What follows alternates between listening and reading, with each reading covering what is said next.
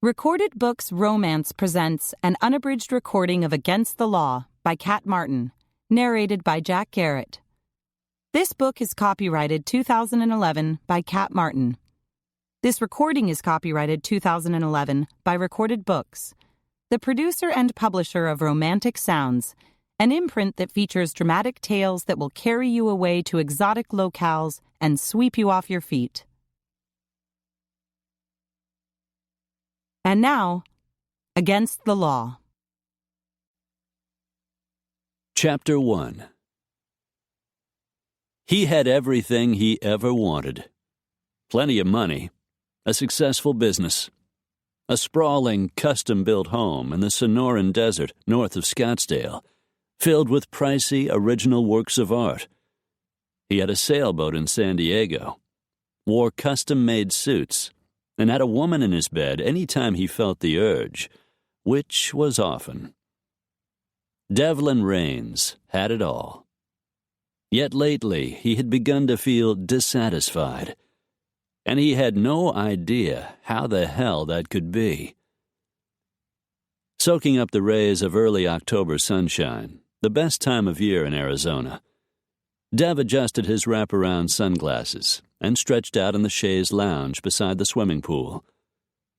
The sound of water cascading over the rock waterfall at the opposite end began to soothe him.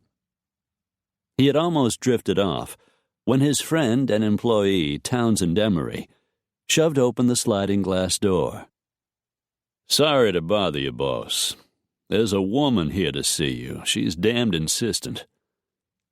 Town was a big black former tackle for the Arizona Cardinals.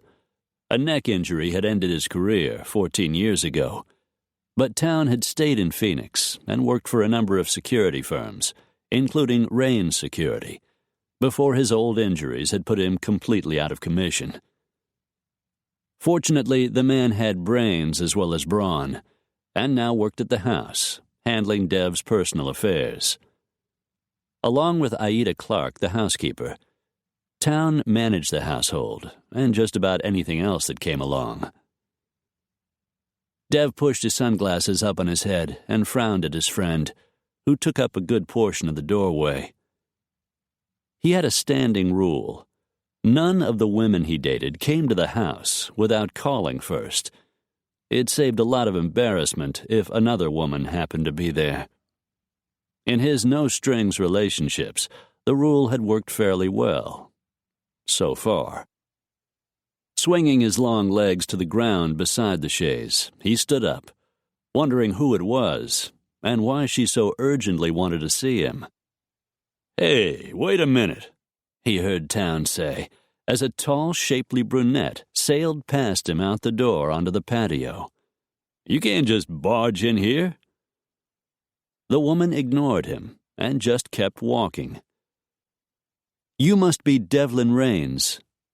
She flashed him a bright, self-assured smile and extended a slender hand with nicely manicured, hot pink nails. She was around 5'9", with very dark, jaw-length hair streaked with red. She was wearing skinny jeans and a pair of strappy, open-toed red spike heels. He'd never seen her before. She wasn't wearing a wedding ring. And she was sexy as hell. "I'm Raines." He flicked a glance at Town, telling him the situation was under control, and the big man slipped silently back inside the house. "What can I do for you, Ms. Delaney, Lark Delaney. I came here to hire you, Mr. Raines. I'm hoping you'll be able to help me." She was more than just sexy. She was a bombshell, just not in the usual sense. This woman oozed energy and purpose. She was flashy, yet somehow stylish, with her big silver hoop earrings and oversized pewter-trimmed paisley purse. She wasn't the sort of woman he preferred, a pretty little bit of arm candy who did whatever he told her. Yet he felt the pull of attraction as he hadn't in a very long time. He lifted his short-sleeved Tommy Bahama shirt off the back of a patio chair and shrugged it on, covering his bare chest and a portion of the navy blue trunks he was wearing. Probably a good idea, considering his train of thought and what was happening to his body. "Why don't we sit down over there in the shade?" He indicated the huge covered patio that looked more like a living room, with a fully complete, top-of-the-line outdoor kitchen. The day was pleasantly warm, but not so hot the automatic misters attached to the perimeter had come on. They sat down in yellow overstuffed chairs around a big table inlaid with colorful mosaic tiles. "So, Lark, how did you know where to find me?" It wasn't common knowledge, though he had certainly had enough parties here for word to get out. And of course, there were the ladies he brought home. "Actually, I stopped by your office in Phoenix. When they said you weren't in very often, I came out here. A friend of yours recommended you, Clive Monroe. He gave me your address. He said the two of you served together in the Army. He said you were Rangers." Clive Madman Monroe was more than a friend. He had once saved Dev's life. "You're here to hire a private investigator?" "That's right." "Didn't Clive tell you I'm retired?" In the Army, he'd saved his money and invested in the stock market before it took off. He'd been one of the winners, then gotten even luckier when he invested in Wildcat Oil. He and his brothers had won big on that one. Lark smiled. She had very full lips, painted the same hot pink shade as her nails. His mind flashed on the erotic things lips like that could do to a man, and his groin tightened.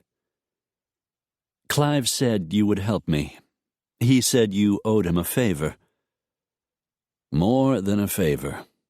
If it hadn't been for the precisely placed round shot from Monroe's M4 carbine, he wouldn't be lounging around the pool right now."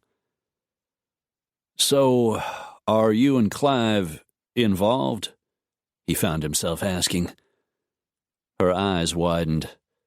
Big green cat eyes that made the rest of her pretty face even more striking. "No. Actually, Clive recently got married. His wife and I are friends, Molly Harris, before she became Molly Monroe."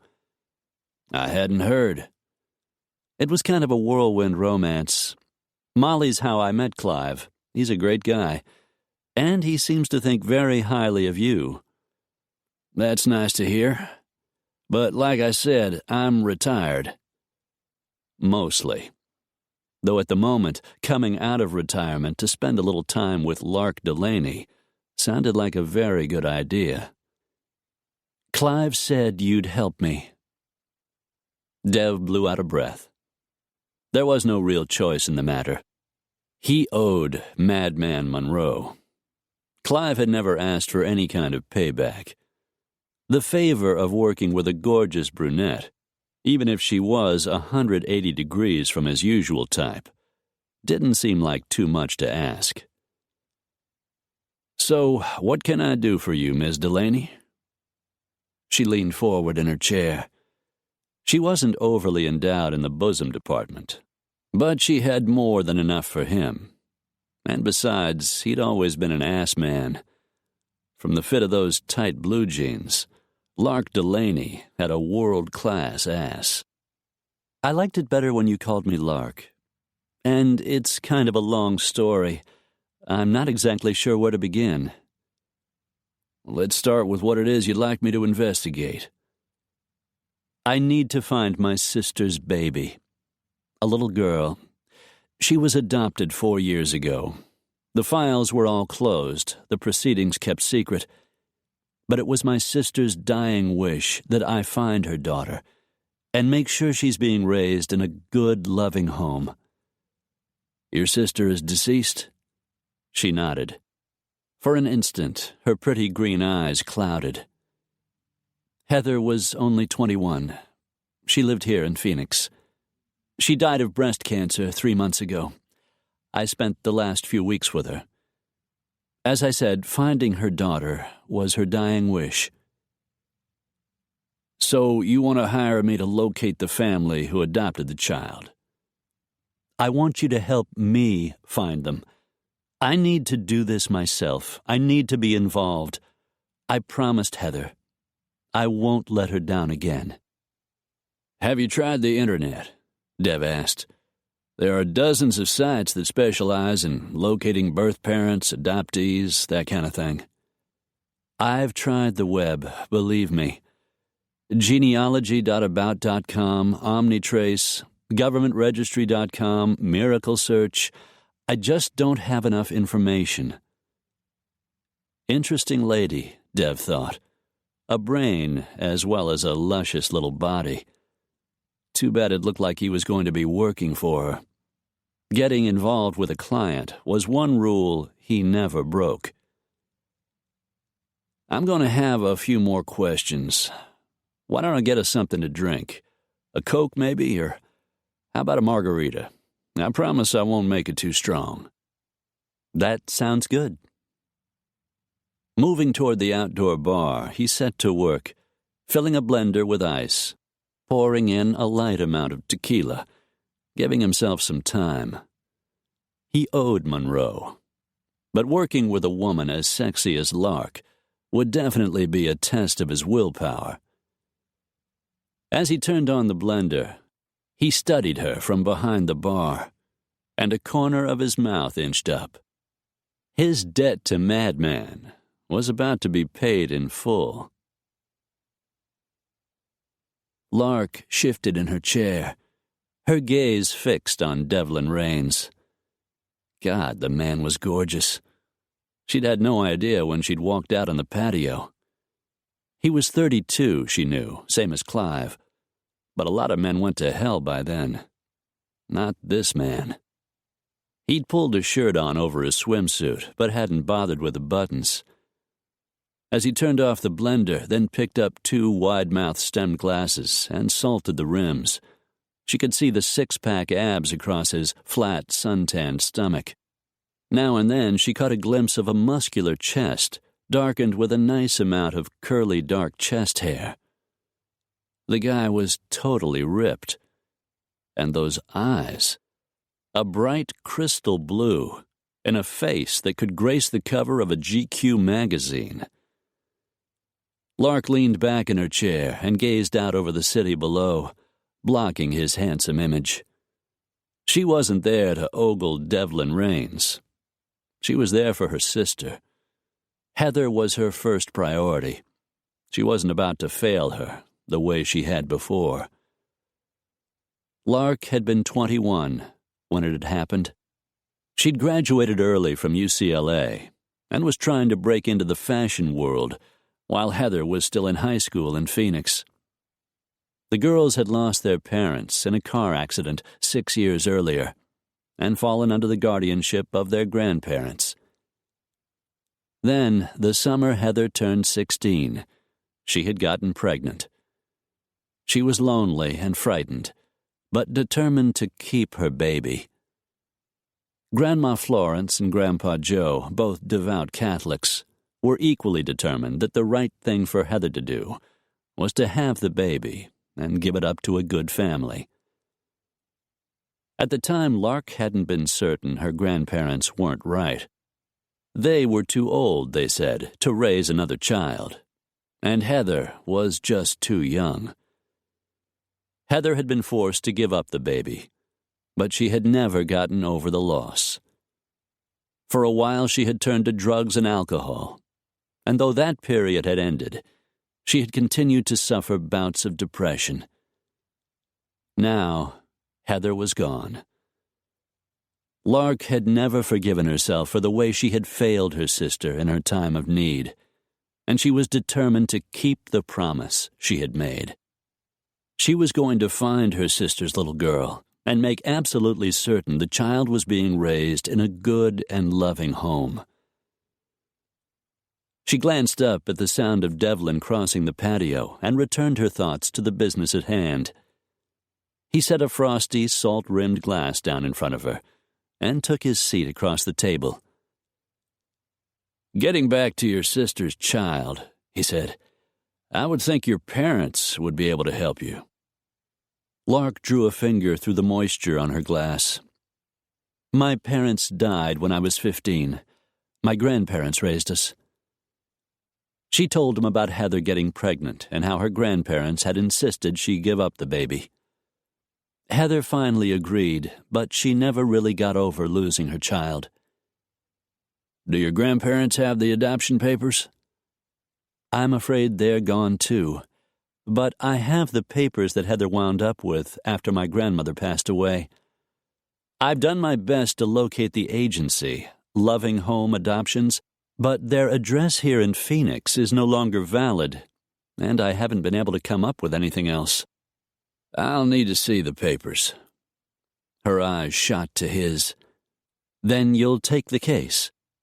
Monroe knew I would when he sent you here. Relief swept through her. It was going to happen. She would be able to keep her promise. That's great. Terrific. Thanks. I charge $1,200 a day, plus expenses. Could turn into a pretty hefty chunk of change. She noticed the way he watched for her reaction and thought he was more interested in her attitude than he was in the money. Not a problem. I'll give you a check in advance as a retainer. She lifted her purse off the ground and set it on the table, opened it, and took out a business card. Lark Designs. It gave her office information in L.A., as well as her cell phone number. I design handbags. She pointed to her purse. This is one of them. You might not recognize the style, but a lot of women would. I can afford your fee, Mr. Raines, I assure you. His mouth edged up. Since neither of us is that old, let's just keep it Lark and Dev. He assessed the quality of the bag. Good-looking product. Designer bags like yours don't come cheap. I had a hunch you were more than just a pretty face. She smiled. I just hope you are. Dev laughed. As I said, I intend to be involved in the search. I can't just sit on the sidelines. That wouldn't be keeping my word. All right, I guess I can handle that. Leaving her margarita untasted, Lark got up from her chair, and Dev stood up too. We'll start tomorrow, he said. Bring me everything you have. I've got an office here in the house that should suit our purpose. I'll be here at 8, if that's all right with you. Sounds good. She walked back through the sliding glass doors into the house, Dev right behind her, and crossed the Spanish tile to the heavy carved front doors. That's your car? He asked, his eyes going to the little silver Prius parked in front of the house. It belonged to my sister. She glanced away, feeling the familiar bite of pain. I haven't gotten around to disposing of her things. That's gotta be hard. There's probably no need for you to rush. She nodded, liked that he seemed to understand. He stood waiting as she descended the front porch steps. See you tomorrow, Lark Delaney. She looked back at him. See you tomorrow, Dev Raines. And as she headed for her sister's car, she realized she was looking forward to the meeting far more than she should have been. Dev stepped back inside the house and closed the door, his mind on Lark Delaney. She was nothing like the women he dated. Most of them content with the non-relationship they shared, as long as he bought them presents and took them to expensive places. He had a feeling if he tried that same approach with Lark, she would laugh in his face. Dev smiled as he continued down the hall to his office. Unlike the rest of the house, which was done in a contemporary Southwestern style, his office was sleek and modern, and everything inside was first class. A butter-soft tan leather sofa sat across from a gas fireplace built into a teakwood-paneled wall that hid a well-stocked wet bar. A round teakwood table and 4 tan leather chairs sat in the corner for consultations. A big teakwood desk with a 30-inch monitor sat in front of a matching credenza with another big screen. A high-powered Mac Pro served as his primary computer, with a fully loaded quad-core HP as his secondary. The credenza also held the MacBook he used as a backup and took with him whenever he traveled. All were linked together and wireless. He sat down in front of the Mac Pro and entered Lark Delaney's name as a search term, watched a long list of hits pop up. Scrolling past unconnected references like The Pheasant and the Lark by Jonathan Swift, he pulled up articles from countries around the world. She was good at what she did, he saw, well respected in the fashion industry. Which didn't really surprise him. Though thinking of the flashy young woman who had walked through his door, maybe it should. With her wispy, cherry cola hair, sassy makeup, and come-screw-me shoes, she should have come off as an airhead. But from the start, he had sensed the intelligence behind those cat eyes, along with an iron resolve and fierce determination that didn't fit her sexy, modish appearance, which only made her more intriguing. He clicked on www.lark.com,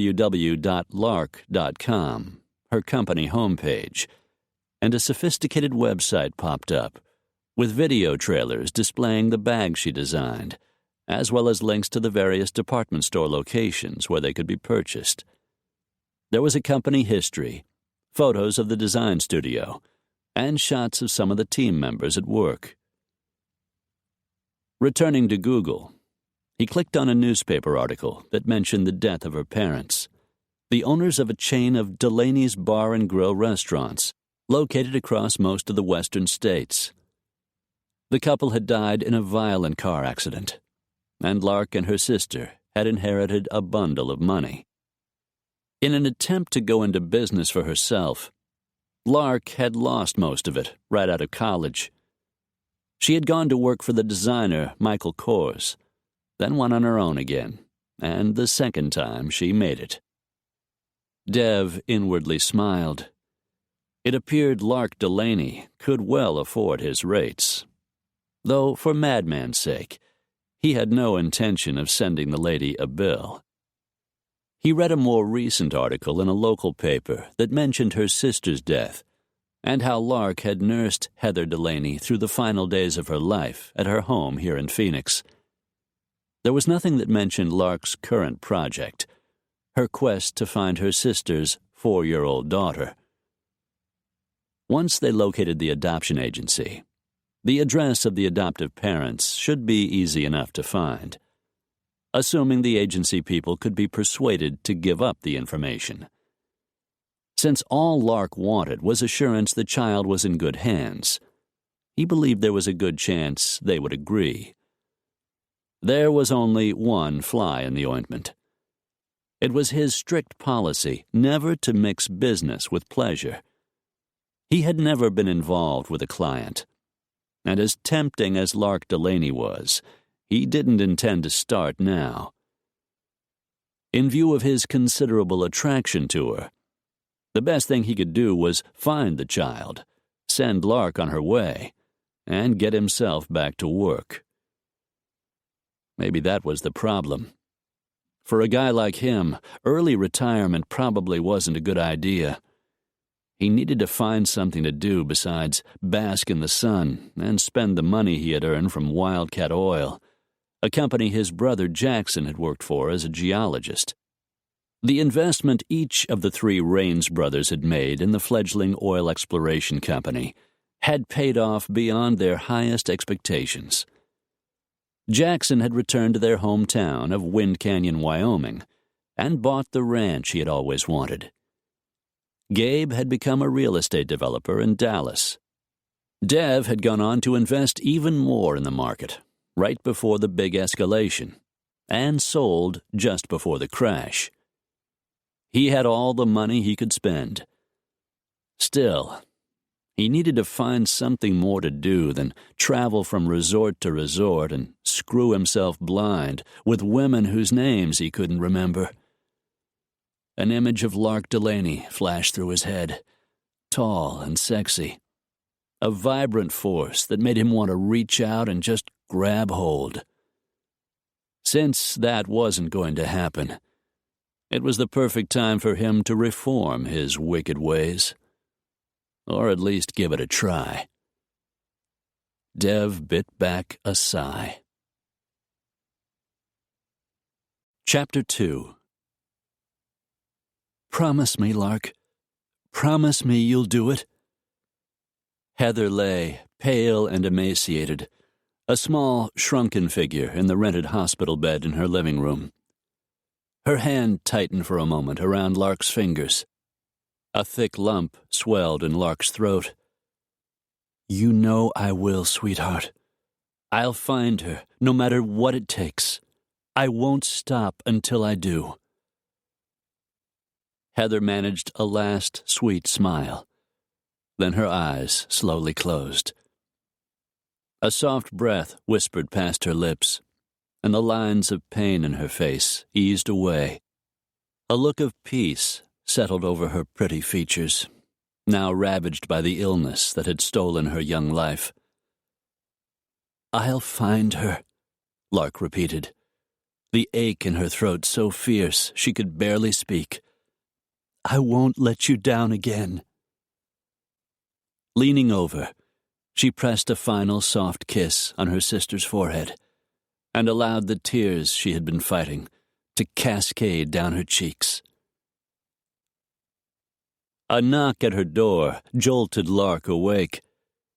She blinked owlishly, surprised to discover she had fallen asleep on the sofa in her hotel room.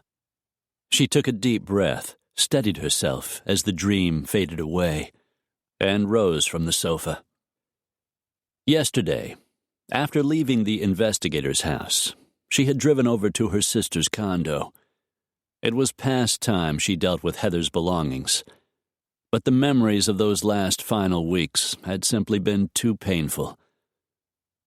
Perhaps it was talking to Dev about Heather, or maybe taking the first steps in the search for her sister's daughter, that had given Lark the push she needed.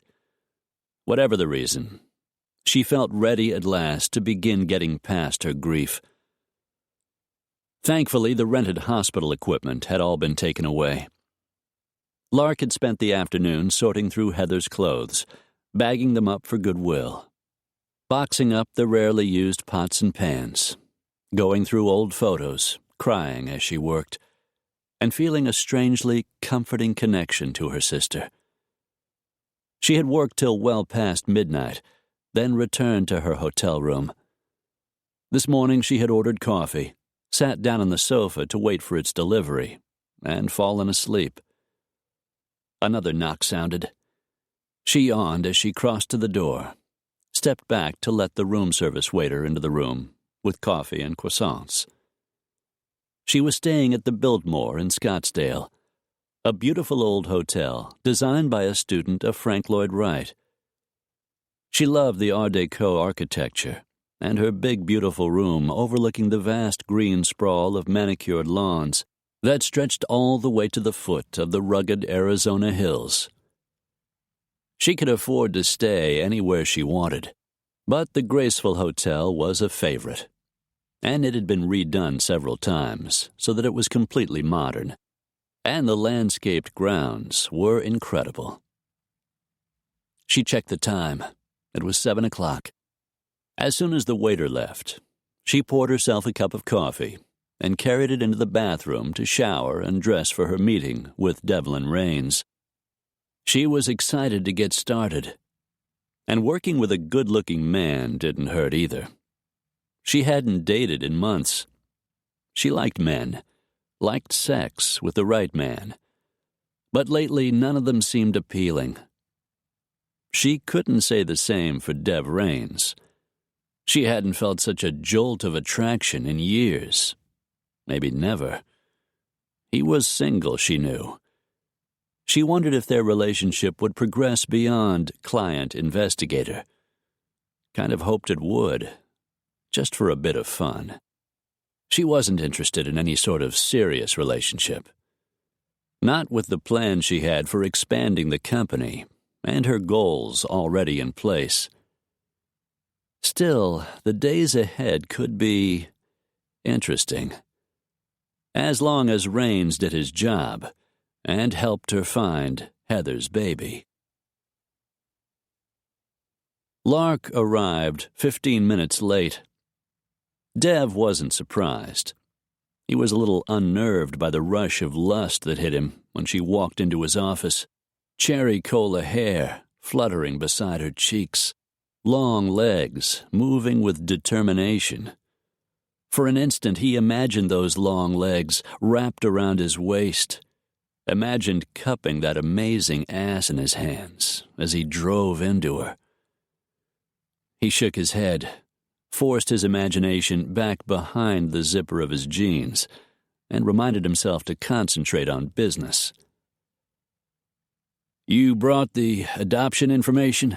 he asked, spotting the manila folder she carried beneath her arm. "I brought what I had. I'm afraid there isn't that much." He opened the file, began to thumb through the pages. She was right, there wasn't much. The name of the agency, Loving Home Adoption, the name of the people who ran it, Evan and Martha Alcott, and an address off the 101 on Shea Avenue. A copy of the baby's birth certificate was attached. It listed Heather Delaney as the mother, Baby Delaney as the child's name. No father's name. Nothing that looked the least bit useful. As I said, the agency is no longer at the address listed on the papers. Lark walked over and poured herself a cup of coffee from the pot on the wet bar. "Want a refill?" "I'll get it." As he walked toward the counter, she carried her mug over to the round teakwood table and sat down in one of the chairs. "I drove down there last week. There was a for lease sign in the window. I talked to people in the office next door, but they didn't know anything. No one had a forwarding address for the agency, and nobody knew where the Alcotts went after the office closed down." Dev poured some of the fresh brew into his cup, carried it over, and sat down across from her. "According to these papers, it was a closed adoption." Dev skimmed the pages. "The name of the couple who adopted the baby was kept secret at their request." Heather was only 16. I remember Gran saying the couple didn't want any problems when Heather got older.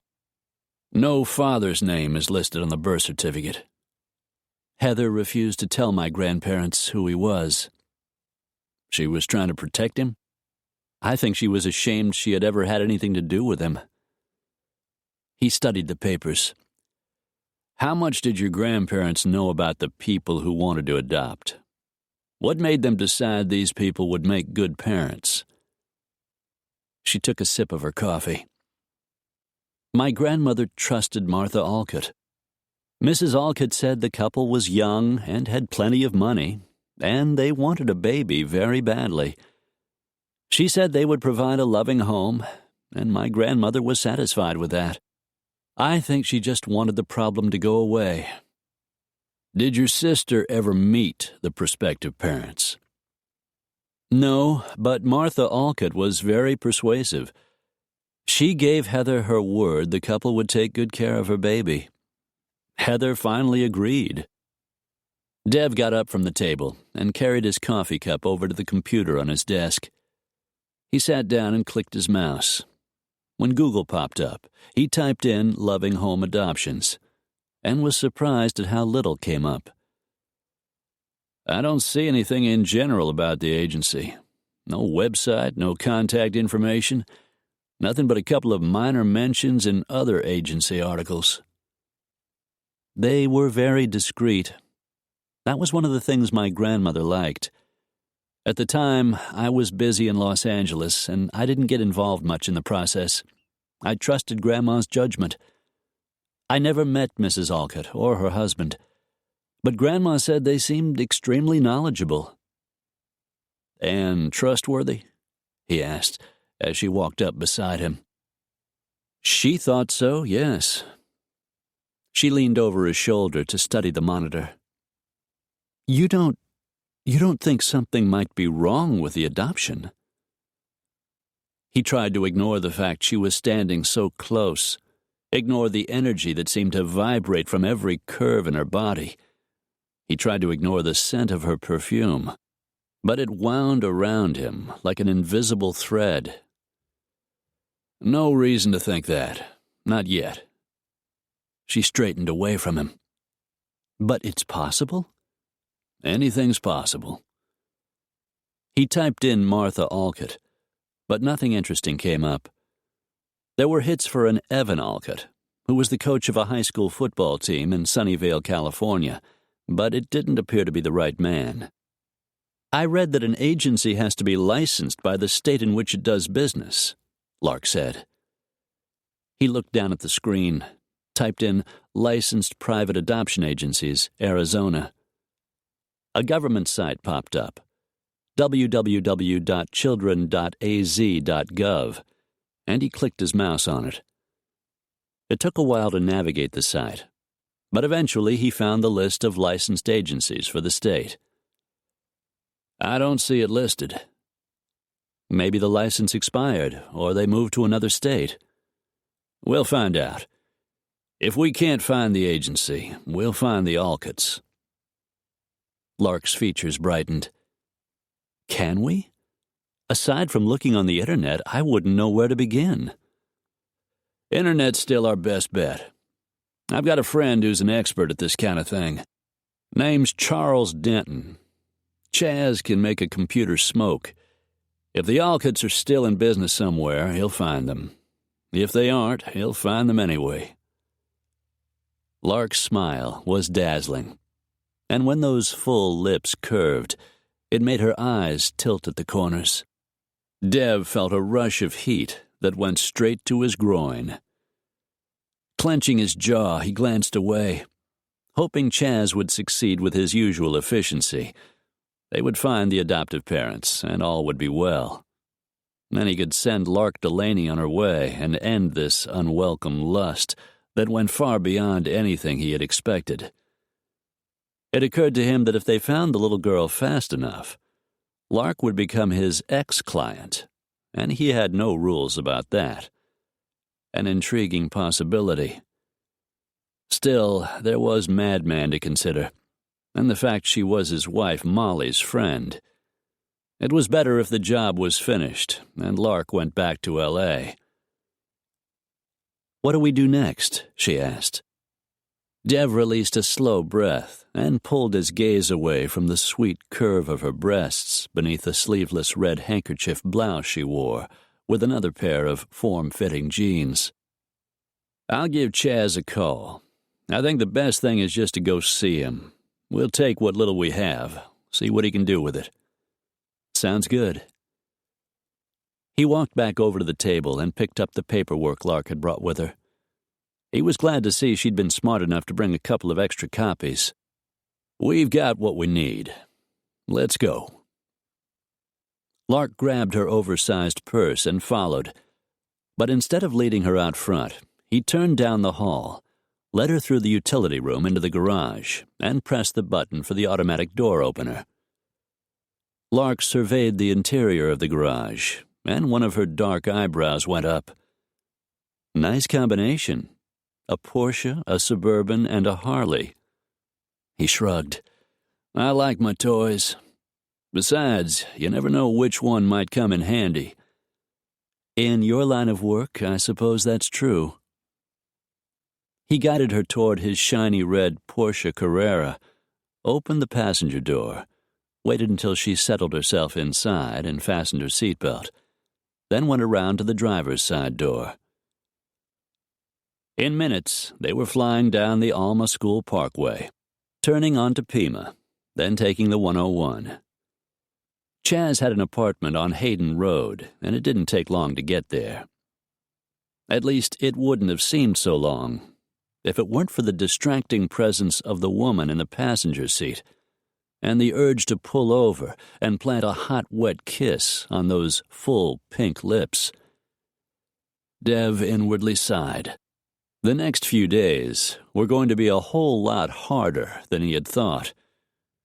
He shifted against the bulge beneath the fly of his jeans and fought not to smile at the pun. There was no living room in Chaz Denton's apartment, Lark noticed. Well, there was, but it was so full of computer equipment it seemed non-existent. Chaz didn't seem to care. A young man, late 20s.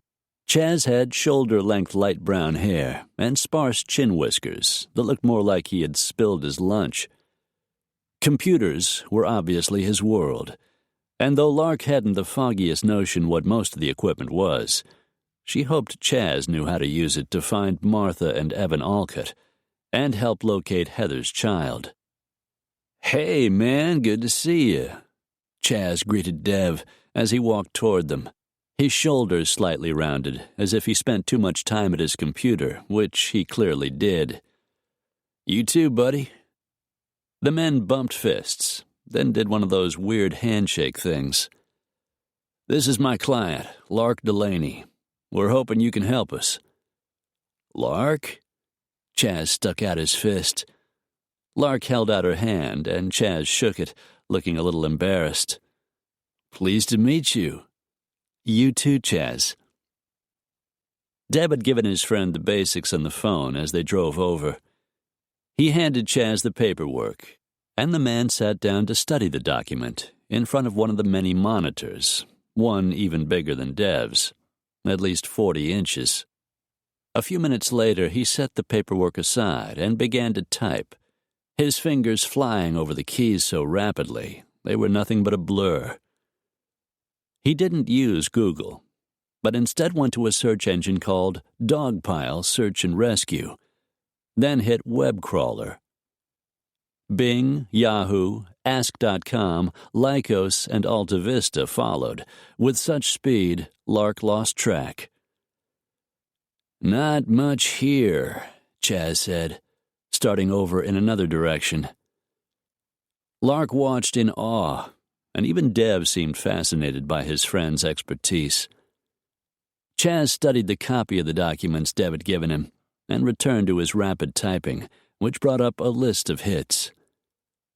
"You were right about the license. No record of one in Arizona."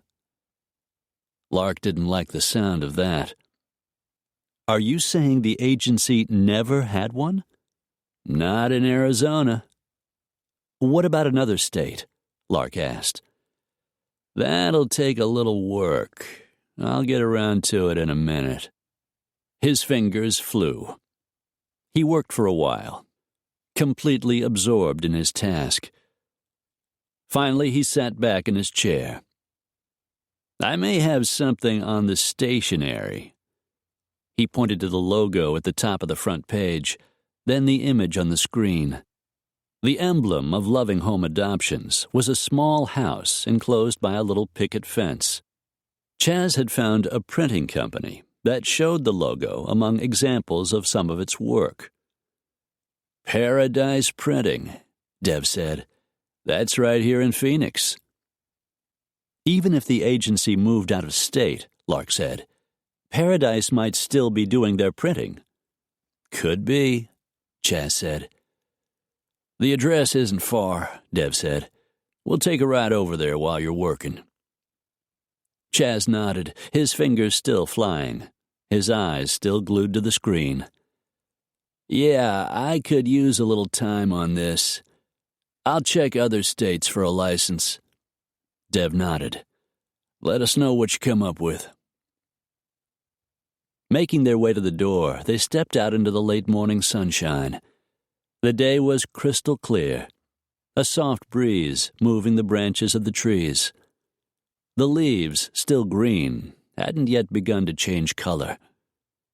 Traffic was heavy on the road, but the trees and shrubs around Chaz's building helped to muffle the noise.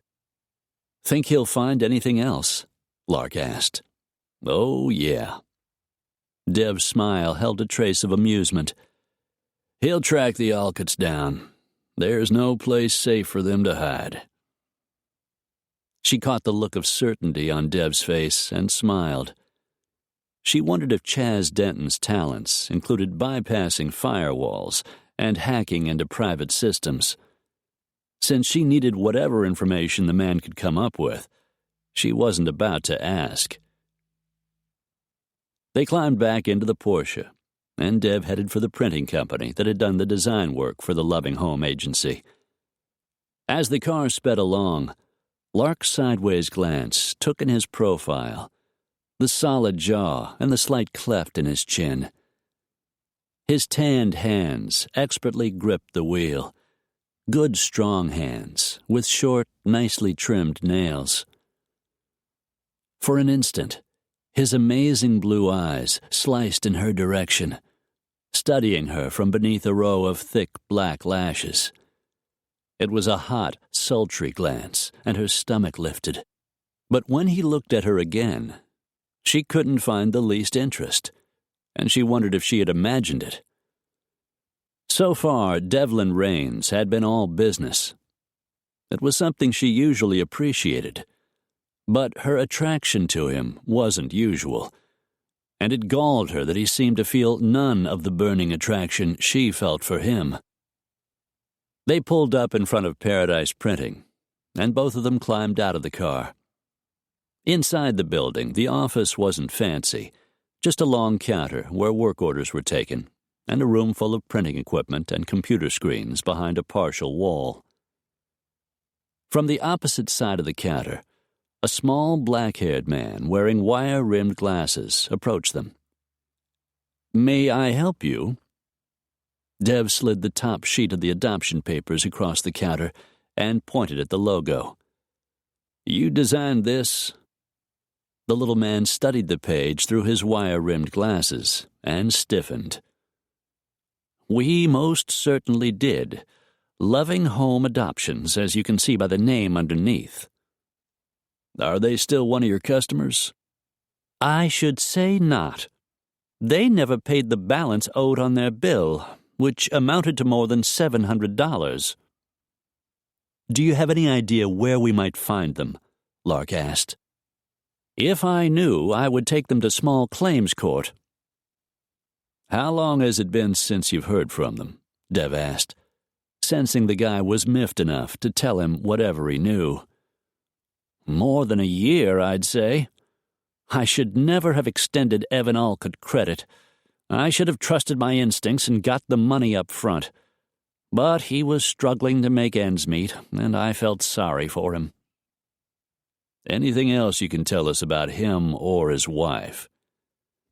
"As I said, now that I look back on it, I should have trusted my instincts. I had a feeling about him. Something just didn't feel right. Mind if I ask you what this is about?" "We're trying to find some information on an adoption. Appreciate your help." "Well, thank you for your time, Mr. Paradise," Dev said. He just nodded and turned away, resigned to the loss of his money. "Well, now we know the Alcotts don't pay their bills," Lark said glumly. "Yeah, well, maybe they just got in over their heads. Maybe that's the reason they closed the agency." "I suppose." But the thought that the couple seemed to have a lot less integrity than her grandmother had believed made a knot begin to form in Lark's stomach. Chapter 3. The sun cast early afternoon shadows by the time they left the printing office and crossed the sidewalk back to the car. Dev waited for Lark to slide into the passenger seat, then closed the door. He was rounding the hood to the opposite side when his iPhone started to chime. He pulled it out of the pocket of his jeans, looked down at the caller ID, and pressed the phone against his ear. "Hey, Chaz, what do you got?" "Got an old address for the Alcotts in Mesa. Condo units. The Alcotts moved away more than a year ago, but I thought you might get something from the manager. A couple named Reynolds. They live in number 32. "Great. Give me the address." Chaz gave him the info, and Dev repeated it back. "That's 4141 Dunbar. Got it. Thanks, buddy. I'm just getting started." Dev smiled into the phone. "That's why you're on the payroll. He ended the call and shoved the phone back into his pocket. Chaz came up with an old address for the Alcotts. He slid behind the leather-wrapped steering wheel. Condo rentals. They moved out over a year ago, but the manager might know where they went. How did Chaz find them? Dev shook his head. Better not to ask. Lark smiled. I kind of figured that. She was plenty smart, he knew, which could wind up posing a problem, since his methods didn't always stay precisely within the letter of the law. But he also knew how much she wanted to find her sister's little girl. He reached down and cranked the ignition switch, heard the satisfying roar of the powerful engine. Pulling away from the curb, he set off for the address Chaz had given him, then heard his stomach growl and glanced at his watch. It's way past time for lunch. You hungry? She shrugged her shoulders. I'm used to working long hours on nothing but air, but I could probably eat. If she were a different woman, not one of his clients, he would take her to one of the upscale Scottsdale spots he favored. But she wasn't, so he pulled into a local 4B's and turned off the engine. This okay? Sure, it's fine. She didn't seem offended by the casual coffee shop atmosphere, which most of the women he dated would have been. Then again, they weren't on a date. Their relationship was strictly business. A non-margarita lunch would keep it that way. They went inside and slid into a red vinyl booth, and both ordered cheeseburgers. Lark ordered a Diet Coke, while he indulged himself in a chocolate milkshake. The drinks were delivered by a chunky blonde, friendly but harried, as she tried to keep her orders straight. Thanks, Dev said, moving his shake a little closer in front of him. Clive says your family lives in Wyoming. Lark looked up at him from beneath her lashes as she took a long drink from her straw. His body tightened. He felt the pull of those sexy lips from his belly button to his groin. He cleared his throat. My brothers and I were born in Wyoming, but we all moved away as soon as we got out of high school. Jackson, he's the oldest, bought a ranch there a few years back and moved home. Gabe's a contractor in Dallas. Do you see each other often? As often as we can. We kind of gather at the ranch a couple of times a year. Jackson and Gabe both recently got married. We keep in touch by phone or email. Lark glanced down, toyed with the straw in her Coke. You're lucky to have them. I was only a teenager when my parents died. My grandparents were good people, but they were a lot older than I was. And Heather was 5 years younger. We didn't really get to know each other until she was dying. That's rough. Yeah. I miss her. He caught the quick sheen of tears before she glanced away. Her parents were dead. Her grandparents, now her sister. For years, Lark had been mostly on her own.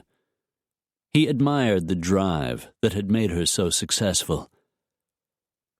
I can't imagine not having my brothers around, even if they are a pain in the ass sometimes. She grinned. The people I work with are my family. Scotty and Delilah, Carrie Beth and Dexter. They've been with me from the start. We're really close-knit.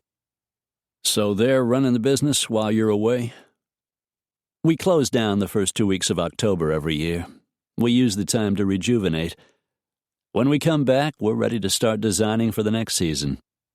We decided when we started that we were going to run the company and not let the company run us. Sounds like a sensible plan. Must be good people. The best. Like I said, they're my family. The waitress arrived with their food, smiled at Dev, then hurried over to the next table.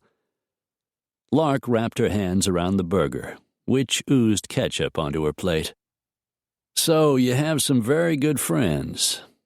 He tossed a French fry into his mouth. No husband, though. She swallowed the bite she had taken. How did you... The internet, right? He picked up his burger. No wedding ring? Nothing on the internet either. How about a boyfriend? He knew he shouldn't be asking, but the question just wouldn't stay locked in his mouth. Not at the moment. Why not? She cast him a glance. I guess I haven't met anyone interesting. Their eyes held for a moment. He hadn't met anyone interesting either. Not since Amy. That had been nearly 3 years ago. A lapse in judgment that had ended in disaster. The reminder had him straightening in his seat, digging into the cheeseburger with more gusto than he actually felt. They ate in silence, though several times he felt Lark's bright green gaze assessing him. When they finished, she pushed her plate away and sat up in the booth. Time to earn your money, Mr. Detective. Past time. He left cash for the check and the tip on the table as the waitress walked up, a slightly less harried smile on her face. Dev winked. Thanks, Myra. The name on her badge. You're welcome, honey. Come back any time. Lark was grinning, he noticed, as they walked out the door. One of your girlfriends? He laughed. Not interesting enough. Though after Amy, that hadn't really mattered. He hadn't cared about anything but getting laid and having fun. It had never occurred to him that kind of fun might actually get boring. Think the manager will be home? Lark asked, as Dev drove toward the address Chaz had given him in Mesa. They take care of the units. Good chance they'll be there. A knock on the manager's door proved they were. An older retired couple, the woman wide-hipped, the man string-bean thin. They came to the door together and spoke through the screen they kept closed. May we help you? We're looking for a couple who rented from you a while back. They moved out a little over a year ago. We're hoping you might be able to help us find them. Martha and Evan Alcott, Lark added. They ran an adoption agency in the area. The old man grunted. We remember them. Lived in Unit 14. Left here in the middle of the night. Owed us 2 months' rent when they took off. Lark exchanged a glance with Dev. Any idea where they went? He asked. The thin man eyed them with suspicion. Why? They owe you money too? No, but there are people who'd like us to find them. Dev pulled out his Rain Security Company card and held it up in front of the door. Mrs. Reynolds slipped out a chubby hand and hauled it back into the house, letting the screen door fall into place. She studied the business card and seemed to relax a little. I'm sorry, Mr. Raines, but we have no idea where the Alcotts went. Seemed like such nice people, Mr. Reynolds grumbled. Sure had us fooled. You wouldn't by any chance have the rental application they submitted when they moved in? Dev asked. Mrs. Reynolds brightened. We surely do. Her husband opened the screen door, inviting them into the living room. Me and Sarah, we keep first-rate records. Didn't do us much good with those two. Did you try to collect the money? Lark asked. Turn them into the credit bureau. Nothing come of it. Mrs. Reynolds sailed in from a room at the back with the Alcott's rental application. She handed it to Dev. I made you a copy. You can keep it. Well, thank you. I hope you find them, Mr. Reynolds said. Keep some other poor bastard from losing his money. Harold. Mrs. Reynolds poked her husband in the ribs, eliciting a grunt. Well, it's the truth, ain't it? Lark bit back a smile. We appreciate the trouble you've gone to. You've both been very helpful." "No trouble at all," Mrs. Reynolds said. Lark walked back outside. She stepped off the porch into the sunshine, Dev close behind her. They returned to his car and climbed in. Dev phoned Chaz and gave him the Social Security numbers the Alcotts had written on the application. "Let me know what you find out," he said, and ended the call. "Don't tell me he can get into the federal system." "Okay, I won't." Lark's eyebrows went up, but she said no more as they drove back to the house. She wasn't about to interfere in the investigator's business. Not when she wanted him to help her. "It's getting late," Dev said, weaving the car expertly in and out of traffic. "That's all we can do for today. We ought to hear something from Chaz by tomorrow. I'll call you as soon as I know anything." "I'll be over at 8. "Isn't necessary. Like I said, I'll call you." "I'll be there. I'm sure I can think of something useful to do." Dev clenched his jaw, but didn't argue. Which was a darn good thing. She was paying the man for his time, and she meant to make sure he earned every penny. It was almost dark by the time the Porsche pulled into the driveway, and Dev turned off the engine. Instead of inviting her inside, he walked around and helped her out, led her toward her little silver Prius parked out front. "I guess I'll see you tomorrow," he said. She just nodded. As he opened her car door, she paused, her gaze going past him over the surrounding land. A dusky purple haze had settled over the landscape. Tall saguaro cactus rose up from the dry earth like armed sentinels. Long, feathery ocotillo waved gently in the breeze, keeping watch over the fuzzy gray rabbits that hopped from one place to another, then disappeared into the scrub. "I'd forgotten how beautiful the desert can be." Dev's gaze followed hers. "I've learned to love it here. Though I leave for a while every summer, that 120 gets to me after a while." She smiled. "I imagine it would, for a guy from Wyoming." "I've got a branch office in San Diego. I keep a sailboat in Mission Bay. I head down there when the heat gets too much."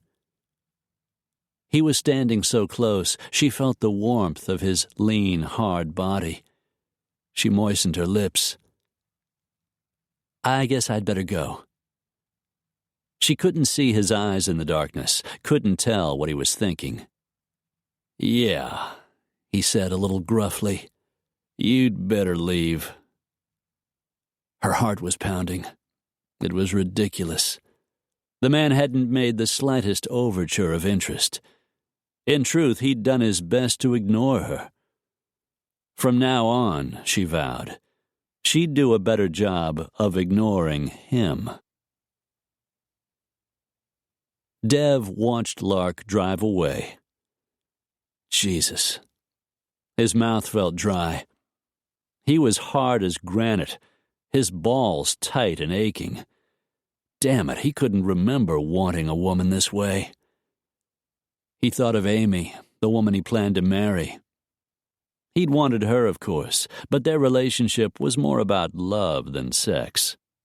He had fallen hard for the blonde, blue-eyed country club lady he had met through her father, a wealthy Phoenix investment banker who had hired Rain's security to provide protection for one of his billionaire clients when he was in town. Amy embodied everything that Dev had dreamed of. She was beautiful and desirable, a woman of breeding and class, from a family who could give him entree into the top levels of society. A woman he had fallen deeply in love with and believed would make him a loving wife. Instead, 3 days before the extravagant wedding they had planned, Amy had broken their engagement. If he closed his eyes, he could still feel each of her words like a knife stabbing into his heart. I'm so sorry, Dev. I never meant to hurt you. Surely you know that. But Jonathan and I, we've fallen in love." He caught her shoulders. "Amy, what are you talking about? We're getting married in 3 days." "I know Daddy wanted us to marry." She eased away a little. "He wants grandchildren, and he believed, well, you being a military man and all, he saw you as a real man, I guess. Good for the family bloodlines. But Jonathan and I, well, we're much better suited. If you're honest with yourself, surely you can see that." Which meant Jonathan Stanton had a lot more money than Devlin Raines. "I just hope someday you'll find it in your heart to forgive me." Now, standing in the darkness outside his house, Dev shook off the memory. With a drunk for a mother, he'd always had trust issues with women. After Amy, he figured he was better off staying single. Still, lust and love were two very different things. And as he watched the peppy little Prius disappear in the distance, Dev had no doubt which of those things he felt for Lark Delaney. But wanting her didn't change the fact she was his client. She was there because she needed his help, not the hard-on he sported every time she came around. He needed to complete the job he had taken because his friend Madman Monroe had asked him. Needed to find her sister's little girl. He needed Lark out of his life before he did what he wanted and behaved in a way he would regret. Chapter 4. Instead of going back to the Biltmore, Lark drove past the turn to the hotel and continued down the road to her sister's condo. She had just pulled into the driveway when her cell phone started to ring. She dug through her purse, pulled out her BlackBerry, and pressed it against her ear. "Lark, it's Brenda." "Oh, hi, Bren." She fumbled with her keys, unlocked the front door, and let herself in. "Listen, I called your office, but the answering machine said you were closed for the next 2 weeks. I tracked down Carrie Beth, and she told me you were in Phoenix. Are you really here? Why didn't you call me?" Brenda Whitney was one of her very best friends.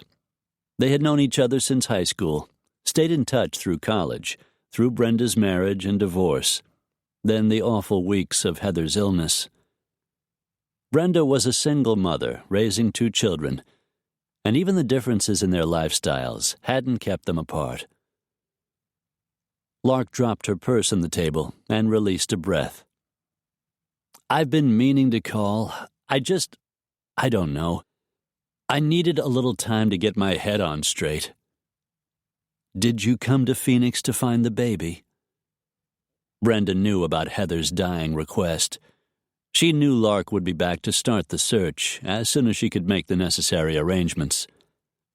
"I've hired a private investigator. We're working on it together." "Where are you?" "I'm at Heather's. I'm working on packing her things." "That's great, Lark. I know how much you've dreaded doing it. I'm proud of you." "It isn't as bad as I thought. I kind of feel like she's here, you know?" "Yeah, I do. I'll come over and help. The kids are with their dad. I'll be there in 20 minutes. It was odd. Yesterday, she hadn't wanted company. She needed time with her sister and the memories they shared. Today, the thought of Brenda coming over brought a feeling of relief. "That'd be great. I'll see you soon." Lark began her task. Down on her knees, she opened one of the several boxes of photos and started sorting through the contents, spreading the pictures out on the carpet. 20 minutes later, a light knock sounded. Lark looked up as the door swung open and Brenda walked in. Red-haired and curvy, she set her Lark bag, a Christmas gift, on the coffee table, and came over to where Lark knelt on the carpet, the cardboard box half empty in front of her. Brenda looked down at the volume of photos on the floor, and a fond smile curved her lips. She was a real picture hound, wasn't she?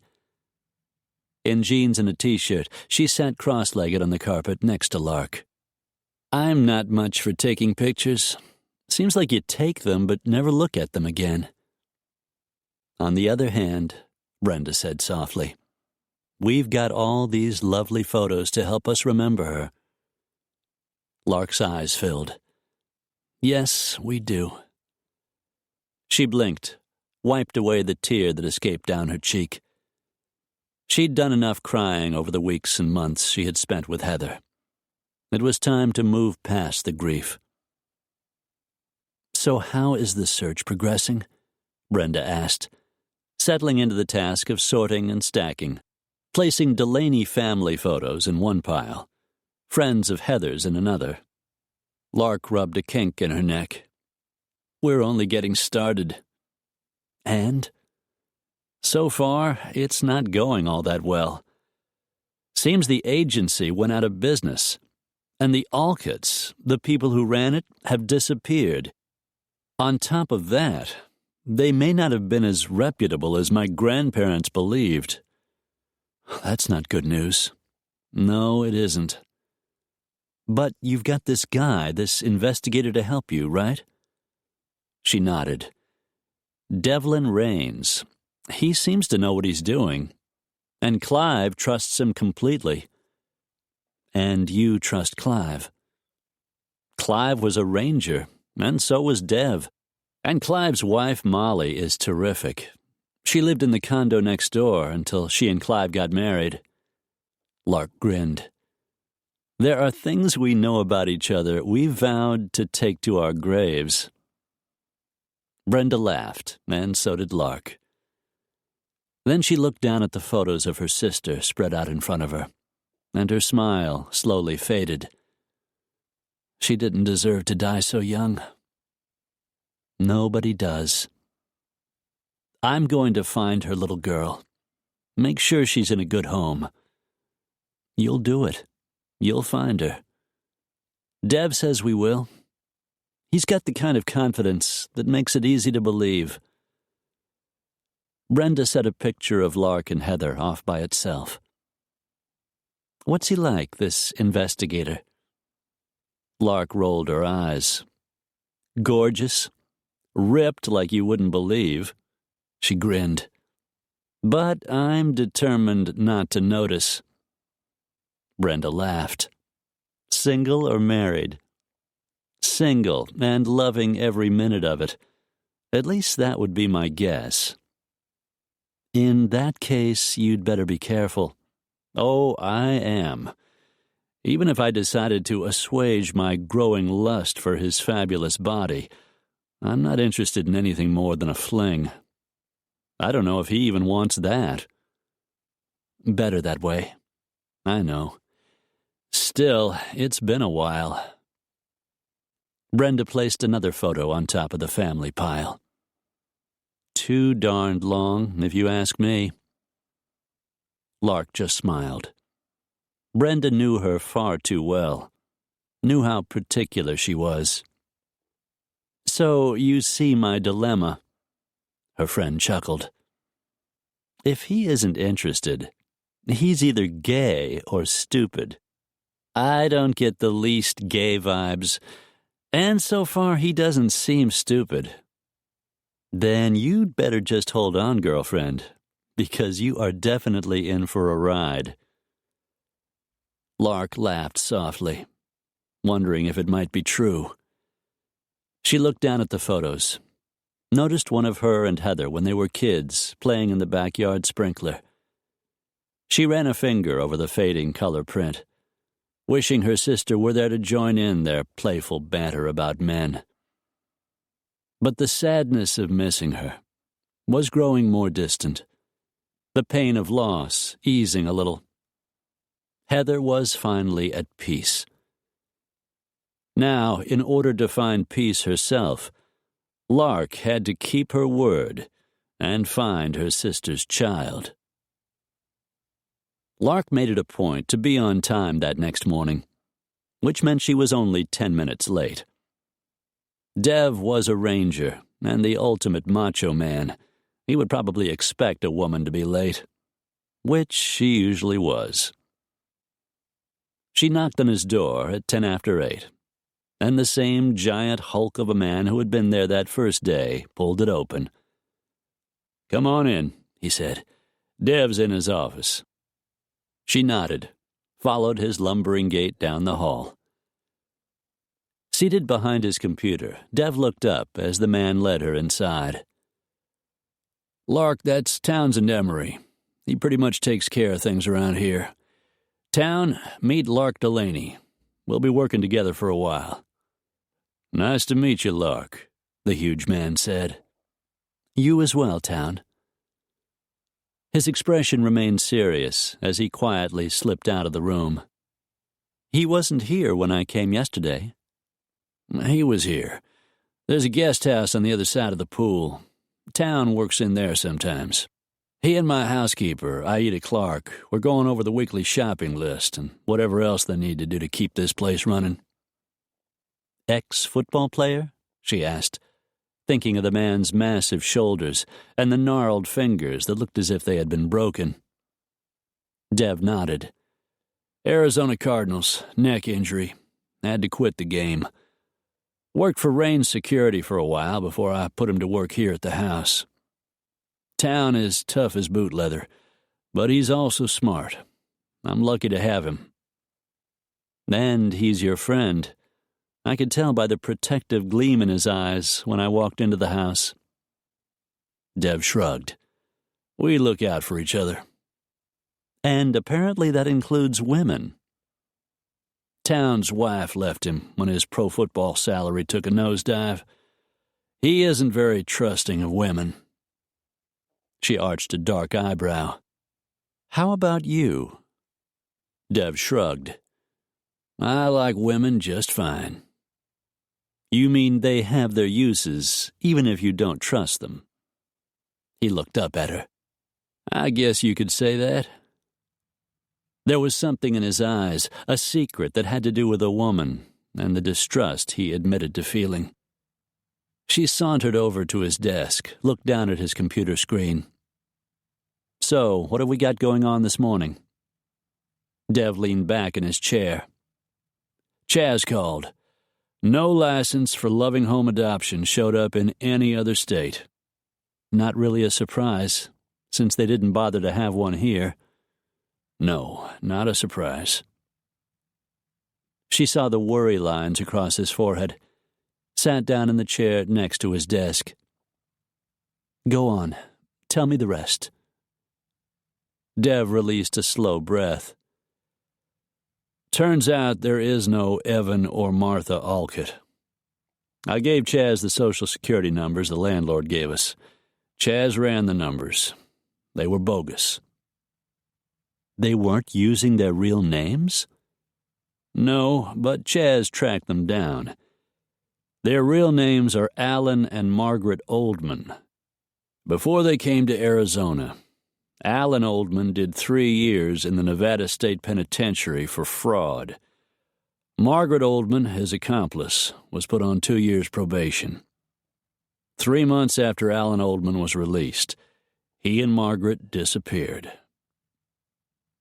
Her heart was beating too hard.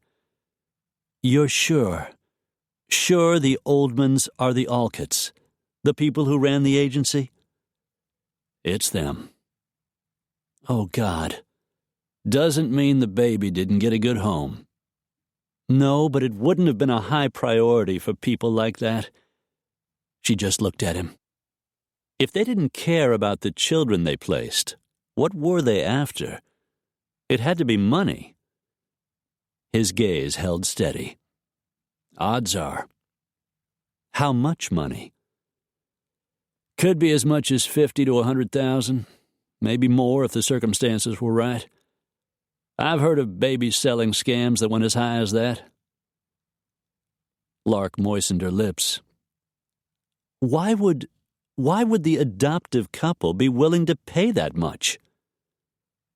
He shrugged, but she could tell he didn't want to say.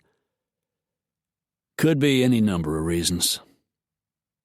But likely it's because they couldn't qualify through regular channels. They had some problem that made it impossible. That's right. Lark shot up from her chair. Oh, no. Dev stood up beside her, reached over and gently caught her shoulders. Those lean, powerful hands settled her down and calmed her nerves. They might be just fine. The adoption laws can be pretty tough. Maybe the couple just wanted a baby very badly and there was some glitch in their past. She swallowed, nodded. You're right. There's no need to panic yet. Exactly. He let her go and stepped away. We'll find them. He gave her a smile. That's why you hired me, isn't it? Some of the tightness in her stomach eased. As a matter of fact, it is. Which reminds me, I forgot to give you that check. Just hold on to it. We'll settle up when this is over. Dev's gaze ran over her, as if he had a different sort of payment in mind. The heat was there she thought she had seen before. Maybe he wasn't as indifferent as he seemed. But as he walked away from her without a backward glance, maybe he was. You aren't going to like this, Dev said to Lark later that morning, as he hung up the phone on his desk. Tell me it isn't more bad news. I wish I could. That was Chaz. The adoption papers your grandparents signed were never legally recorded. There's no record the adoption ever took place. Her hand started shaking, jiggling the coffee in her newly refilled mug. She leaned back in her chair. But the documents were signed. They were even notarized. I heard you mention that on the phone. That's right. The notary's name is on the seal. Caroline DeMarco. I'm hoping she might be able to help us. Her name is there, but there's no address. How do we find her? Chaz took care of it. She's working at McCleary Real Estate in downtown Phoenix. He stood up from behind his desk. Grab your purse. Let's go see what Ms. DeMarco has to say. They headed down the hall to the garage, and he guided her over to his Porsche. He backed the car out of the garage, and they were on their way. I wouldn't have thought of talking to the notary, Lark said, as he drove toward the address Chaz had given him. But then I guess that's why you make the big bucks. Dev just smiled. Very little of the money he earned came from his work as an investigator. Mostly he just did it to keep himself entertained. Soon they pulled up in front of the 2-story brick-trimmed building that housed the real estate office. Could turn out to be a good lead, or nothing, he said. That's the nature of the beast. They crossed the sidewalk, and Dev shoved open the heavy glass door. The office was Spartan but clean, with 10 oak desks divided by a center aisle. Only 2 were currently occupied. At the front of the office, behind the receptionist desk, an older, gray-haired woman sat with the phone pressed against her ear. She hung up as they approached. May I help you? We'd like to talk to Caroline DeMarco, Dev said. I believe she works here. Why, yes, she does. Are you looking for a home, or do you need something notarized? Lark flicked him a glance. We, need something notarized. The woman smiled as she rose from behind the desk. Cookie's a realtor as well as a notary. If you decide you're interested in buying a home, she's a very competent agent. That's good to know, Dev said.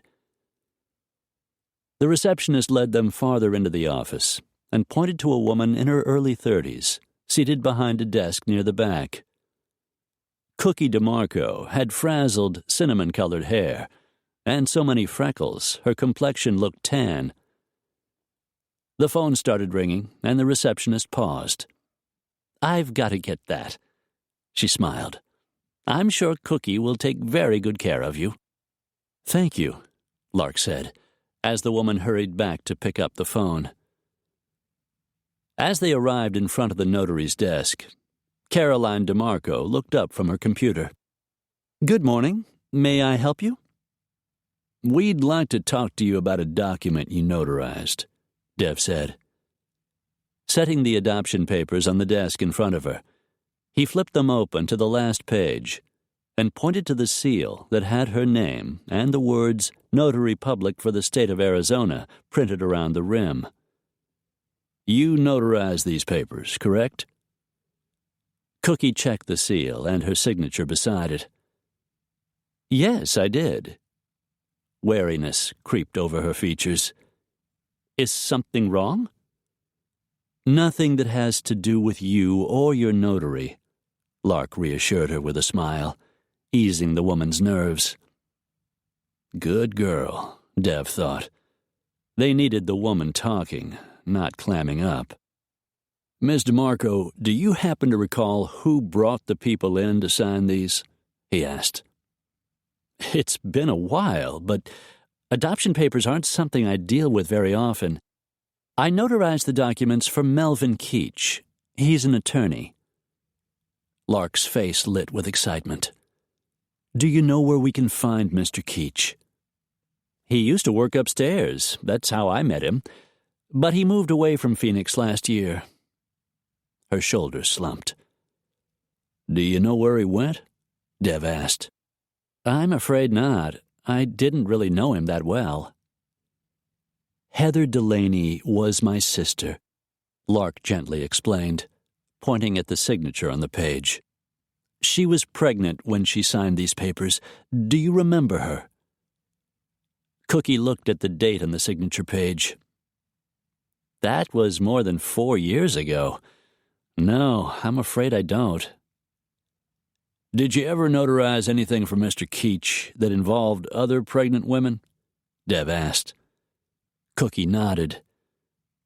"I remember he did work on occasion for the adoption agency mentioned in the document you brought in." She pointed to the name beneath the logo on the front page of the document. Loving Home Adoptions, that was the name. There were a couple of other times he asked me to notarize papers like these. "Any chance you remember the names of the people who signed?" Dev asked.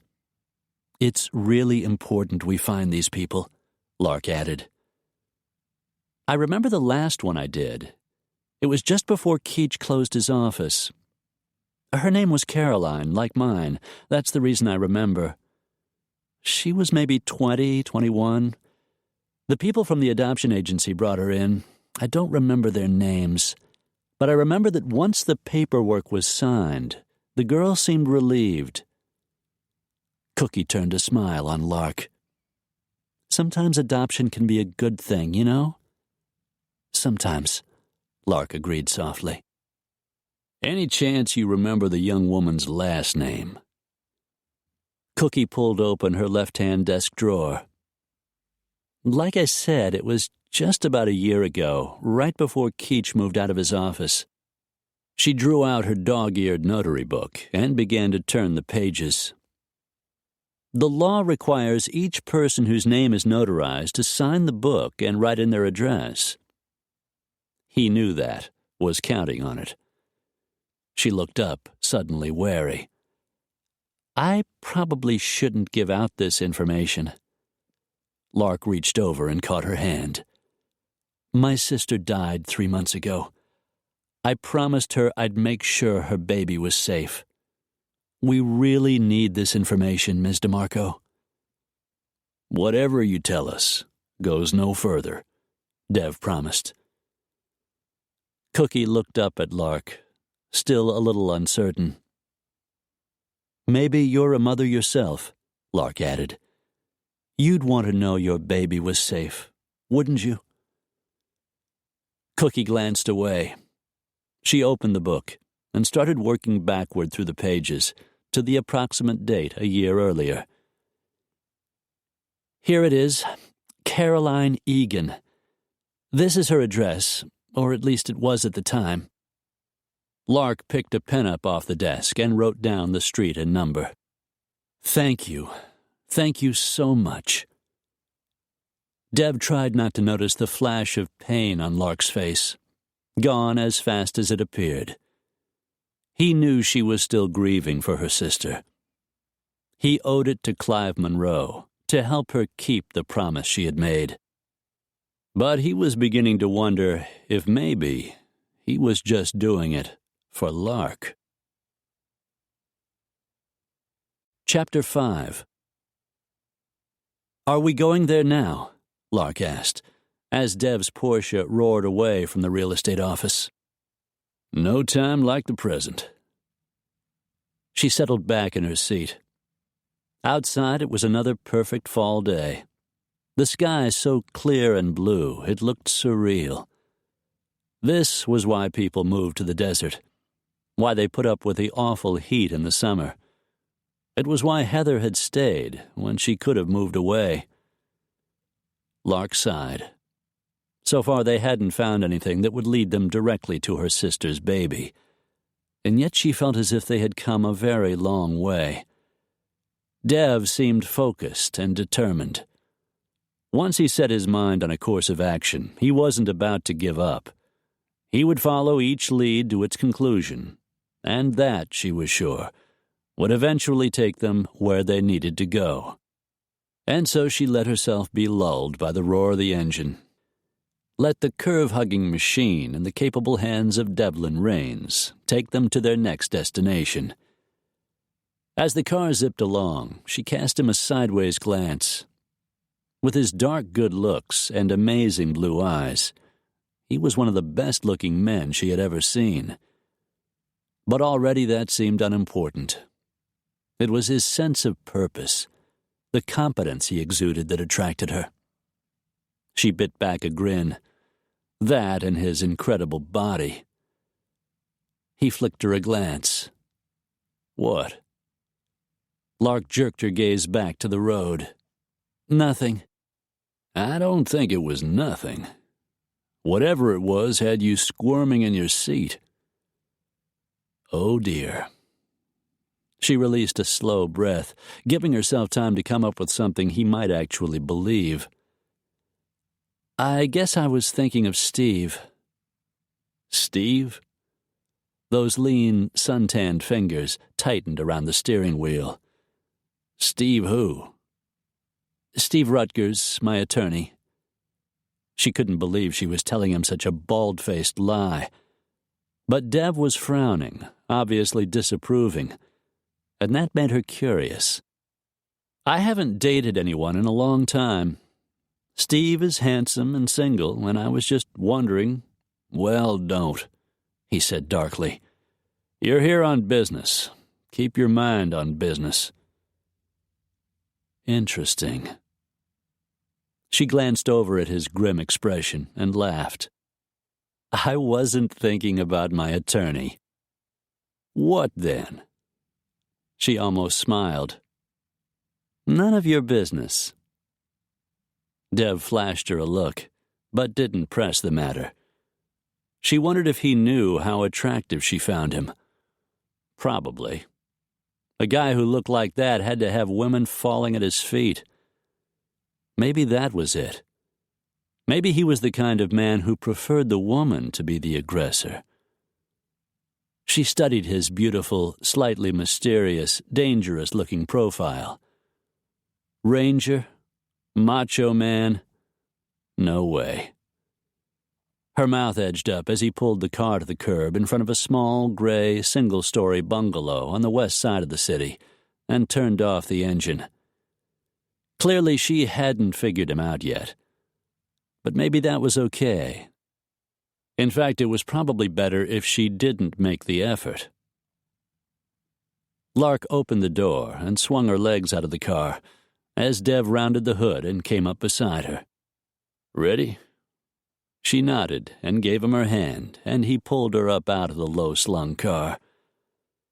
Together they walked up the cement path, climbed the wooden front porch steps, and Dev knocked on the door. No answer. The door swung open when they knocked again. A petite blonde in her early 20s stood in the opening. She had big blue eyes, a soft smile, and she was at least 6 months pregnant. If Dev was surprised, he didn't let it show. "Ms. Egan? Caroline Egan?" "Yes?" "My name is Devlin Raines." He handed her his business card. "This is Lark Delaney.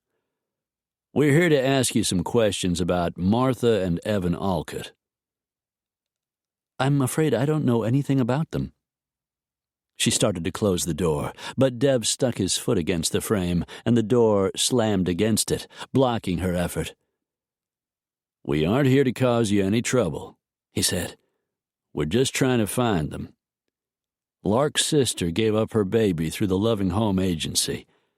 We need to find out where the baby went." She only shook her head. "I really can't help you. My relationship with the Alcotts ended as soon as I delivered my baby, and the Alcotts placed it with an adoptive family." "Are you aware the adoption might not have been legal?" Lark asked. "That isn't my problem." Caroline tried to close the door, but Dev kept his foot propped against it. "I see you're pregnant again," he said. "May I ask if you're planning to give this child up as well?" Lark was surprised by the question. She assumed Caroline Egan had married, or that she had gotten pregnant again because she wanted a baby. "I'm giving it up, yes. Arrangements have already been made." "How much are you getting?" Her lips thinned. "Not as much as I got from the Alcotts." Her smile was as narrow as her lips. "I'm working with the Hancock Agency. You're welcome to call them if you want more information. Now please, leave me alone." She swung the door, and this time Dev let it close. Wordlessly, they turned and started back to the car. "I can't believe it," Lark said. "The girl is a baby-making machine. That's what she does for a living." "I'll have Chaz look up the Hancock Agency, but I remember seeing the name repeatedly on the web. I think they're probably legit." "How can a woman do that?" He shrugged his wide shoulders. "I guess she sees it as a job, just like any other. She makes babies instead of quilts or homemade candy or something." Lark made a rude sound in her throat as they crossed the porch and descended the wooden front steps. "What do you suppose she earns?" "She's blonde and blue-eyed. Caucasian babies are in high demand. 20,000, maybe more. It isn't against the law. Not if the adoption agency is licensed and following all the state mandates." "That doesn't seem like a lot of money, considering the trouble and the possible risks." "Could just be a way to earn a little extra." Lark paused next to the car, biting her lip to control a shot of anger. "What about the father?" "Probably a sperm donor." He opened the passenger door. "Provides more opportunity to get the most saleable attributes." "Which makes the baby worth more." "That's right." She slid into the seat, and Dev closed the car door. He rounded the hood and slid in behind the wheel. "Heather didn't get paid," Lark told him. "I know that much. She wouldn't have taken the money if it had been offered." He stuck the key in the ignition. "You don't think your grandparents received any sort of payment?" "Definitely not. They were Catholic, very devout, and they didn't need the money." "But the Alcotts did." He cranked the key, and the engine began to purr. "That's right, they did. But if they were paid as highly as we think, why couldn't they pay their bills?" Good question. I'll have Chaz look into it. He pulled the Porsche into traffic and punched the accelerator. Do you remember how your grandparents first came across the Alcotts? He asked. Lark shook her head. Through friends, I think. Or maybe someone in their church. I really don't know. He slowed to take a corner, downshifted. We need to find the Alcotts. Even if we do, what makes you think they'll tell us where to find the baby? He looked at her, and his eyes turned a cold, steely blue. Oh, they'll tell us. I promise you that. Lark was beginning to know that look. It was one of fierce determination, and she didn't doubt him for a minute. By late afternoon the following day, it was clear the job he had thought would be easy wouldn't be easy at all. The good news was Chaz had located the Alcotts, formerly the Oldmans, now going by the name Mary and Benedict Fellows. They were managing a chain of child care facilities in Los Angeles. At least they aren't selling babies, Lark said from across the table in his office, where she had been reading articles on black market babies she had printed off the internet. Not openly, at any rate. At her sudden pallor, he regretted his words. What I mean is, they're still involved with children. Might provide opportunities to locate pregnant women willing to give up their babies. Maybe the business is legitimate. I think it probably is. The question is whether or not the Fellowses are managing it in a strictly legitimate fashion. She looked at him with those tilted green eyes that made his insides hot. So, when do we leave? I plan to leave in the morning. Town's already called Desert Air and made the arrangements. I rarely fly commercial anymore. It's too much trouble. Especially since I'll be carrying... Carrying what? He grinned. A gun, sweetheart. It goes with the job. She opened her mouth to reply, but no words came out, and he knew she had spotted the dimple that occasionally appeared in his cheek. That dimple is really overkill, you know? He just shrugged. Sorry, I didn't put it there. He didn't like the look on her face, as if he had just gone down a notch in her book. Most women thought it was sexy, damn it. Then again, Lark Delaney wasn't like most women. So am I meeting you here or at the airport? She asked, returning to their previous conversation. You aren't meeting me anywhere. You aren't going. She smiled sweetly. If that's what you're thinking, then you would be wrong. I told you we would be doing this together. I meant it.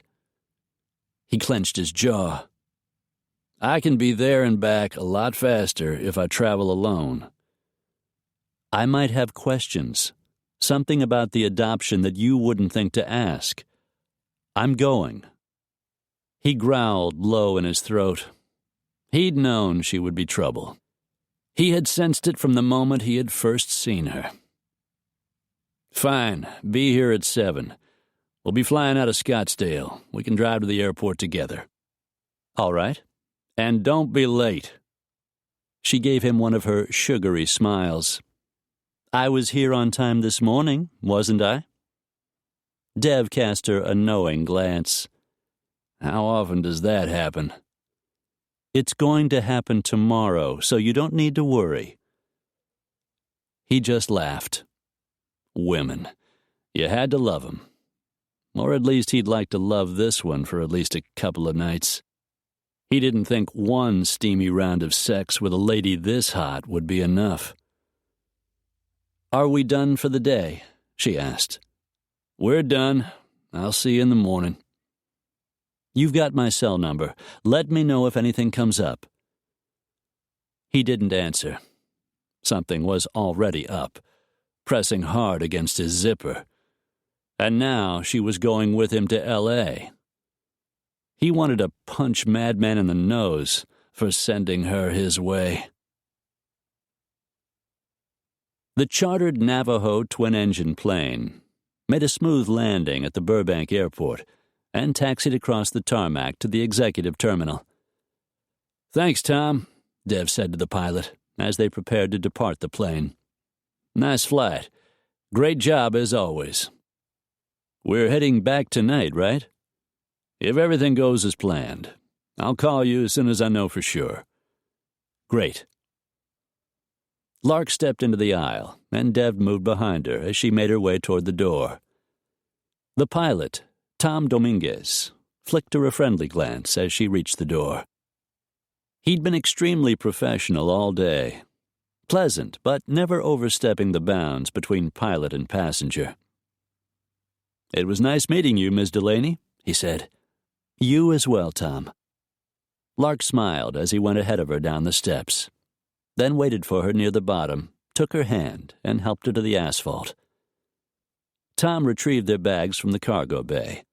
Then she and Deb crossed the tarmac to the car Deb had rented. Each of them had brought an overnight bag. There was no way to know where the information Chaz had turned up might take them, and like Dev, Lark wanted to be prepared. He tossed their bags into the trunk of the inconspicuous dark brown Buick rental, while Lark climbed inside and fastened her seatbelt. Once he was behind the wheel, Dev punched the address Chaz had given them for the main branch of the Blue Bunny Daycare into the navigation system, and a map appeared on the screen.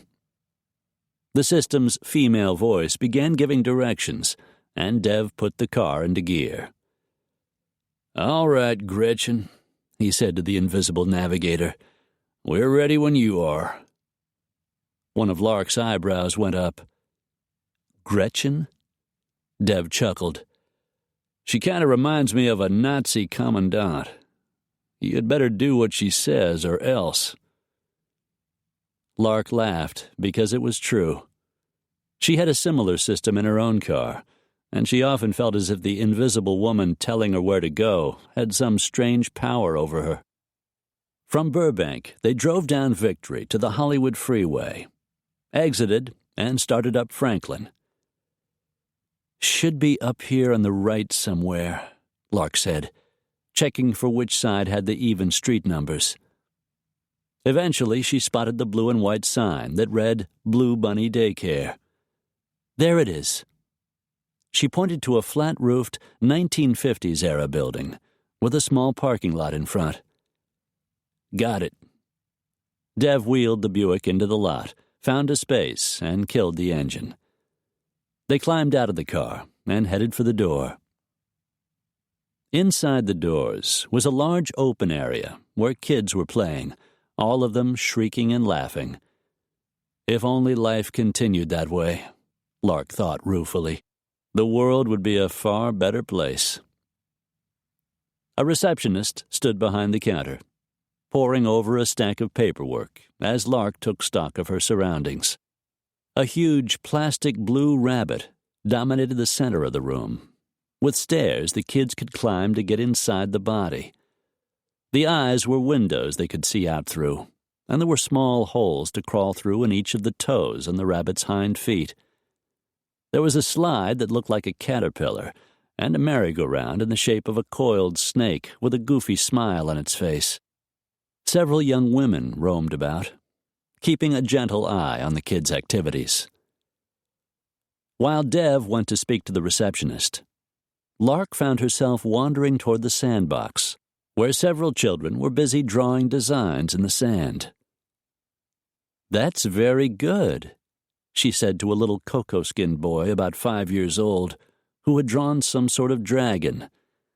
His grin went ear to ear. "That's Barney. He's a dinosaur." "Oh, yes, now I see. I should have recognized him right away."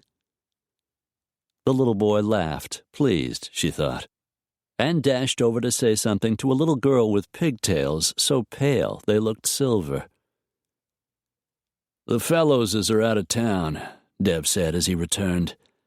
"Mrs. Niedermeyer fills in when they're away.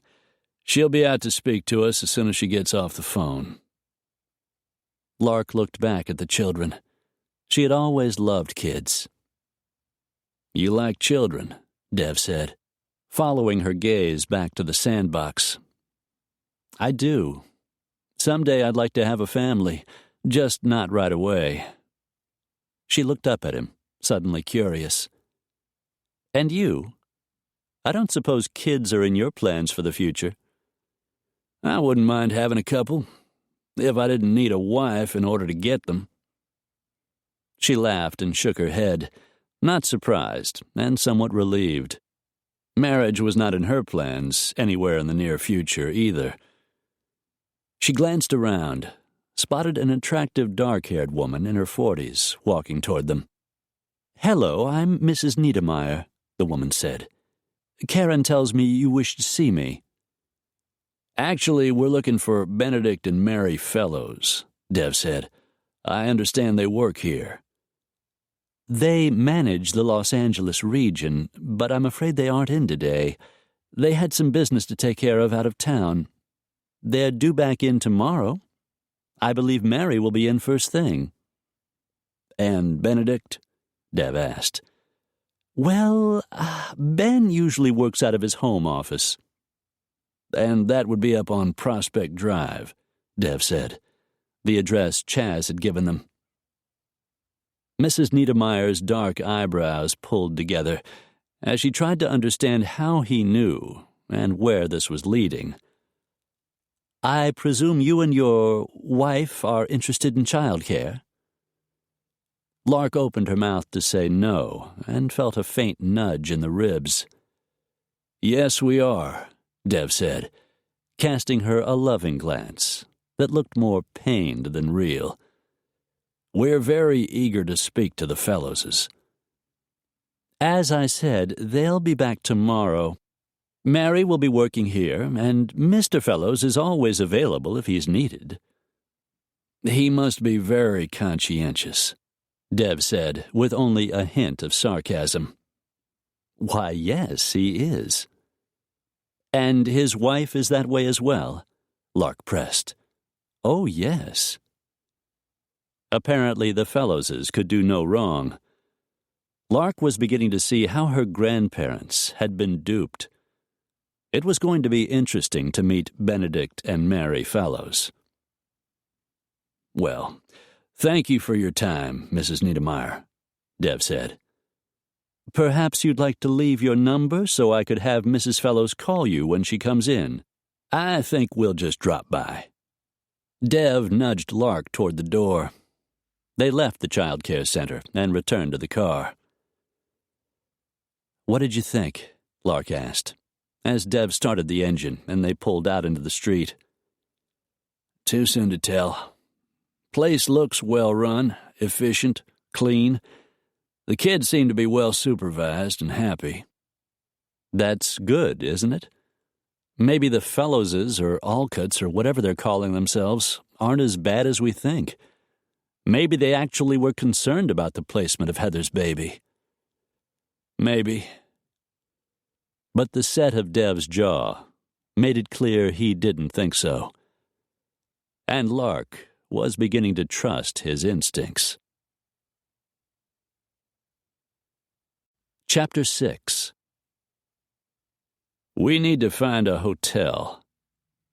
Just saying it made him think of sex with Lark. It was crazy, this constant lust he felt for her. But there was just something about her. Those long legs and that perfect ass. The sexy way she moved. The way her green eyes seemed to sparkle. Even the way she smelled. Everything about her turned him on. "We don't need a hotel," Lark said. "We can stay at my place. There's plenty of room. And it'll give me a chance to check on things and water my plants."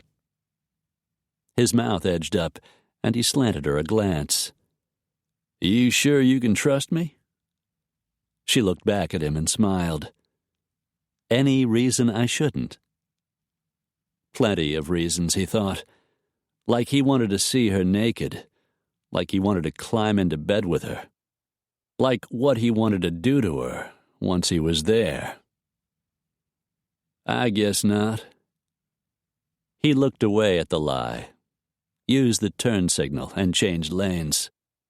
Downtown, right? What's the address? 500 block of South Hewitt. It's in the Arts District, not far from where our design studio is located. If you don't mind, I'll give you directions. I don't think I can stand any more of Gretchen. He chuckled. Not a problem. She gets on my nerves sometimes, too.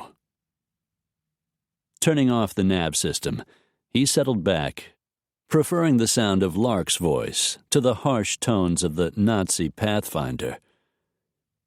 They drove through traffic, which was getting pretty heavy this late in the afternoon, and finally exited off the 101 into downtown traffic. Eventually, they reached their destination, an address on Hewitt Street. Pull into the underground garage, Lark instructed, as they approached a huge, remodeled 5-story brick warehouse. Use space 42B. That's my second parking spot. Dev pulled into the space beside 42A, next to a little silver Mercedes coupe. That yours? It's mine. I guess you've got a few toys of your own. She just smiled. I've also got a jet ski and a sailboard, but I keep them at the beach. He flicked her a glance as he turned off the engine, impressed in spite of himself. He enjoyed all kinds of sports, but he was rarely attracted to athletic women. With her tight jeans and spike heels, Lark completely had him fooled. My condo's on the second floor, she said. The elevator's this way. The 5-story building had been converted into 2 floors of open, loft-style condominiums, he discovered, as Lark unlocked the door, and he followed her into her unit. Wow. His gaze went from the tall windows to the open ceilings, crisscrossed with the original heavy wooden rafters, and exposed round silver heating and cooling ducts. It's different, I know. The original warehouse hardwood floors were polished to a glossy sheen. The big, open, ultra-modern kitchen had sparkling white cabinets, contrasted by black granite countertops. I like it, he said. It's interesting. Basic white, accented with brilliant colors, from the contemporary artwork on the walls to the shag throw rugs in geometric designs on the floor. The sofa and chairs were white, with a mountain of throw pillows in scarlet, yellow, orange, and purple. Now that he'd seen it, with her vibrant energy and sense of style, he couldn't imagine her living anywhere else. The guest room is this way. Lark took off down the hall, and Dev followed. There were 2 guest rooms, he discovered, each with its own separate bath. There was a queen-size bed in one, and 2 twins in the other. She led him into the room with the queen, and he tossed his bag on top of a brilliant purple-patterned bedspread. Nice, he said, allowing his gaze to wander. You don't mind the purple? He shrugged. The rest of the room was blonde wood furniture, beige walls, and a thick beige shag throw rug. There were a few purple accents here and there, but it wasn't overwhelming. You did a nice job. She looked at him and smiled. Thanks. Where's your room? He asked, wishing he'd be sleeping in there instead of in here, and knowing damned well he wouldn't be. Next door. She caught his hand and tugged him farther down the hall, through a door leading into an airy, open-ceilinged area. She turned, surveying the room. What do you think? After seeing the rest of the house, it was not what he expected, and yet in a way it was. An iron 4-poster king-size bed, covered by a fluffy white down comforter, dominated the room, with embroidered white sheets, a matching dust ruffle, iron headboard, and miles of plump white embroidered pillows. He looked at the bed, looked at Lark, and the blood in his veins rushed south. He could almost see her naked, propped up on one of those pillows with her legs spread, while he did wicked things to her with his mouth. Or maybe he would turn her over, prop up that luscious ass. Well? He took a calming breath. Very feminine. I should be surprised since the rest of the house is so contemporary, but somehow I'm not. One of her sleek, dark eyebrows arched up. Why not?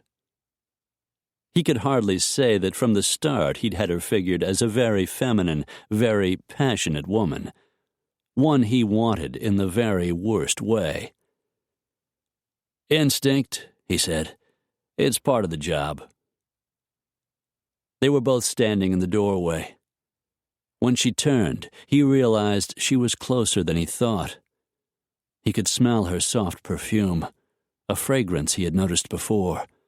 Lilac, with a subtle hint of spice. It suited her, feminine, yet zesty and full of life. He breathed her in, and his arousal strengthened.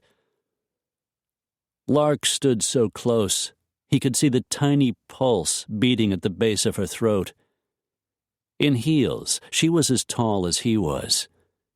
If he leaned over just a little, moved the slightest fraction, he could settle his mouth over those plump pink lips, taste them as he had been wanting to do since the day she'd walked out on his patio. Her eyes locked with his. Her lashes were thick and dark, and they began to slowly descend.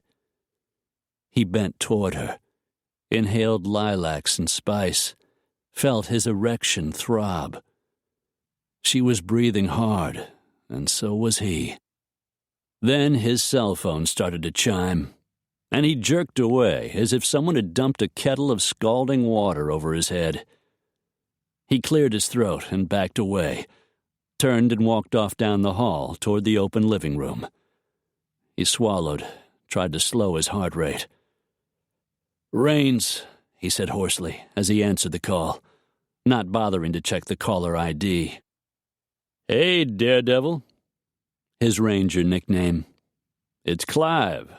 Word is you're in L.A." Dev closed his eyes and inhaled deeply. "Madman, how'd you know where to find me?" "Talked to town? He said you flew in. I guess you're with Lark."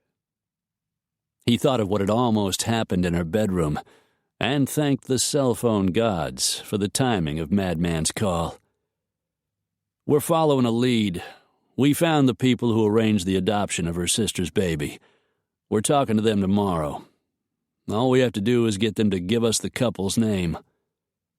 "Might not be that easy.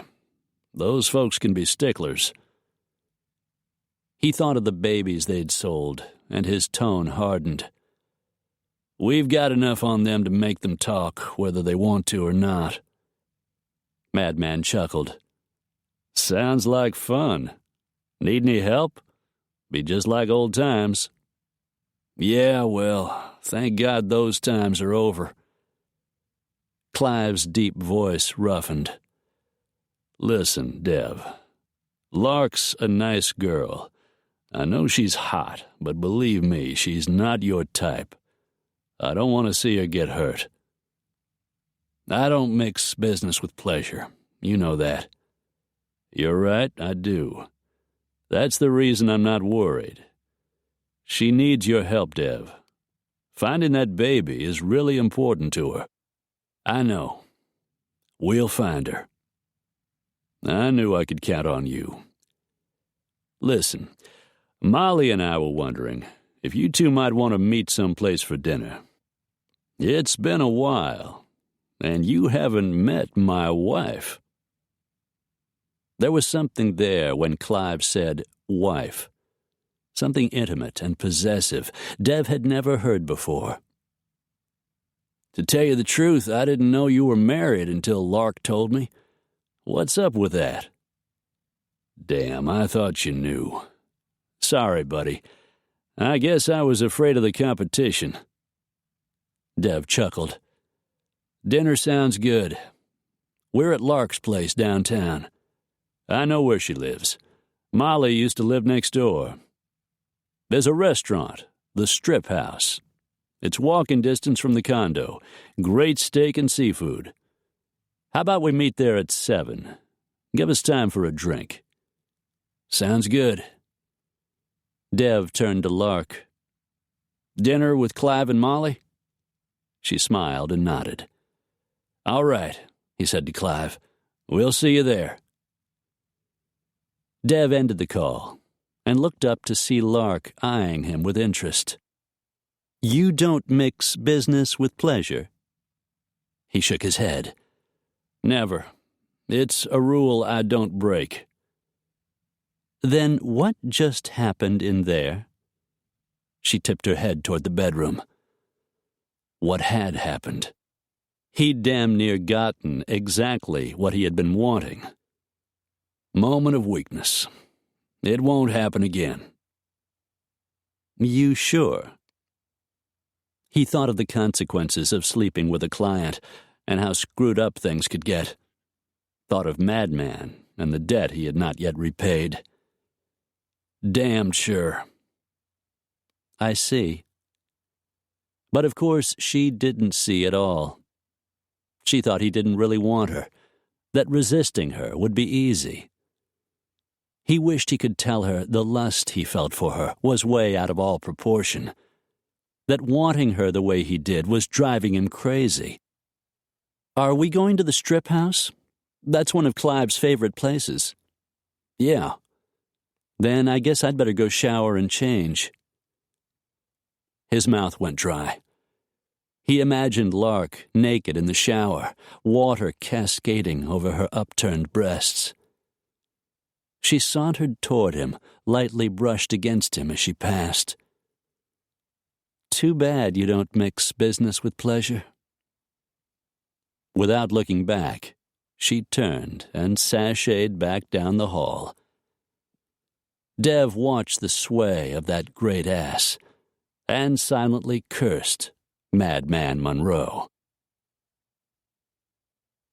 Lark wondered if it could really be that simple. She was his client. Dev didn't get involved with his clients. It made sense, she supposed. The man was, after all, a professional. Which, in the time they had been working together, had become crystal clear. From the way he handled an interview, to the endless stream of information he seemed able to come up with, as well as the focus he showed in following a lead. Thinking of the single moment in her bedroom when he had let down his guard, she smiled. He might be a professional, but he was an extremely virile man, and now she knew he wasn't completely immune to her. Her mind strayed to the dimple that occasionally popped into his cheek.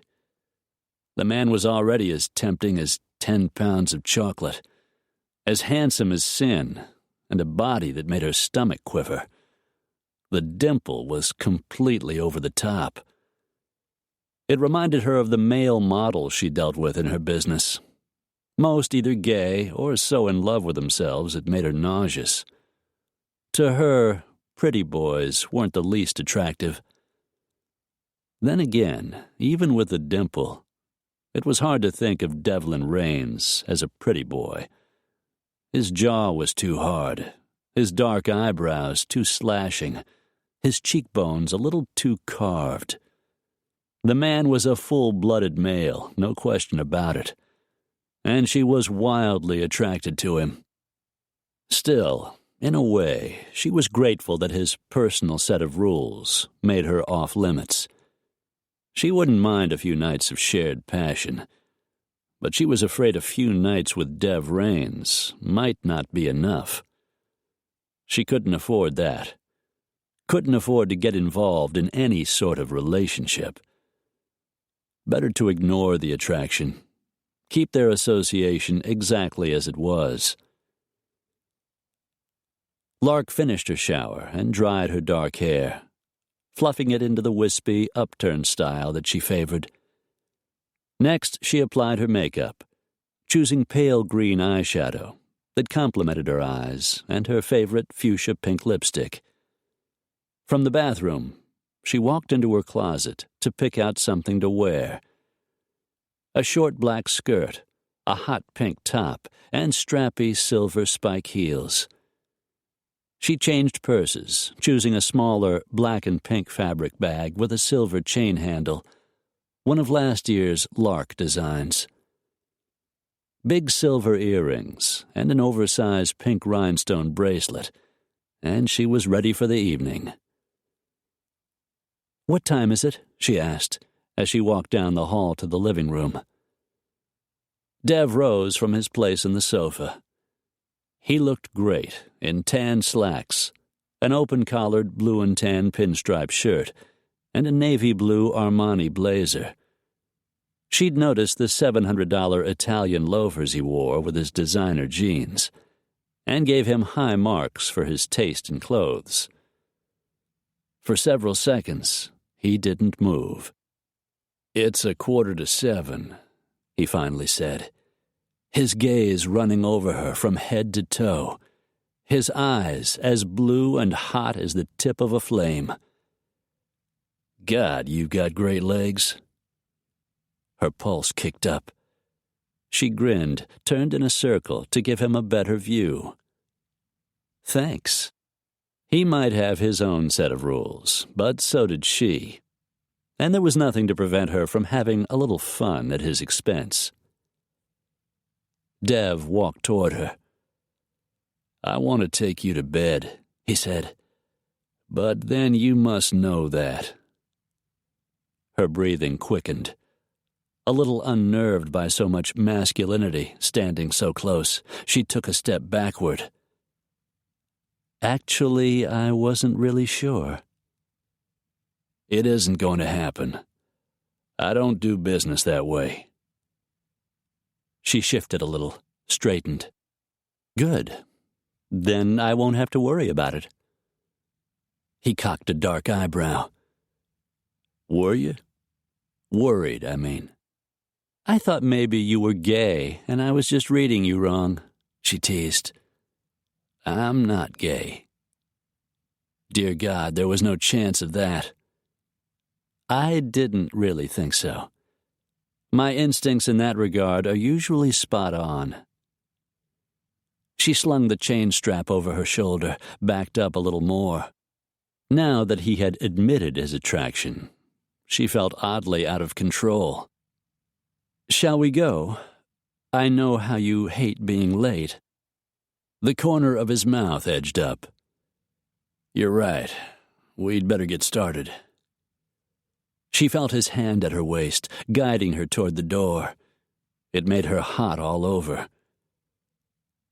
"I don't think it's fair for you to wear clothes like that while we're working," he said, looking her up and down once more. "We're going out to dinner with friends, but I'll keep that in mind for next time." Not that it was going to change anything. She always dressed this way, and if it bothered him, so much the better. No matter what did or didn't happen between them. It was a relief to know the attraction she felt for him was returned. And if their luck held, tomorrow they would discover the name of the couple who had adopted Heather's baby. After that, it shouldn't take long to find them. If they were decent, loving parents, she would let the phony adoption stand. She wouldn't take the little girl's family away from her. If all went well, and she prayed that it would, then her status as Dev's client would be over. She could decide then whether or not to take their relationship to a sexual level. But first, they had to find Heather's child and make sure she was okay. Chapter 7.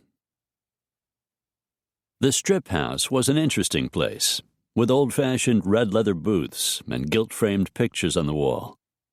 The interesting part was that the pictures were old 20s-era photos of actual strippers, some of them nude. "You gotta love this place," Madman said, as Dev ushered Lark inside the restaurant and found his friend waiting. I have to say, it isn't what I expected. Strip house, Clive said. Play on words. Great steaks. Dev offered his hand. Good to see you, buddy. Clive shook, gave him a man hug. He was a big guy, nearly a foot taller than the petite auburn-haired woman beside him, with the big brown eyes and a bosom a little too large for her tiny stature. Madman had always been a boob man. Clive leaned over and kissed Lark's cheek. The women hugged. Madman turned to his wife of less than 6 months. Dev, meet my wife. Molly, this is Daredevil Rains. It's just Dev. He leaned down and gave her a welcoming hug. She was married to one of his best friends, a man who had backed him up and helped him stay alive in places he'd rather forget. That made her part of a very special family. She smiled up at him. It's really nice to meet you, Dev. Clive has told me so much about you. Dev cast his friend a glance. Not too much, I hope. Nothing too awful, I promise. With sandy hair and hazel eyes, Clive was even taller than Dev's own 6'2" frame, and heavier through the chest and shoulders. That's good to know. He winced at the thought of Clive repeating some of their more colorful escapades. Why don't we get something to drink? Molly suggested. Lark, I want you to tell me everything that's been going on with the investigation. She tried to climb up on a tall stool at a round table in the lounge, and Clive gave her bottom a boost. A hot look passed between them that made Dev think of Lark and what they wouldn't be doing when they got back to her condo. He bit back a groan. Molly reached across the table and took hold of Lark's hand. Clive says if anyone can find your sister's baby, it's Dev. Lark caught his eye across the table. I think maybe Clive's right. When the waitress arrived, she ordered an appletini, a drink that was exactly the green of her eyes. She and Molly talked over their drinks, while he filled Madman in on what they had discovered so far. Then tomorrow's the big day, Clive said, taking a drink of his Jack and Coke. Dev had ordered Jack Daniels and water, just for old time's sake. Should be. We've dug up plenty of dirt. Enough to squeeze them for the info we need. Then this should all be over soon. Should be. He felt a faint vibration in the noisy bar and realized his cell was ringing. He didn't give out his personal number that often, so he didn't get a lot of calls.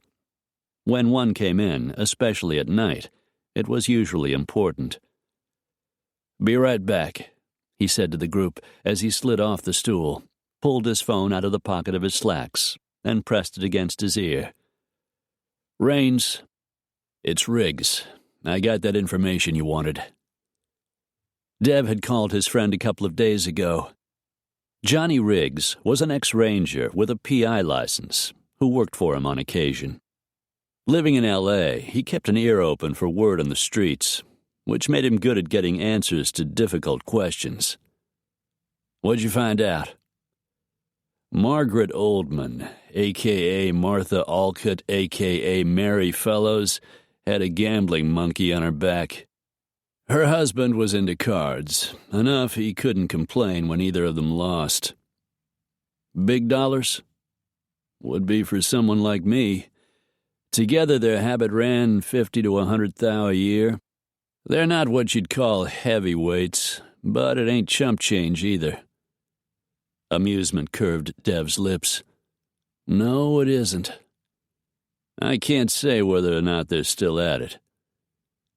But the couple was currently out of town, likely at the gaming tables someplace. Anything else? If there is, I'll call you. Thanks, John. Town will make sure you're taken care of. The call ended. Dev shoved his iPhone back into his pocket and returned to the table. Lark looked up at him expectantly. Our friends, the Fellowses, spent their hard-earned dollars in the casino." "That's what they did with the money?" she asked. "Apparently. If they're gamblers," Clive said, "odds are they'll need more. Gambling's a hard habit to kick. Especially if you don't really want to," Dev said. "You think they're selling babies out of the daycare center?" Lark asked, her voice going up a notch. "I think they might be using the center as a resource for locating pregnant women who might be desperate to find their newborns a home." "We have to stop them. They don't care what happens to those babies. We can't let them get away with it." Dev blew out a breath. What the hell had ever made him think this was going to be easy? "It isn't that simple," he said. "A lot of the information we've got didn't exactly come through legal channels." Lark seemed to mull that over. "Well, there must be something we can do." "She's right, Dev," Clive said. "If the bastards are black-marketing babies, you can't just let them keep doing it." Dev took a long, slow drink of his whiskey, giving him time to think. "Let's get through tomorrow first. Then we'll see what we can do." Lark looked at him as if she'd just moved him back to the top of her good guy list. "That's right," she said optimistically. "We'll figure something out. First, we have to find Heather's little girl." Lark didn't sleep well that night. Between knowing Dev was asleep in the room next door and worrying about what they might find out tomorrow, she tossed and turned and finally gave up a little after 4 a.m. Putting on a pair of jogging shorts, a tank top, and her Reeboks, she grabbed her house key, crept down the hall past Dev's closed door, left the condo, and headed for the stairs to the building's exercise room. On the main level, behind a wall of glass, a mirrored room housed rows of rowing machines, ellipticals, stationary bikes, treadmills, and a half-dozen miscellaneous types of weight equipment. At this hour, there would likely be no one there.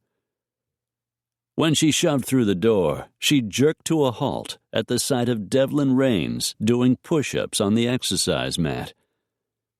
He didn't see her at first, and she was able to watch all those beautiful muscles at work. The sinews in the backs of his legs gleamed with sweat.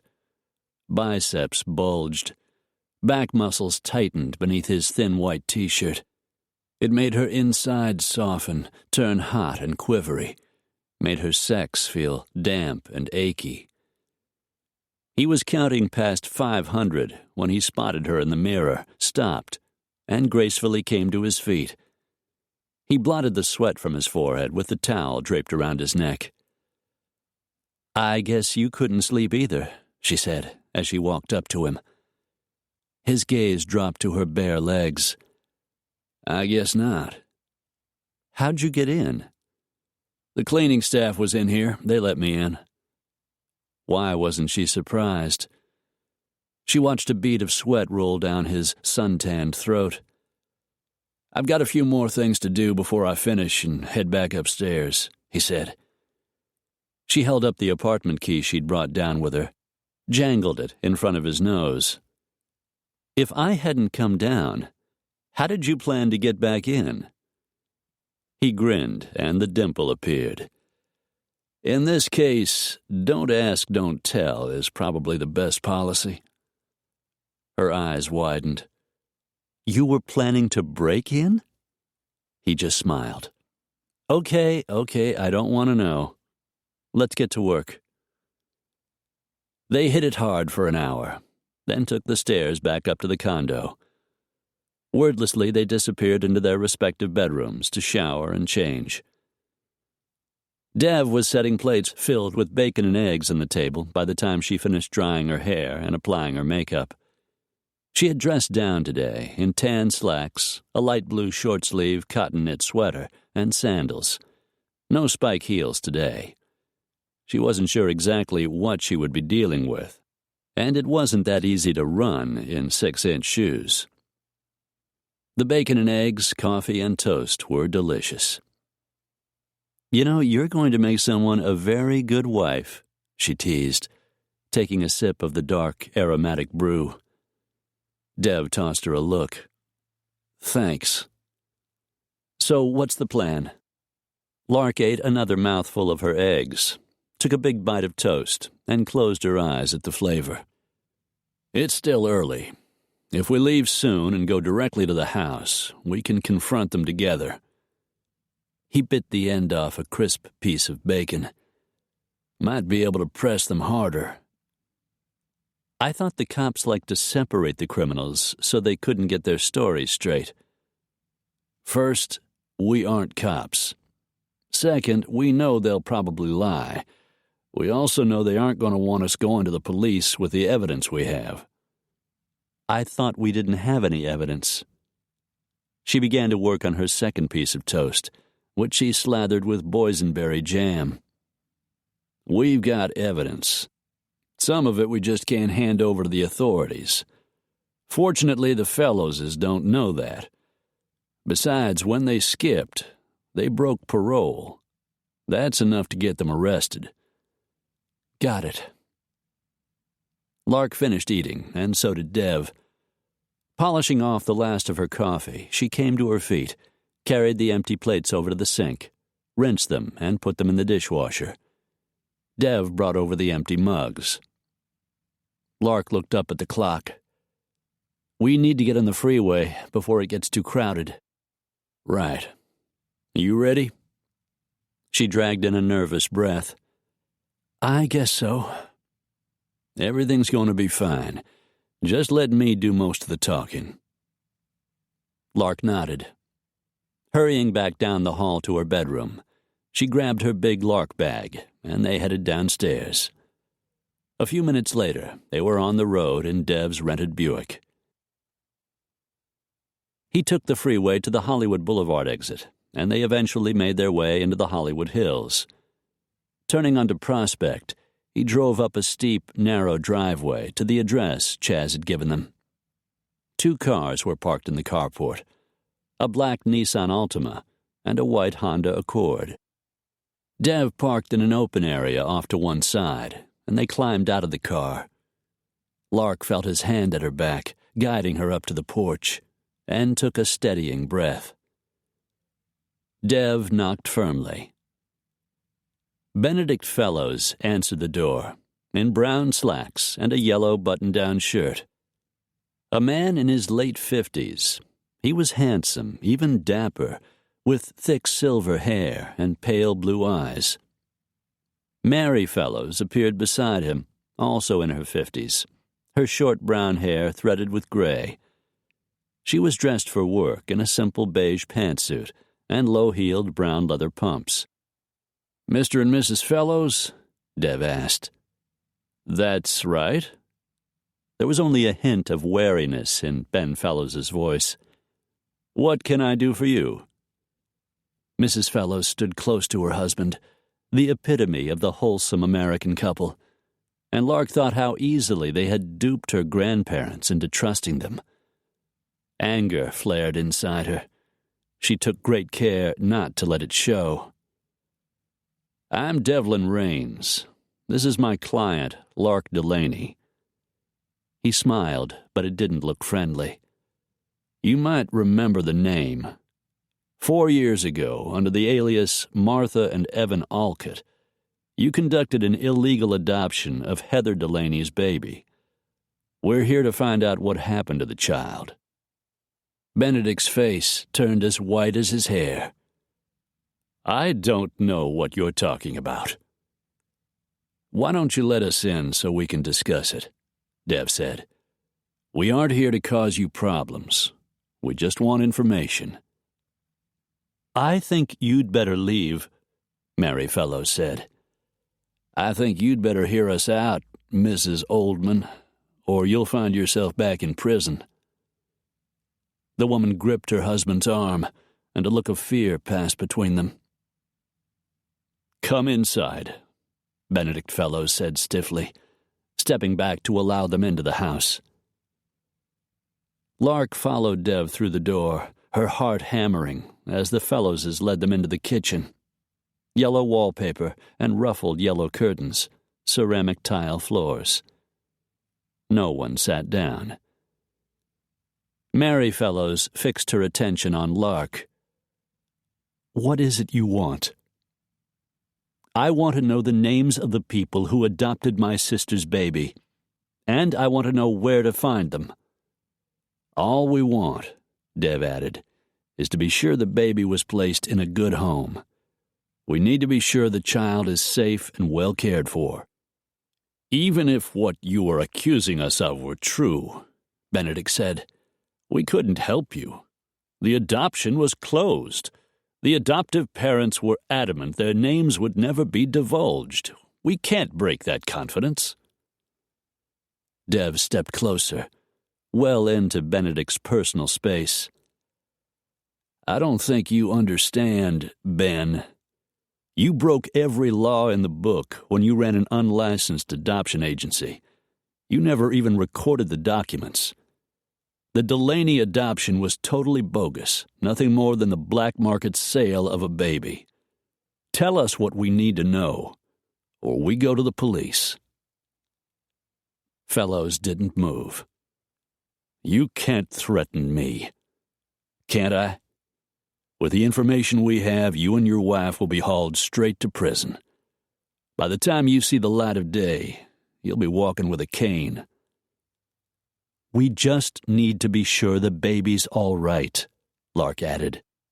"If she is, we have no intention of taking her away from the only parents she's ever known." Mary Fellows sank down in one of the kitchen chairs, her hands falling limply into her lap. "We didn't sell her. We found the baby a home. It was the best thing for everyone." She looked at Lark, and a faint sheen of tears glistened in her eyes. "Whatever we've done, we've never hurt anyone." Benedict moved to his wife's side. "How can we be sure that if we give you the information, you won't still turn us over to the police?" "Our interest is in the welfare of the child," Dev said. "But I warn you, if you don't tell us everything, and I mean everything, you're both going down for this." Lark flicked him a glance, unsure what he meant to do with the Fellowses once he had the information. Whatever it was, they couldn't let these people continue selling babies. Mary looked up at her husband. "Ben?" "Give them what they want, Mary." She gripped her hands tightly in her lap. "We haven't kept in touch with them. I can give you their names and the address and phone number we had for them 4 years ago. That's the best I can do." "How much did they pay you for the baby?" Lark asked. "I don't remember the exact—" $90,000, Benedict said. "The couple had a good deal of money. The husband was a very successful businessman. They couldn't have a child of their own, and his wife desperately wanted a baby. We felt they would make good parents." "Why didn't they adopt through legal channels?" Dev asked. "The husband had served time in prison. It was years earlier, when he was just a young man, but it was still on his record. It would have kept them from legally adopting." Dev pinned the man with a hard blue stare. "All right, here's what we'll do. You give us the information. We don't give you up to the police. But if you call the parents, try to warn them in any way, the deal is off. We go to the cops, and you do not pass go, you do not get to take another turn around the board. You just go straight to jail. Got it?" Benedict swallowed so hard, his Adam's apple moved up and down. Lark realized Dev was trying to make sure the adoptive parents had no warning of their arrival.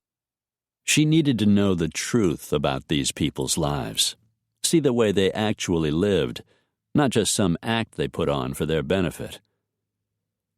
"That won't be a problem," Ben finally agreed. "I'll get you the information." Mary hurried out of the kitchen, her low heels thumping down the hall. She returned a few minutes later. Her hand shook as she handed Lark the paper with the information written on it. "Here it is." Lark reached out and took the paper. "Catherine and Byron Weller," she read. "The address is in Phoenix." She looked up at Mary Fellows, feeling a tightness in her chest. They were almost there. Soon she would be able to fulfill her promise. What did the Wellers name the baby?" Mary stared down at her hands. "They named her Christina. Catherine called her Chrissy." A lump rose in Lark's throat. She could still see Heather's face as she begged Lark to find her child. "One more thing," Dev said. "If we find out you're still working your con, if you're using your job at the Blue Bunny daycare to further your black market activities—" "We aren't," Benedict interrupted. "I swear. We gave all that up when we left Phoenix. We have a good life here, good jobs. We've changed our ways, please. You won't find any wrongdoing on our part. Not anymore." "Then I suggest you get some help with your gambling problem, or you'll be right back where you were before. And that means heavy-duty prison time, my friend." Benedict shook his head. "We don't gamble, not anymore. If you think that's where we were while we were gone, you're wrong. We were at a child care conference in San Diego." Dev's look remained hard. "Just remember what I said. One screw-up, you're finished." Benedict slowly nodded. Mary reached out and caught her husband's hand. Dev turned to Lark. "I think we've got what we came for." Lark stared at the names in the paper until her vision began to blur. She nodded, swallowed past the lump in her throat. They had what they'd come for. She prayed the Fellowses were telling the truth, and Catherine and Byron Weller were loving parents to her sister's little girl. Unfortunately, there was the not-so-small matter of the husband's prison record. Ignoring a shiver, Lark let Dev guide her out of the house. Chapter 8. They were back in Phoenix. Perfect October weather. Sunshine and shirt-sleeve heat. The sky a brilliant shade of blue. Lark had returned to her room at the Biltmore, which was good as far as Dev was concerned. He didn't need any more sleepless nights. He didn't want her close enough to feed his unwanted desire. The good news was they were back in town. The bad news was the Wellers no longer lived in the house on Apache Lane in the Apache Ridge subdivision, the upscale residential community east of town where they were living when they had adopted baby Chrissy. Lark called her that now, and Dev had begun to think of her that way himself, as a real person, a child whose welfare might be in question. A little girl Lark already loved, though she had never seen her. Dev sighed. Lark would be here any minute, and he still hadn't heard from Chaz, who was working on getting a current location for the Wellers. He and Lark had gone to the address the Fellowses had given them as soon as they got back to Phoenix late yesterday afternoon, but ended up with a big fat 0. "I'm sorry," said John Orlando, standing next to his wife Rachel at the front door of their home. "The Wellers haven't lived here for some time," he said. "Not since a year ago July." He turned to his wife. "Isn't that about when we closed escrow in the house, honey?" Rachel Orlando smiled. "July 25th. I remember we moved in on the 27th. "Do you know where they went?" Lark asked hopefully. "I'm afraid not," John said. "I know they were building a really nice home in one of those resort communities south of Tucson, but I don't know which one. I think the house was just about finished." "That's right," Rachel agreed. I remember Catherine Weller saying how excited she was to be moving in. Did you ever see their little girl? Lark asked. Rachel smiled softly. I remember seeing her. She was adorable. She was with her nanny outside the closing room in the escrow office. I think her name was Kathy, or Candy, something like that. Chrissy? Lark supplied. Yes, that was it, Chrissy. Such a sweet little girl. Lark smiled, but her eyes glistened. Thank you for your help, Dev said. Catching Lark's hand, he led her down the front porch steps, back to the car, and settled her inside. Don't worry, we'll find them. At least it looks like the Fellowses were telling us the truth. Now as he sat in his office, he fidgeted, waiting for Lark, waiting for Chaz to do his computer magic and find the Wellers' current address. The phone on his desk began to ring. He recognized the caller ID, saw it wasn't Chaz, picked up the receiver, and leaned back in his chair. Hey, bro. Jackson's deep voice scraped over the line. Haven't heard from you in a while. Thought I'd check. See if you're still holed up at home or off somewhere with a pretty senorita. Dev smiled, always happy to hear from his oldest sibling. I'm here, working on a case at the moment. He filled Jackson in on his latest client, the phony adoption, and Lark's quest for her sister's little girl. Sounds interesting. He nodded, though his brother couldn't see. She's definitely that, and a whole lot more. I meant the case, Jackson said, but I can see there's more going on than you're telling me. What'd she look like? I'm guessing blonde and blue-eyed, petite and big-busted, not much in the brain department. Dev laughed. Actually, she's smart as hell. A tall brunette with a great ass and legs that go on forever. Jackson chuckled into the phone. Interesting. I think that's been said. Dev sat up in his chair. Listen, she's due here any minute. I'm trying to get a new address for the kid's adoptive parents. With luck, Chaz should have the info any time. Take care, then. Talk to you soon. Jackson hung up, and Dev set the receiver back in its cradle. Down the hall, he could hear his buxom, silver-blonde housekeeper, Aida Clark, humming as she dusted the furniture. Then he heard the front door open and close, and Aida introducing herself to Lark. He smiled as he recognized her long, purposeful strides approaching down the hall. Lark buzzed through the open doorway, ruby-streaked hair flying around her face. She caught his smile as he rose to greet her, and when she smiled back, an odd feeling swelled in his chest. Did Chaz call? Lark asked. Not yet. Maybe he sent an email. Did you check? He could have missed it during his brother's phone call. I'll check again.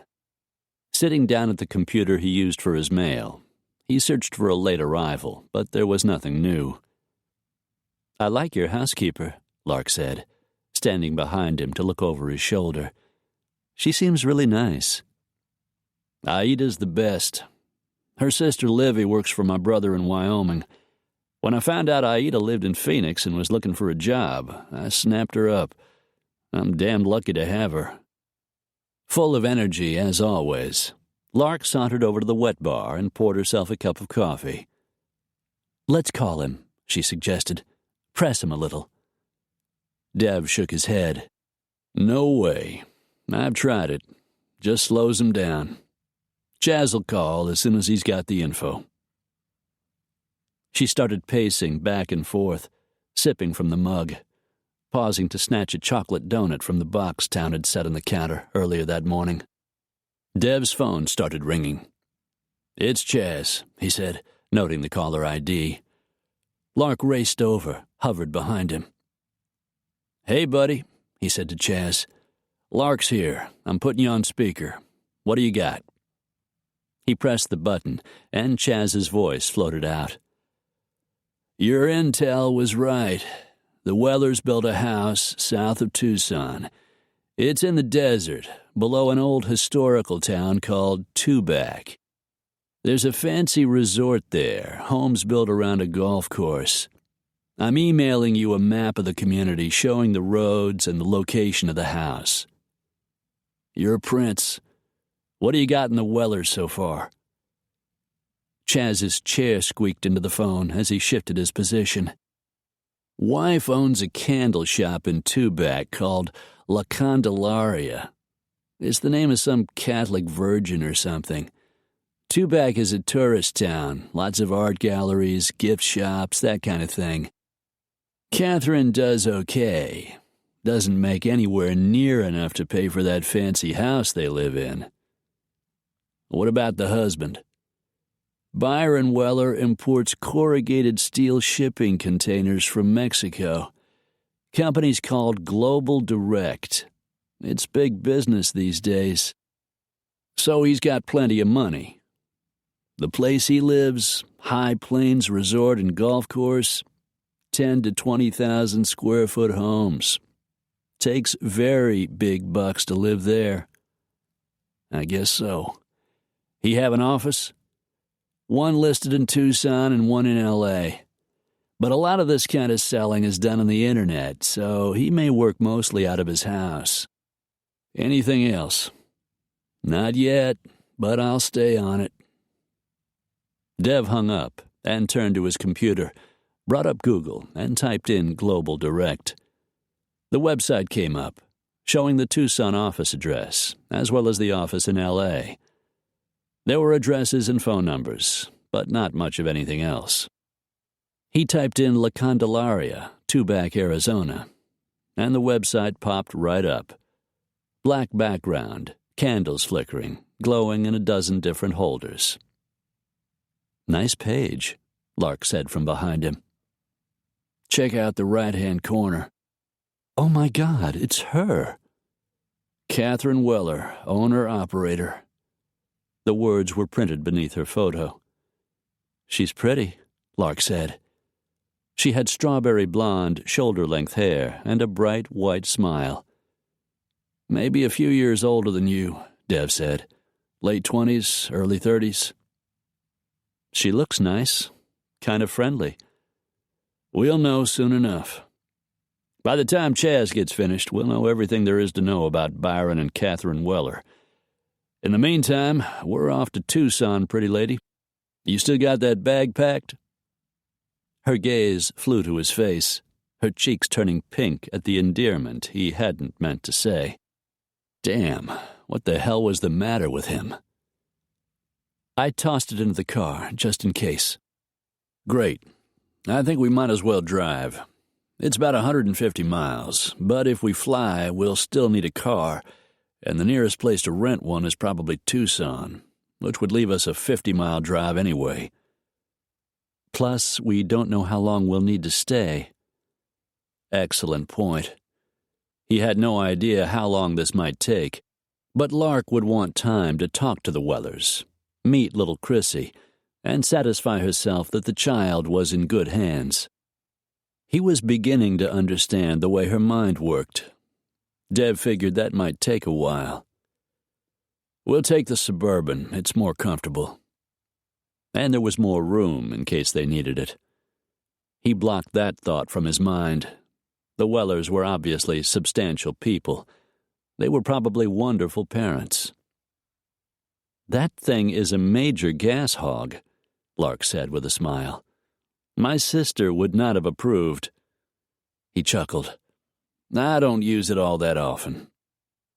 While Lark went out to retrieve her overnight bag, Dev headed for the master bedroom to get his own. They were on the road 15 minutes later and heading southeast on the 10 freeway toward Tucson.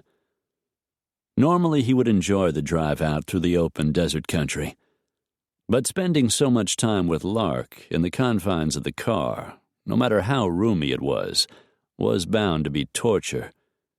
Very sweet torture, but torture just the same. He clamped down on every urge he possessed, forced his mind on the task ahead. and said a silent prayer that when they found the Wellers and little Chrissy, everything would be all right. Lark sat in the deep leather passenger seat of Dev's big, fully loaded white Chevy Suburban. She was enjoying the scenery, admiring the beauty of the dry desert landscape, when a sound caught her ear, and she realized her BlackBerry had started to ring. Digging madly through her oversized red suede Lark bag, she managed to get to the phone before she lost the call. Recognizing Brenda's number, she pressed the phone against her ear. "Hi, Bren, what's up?" "Just checking in. Haven't heard from you in a while. Thought I'd better find out what's going on." "At the moment, I'm on my way to Tucson. Well, a little town called Tubac, to be precise, which is 50 miles south of there." She smiled. "We found her, Bren. We found Heather's little girl." "Oh, my God, that's wonderful." "Her name is Chrissy. Chrissy Weller. I saw the mother's photo on the internet. She owns a candle shop in Tubac. She looks nice. We're on our way to meet them."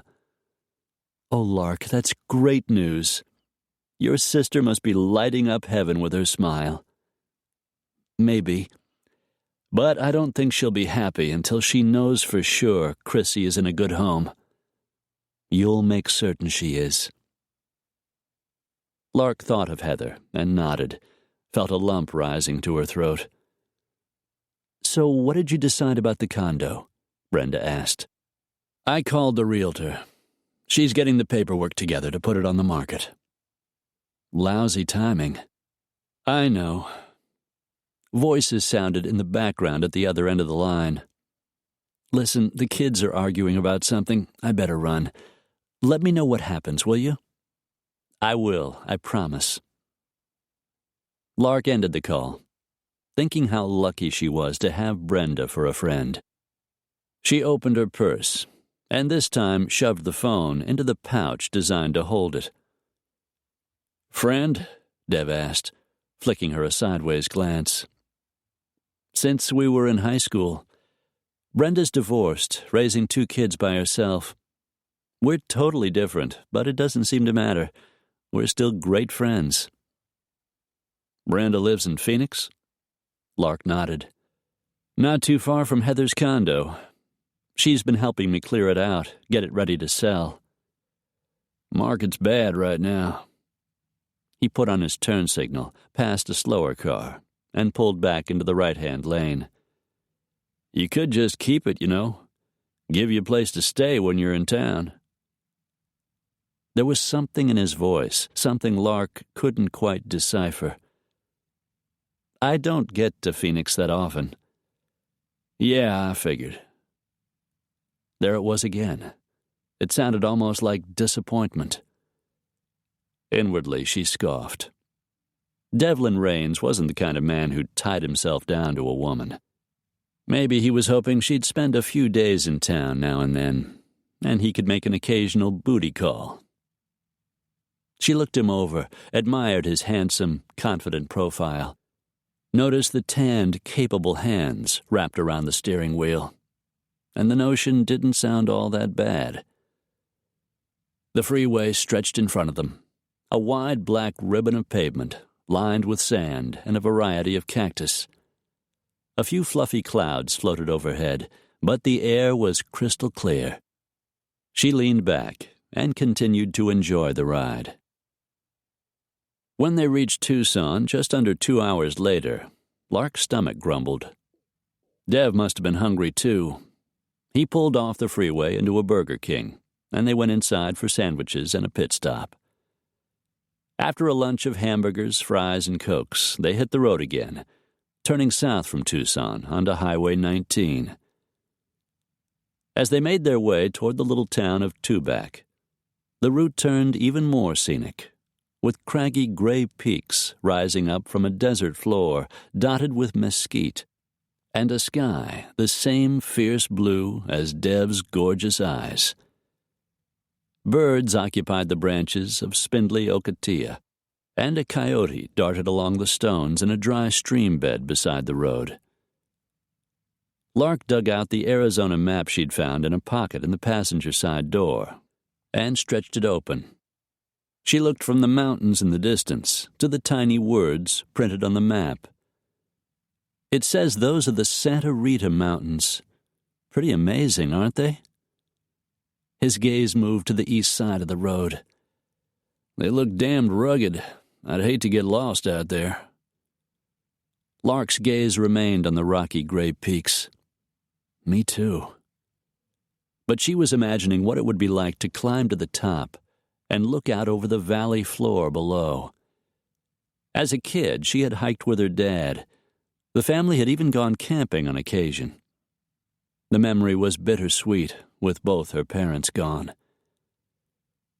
They drove in silence for a while, admiring the landscape and thinking their own private thoughts. "We're getting fairly close," Dev said, as the miles slipped away. "Probably be better if we head straight for the house. Maybe we'll get lucky, and Catherine or Byron will be home with Chrissy. If not, we can go back to the candle shop." "That sounds like a good idea." "It might be better if we take them by surprise. We don't know how these people are going to react when they find out we know about the illegal adoption. We don't want them running or shipping the baby off somewhere we can't find her." Lark fell silent. In her mind, she had already decided the Wellers were going to be really great people who loved little Chrissy as if she were their biological daughter. They would be wary of her and Dev at first, but in the end, they would open their home and their hearts to Chrissy's aunt and the man who'd helped her find her niece. That was what she believed. But deep down she knew there was a chance the outcome could be far different. The historic town of Tubac loomed in the distance. Following the print of the computer map Chaz had emailed to Dev, they stayed on the road and continued toward the High Plains Resort and Golf Course. "How far out of town is it?" Lark asked. "Less than 20 miles. According to Chaz, the development is only 25 miles from the border." Dev handed her the map. "The development's too new for the roads to show up on the nav system. You'll have to play co-pilot." She looked down at the map, the tension beginning to build. "We're getting close to the turnoff." She found herself perching on the edge of her seat as she checked the map, looked up, and excitedly spotted the exit they were looking for. "There it is." Dev pulled the Suburban off the highway onto a frontage road marked with arrows pointing toward the High Plains Resort. The entry was impressive. A huge arched gate marked the palm-lined road leading to the clubhouse, a Spanish-style building on the 18th hole of an immaculately maintained golf course. "Take the first street to the right," Lark instructed, keeping a close eye on the map. "It's just past the tennis courts. Then take the first left." A series of winding roads led them through the impressively landscaped community. "It's gorgeous," Lark said, caught up in the size and luxury of the homes being built around the course, which sparkled with lakes surrounded by smoke trees. Only about a quarter of the housing development was complete. Another quarter was under construction, and the other half of the oversized lots were still for sale. With a backdrop of the rugged desert mountains, it was beautiful. The huge homes all built in a Spanish tile-roofed motif, yet the variety of the architecture was spectacular. "I'm surprised it isn't gated," Lark said, as they made their way toward the address Chaz had given them. "I imagine it will be, once all the construction is finished. Right now it wouldn't do much good, not with so many workmen and vehicles going in and out." Which, of course, was to their advantage. As Dev had said, there was no way to know what sort of reception they might receive. If there was a guard at the gate, the Wellers might not grant them permission to enter. Not that it would keep them away for long. "Make the next left. Drive down about 2 blocks, and the house is on the right." They passed several sprawling mansions. then spotted a house up ahead with vacant lots marked with for sale signs on each side. There it is, 2828 Desert Drive. A big Spanish-style home, at least 12,000 square feet, with red tile roofs, 4 chimneys, a round turret on the left side, and a 5-car garage that wrapped around the house on the right. "Impressive," Dev said, slowing the vehicle as they approached. But all Lark could think of was seeing her sister's baby. Her heart was thumping, trying to pound its way through her ribs. The afternoon was slipping away. She prayed the Wellers would be home by now, and she and Dev would be welcomed into the house. She was so excited it took her a minute to realize Dev was slowing the car, pulling over to the curb before he had reached the front of the house. "What's the matter?" "I don't know. Something's not right. See that car?" A big black Cadillac Escalade with the windows tinted so dark it was amazing the driver could see out. "What about it?" "I don't know. Look at the house. The front door is ajar. Something just doesn't feel right." "Maybe they're visiting." "Maybe."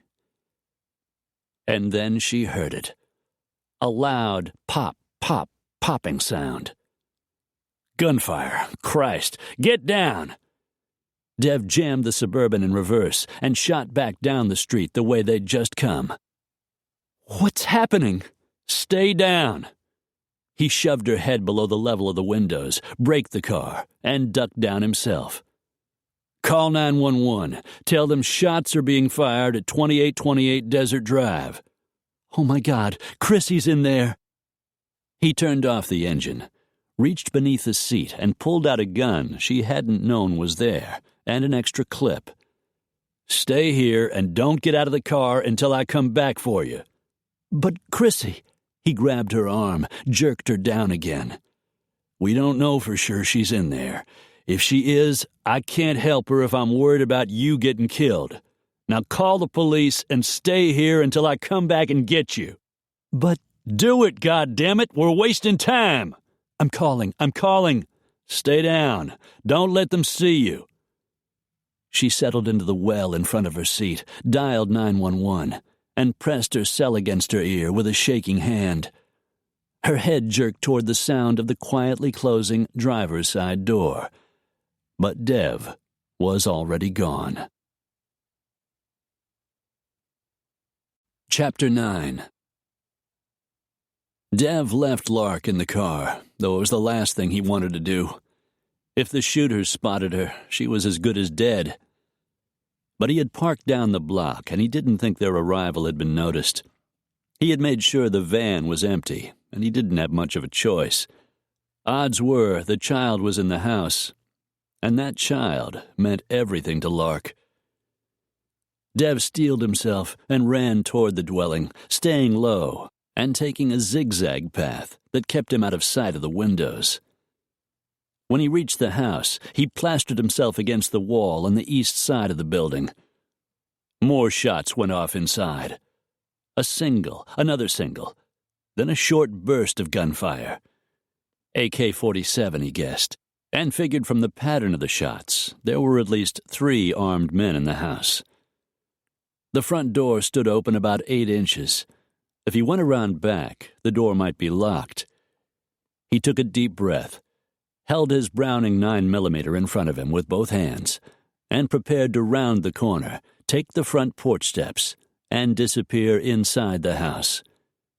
Instead, he heard men's voices in the entry. The hinges on the heavy wooden front door creaked as it swung wide open. Then he heard the clatter of running feet as the men raced down the wide porch steps. Dev crouched low, ducking out of sight behind the newly planted shrubs next to the house. 3 men dressed entirely in black, ski masks over their faces, 2 armed with pistols, 1 carrying an automatic weapon, ran across the lawn to the big black Escalade. They jerked open the doors and climbed in, disappearing behind the dark tinted glass. As the engine roared to life, Dev pulled his cell phone out of his pocket, aimed it at the car, and took a series of pictures. The car peeled off down the street. The camera clicked several more times, catching the plate numbers, but the passengers' faces were too well hidden. The Escalade roared past his Suburban and flew off down the road, and Dev breathed a sigh of relief. Lark was safe. Now it was time to find out what had happened to the Wellers and little Chrissy, or whoever had been shot in the house. Dev was certain the shooters had left death in their wake. Carefully, he made his way to the ornate front door, gun braced in both hands, nudged the door open with his foot, and stepped into the entry. Body number 1. The housekeeper, an older woman dressed in a little pink uniform with a white ruffled apron, lying in a pool of blood on the Spanish tile floor, shot point blank in the heart. The coppery smell hit him, bringing old memories of death and carnage during his days with the Rangers, and he clenched his jaw. He checked his surroundings, but saw and heard nothing. Keeping his back to the wall, he edged carefully down the hallway. The living room was empty.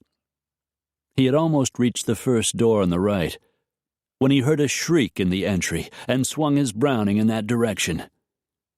Lark stood in the entry, staring at the housekeeper and shaking from head to foot. Dev lowered his weapon. "For Christ's sake, lady, are you trying to get yourself killed?" She made a sort of mewling sound, and his anger instantly faded. He strode toward her, caught her against him, and just hung on tight. "It's all right. I've got you." Her fingers wound into his shirt. She pressed her face against his shoulder, and for a moment just clung to him. "Go back to the car," he said gently. "I'll take care of this." She took a shaky breath, swallowed, and stepped away. "We need to find out what happened to the Wellers." He could see she wasn't leaving, not without knowing what had happened to the child. "I was about to do that. If you're coming, stay close behind me. We'll clear the downstairs first, then go on up." She nodded, squared her shoulders. He motioned for her to get back against the wall, and the two of them made their way along the corridor. The first door led into a beam-ceilinged, book-lined study. Dev stepped inside. Body number 2. Behind an ornate oak desk, a man sprawled back in his chair, his eyes and mouth wide open, a bullet hole neatly placed in the center of his forehead. Lark made a sound in her throat. "Do you think it's Byron Weller?" "Yes." Late 30s, dark brown hair beginning to recede a little. He was dressed in a pinstripe suit that hadn't been purchased off the rack at J.C. Penney. Lark swallowed. "We have to find Chrissy." He moved backward out of the room, and they continued their search, taking one room at a time, trying not to waste precious moments. He listened for the sound of sirens, but Tubac was 20 miles away, and it would take a while for the sheriff's deputies to get there. They made their way into the kitchen. Nothing there. Then continued down the hall toward the back of the house. As they reached the double wooden doors leading out to the swimming pool, he paused. Body number 3. "Houseboy," he said, as Lark grabbed hold of his arm. He pointed to the young Hispanic boy. An upended silver tray littered the floor with broken glass and ice cubes. He was carrying drinks out to the pool. Lark's eyes welled. "Why don't you stay here?" he said. "I'll take a look out back." She swiped at her tears and shook her head. "Let's go." He'd heard gunshots that could have come from the patio. Dev led the way in that direction. Body number 4. a beautiful strawberry blonde in a skimpy blue bikini, sprawled face down near one of the lounge chairs, a spreading pool of blood on the tile beneath her. Dev walked over and pressed his fingers against the side of her neck, searching for a pulse. But there was no sign of life. He looked up at Lark and shook his head, came to his feet. She must have heard the shots and tried to escape. Lark's face was as white as paper as she glanced around in search of the little girl, but there was no sign of a child anywhere in the area. Maybe they didn't go upstairs. Maybe that's where Chrissy is. Her voice sounded high-pitched and strained as she turned and started back inside the house. Dev caught her arm and pulled her behind him, walked down the hall, and headed cautiously up the stairs. He didn't expect to encounter resistance. It appeared as though the shooters had left the house. But his years of training had taught him that in a situation like this, if you wanted to stay alive, you never assumed anything. They climbed the stairs and moved along the hall, checking out the bedrooms one by one. The last room they came to was the nursery. Decorated in pink and white, with tiny pink and white carousels on the wallpaper, the room was frilly and sweet, perfect for a little girl. Lark looked down at the foot of the canopied bed and made a choking sound. Body number 5. "The nanny," he said. A heavy-set Hispanic woman with thick, black, silver-streaked hair pulled into a bun at the back of her neck. A spray of bullets had left a string of holes across her chest, each marked by a darkening spot of blood. Dev knelt and checked for a pulse. Found none. Maybe Chrissy wasn't in the house. Maybe she was staying with friends or having a play date or something. Her voice broke on this last. Maybe wherever she is, she's safe. But Dev's instincts were telling him something else. From the nanny's position on the carpet, it looked as if she had been standing in front of the closet when the gunman walked in. Finding the little girl dead inside was the last thing he wanted Lark to see. "I want you to go downstairs and wait for the cops. We need to be sure they know we aren't the bad guys. I'll be right behind you." Dazed now, still hoping Chrissy was safe somewhere else, she didn't argue, just moved woodenly past him out into the hall and off toward the stairs. In the distance, he could hear the wail of sirens. Better late than never, he'd always thought. In this case, late was just too late. Steeling himself, whispering a silent prayer, he opened the closet door. There, huddled on the floor, curled into a ball beneath the hanging clothes, was a little girl with messy dark brown curls and a rumpled pink sundress. She looked up at him with big green eyes that reminded him of Lark, and his heart twisted hard. Dev shoved his pistol into the back of his jeans and knelt in front of her. "It's all right, Chrissy. The bad people are gone. I'm going to take you out of here." She stared up at him, her cheeks streaked with tears. "Where's Nana? I want my Nana." "There's someone downstairs you're really going to like. Your aunt, Lark. She came all the way from Los Angeles just to meet you." "I'm scared. I want my Nana." But she didn't cry when he reached down and scooped her into his arms, settled her against his shoulder. "Everything's going to be okay," he promised. "We just need to get you out of here." Turning her head into his chest so she couldn't see the horror around her, he walked past the nanny, out into the hall. He carried her down the stairs, shielding her from the housekeeper lying dead in the entry, and made his way out the door. Lark was talking to two sheriff's deputies in dark green pants and beige shirts who had just arrived at the house. "I found what you've been looking for," he said as he approached. She turned at the sound of his voice, and her eyes filled with tears. "Chrissy!" Lark ran toward them, slowed when she saw the child flinch. "It's all right, sweetheart," Dev said. "That's your aunt, Lark."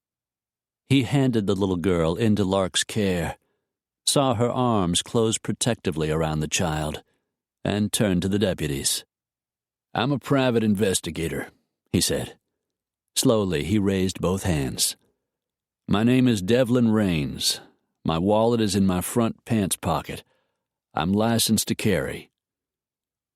He turned so the officer could remove the pistol from his waistband, which one of them did. The older of the pair, gray-haired with craggy features. The other, Hispanic and good-looking, stepped in and carefully pulled the wallet out of his jeans. "What the hell is going on here, Rains?" the older deputy asked, apparently satisfied with the credentials. "You got a house full of dead people. None of them shot by me." The deputy sniffed the barrel of the weapon to make sure it hadn't been fired. Another sheriff's car pulled up, and more uniformed deputies climbed out. From there, the chaos expanded as the men went into the house, eventually came back out, and began to cordon off the crime scene. An ambulance arrived, and Lark took Chrissy over to be checked out. More cars pulled up, men poured out, and went into the house. A few minutes later, one of them came back out, a tall, solidly built man in his 40s. He walked up to where Dev stood on the lawn. "I'm Detective Wilkins with the Pima County Sheriff's Department." He'd been in the house for a while, which accounted for the grim look on his face. He flipped open the little spiral notebook he carried and found a clean page. "I know you've talked to the deputies, but I need to ask you a few more questions." "Yeah, I figured. I took a picture of the car on my cell. The vehicle was pretty far away, but maybe you can enhance the plate numbers. I'll transfer the pictures to your cell. What's your number?" Dev sent Wilkins the info and saved a set for Chaz, though he figured the plates were probably stolen. Wilkins pulled a pen out of the frayed pocket of a dark brown sports coat that had seen better days. "Why don't we start from the top? How was it you and Ms. Delaney just happened to stop by for a visit while 5 people were being murdered?" Dev geared himself up to repeat the story and went through the entire scenario for the 3rd time in the past hour, explaining how they had been searching for little Chrissy, Lark's niece, for some time. "So you just happened to be here. You have no idea what the motive for this might have been?" "Not at the moment. But you're going to find Byron Weller has a record, and the adoption of his daughter, which cost him $90,000, was illegal. I suppose that's a clue to his character. And he would know more as soon as he heard from Chaz." "You think drugs were involved?" Dev looked past him to where the coroner stood over the housekeeper's body. "It was that kind of hit. The entire household taken out. Somebody was pissed at Byron Weller, and they wanted to set an example. The man lived in a 12,000-square-foot home. The containers he imported came from Mexico. Of course, drugs were involved." The detective nodded as if he didn't already know, and made a few more notes. "We need to get the little girl out of here," Dev said. "I've got no legal authority to hand her into your care. She'll be placed with Child Protective Services in Tucson until this can all be worked out. They should be on their way by now." Lark's her aunt, her only family.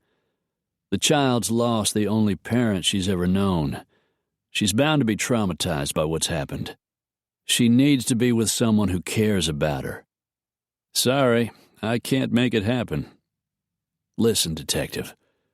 Lark Delaney is a highly successful, highly respected businesswoman. And we both know, as a family member, she'll take the best care of that little girl. Look, unofficially, I think you're right. But it doesn't matter. The law is the law. Dev pulled out his phone. If you'll excuse me a minute, maybe I can do something about that. Sliding through his phone book, he found the private number of the Phoenix chief of police. Hello, Chief. It's Devlin Raines. I really hate to bother you, but I've got a problem, and you're the only man who can solve it. He went on to explain about the murders and the urgent need for the surviving little girl to be allowed to stay with her family. He knew the police chief would listen. Dev might not run his investigations exactly by the letter of the law, but he was ex-military and a strong supporter of law enforcement. He also had plenty of money, an impressive amount of which he gladly donated to various police charities every year. I think I can help, the chief said. What did you say that detective's name was? Wilkins. I'll put a call into the Pima County Sheriff. He can talk to his detective. But I'll need to assure him you're willing to take full responsibility for the woman and the child, and Ms. Delaney won't be able to take the little girl out of state. Not a problem. You might recall I've got a guest house on the other side of my swimming pool. My housekeeper raised 3 kids, and I know she'll help, so we'll be fine. And Lark can stay in Phoenix for as long as it's necessary. After that, Dev had no idea what she meant to do about the child. I'll see what I can do, the police chief said. The call ended, and Dev's gaze swung in Lark's direction. She was sitting cross-legged on the lawn, Chrissy in her lap. They were playing some kind of clap-your-hands game, and Lark wore the faintest of smiles. One thing became crystal clear. Lark wasn't giving the child away to someone else. She was about to become a mother, whether she was ready or not. Dev just shook his head. But as he watched them together, saw the love in Lark's pretty face, an odd feeling settled in his chest. Chapter 10. By the time they were on the road home, the sun had dipped below the horizon.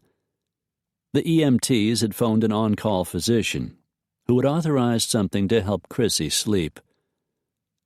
Lark fashioned a bed for her in the back seat of the Suburban with the blanket Dev kept in the car, got her settled, then sat with her until she dozed off. While she slept, Dev drove to the Walmart in Tucson to buy a few of the things the child would need. I'll stay out here, he said, as he pulled the SUV into the lot. You do the shopping. You know a lot more about it than I do. Are you kidding me? I don't know anything about kids. I'll have to learn as I go. He cast her a sideways glance as he expertly navigated a parking space. Learn as you go? Does that mean you'll be going for permanent custody? It's a little early to be asking me that, don't you think? Not by the expression on your face when you look at her. Lark glanced away. I don't think I really have a choice. There's always a choice. All right. I can't imagine giving her to someone else. I can't stand even to think about it. Dev just smiled. That's what I thought. Now go get whatever it is you think we'll need. She couldn't help noticing the we. According to Dev, the authorities had insisted she stay in Arizona, and that Dev take responsibility for her and Chrissy. She had tried to convince him to let them stay in her sister's condo, but he wouldn't hear of it. No way. The chief expects me to be responsible for you and the child. That's what I'm going to be. Responsible. She arched a dark eyebrow. That's kind of above and beyond, isn't it? I mean, being accountable for a woman you barely know and a 4-year-old child? He just shrugged. I follow the job where it takes me. Funny thing was, she was glad she would be staying at the house with him. Every time she closed her eyes, she saw bodies, blood, and death. The housekeeper, Byron Weller and his beautiful wife, the young Hispanic houseboy, and Chrissy's nanny, Lupita Martinez, the deputies had said was her name. She couldn't imagine getting any sleep tonight. But if she had the slightest chance, it would happen because Dev was in the house just across the terrace. She remembered the way he had looked, his jaw clenched and a pistol gripped in his hand. It was as if the weapon were an extension of his arm, as if it were simply a part of him. He'd looked like the dangerous man he was, and as she climbed out of the car in the Walmart parking lot and headed toward the electric sliding doors, she was glad he had been with her today. If he hadn't been, she might be as dead as Chrissy's parents. Her stomach rolled. She tried not to think of them, tried not to remember the way they had looked in death. And she wondered. So far, the little girl had asked incessantly for her nanny. She hadn't mentioned her mother or father. Lark was beginning to think it was the nanny, Mrs. Martinez, who had been raising the child. She thought of the black-haired woman who had placed herself in front of the closet where she had hidden little Chrissy to protect her from certain death, and believed the woman had loved her. Lark's throat tightened. She shook away the tears and shoved through the automatic doors. Managing a smile for the ancient Walmart greeter, she grabbed the shopping cart he handed her and headed for the children's department. She needed clothing, some kind of comfortable shoes that would hopefully fit Chrissy's small feet, blankets, and a car seat. She grabbed a couple of stuffed animals off a shelf as she passed and tossed them into the cart. It took longer than it should have, having no idea what to buy. Eventually, with the help of a clerk, she found what she needed, made her way through the checkout line, and returned to the car. "I'm sorry," she said as she quietly opened the door. "It was harder than I thought." "Yeah, I can believe that." Dev helped her put the packages in the back of the Suburban, and they set off on the last leg of their journey.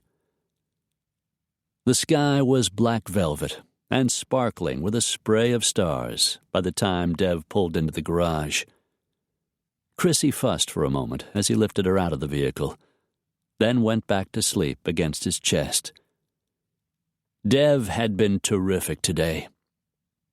Earlier, he had called his housekeeper, Mrs. Clark, and she was waiting for them when they stepped inside the house. "Thank you for coming, Aida," Lark said, and to her surprise, her eyes filled with tears. I don't know a thing about children."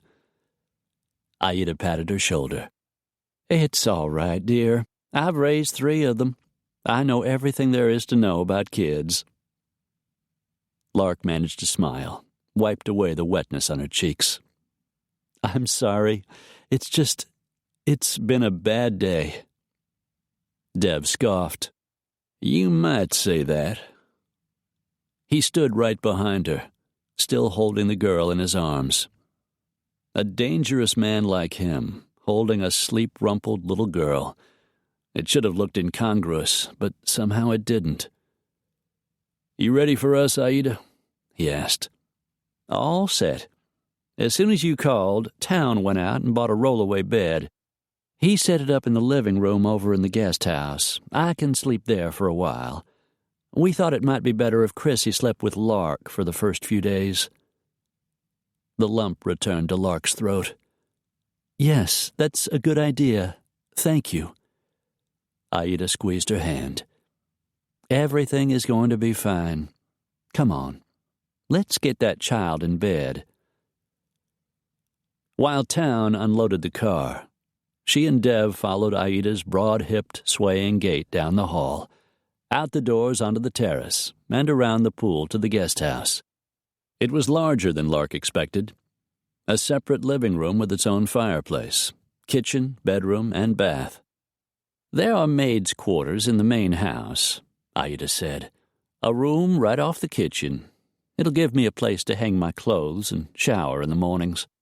Give you and the child a little space if you need it."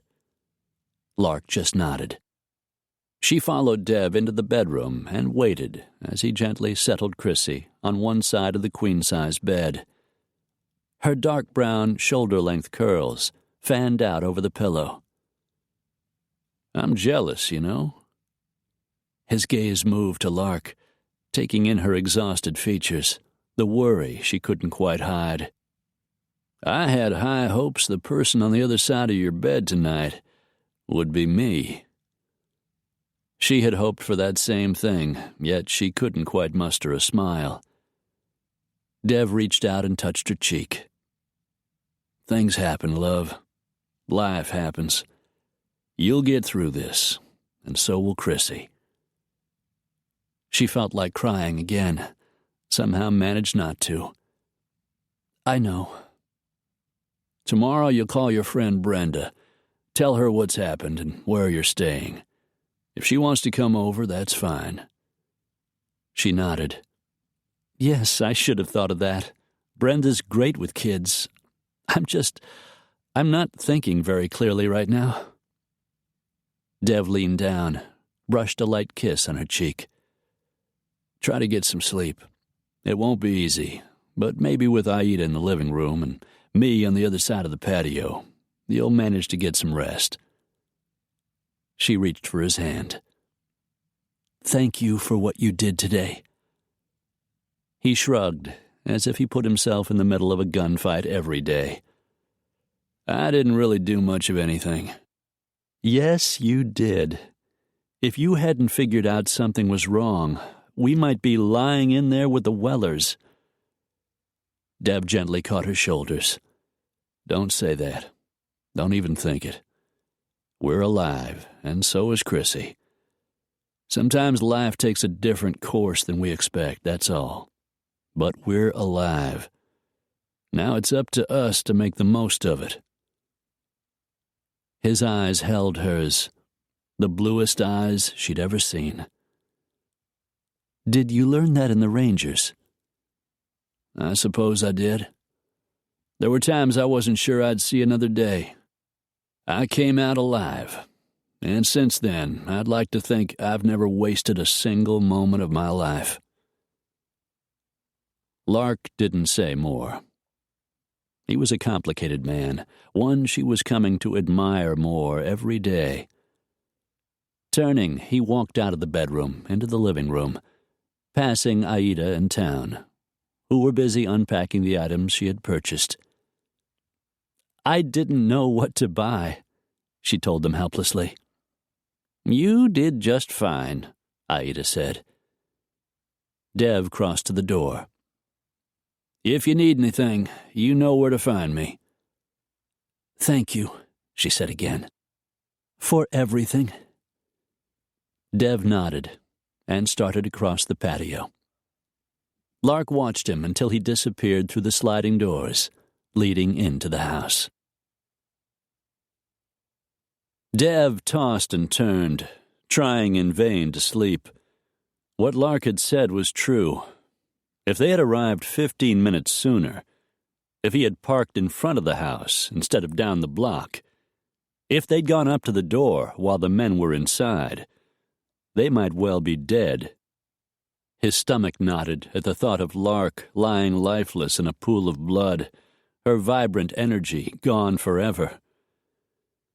Staring up at the ceiling, he released a ragged breath. Thank God Clive had brought him into the search. Thank God Lark hadn't gone to some hack detective who didn't know his ass from a hot rock. He reminded himself to call his friend tomorrow morning and tell him what had happened. He'd let his brothers know as well. He refused to let his thoughts go any further. He had house guests now. A child was in residence, which would definitely cramp his style. He wasn't sure how long that would continue. He should be lamenting his fate. Instead, all he could think of was how glad he was they were here with him and safe. He didn't believe they were in any sort of danger. The shooters had taken out the Wellers and anyone else they found in the house. But a 4-year-old child they managed to overlook was unimportant. The message had been delivered loud and clear. Byron Weller had an enemy he shouldn't have crossed. If someone else was thinking of trying the same thing, he wouldn't do it now. Dev heard a familiar chiming on the bedside table, reached over and picked up his cell phone, sure it would be Chaz. Dev had called him hours ago and filled him in on the shooting. His friend was working overtime to come up with everything he could on the Wellers, and what they might have done to get themselves killed. Dev pressed the phone against his ear. "Tell me your hard work paid off." "Oh, it has." He sat up straighter, propped his back against the carved wooden headboard. "What have you got?" "An earful. You might want to sit down for this." "What is it?" "Some of this intel is way off the record. With you, it always is. To start with, Global Direct is owned by the Bannock Corporation. Turns out they're owned by a company registered in the Cayman Islands called International Designs. When you dig deep enough, and I mean deep, you find some interesting names. One of them is Antonio Alvarez. That name mean anything to you?" "Antonio Alvarez runs the Las Garças drug cartel, one of the biggest operations in Mexico." "That's right. Marijuana, methamphetamines, cocaine. Alvarez does it all. The Mexican government's been trying to nail the bastard for years." "That's him. And when I checked Byron Weller's credit card records, guess what I found?" "I'm afraid to." "Airline tickets to Hermosillo, Mexico. Direct flight from Tucson. Credit card receipts for a rental car and restaurants in and around the city. Hermosillo is where Antonio Alvarez lives." Dev hissed in a breath. "So Byron Weller handled things for Alvarez on this side of the border?" "Bingo." Dev raked a hand through his short, dark hair. "The container import business was a money laundering scheme. Probably just part of a larger network. I also found personal emails between Weller and a guy named Jorge Santos. I haven't had time to figure out the connection between Santos and Alvarez, but I'm betting there is one." "So what did Weller do to piss off Alvarez?" "Hard to tell, but I'll keep looking. I think it's time to give Johnny Riggs a call." "Might be worth a try." Chaz yawned into the phone. "Why don't you get some sleep?" Dev suggested. "Call me tomorrow if anything else turns up." "Will do." The call ended, and Dev looked down at his cell, tried to read the names in his phone book in the moonlight pouring in through the window.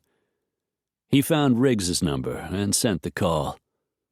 Along with Phoenix, L.A. was a major drug center. Maybe if Riggs put his ear to the pavement, he would hear something on the street. The ex-ranger answered on the second ring. "Riggs." Dev could hear the heavy beat of music in the background. Riggs was a night owl. Dev figured he'd be awake, at least until the clubs closed at 2. "John, it's Dev. I need you to see what you can find out about a problem between Antonio Alvarez and the Las Garças cartel and a guy named Byron Weller."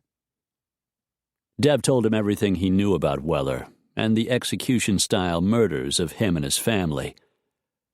Weller had business connections in L.A., and the name Jorge Santos popped up.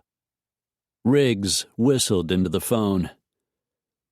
"Santos is one of Alvarado's most trusted lieutenants.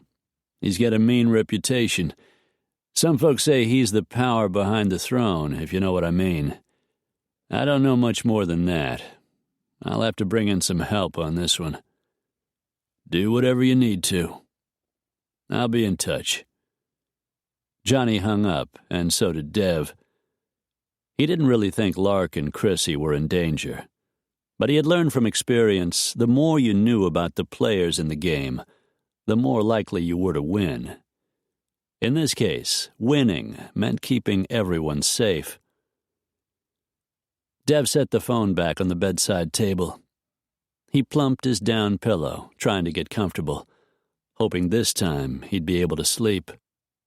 Instead, when he closed his eyes, he saw Lark standing in the doorway. Her big green eyes widened in horror. He thought of how brave she had been, how strong and determined. She wasn't like any other woman he had ever known. Certainly she was nothing like Amy. His ex-fiancée had been soft and loving, the kind of female who would faint dead away at the sight of all that blood. She was the kind of sweetly feminine woman he had always wanted, the kind a man married, not the kind a man just wanted to fuck. Amy had made him want her, but not with the kind of gnawing hunger he felt for Lark. He thought of the woman sleeping on the other side of the pool, her thoughts full of murder and worry for the sweet little girl who had lost her family.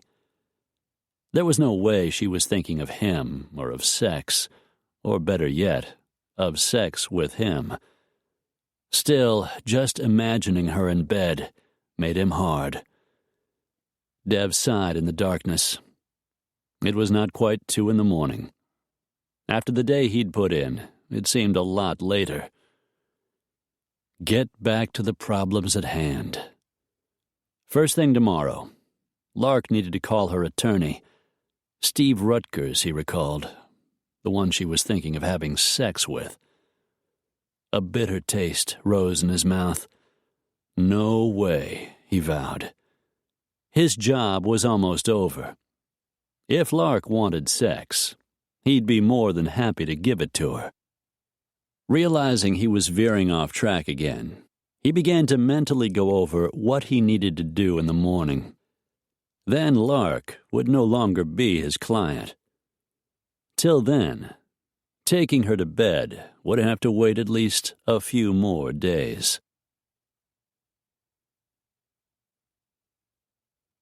Chapter 11. As the hour grew late, the wind came up, rattling dry leaves and the stiff spines of an ocotillo against the window. Next to Lark, on the other side of the bed, Chrissy began to stir, her small legs moving restlessly beneath the sheets. Lark watched her with growing concern. So far, the child had mostly been sleeping, the sedative and the events of the day leaving her completely exhausted. Now, she tossed and turned. With a sudden sharp gasp, she sat bolt upright in bed, her eyes darting frantically around the room. Where is this place? Where am I?" Lark eased closer, slid an arm around her shoulders. "You're with your Aunt Lark, Chrissy, remember? You and I spent the afternoon together. You came with me for a visit." "I want my Nana." Chrissy started crying. Lark moved over to the little girl's side of the bed, swung her legs to the side, and sat on the edge. She straightened the cotton pajamas she had bought herself at Walmart, since she usually slept in the nude, lifted and settled the child in her lap. "Please don't cry. You're safe, and everything is going to be all right." "I want my Nana," the child repeated. "Where's my Nana Lupita?" Lark had been avoiding the answer to those sorts of questions all afternoon. It was getting harder and harder to do.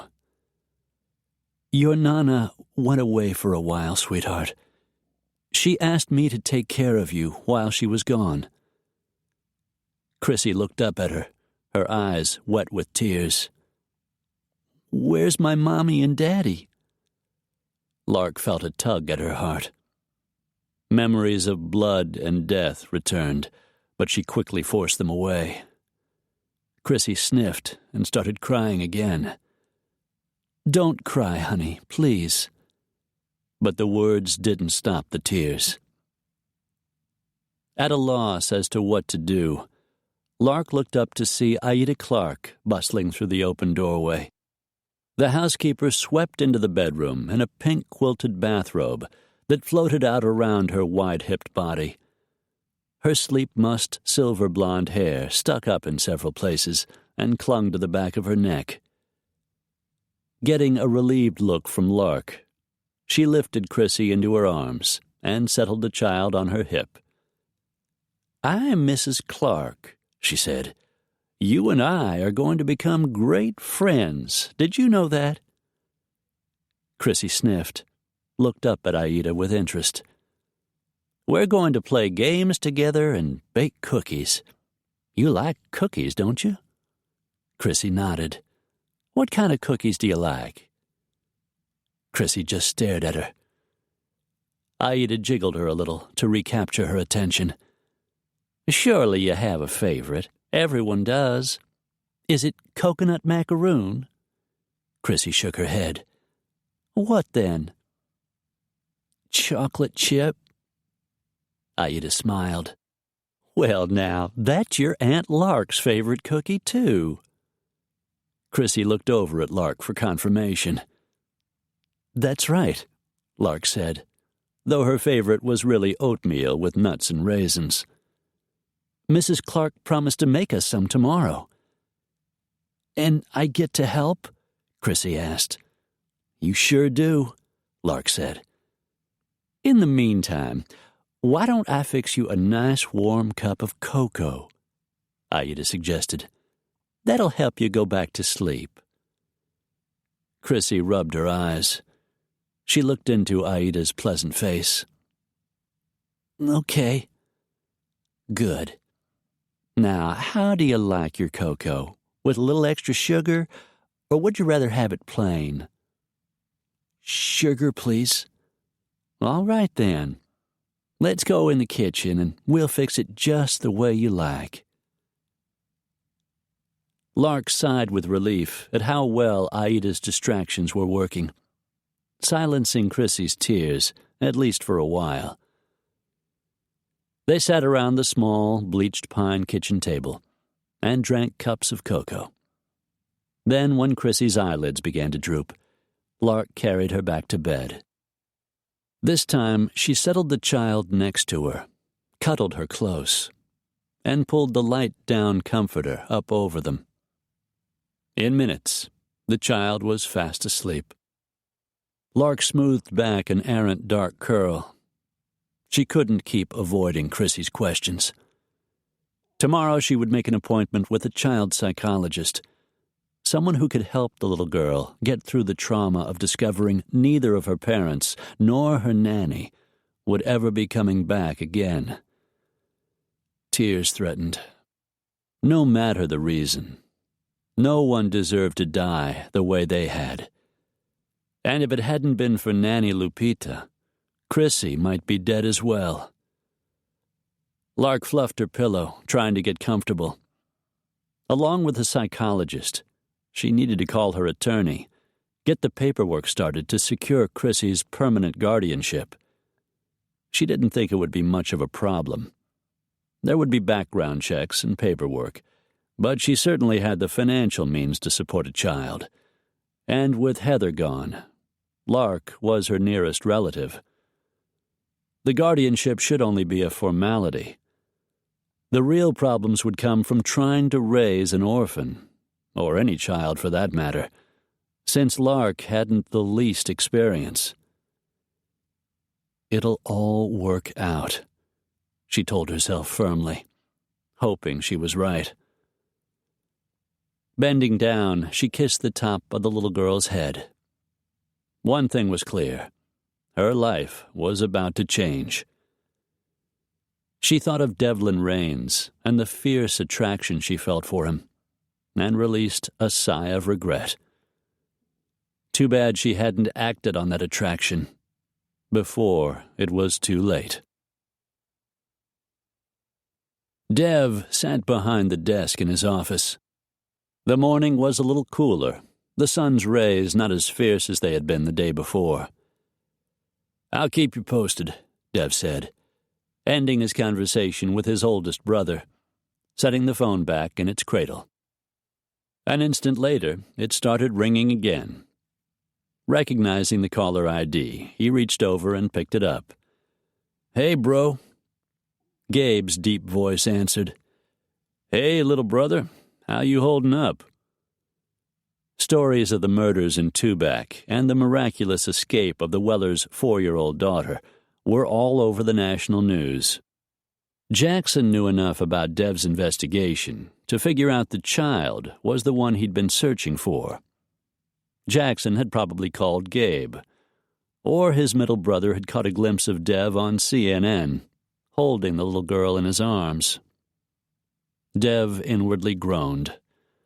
Only a local Tucson news team had been on the scene when they left for home. Apparently, it was a big enough story to go national.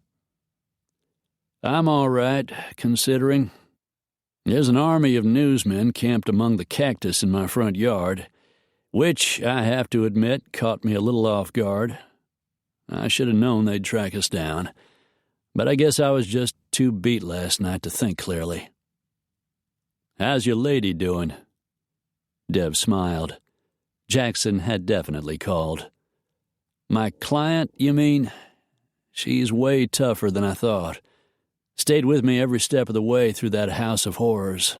Determined to find the little girl." "Sounds like a keeper to me."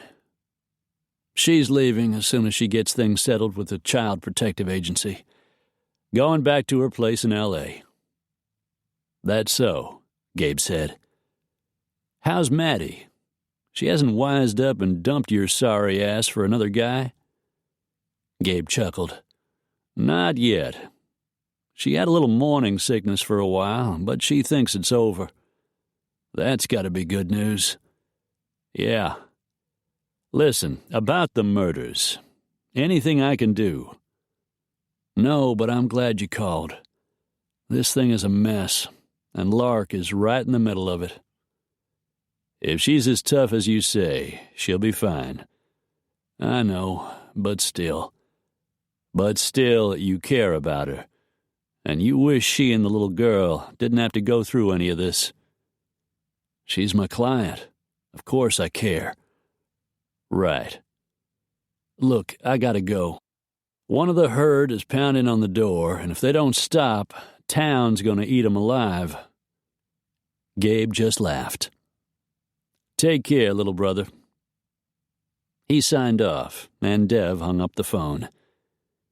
He rubbed a hand over his face, felt the beard stubble he hadn't bothered to shave, and wished he'd slept better last night. "What are we going to do?" Dev looked up to see Lark standing next to his desk. There were smudges beneath her eyes, and her skin was a little too pale. She looked beautiful and fragile, and amazingly undaunted. His admiration grew. "We'll handle the press," he said. "This is a big human interest story. Chrissy and the fate of her parents. If you think it's bad now, wait till word gets out that she was a black market baby, and you're the aunt who came to her rescue." Lark sank down in the chair beside his desk. "Oh, my God." Absently, she reached up to massage the back of her neck, and he could almost feel the tension zipping through her body. He rose and moved behind her. "Here, let me do that."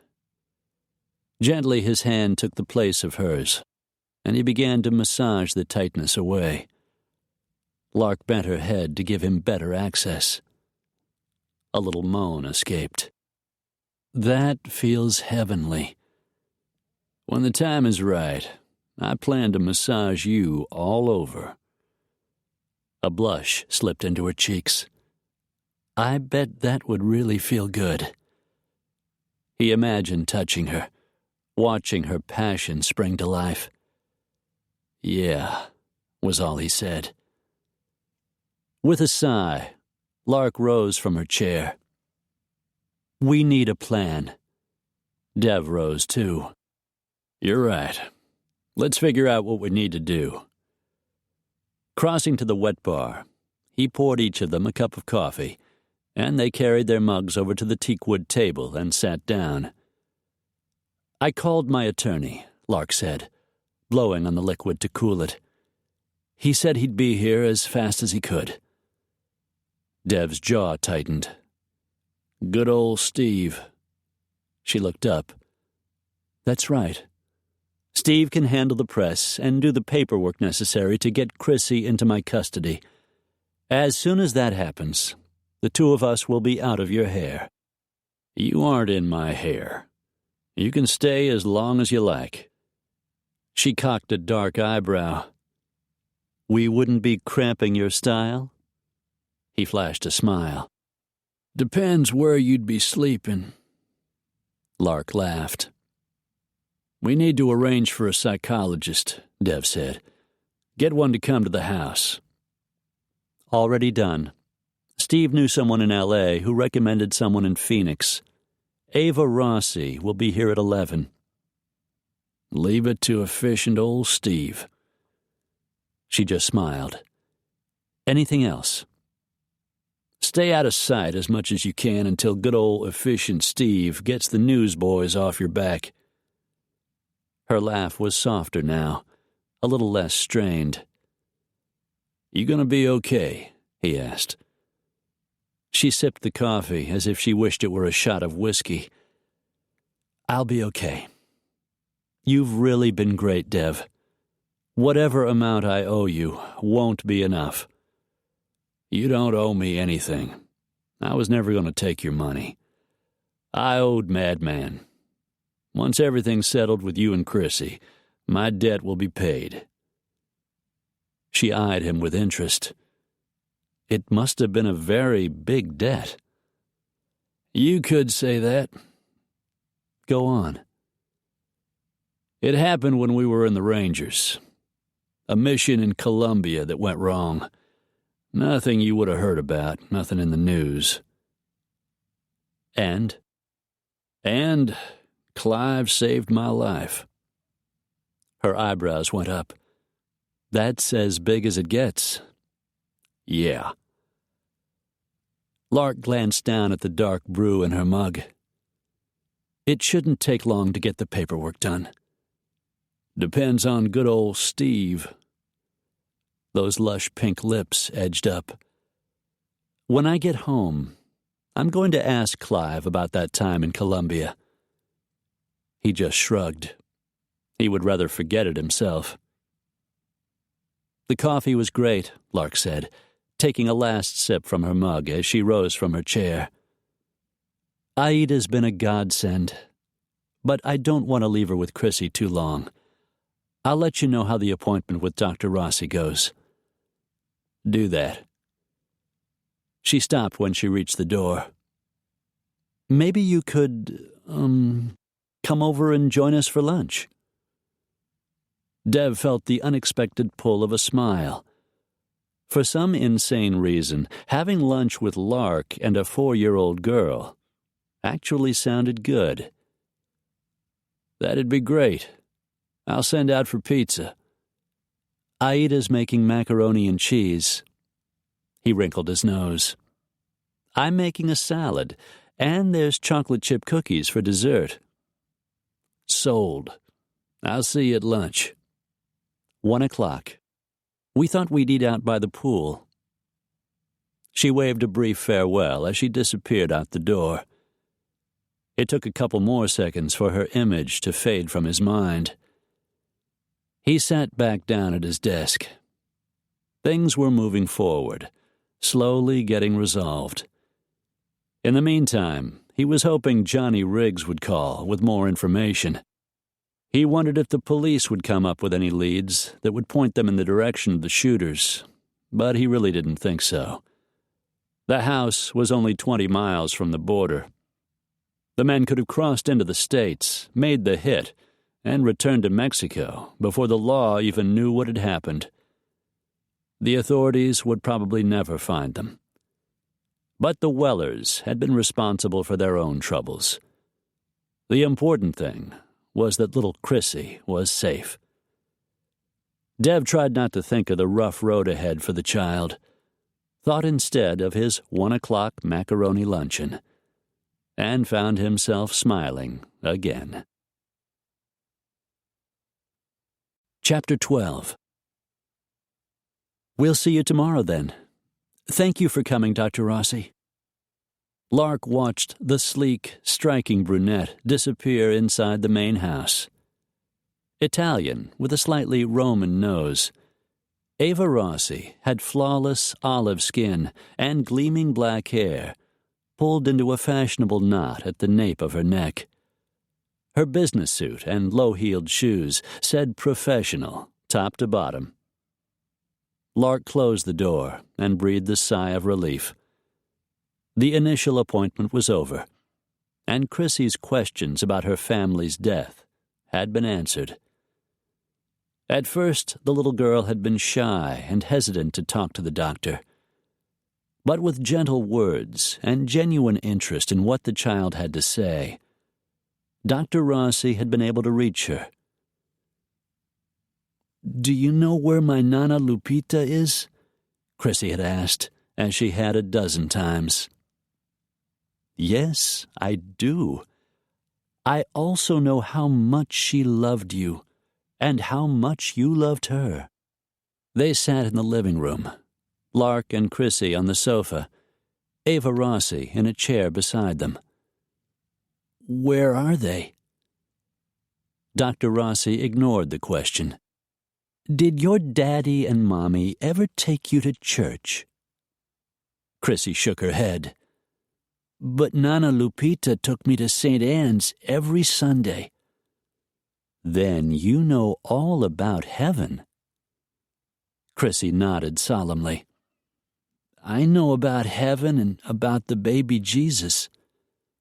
"That's good, Chrissy, because that's where your Nana Lupita went.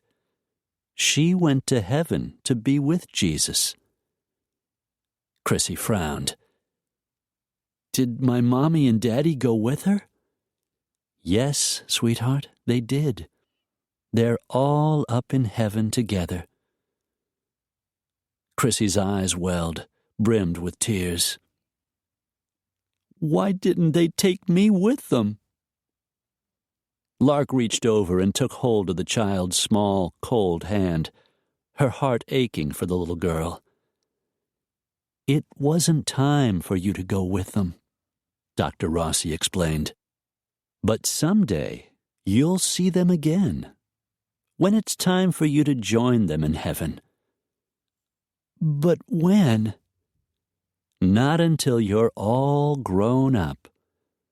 But I want you to know that your family didn't really leave you, and they never will. They'll always be in your heart." Chrissy pressed a small hand against her chest.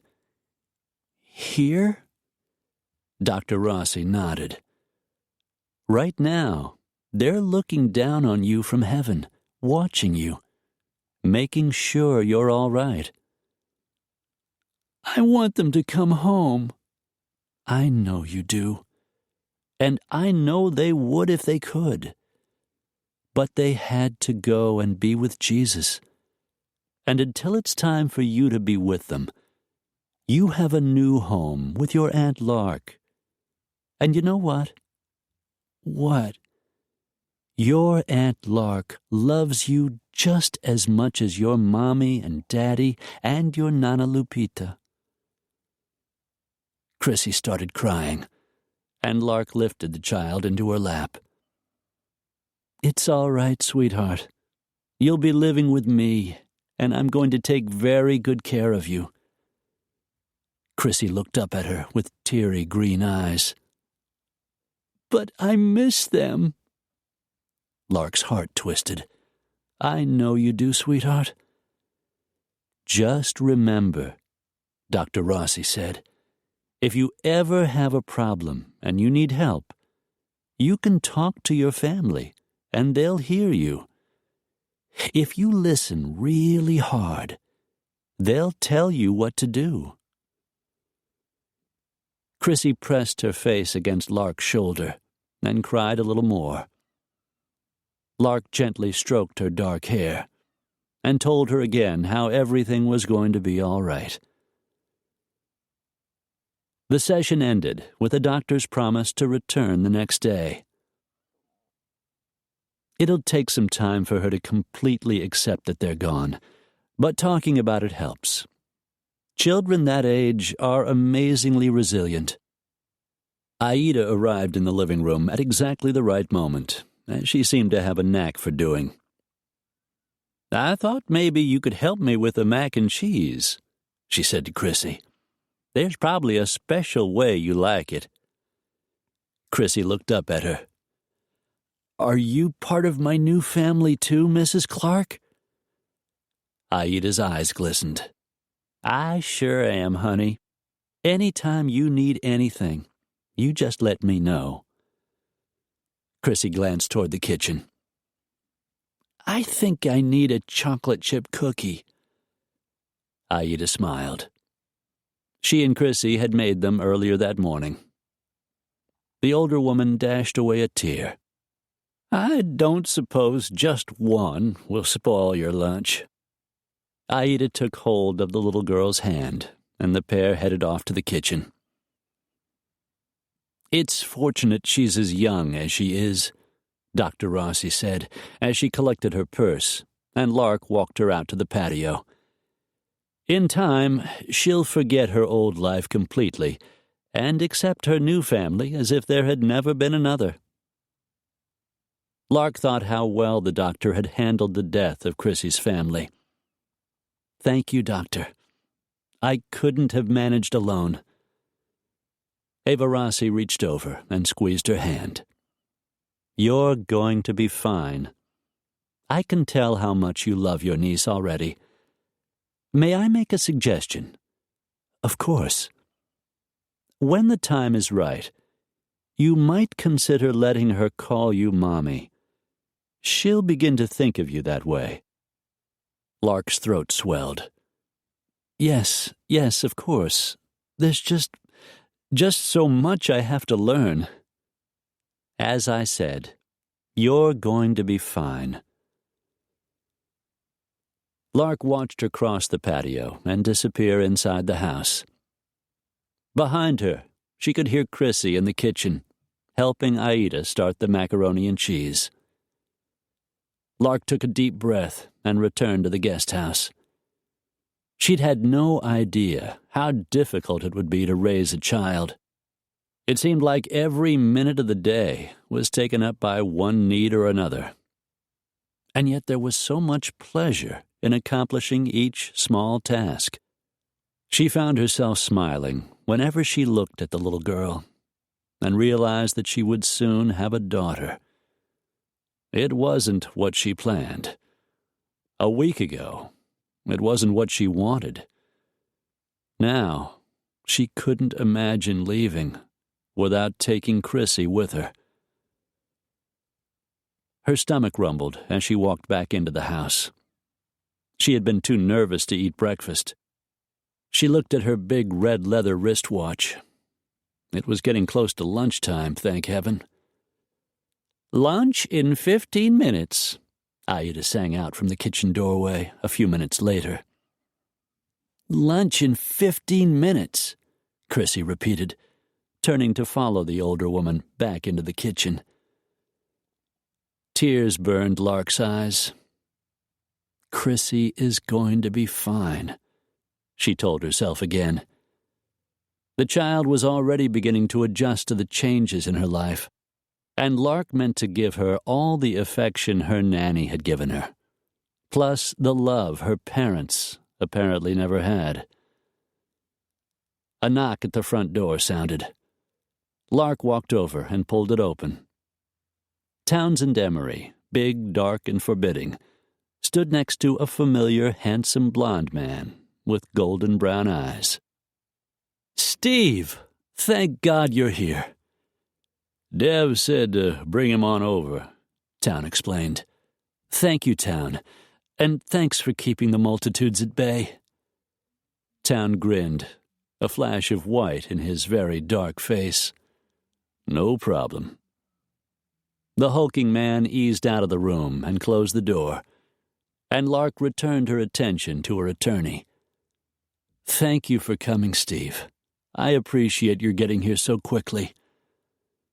Steve caught her hands, leaned over, and kissed her cheek. "Are you all right? The murders are all over the news. It must have been terrible for you." She shook her head, refusing to let the memories return. She glanced toward the kitchen to be sure Chrissy couldn't hear. "It was worse than terrible, Steve. Worse than your most horrible nightmare." She managed a shaky smile. "But Chrissy is here and safe. Now we just need you to make it legal." He tipped his head toward the door. "Those reporters out there, they aren't going to leave until they talk to you. I was hoping you'd take care of it. I can do that. We'll decide what you'd like to say. You can tell me a little of what happened, and I'll do my best to satisfy their curiosity and send them on their way." "That would be great."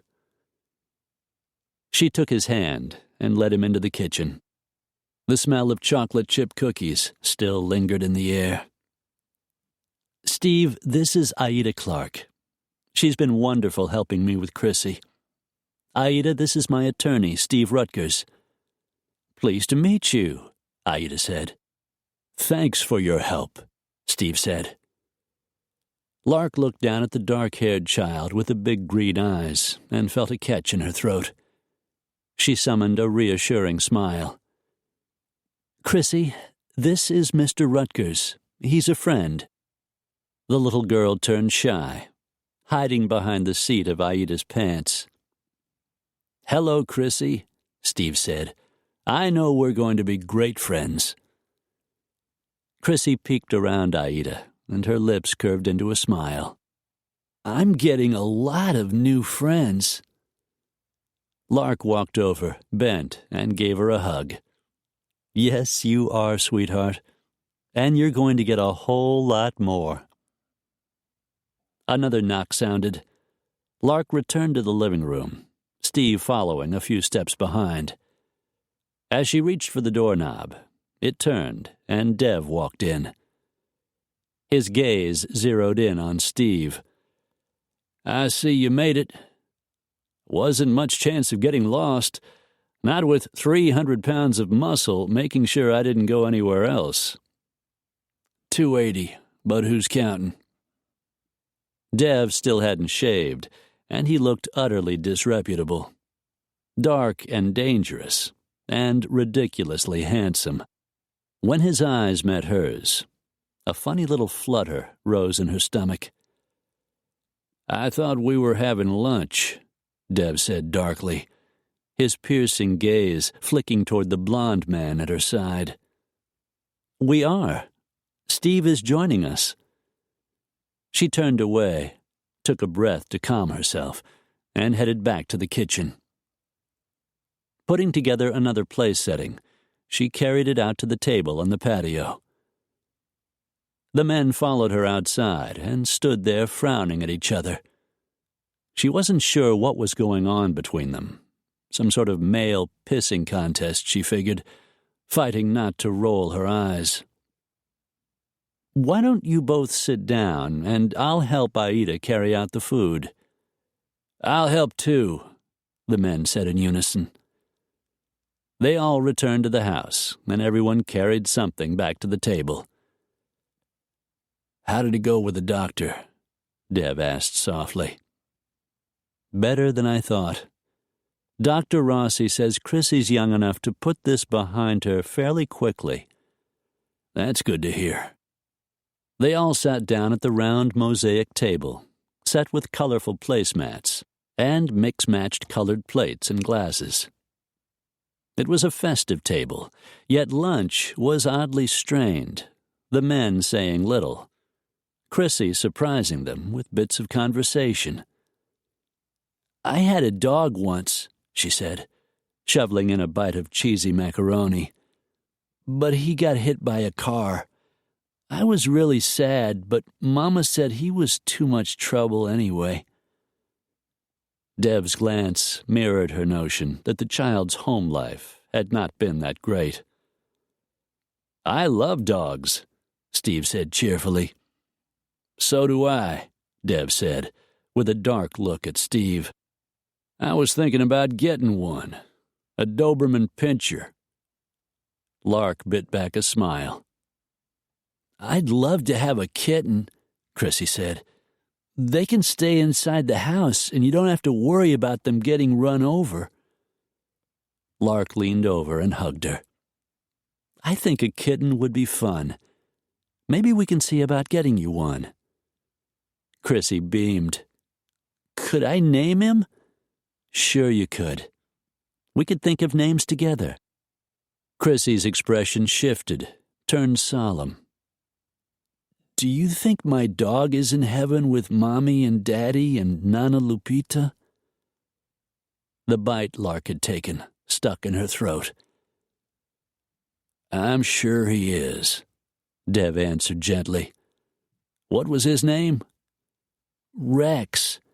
I named him myself. That's a good name for a dog. He cast Steve another dark glance. If I get a Doberman, maybe that's what I'll name him. Thankfully, before Dev could swing any more verbal blows, Chrissy started talking. I can count to 20. My Nana Lupita taught me. Lark smiled. That's wonderful, sweetheart. Why don't you show us? Chrissy started counting. 1, 2, 3, 4, 5, 6, 7, 8, 9, 10, 11, 12, 13, 14. ¿Tú hablas español, muchacha? Dev asked. And amazingly, Chrissy answered, Sí, señor, and began to rattle off a stream of conversation in Spanish. Wow! Lark was impressed. I guess her Nana taught her more than just numbers. I'll have to make sure she continues her lessons. She looked over at Dev. So where did you learn? South America. That's right, you were there with the Rangers. He just nodded. They finished the meal, and Steve stood up from his chair. We've got a lot to discuss, Lark. We'd better get started. The smile Dev cast Steve's way looked downright wolfish. Why don't you use my office? He suggested. Lark, you know where it is. Just down the hall from my bedroom. Her eyes widened. Dev's tone made it sound as if she'd been sleeping there. She looked over at Steve, who was frowning, denying it would only make things worse. Let me get my briefcase, Steve said, drilling Dev with a glare as he started back to the guest house, and Aida began to clear the table. Lark helped Chrissy down from her chair. I'll be back in a little while, sweetheart. She flashed a payback smile at Dev. Why don't you go play a game with your Uncle Dev? Chrissy turned and looked up at him. Are you really my uncle? Lark grinned at the black scowl on his face. Close enough, sunshine, he said, swinging her up behind him piggyback style. He carted her into the house. Lark and Steve finished their meeting and returned to the guest house. Dev wished he had been a fly on the wall. An hour ago, Steve had gone outside to speak to the media camped in front of the house. He had handled the reporters with the same smooth demeanor that had irritated Dev from the moment he'd met him. That and his tall, blonde good looks, and his obvious interest in Lark. Dev told himself it didn't matter. He and Lark shared a sexual attraction, nothing more. Once the itch was scratched, and he was determined it would be, they could both get on with their lives. He had to admit, the woman had kept his interest beyond anything he had expected. She was intelligent, courageous, and caring, and he had come to admire her. Still, he was a dedicated bachelor, and Lark was a woman who was now raising a kid. He rarely dated single mothers. Fatherhood was nowhere in his plans. His mind strayed to the little girl with the big green eyes. "Are you my uncle?" she'd asked. "Sure, kid. Better your uncle than your daddy." But she was really a sweet little girl. If he ever had a daughter, he hoped she would be like Chrissy. Sitting in the leather chair behind his desk, Dev raked a hand through his hair. Soon his guests would all be gone, and he'd have his old life back. Once things settled down and Lark had returned to L.A., he'd give that hot little Tawny Bowers or one of his other lady friends a call. See if one of them wanted to take off for a few days. Head for Sedona, maybe. Or maybe Vegas, see a few shows. Dev leaned back in his chair, thinking of Lark, and wishing she was the one going with him. Lark didn't find time to call Brenda until the next day. "I'm sorry, Bren. I meant to call yesterday, but so much has been going on. I haven't had the chance." "If you hadn't called me today, I would have called you. I heard about the murders. I saw it on the news. Is Chrissy all right?" "She's doing better than I would have guessed. She's still really young. The psychologist says that's a saving grace. Kids that age adapt to new circumstances very quickly." "That's great, Lark. She's a wonderful child, Bren. Heather would have adored her." "You're keeping her, right?" "There was never any other choice. Not for me." "Do you want me to come over and help? I could bring Megan with me if we came after school. They're close to the same age." Lark released a sigh. "I don't know. I'd love for the girls to meet, and yesterday I would have said yes, but things are pretty crazy around here right now. My attorney is here, and it's a media circus outside, and the police are still coming around asking questions." "Sounds crazy, all right. How's it going with the hunky detective? Does he still seem as yummy as he did?" Lark smiled. "Oh, he's yummy, all right. But with everything that's going on, I get the picture. When are you heading back home?" "As soon as the custody papers get processed, which should only be a few more days." "I'm really happy for you, Lark. Promise you'll call if you need anything, even if it's just someone to talk to." Lark's throat tightened. "I promise. Thanks, Bren." The call ended, and Lark sat back in her chair. It seemed as if her life had been turned upside down, and still another problem loomed ahead. How to raise a 4-year-old while trying to run a company. Lark had worked hard to build Lark Incorporated into the successful business it was today. She loved what she was doing. She wasn't ready to give up her career.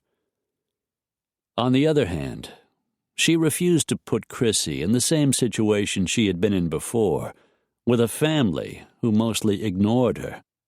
Or at least, since Chrissy rarely mentioned them, it certainly seemed that way. She flicked a glance toward the bedroom, where the little girl was taking a much-needed nap. She was still worrying over the problem when Aida walked into the living room. "I've been thinking about what you and I talked about, how you were worried about working and being able to raise your little girl." Lark pushed her hair back from her face. "That's right. I may have an idea that could help." Lark straightened. "I'm certainly open to suggestions." "I was talking to a friend of mine in L.A. I mentioned you, and she said she'd seen the story on TV. I asked her if she might be interested in going back to work. Lark's interest sharpened. What did she say? Marge said she would love to be doing something useful again.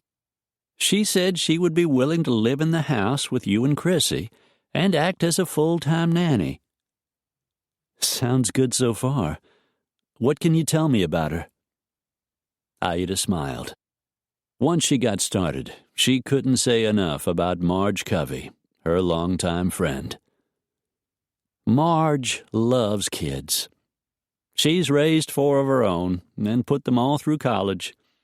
But her husband died 4 years ago, and I know she's been lonely. And she could sure use the money. Both 55 years old, they'd been best friends since high school in Wind Canyon, Wyoming, where they had been born. Marge sounded like an answered prayer. When could she start? Tomorrow, if you need her. Lark felt a wave of relief. She was losing Aida, but she had come to trust Dev's housekeeper. And if Aida said her friend was good with kids, willing to live in and help with household chores, Lark was ecstatic. The way things were going, with Steve staying in the main house to work on the legal aspects of the custody case, in a few more days, she would be able to return to L.A. She was eager to get there, excited to start a new life with Chrissy. Except that every time she looked at Dev, she felt a hollow ache in the pit of her stomach. She tried not to wonder if he would regret her leaving. Probably not. Dev was a man who enjoyed the single life, enjoyed his freedom. She had known that from the moment she had met him. Still, when she looked at him, she felt as if she were leaving something undone, as if some part of her yearned for something more. She didn't think it was going to happen. Not with Steve still there. And there was the time she spent taking care of Chrissy, and so much left to do before she went home, which was probably for the best. Still, she couldn't help wondering what it might have been like to make love with him, to find out if there could have been something more. Chapter 13. The guardianship proceedings were progressing even better than Dev expected. 3 days after Steve Rutgers arrived, a custodial hearing was held. A DNA sample had been taken the day of the murders, and as expected, Chrissy's DNA matched Lark's, proving they were related. There would be more paperwork to deal with, in-home visits to Lark's condo in L.A. until the final judgment was granted. But basically, Chrissy Weller, soon to become Chrissy Delaney, belonged to Lark. The criminal investigation continued. The sheriff intended to question the Alcott's Fellowses in the matter of the illegal adoption, which didn't bode well for the older couple. But with 5 people dead, there was no longer a way to keep their role in the matter a secret. The attorney, Melvin Keach, would also fall under scrutiny. Dev was still waiting to hear back from Riggs. Nothing so far. The police had also come up with zilch, just as he had expected. The good news was, late this afternoon, Steve Rutgers had left for the airport. By now, he had boarded an evening flight to L.A.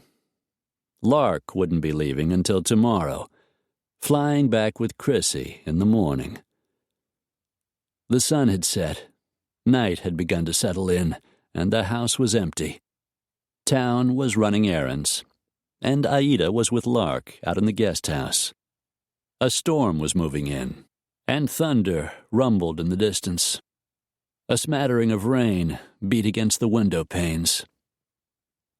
Sitting in the darkness in the living room, Dev released a slow breath. Since he'd had no chance to be alone with Lark, he was finally coming to accept the fact that taking her to bed wasn't going to happen. He wondered how long it would take to get over the desire for her that refused to go away. He stood up and began to pace in front of the empty hearth, wishing Lark were there, wanting to see her, wanting at least a private goodbye. Just plain wanting her. Maybe he should go over there, ask her to come back with him for a drink. But what if her thoughts were running in an entirely different direction? Maybe towards Steve Rutgers back in L.A. Unconsciously, his hand fisted. Maybe he should just forget the whole damned thing and get over this ridiculous hunger that rode him like a raging beast.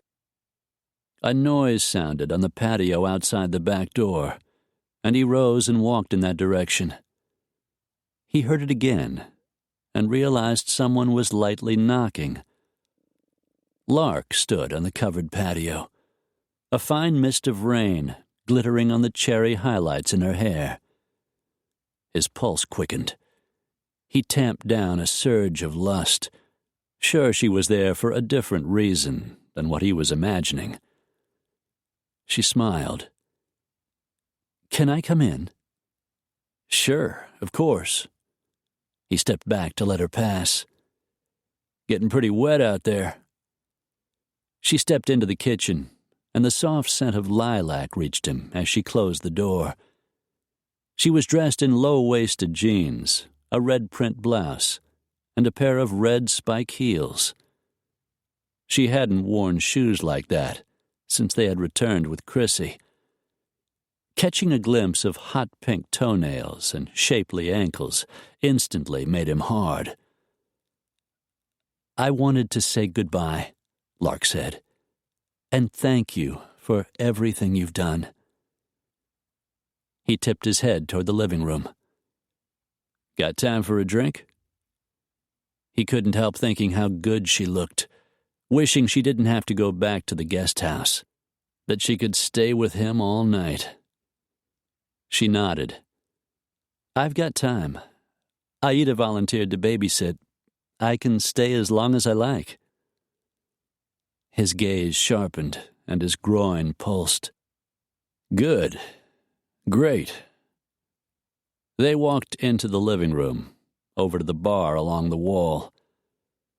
Lark climbed up on one of the bar stools in front as he walked around behind to fix their drinks. "What would you like?" "White wine is good." He opened the small refrigerator under the counter. "How about champagne? It's a farewell celebration, isn't it?" As soon as he said the words, he wished he hadn't. He was going to miss her. It was impossible to deny it. Champagne would be wonderful. He pulled out a bottle of Dom Perignon. "I'm partial to the good stuff." She smiled. "Me too." He forced himself to look away from those big green eyes and juicy pink lips. He popped the cork, took down 2 champagne flutes and filled each one, rounded the bar, and handed her one of the glasses. "To motherhood," he said, lifting his glass and toast. Lark didn't drink. "Tonight I don't feel like a mother. Only a woman. I'd rather drink to living life to the fullest. That's something you believe in, isn't it?" His pulse was beating too fast. God, he wanted to kiss her. "To life," he said, and they clinked glasses, and each took a drink. Lark set her glass down on the bar, and so did he. "There's something I want to ask you," she said. "Yeah? What's that?" "Am I still your client?" His eyes locked on her face. He shook his head, felt a fresh rush of heat to his groin. "No." "Will you take me to bed?" His breath refused to come out. God, he hadn't been able to think of anything else for days. He captured her face between his palms. Oh, yeah. And then he was kissing her, and Lark was kissing him back, and it was as if a dam had burst inside him. His tongue slid into her mouth, and hers slid into his, and they tangled and mated, and he deepened the kiss, claiming those lips one way and then another. He wanted to swallow her whole, wanted to breathe her in, wanted to taste every luscious inch of her. He walked her backward till they reached the sofa, and both of them tumbled down. "Take it easy," he told himself. But he didn't want easy. He wanted to rip off her clothes, wanted to see that glorious body he had been lusting after so long. He wanted to part her legs and bury himself to the hilt. Lark made a funny little sound in her throat as he deepened the kiss, then frantically attacked the buttons on his shirt. He undid her blouse and dragged the material off her shoulders, reached down and unfastened the clasp on the front of her pink lace push-up bra. Her breasts spilled free. Lovely breasts that tilted upward, small rose nipples that hardened into stiff little buds. He forced himself to breathe. "God, I want you."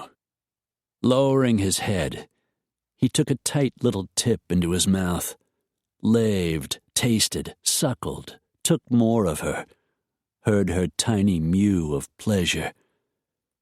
She tugged his shirt out of his jeans and shoved it off his shoulders, ran her hands over the muscles that tightened wherever she touched.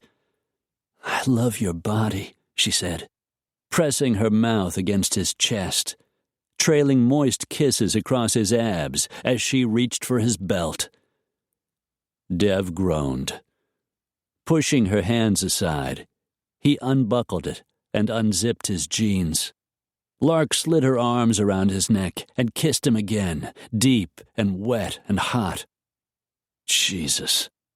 He was hard as granite, filled and near to bursting, and he hadn't even gotten her out of her clothes. "God, I need you," he said, aching and so stiff he throbbed with every heartbeat. "Help me."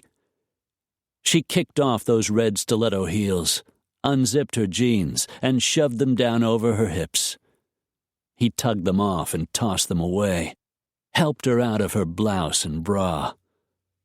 For an instant he paused, looked down at her in nothing but a shocking pink thong that barely covered the tight dark curls at the juncture of her legs.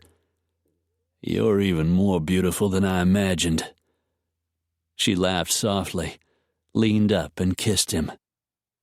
Dev towed off his loafers and slid off his jeans, grabbed a couple of condoms he had stuck in his pocket just in case his wet dream came true. He tore open a foil packet and sheathed himself, came down on top of her on the sofa, and settled himself between her long, pretty legs. Kissing her deeply, he reached down and parted her sex, began to stroke her, felt how wet and hot she was, how slick and ready. "I promised you a massage all over," he said between soft, nibbling kisses.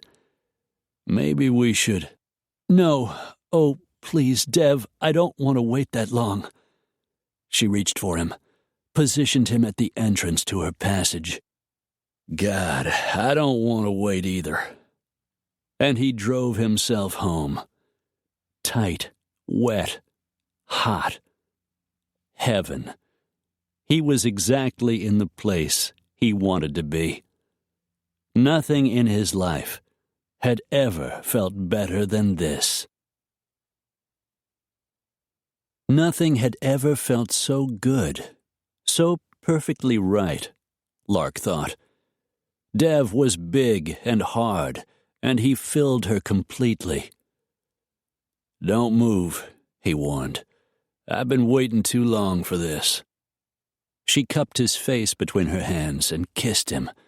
Couldn't resist just a little wiggle. Dev hissed in a breath. "Naughty girl, you're asking for trouble. You'd better watch out." Oh, she felt naughty, all right, and hot, so incredibly hot. She wiggled again, arched up to take more of him. Damn it! Dev drove deep, kissed her hard as he lost control. He moved, started pounding into her, taking her fast, deep, and hard, carrying her to the brink and beyond. Ecstasy rushed over her, prickled her skin, sent her careening off the edge. A low moan escaped as she came. Pleasure rushed through her, and she tightened around him, felt his hardness pulsing inside her. Every muscle in his powerful body went taut. His head fell back, and his jaw clenched as he reached his own release. Long moments passed, their bodies still joined, perspiration gleaming on their skin. "Christ," he whispered, then finally relaxed against her, careful to keep most of his weight on his elbows. He bent his head, touched his forehead to hers. "You didn't play fair." Lark just smiled. All is fair in love and war. The same goes for sex. He kissed her lightly, but thoroughly. Lark started to move, to get up from the sofa, but Dev lowered himself against her, pinning her where she lay. Not a chance. Bending his head, he captured her lips again, tasted her with his tongue. Lark's eyes widened as she realized he was still hard. "A little more slowly this time," he said. "Then we'll move to the bedroom." She moistened her lips. All right?" She felt boneless and replete until he started to move, slowly this time, sliding in and out, stirring the sensations, rebuilding the fire that had burned through her body. She arched upward, took him deeper. "Oh, yeah, that's my girl." His voice rang with approval as he nipped the side of her neck. "And we're only getting started." Lark whimpered. "A nice, slow orgasm. Then we get into bed, and I give you that nice long massage I promised. See what happens from there." Her blood rushed. Goosebumps tingled over her skin. She felt his deep, easy rhythm, felt her body begin to tighten, and realized she was ready to come again. Dev caught her wrists, dragged them over her head, ministered to each of her breasts. Another long, wet kiss, and he thrust deeper, eased out, and thrust deeply again. "Oh, oh, oh!" A fresh climax hit her. But Dev didn't stop, just kept up the sensual rhythm until her body tightened, sprang free again. An instant later, his muscles clenched, his jaw clamped, and he followed her to a powerful release. "Oh, my God," she said, as she started to spiral down, thinking nothing had ever felt so amazingly good. "Yeah," was all he said. Dev carried her into the bedroom. Lightning flashed outside the window, lighting the room, followed by a huge crack of thunder. Both of them naked, he settled her on the bed, and, true to his word, spent the next half hour driving her crazy with a sensual massage. Using his hands and his mouth and those lean, powerful muscles, he made love to her as the storm raged outside. They slept for a while. At 4 a.m, she awakened with Dev's hard length inside her, bringing her to another slow, deep climax. The storm finally abated, and they slept. Lark opened her eyes at 6 and yawned, feeling battered and boneless and wonderful. Dev slept peacefully beside her, and she fought an urge to wake him, make love with him one last time. Instead, she eased from the bed, made her way down the hall to the powder room to rinse the sleep from her face and get a drink of water. In the living room, she searched for her scattered clothes, found them strewn about as if they'd been tossed by the wind. She was holding her bra and thong panties in one hand, her jeans and shirt in another, when she heard Dev pad into the living room. "You aren't leaving." He stood there naked, his chest wide and muscled and sprinkled with curly, dark chest hair. His stomach was flat and ridged with muscle, the most magnificent male specimen she had ever seen. Her eyes swept over him, caught the roughness of the late-night beard along his jaw, and her stomach contracted. "You know I have to go." He shook his head. "Not yet.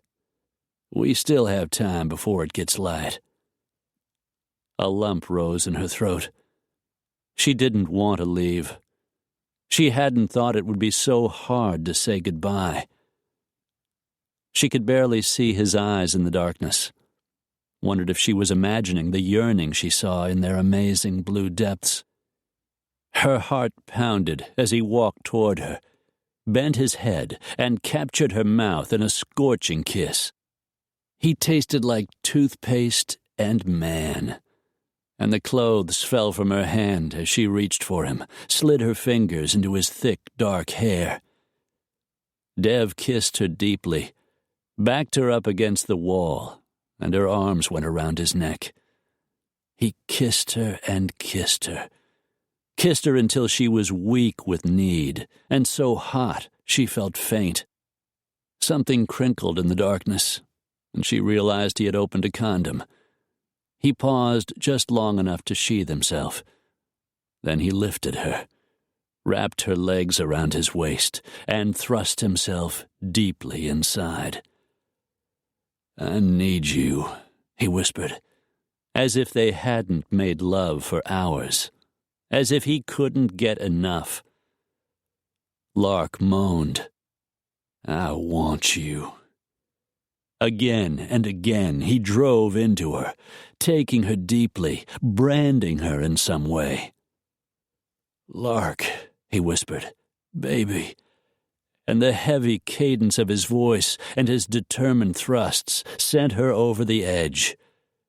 She cried out his name as the first wave hit her, making her stomach quiver, making her tremble. He drove into her, harder and faster, and a second climax shook her, as he claimed his own release. For long seconds he just held her, his cheek against hers, her arms around his neck. She felt his lips on the top of her head before he set her back on her feet. Lark's chest squeezed. She fought not to lean toward him. She couldn't stay. She had a child to think of now, and it wouldn't be right for Dev either. Reaching down, she picked up her clothes, turned and made her way down the hall to the bathroom. When she came out, Dev stood in the living room in his jeans, his feet and chest still bare. It was past time to go. Lark walked over and picked up her purse, grabbed her red high heels. She managed to smile. "Last night, you were amazing." His mouth curved. "We were amazing." "Yes, I guess we were." She felt the ridiculous burn of tears she didn't want him to see. "I have to go." "I know."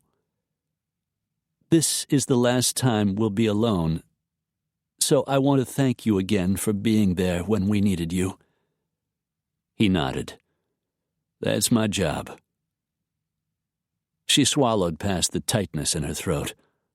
leaned over and placed a last soft kiss on his cheek. She was surprised to feel the tension in his body, the rigidness in his muscles, as he held himself back. She managed a wobbly smile. "Goodbye, Devlin Rains." Something moved across his features. "Goodbye, Lark Delaney." She started walking. It was time to go, past time to leave. So why did she feel like turning around and walking straight back into his arms? She brushed away an unwanted tear and kept moving. Later there would be more goodbyes, one to town and one to Aida. Dev would say goodbye to Chrissy. But for her and Dev, this night was their final farewell. Lark shoved through the door and stepped out into a steady, dismal rain. It was over. She would probably never see him again. The tears in her eyes mixed with the falling raindrops and slid down her cheeks.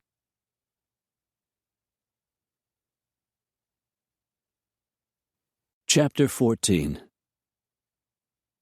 After airport delays and a wreck blocking traffic on the freeway, Lark didn't get home from Phoenix until evening. Exhausted and a little depressed, she and Chrissy walked into the condo to find Marge Covey waiting to greet them. Lark felt cheered at the sight of her. A warm, friendly woman, several inches shorter, with medium brown hair, attractively laced with silver. Marge was everything Aida Clark had promised, and more. She and Lark had talked a number of times on the phone, so they were comfortable together from the start. "It's so nice to actually meet you," Lark said, taking hold of the older woman's hand. Marge smiled. "You look just like the pictures I saw on your company website." Lark grinned. "I'm glad to know Chrissy's going to be spending time with a lady who's computer literate." Marge laughed. She seemed to do that often. Lark knelt down next to Chrissy. "Sweetheart, this is Mrs. Covey. She's Mrs. Clark's good friend. She's going to help me take care of you." Chrissy looked up at the woman shyly, her green eyes partially hidden by a row of thick, dark lashes. "Hello?" Marge knelt too. "Hi, honey. You and I are going to have great fun together."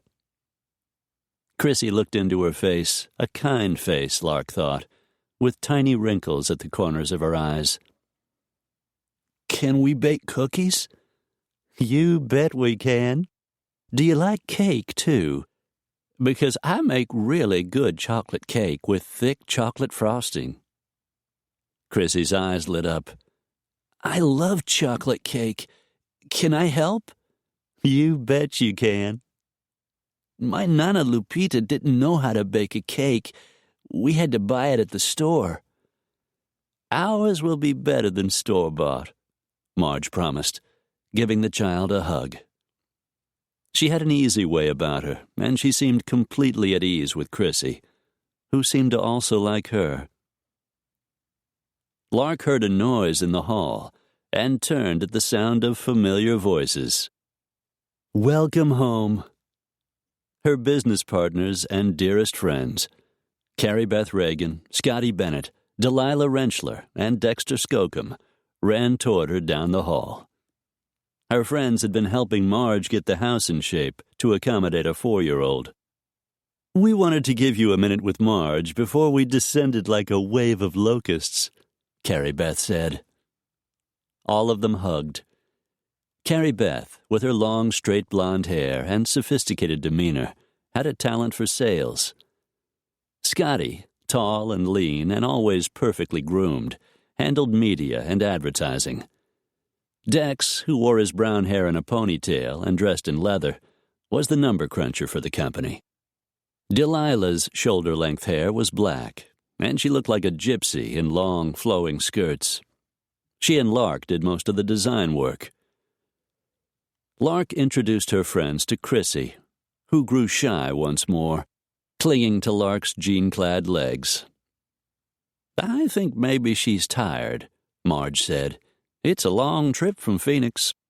If it's all right with you, I'll get her settled in her room." "Good idea."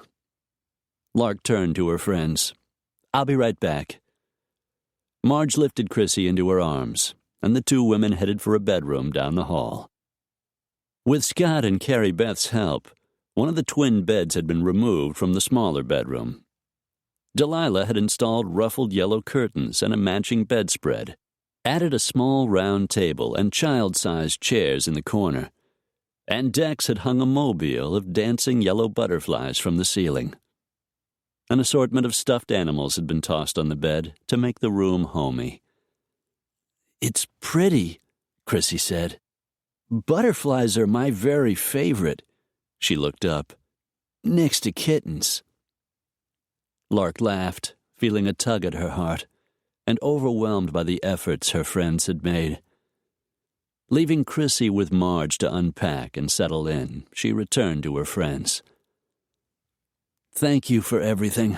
This has all been so—" Her eyes welled. "Overwhelming." They clustered around her, her very dearest companions. Carrie Beth handed her a Kleenex. "Everything's going to be fine," she said.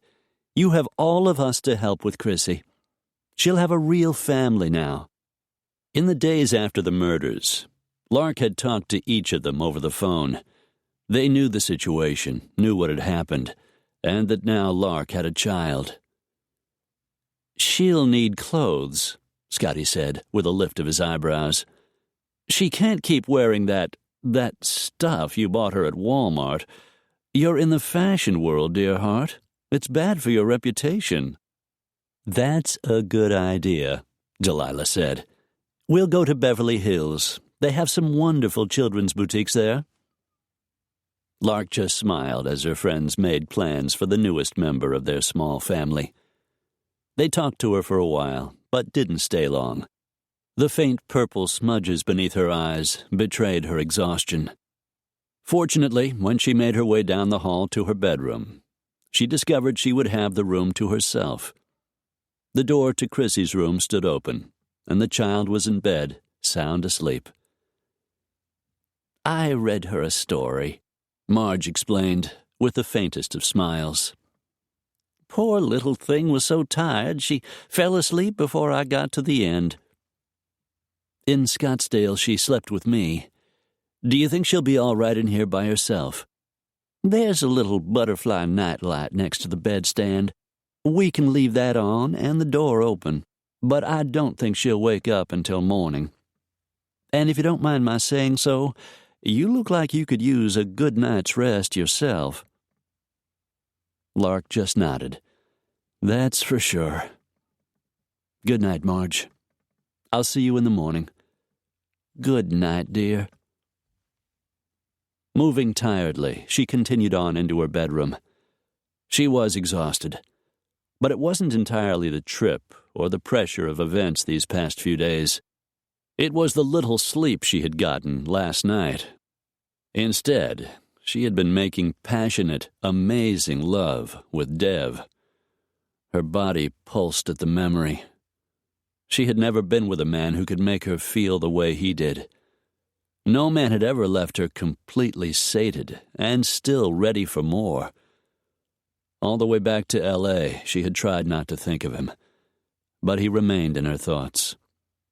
His relentless determination, the way he had put himself in danger to protect her and Chrissy, the way he had looked at her when they were making love, as though he wanted her to stay more than anything in the world.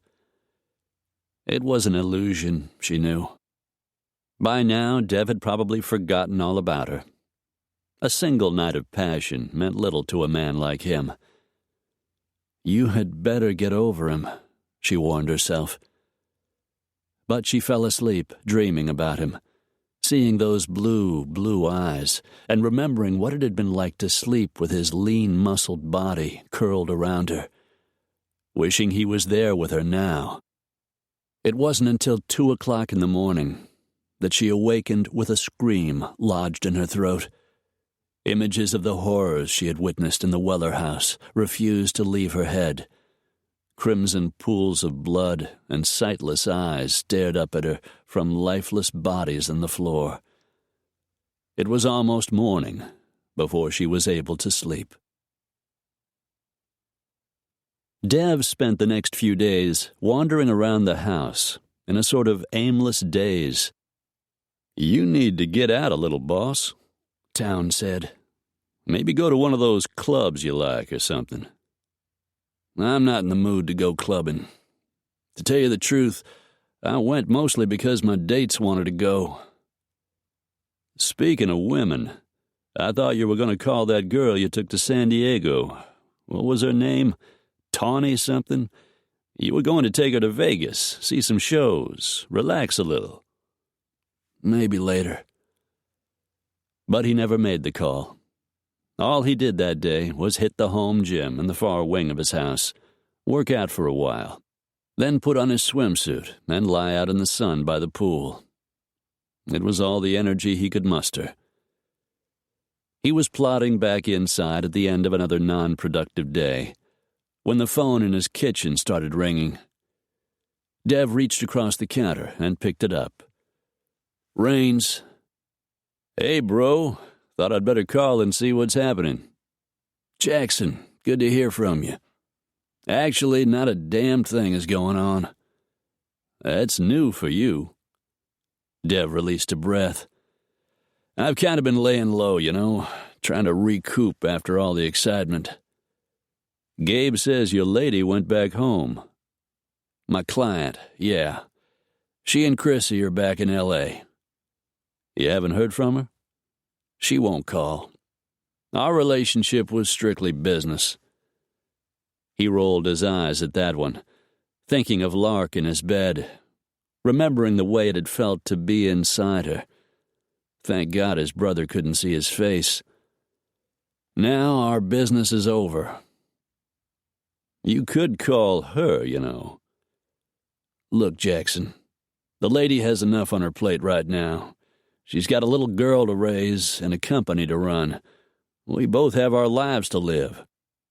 Aida told Livy you've been pining away since she left, moping around the house.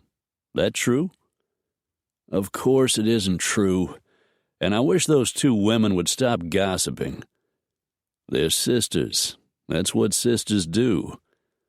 "Well, I'm not pining over Lark Delaney." "Then I guess I won't worry about you. But I can tell you from personal experience that just because a woman has a child doesn't mean she can't have a man in her life." Jackson and his wife Sarah were raising Sarah's daughter. "Yeah, well, not this man." He cleared his throat and changed the subject. "Anything new with you?" "Maybe. I'm trying to convince Sarah to go off the pill." "So you're hoping to become a father, are you?" "I'm already a father. I'd like to be a father again, but I don't want to rush things too much." Dev found himself smiling. "I'm sure she'll agree, sooner or later. She's a great mother to Holly. Besides, you're a Raines, aren't you? Get your wife in bed, and you can convince her of anything." Jackson chuckled into the phone. "I'll remember that. Think about what I said." "Yeah, sure, just what he didn't need. Advice about Lark from his brother. Hugs to your girls." Dev hung up the phone, determined to shove thoughts of her away. He started toward his office to check his email, but his iPhone started chiming along the way. He dug it out of his pocket and slid his finger across the screen to retrieve the call. "Raines, I got that intel you wanted." Johnny Riggs's husky voice grated over the line. "Hey, Hambone, what have you got?" John Hambone Riggs, a nickname that came from the quantity of food the man could consume without gaining weight. Instead, he was built like a brick whorehouse. as solid as a rock, and still one tough SOB. Johnny grunted. Glad you're in a good mood, because you are not going to like what I'm about to say. Dev sat down in the chair behind his desk, his momentary good humor already gone. What is it? Byron Weller wasn't just playing fast and loose with Alvarez's laundered drug money. He was stashing away a bundle, planning to end their partnership and go out on his own. I figured it had to be something like that. The bad news is, Alvarez has a worse than mean reputation. They say he holds a grudge, and he always gets some kind of payback. Rumor is, he's blaming you for the police crawling up his ass. I didn't have anything to do with it. The trail from Weller led straight to Global Direct, which eventually leads to Alvarez. The police just followed the trail. Odds are they won't come up with enough evidence against him to do jack shit, and even if they found it, they couldn't get to him. Maybe so, and maybe he's figured that out. But it wouldn't hurt to watch your back. What about Chrissy? Any problem with Alvarez and the little girl who escaped his hit? None that I've heard of. Keep your ears open, will you? You know I will. Dev ended the call and leaned back in his chair. He didn't like loose ends. He needed to know more about Antonio Alvarez. He needed to know how far the man would be willing to go to get revenge for some imagined transgression. He picked up his phone and called Chaz to put him back on the scent. Hey, man, Chaz said. You finally get rid of those fools in your front yard? They're off sniffing after some other poor bastard's bad news. Listen, I need you to take another look at Antonio Alvarez. I want to know his history, how he got where he is, who helped him, what happened to the people who got in his way. I'll do some more digging. Lots of articles written about him. I'll forward whatever I come up with and send them your way. I got a couple of other places to look, but it might take some time. Thanks. The conversation ended, and Dev went in search of Town. He found him out in the guest house, which he'd once more commandeered, going over some payroll records. Dev relayed Riggs's call. I don't think it's a problem, Dev said. All I did was find the bodies. Alvarez has to know that. I figure he can't be the head of a major drug cartel and be a dumbass. But it never hurts to keep an eye out. You don't think he'd go after the little girl? I can't figure why he would. He's got enough trouble as it is, and she's too young to know anything that could hurt him. Town nodded. But just in case, as Dev left the guest house, he phoned Clive Monroe and filled him in. Keep an eye on them, will you? Maybe give Lark a call just to see how she's doing. I don't think there's anything to worry about, but I'd feel better knowing you're keeping in touch. Why don't you call her yourself? He took a deep breath. I don't want her worrying unnecessarily. And he didn't trust himself. Calling Lark was exactly what he wanted to do. Way too much. He had gotten tangled up with a woman once before. He had damned near married Amy. Would have if she hadn't dumped him. He had vowed back then not to let himself get involved with a woman again. He wasn't about to break that vow. Not now or any time in the future. Chapter 15. Remodeling the old brick building on 7th Street that housed the offices of Lark Incorporated had been a major undertaking at the time. But the decision had been a good one.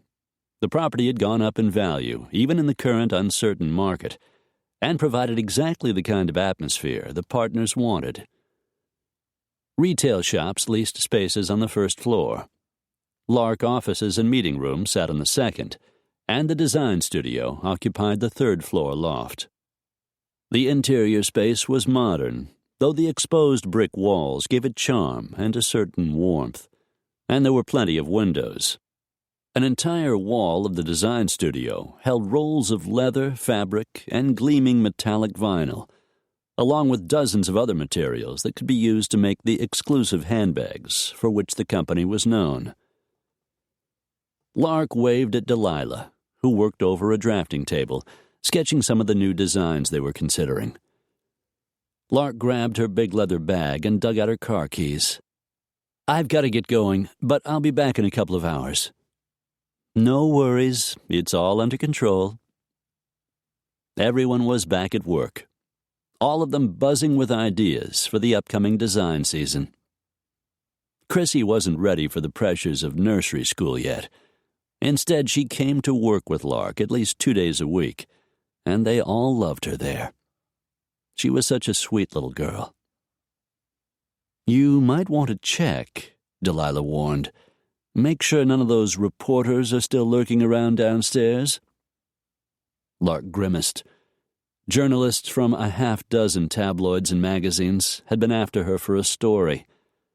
Us Weekly had been the most persuasive, pleading for her input and warning they would do the article with or without her participation. "From a sales standpoint," Carrie Beth had said, "it's good exposure. The more people are talking about you, the more handbags we sell." In the end, thinking of Chrissy, Lark had refused. She continued to hope that in time the interest in the gruesome murders and the little girl who had been the only survivor would die down. Us Weekly, as they had warned, wrote the story anyway. But there hadn't been anyone hanging around for the past few days, and Lark figured some new horror had led the tabloids and magazines in another direction. She left the building unimpeded and headed for her car, which was parked in the lot today instead of at home in her garage. She usually walked to work, but today she had an appointment. It took a while to get there, weaving her way through traffic to reach her destination, an indoor shooting range in Culver City. But 20 minutes after her arrival, she was standing in one of the shooting lanes, setting her protective earmuffs over her ears, blocking the sound of gunfire coming from the lane next to hers. Her instructor, Matt Jensen, an older man with gray hair and too many wrinkles for his age, gave a nod. She picked up the Ruger SR9 semi-automatic pistol that she'd purchased after her third sleepless night in a row. "All right now, Lark. Take your position." She steadied herself. Moving to stand with her legs splayed, she raised the weapon in both hands, careful to keep her arms straight, and aimed it at the target, the black and white image of a man. "Begin firing." Lark pulled the trigger, felt the recoil, and let her arms and body absorb the kick. Firing the weapon was easier today than it had been yesterday or the day before that. Each time she came for a lesson, she grew more confident, less frightened of using the pistol. For the first few days after she'd gotten back from Arizona, she had tried to tell herself she didn't need a gun for protection. She couldn't keep a pistol with a child in the house. But from the day she had picked up the weapon after the requisite waiting period, and the gun safe where she kept it locked up beside her bed, she had been able to sleep. She lived in L.A., she eventually reasoned. The crime rate was atrocious. But the real truth was, she couldn't get the brutal slayings out of her head, and just knowing she had some way to protect herself and Chrissy against maniacs like the men who had shot the Wellers gave her enormous comfort. Even more so now that she actually felt competent to use the weapon she had bought. She emptied the clip, slid it out, and snapped another in place, as her instructor had taught her, then lowered the pistol and set it back on the counter with the action still locked down. Matt Jensen smiled. "You're doing really well. Not perfect, but better than 80% of the folks who come in here." He tipped his head at the target rolling toward them from the end of the shooting alley, and her gaze went there. 5 out of 16 in the heart, 3 in the head. None of the bullets missed the target. Lark smiled broadly. "I'm getting better every time I come. Thanks to you, Matt." He nodded his agreement. "I can teach someone to shoot, but in your case it's easier. You've got a real good eye. You should think about joining a shooting club. In time, you could be a damn good marksman." "No thanks, Matt. I just want to be able to defend my family." He frowned. "What about your husband?" She held up her left hand, pointed to her ring finger. "No husband." "Well then, you're doing exactly the right thing. You never know anymore. As the head of the household, you need to be able to protect the people you love." She didn't entirely know how she felt about guns, only that she slept better, knowing there was one in the gun safe next to her bed, and now she knew how to use it. She fired the second clip into a fresh, man-shaped target. The results were better than satisfactory, considering how new she was at this. Lark checked the pistol, removed the empty clip, closed the action, and slid the weapon into its holster. She took off her protective earmuffs and handed them back to Matt. "I guess I'll see you next week," she said. "Same time?" "You're already down in my schedule." She had been coming every day, but Matt thought she'd become proficient enough to cut back to once a week. Eventually, she would come a few times a year just to maintain. She didn't need to be a sharpshooter, just good enough to hit what she aimed at. With the unloaded pistol and clips in the carrying case, she put the gun in the trunk of her little Mercedes, slid behind the wheel, and drove back to the office. In time, maybe she would get over the past. Maybe she wouldn't feel as if she needed a weapon to protect herself and Chrissy. Lark thought of the little girl God and Devlin Raines had helped to save, and Dev's handsome face popped into her head. Her chest squeezed. At first she had hoped he would call, but the days slipped past, and it was Clive who had phoned to check on her. His wife Molly had come by to meet Chrissy and instantly adored her. But Dev didn't call, and in her heart, Lark knew he wouldn't. Dev was gone from her life. All she had left were memories of the time they'd spent together.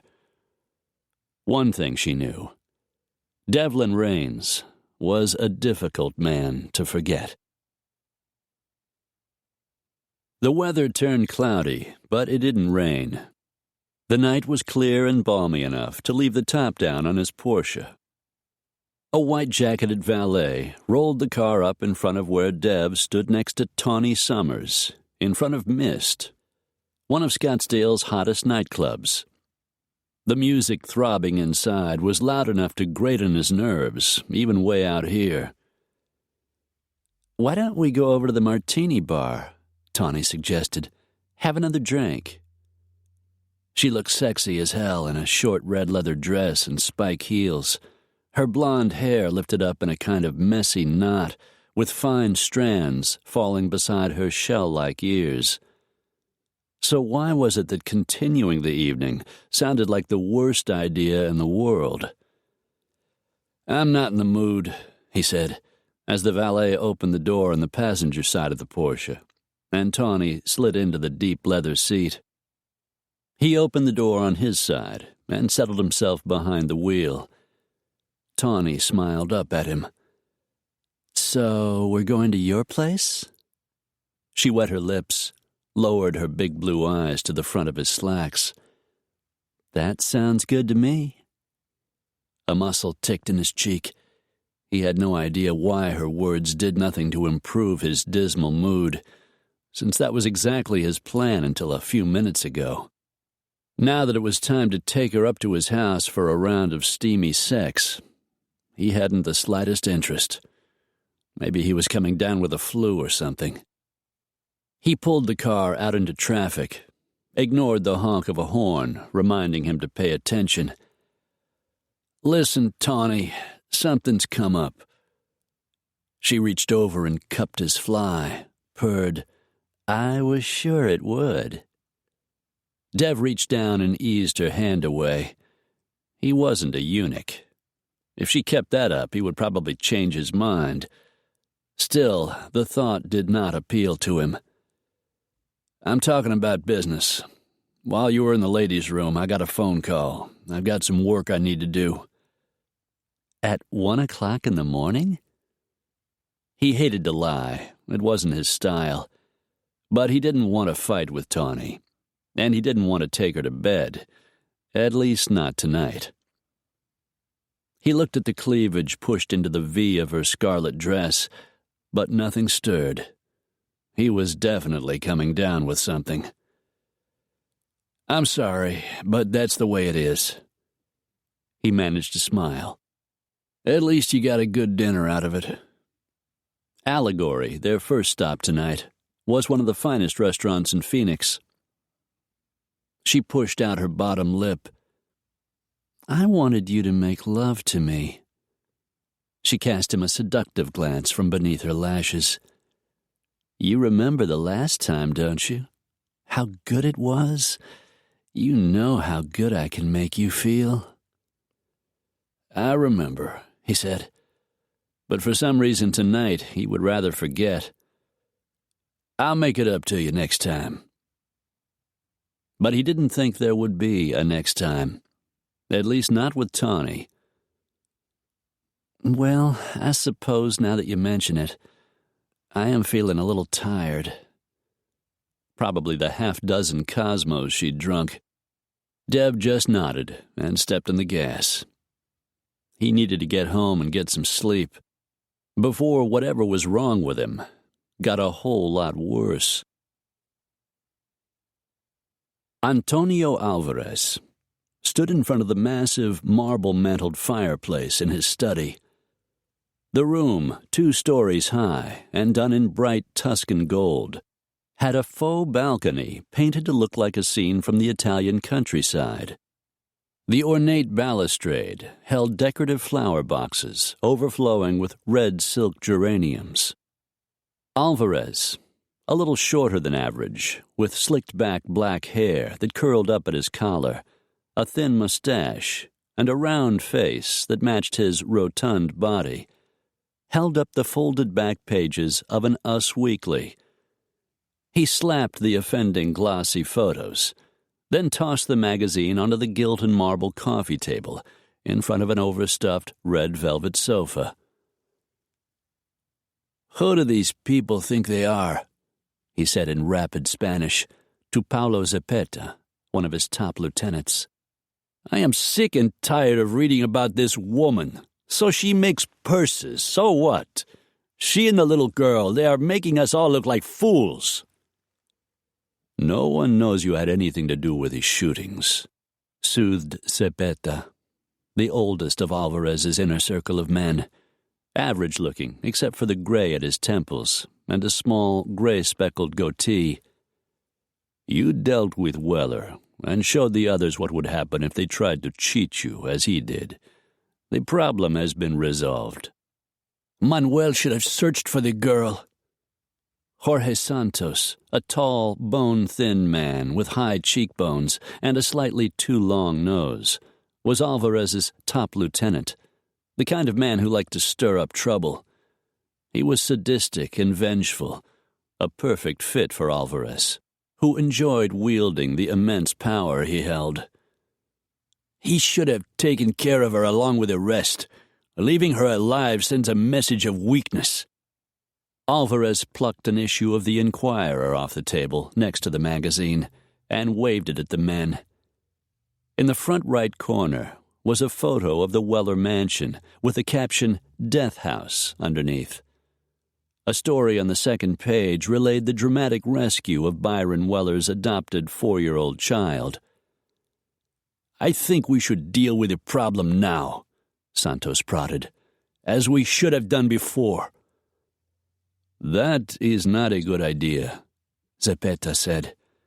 We have stirred things up enough. The voice of reason in an organization of madmen, Paolo thought. This will all go away if we just ignore it. He had worked for Don Pedro Castellón, the former head of the cartel, for many years, before the Don fell ill and lost control of his empire, and Alvarez's bloodbath had put him in power. Only Paolo's experience and survival instincts had kept him alive through the reorganization.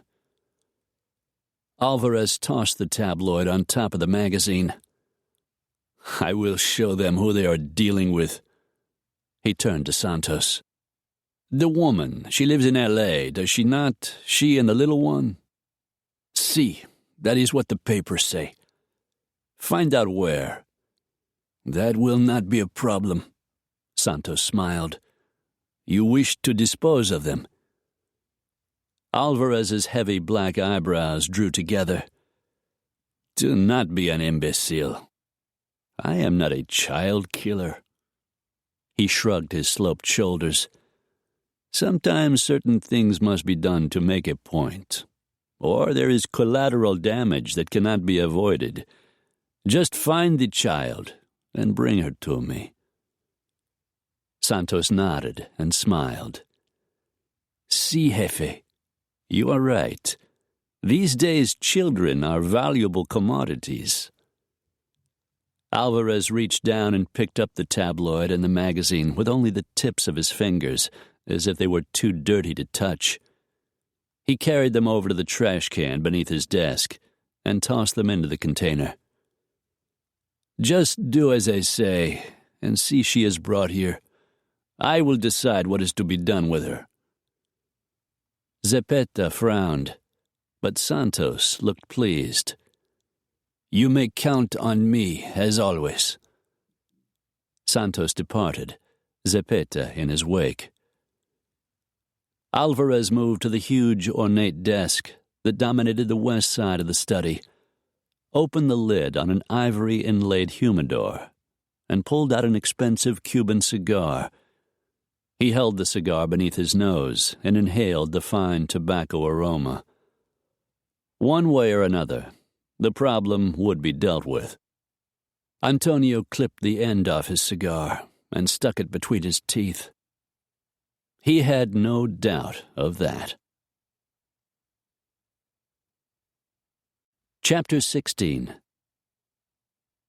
Thanks for stopping by, Lark said. Molly Monroe stood in the entry of the condo, getting ready to leave. But you don't have to worry. Both of us are doing just fine. Molly smiled. She looked pretty tonight, her auburn hair shining and her cheeks blooming with color.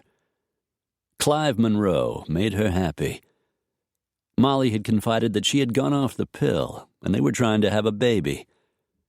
Clive would make a good father, Lark thought, ignoring a shot of envy she hadn't expected to feel. I'm not supposed to tell you, Molly said, but Dev called Clive again. He wanted to make sure you were all right. I thought you might like to know. She wasn't really surprised. Dev took his job very seriously. On a personal level, he didn't want to continue their one-night affair, but she had been his client, and he wanted to be sure she was okay. He's very conscientious about his work, she said. Molly leaned closer. To tell you the truth, I thought the two of you might get together. Seemed like there was a real spark between you. Oh, there was a spark, all right. She was starting to feel hot just thinking about it. It was mostly just business, she said. Too bad. The two of you made a really great couple. Maybe they would have. But each of them had too much going on in their lives to get involved in a serious way. Listen, girlfriend, I've got to run, Molly said. Call me if you need anything. Lark bent and hugged her. I will. She waited for Molly to leave, closed the door, and walked back to check on Chrissy, who was getting ready for bed all by herself, since it was Marge's night off, and she had left to visit a friend. "I love my new jammies," Chrissy said, as Lark appeared in the doorway. She was trying to fasten the buttons on the top of the pajamas Delilah had bought her on their shopping trip to Beverly Hills, managing to get them closed, but in the wrong holes. The little girl smoothed the small hand over the animals printed on the flannel. "Ponies are my very favorite." She looked up. "Except for kittens." Lark laughed. She knelt in front of the child and refastened the buttons, then straightened the top. "We need to go down to the animal shelter so you can adopt a kitty. Maybe this weekend. What do you think?" "Yes!" Lark gave her a hug, lifted her up, and carried her over to the bed. Once she was tucked beneath the covers, Lark sat down on the edge of the mattress, and they folded their hands in prayer. "Now I lay me down to sleep," Lark started, and Chrissy joined in, both of them bowing their heads.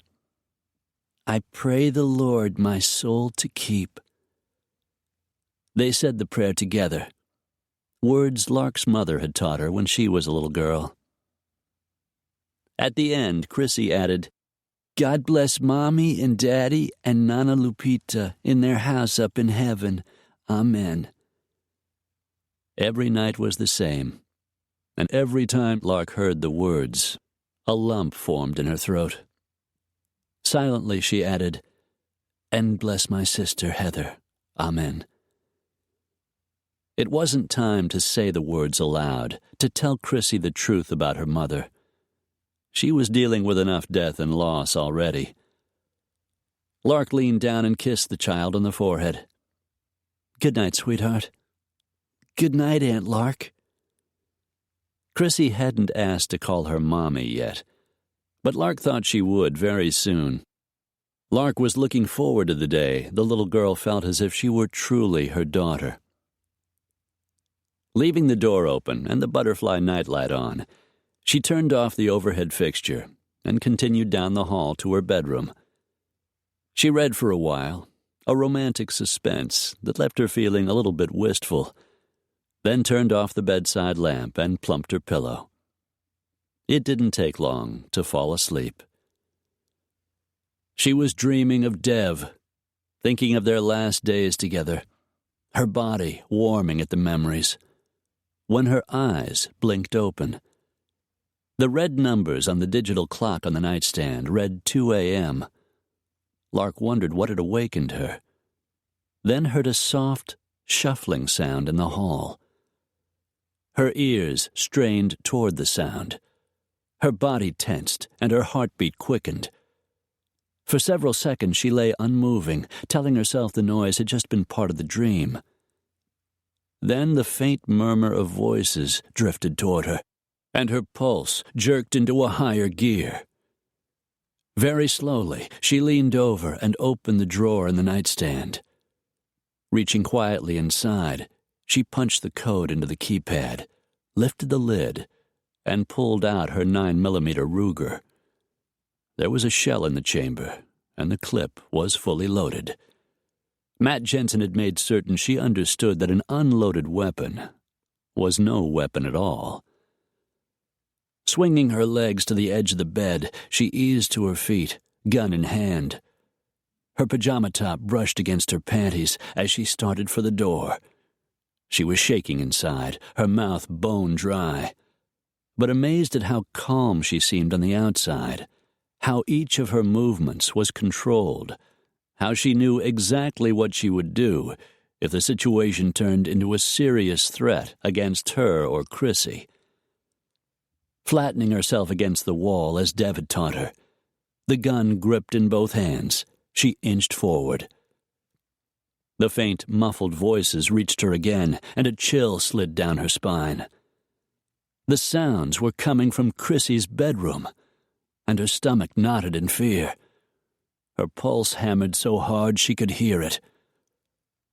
Lark thought of Matt Jensen and the hours she had spent training for something exactly like this. Took a deep, calming breath, and forced herself under control. One wrong move now, one mistake, and she and Chrissy would be lying dead on the floor, just like the Wellers. "I have her," a deep voice said, husky and male, with a thick Spanish accent. Lark held her breath as the intruder stepped out into the hall, dimly lit by the tiny butterfly nightlight. He was dressed completely in black, a black ski mask over his face. He carried Chrissy against his chest, and she was either asleep or unconscious. Oh, dear God. Fear tightened her chest, but her hands remained steady. She braced her legs apart and aimed the Ruger. "Stop right where you are." The man, about 5'10" and wiry, jerked to a halt and slowly turned to face her, the child still in his arms. "Put her down and leave. If you don't, I'll pull the trigger." It was a bluff. Chrissy was directly in the line of fire. Lark swallowed, praying the man couldn't tell how terrified she was. Couldn't know she was so scared she felt lightheaded. Instead of leaving, the intruder started backing away, spun and bolted, taking Chrissy with him. And a second man in black stepped into the hallway, a powerful semi-automatic pistol gleaming in his hand. Lark's fingers tightened around her weapon. Her hand was shaking. All she could think of was Chrissy, and that the man who had taken her was getting away. The ratcheting sound of metal echoed in her ears as the intruder chambered around and lifted his weapon. Death was in the smile she saw through the hole in his mask. Lark fired. And fired and fired and fired and fired again. She lost count of how many times she pulled the trigger, how many blasts she heard, before the man's body hit the wall behind him and his gun went flying. He groaned as he slid onto the polished hardwood floor. Then there was only silence. Oh, God, oh, God, oh, God. For an instant she stood frozen, unable to think, to get her mind to focus. She dragged in a deep breath. She had shot someone. A man lay bleeding in the hallway. Then it all came thundering back. "Chrissy!" Lark bolted after the man who had taken her child. "Chrissy!" But the intruder was already gone, the front door shut behind him. She followed at a dead run, shaking all over, no longer in control, the gun quaking in her numb fingers. She raced out into the hallway, but no one was there. Doors began to open along the corridor. Other sleepy condo owners peered out into the passage. "Call 911, Lark shouted, recognizing a few familiar faces. "He took my daughter! A man stole my daughter!" They all ducked back inside to use the phone, but Lark kept running. She took the stairs instead of the elevator, assuming that was the route the kidnapper had taken, and praying she would reach the bottom floor before he did. The metal stairs echoed with the ring of her bare feet, and her chest was squeezing so hard she could barely breathe. But when she shoved open the door to the ground floor lobby, the elevator stood open, and no one was there. "Where are you, you bastard?" Spinning one way and then another, she searched frantically for any sight of him. The fire escape. Instead of the elevator, he must have used the outside stairs that led directly to the open parking lot. Whirling in that direction, her heart threatening to pound through her ribs, she ran for the emergency exit. As she banged open the door, setting off the alarm, she spotted a black SUV, its engine racing, as the man holding Chrissy slammed the passenger door behind him.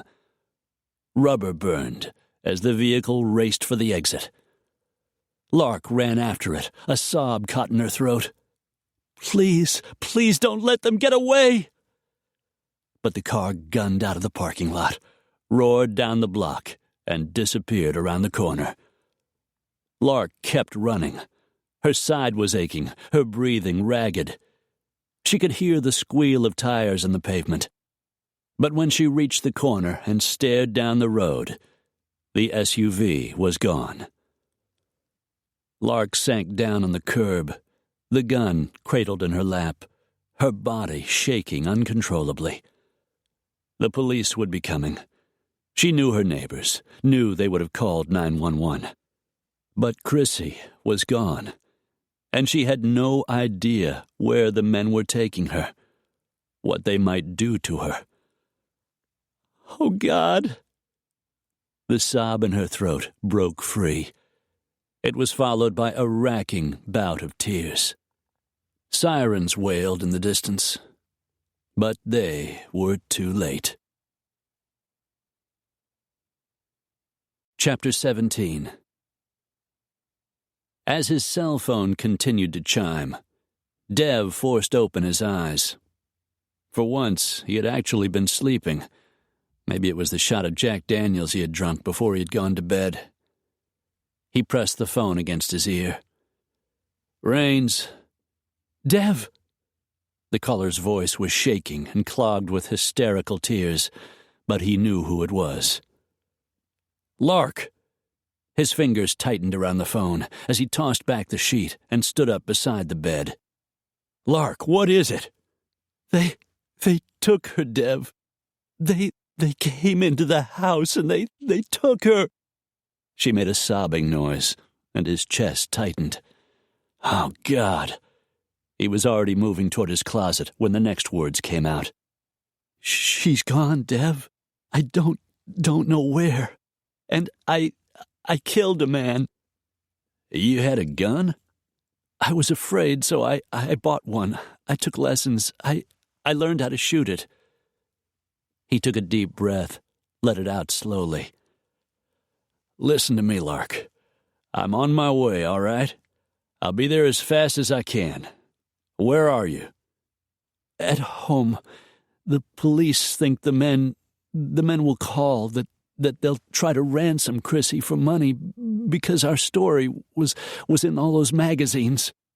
Do you think that's what they want? Because I have money. I have plenty of money, and I would pay anything. Her voice broke. Anything to get her back. Dev's hands were shaking as he tried to get a leg into his pants. He forced himself under control. This was his fault. He should have known something would happen. But taking the child made no sense. He never believed Alvarez would do something as insane as that. Listen to me. I'll be there as soon as I can get there. Have they put out an Amber Alert? She swallowed. Yes. Do you have someone there with you? Steve is here. Call Madman. Call Clive and tell him I said to get over there. I want someone there to protect you. The police are here. Lots of police. I killed a man, Dev.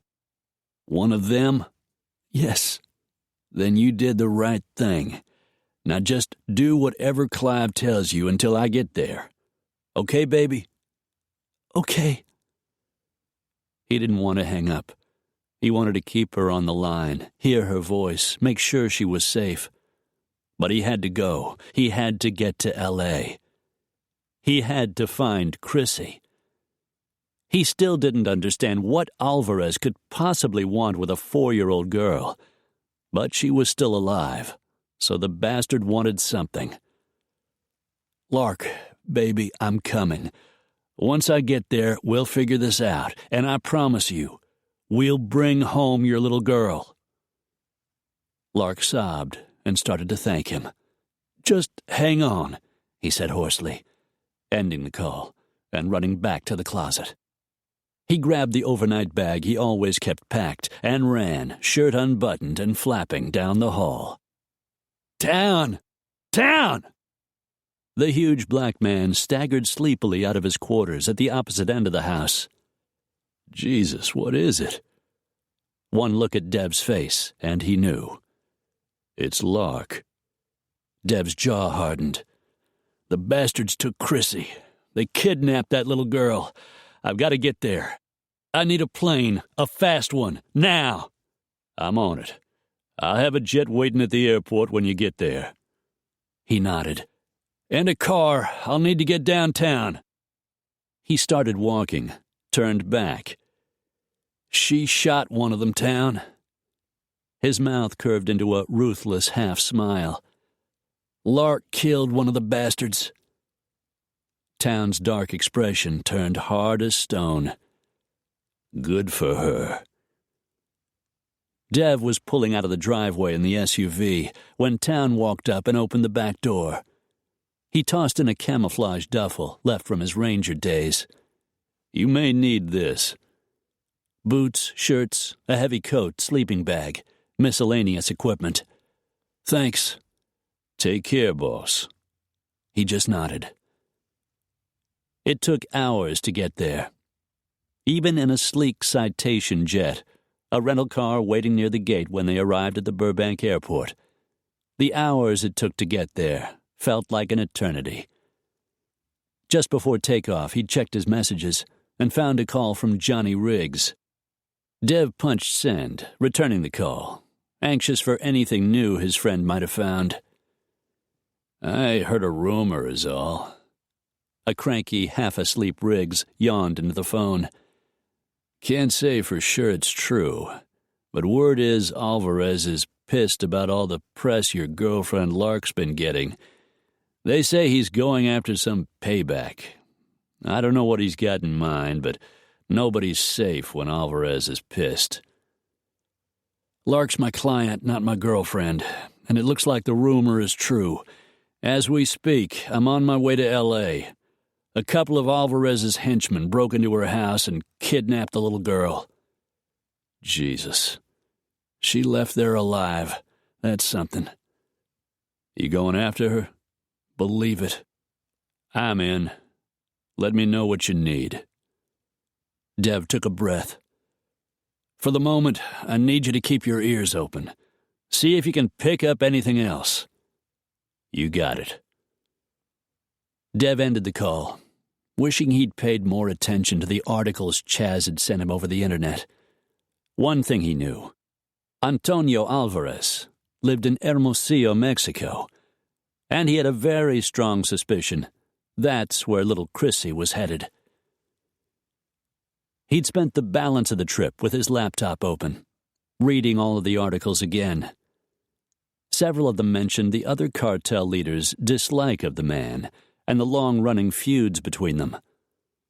The leader of the El Dorado cartel, Don Ricardo de la Guerra, had blatantly admitted his animosity toward a man he regarded as little more than an animal. There was even speculation that Don Ricardo had backed 2 unsuccessful attempts on Alvarez's life. Santos's name was also repeatedly mentioned, along with his well-known penchant for revenge. One of the articles suggested that Santos himself was responsible for more than 100 deaths in Mexico that year. They hinted at his involvement in human trafficking and various and sundry other nefarious endeavors. That the men were hated by most of their business acquaintances was more than clear. All of the articles left the reader with the impression that Antonio Alvarez and the men who worked for him were utterly ruthless, conscienceless men. Dev's stomach was in knots, and the sky beginning to gray by the time he had finished the last of his research. The jet landed smoothly and taxied to a stop in front of the executive terminal. He rubbed his eyes, which burned with fatigue. At least he knew a hell of a lot more about Antonio Alvarez and his drug empire than he had before. It took another 20 minutes to drive the lightly trafficked freeways and park the rental car in the outdoor parking lot of Lark's downtown condo. He shouldered his way through a barrage of reporters and a squadron of police, some of whom had been informed he was coming, and escorted him through the lobby to the elevator and up to Lark's door. Madman was there when he walked in. Hey, buddy. The men shook hands. Thanks for coming, Clive. Wouldn't have it any other way. She's pretty shook up, but holding her own. She killed one of the assholes who took the kid. Yeah, I know. She's in the kitchen with a lawyer. Dev steeled himself and headed for Lark. The body of the dead guy was gone, but a chalk outline remained in the hall, and a few of the forensic guys were still there, dusting for prints and going over the crime scene. One of the detectives stopped him before he reached the kitchen. "You Raines?" "Yeah, Miss Delaney is my client." The balding detective stepped back to let him pass. "She told us you were coming. Go ahead."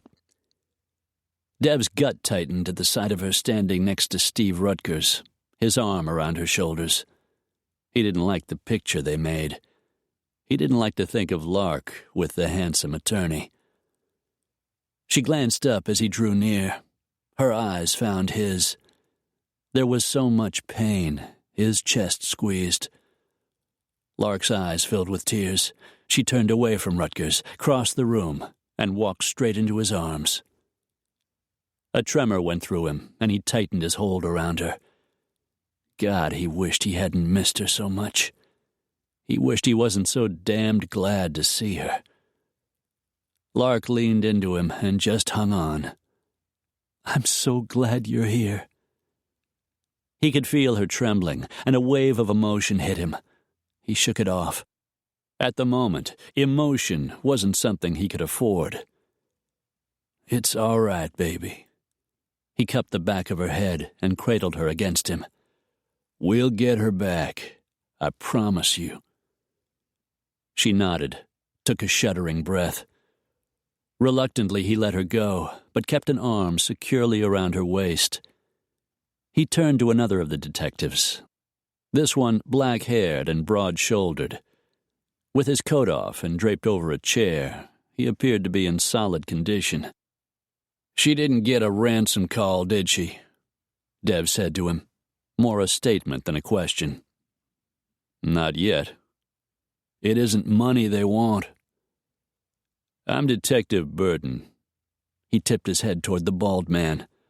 "Over there, that's Cox. I gather you're Raines." "That's right." "She's been waiting for you to get here.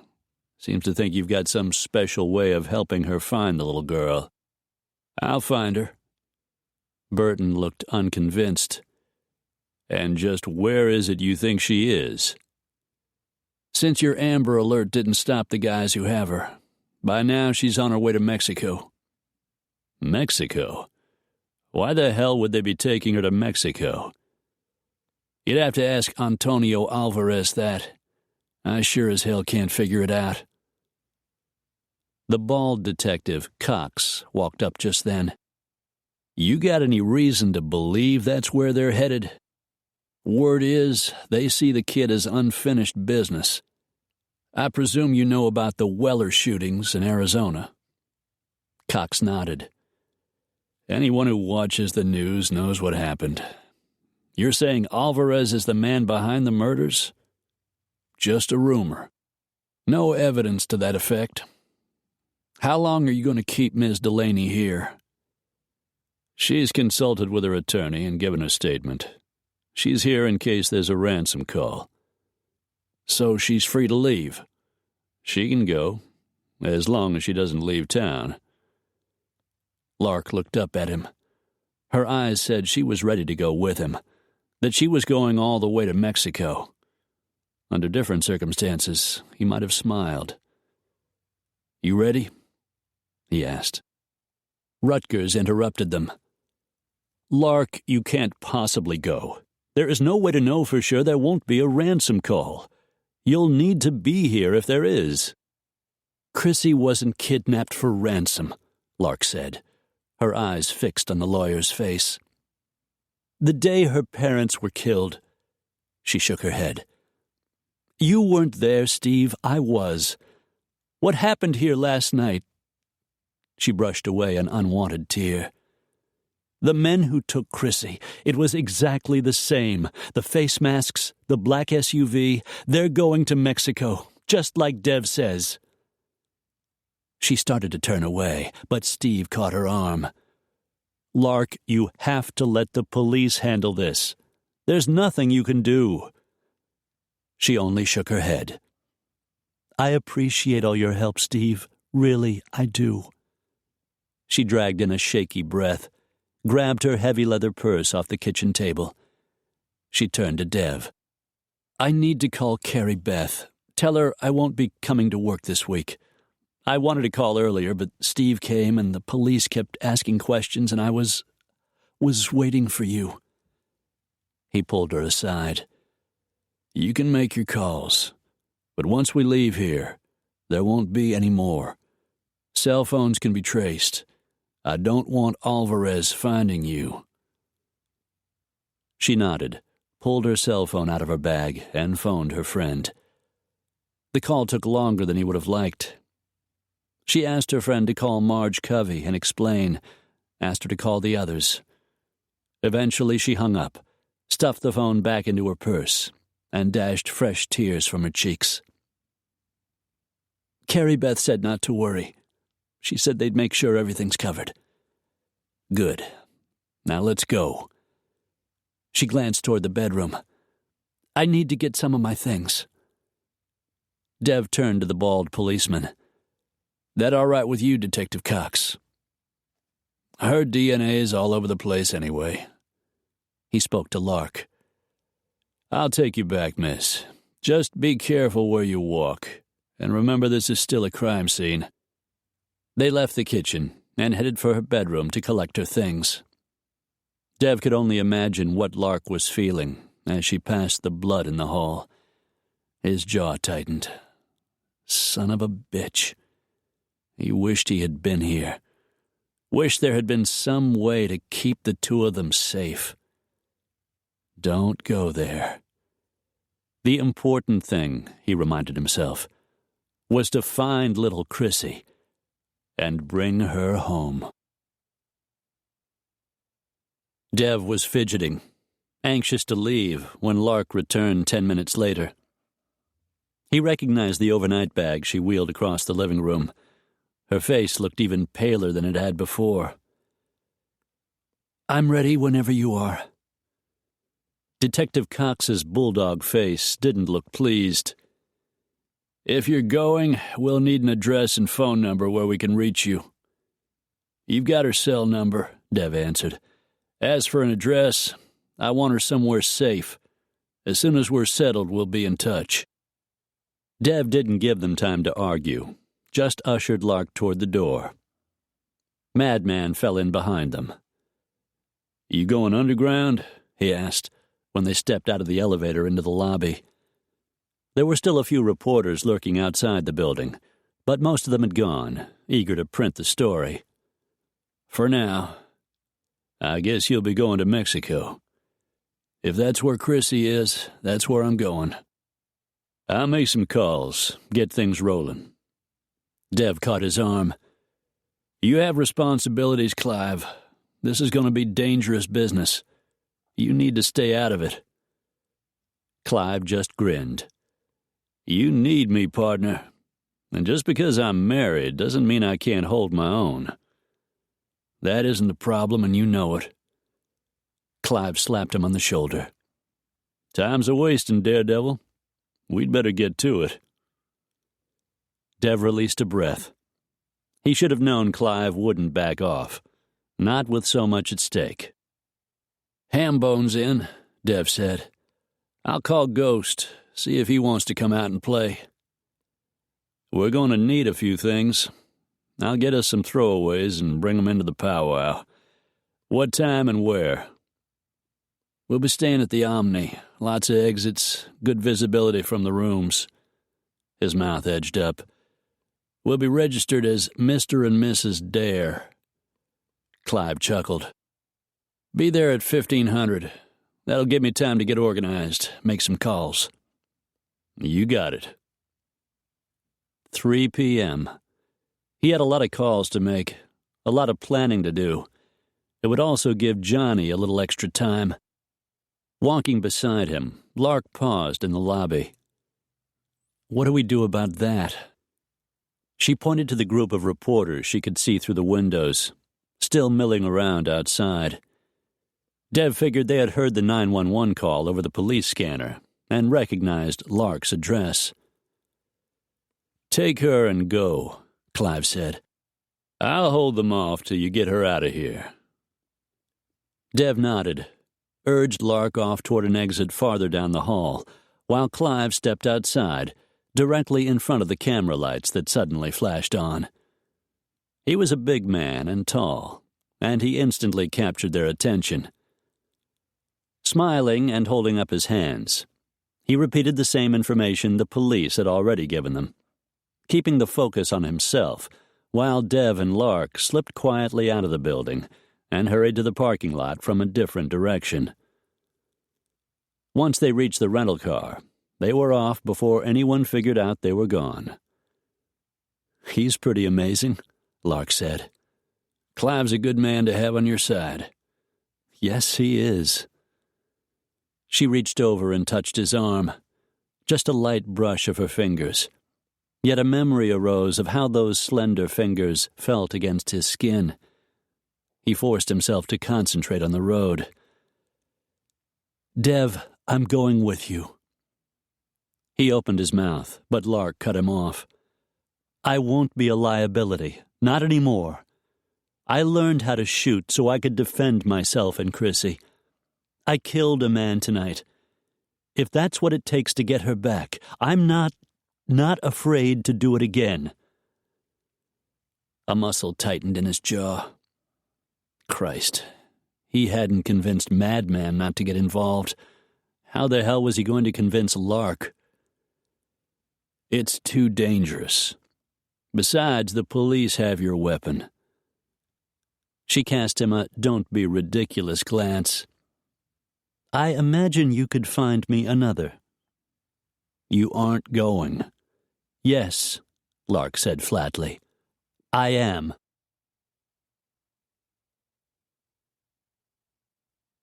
Chapter 18.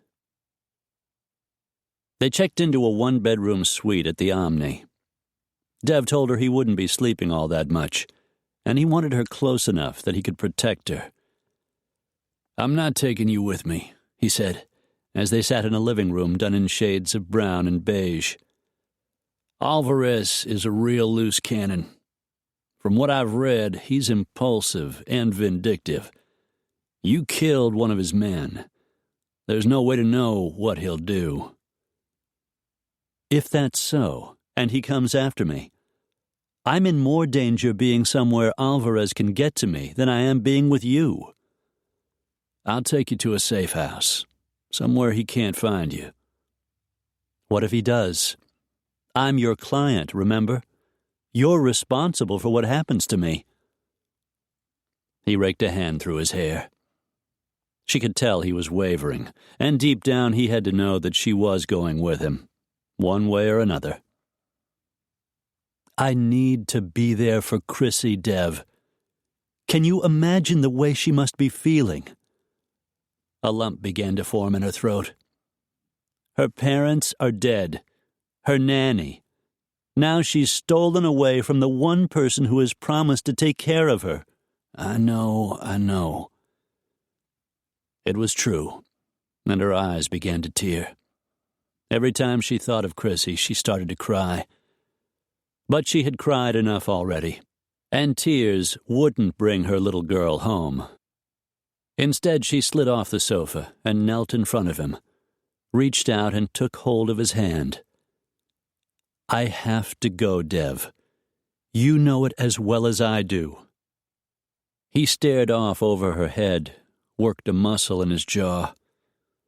A long, slow breath whispered out. "All right, damn it. But this isn't going to be any picnic. You got to do exactly what I tell you. No pausing, no thinking it over, no arguing. You don't question me. You don't ask me why. I say do it, and you just do it." It made sense. All of the men in the group were ex-soldiers. They were proceeding as if this were a military operation. "I can do that." His features hardened. "If you can. Maybe we can all get out of this alive." Lark's stomach knotted. She had seen what had happened to the Wellers. She knew the kind of man Antonio Alvarez was. Rising to her feet, she left Dev in the living room and went into the bedroom. She desperately wanted a shower.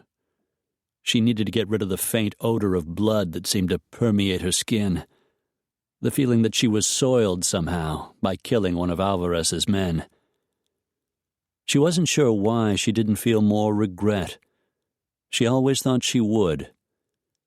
When she watched those shows on TV, people who took a life were always overwhelmed with guilt.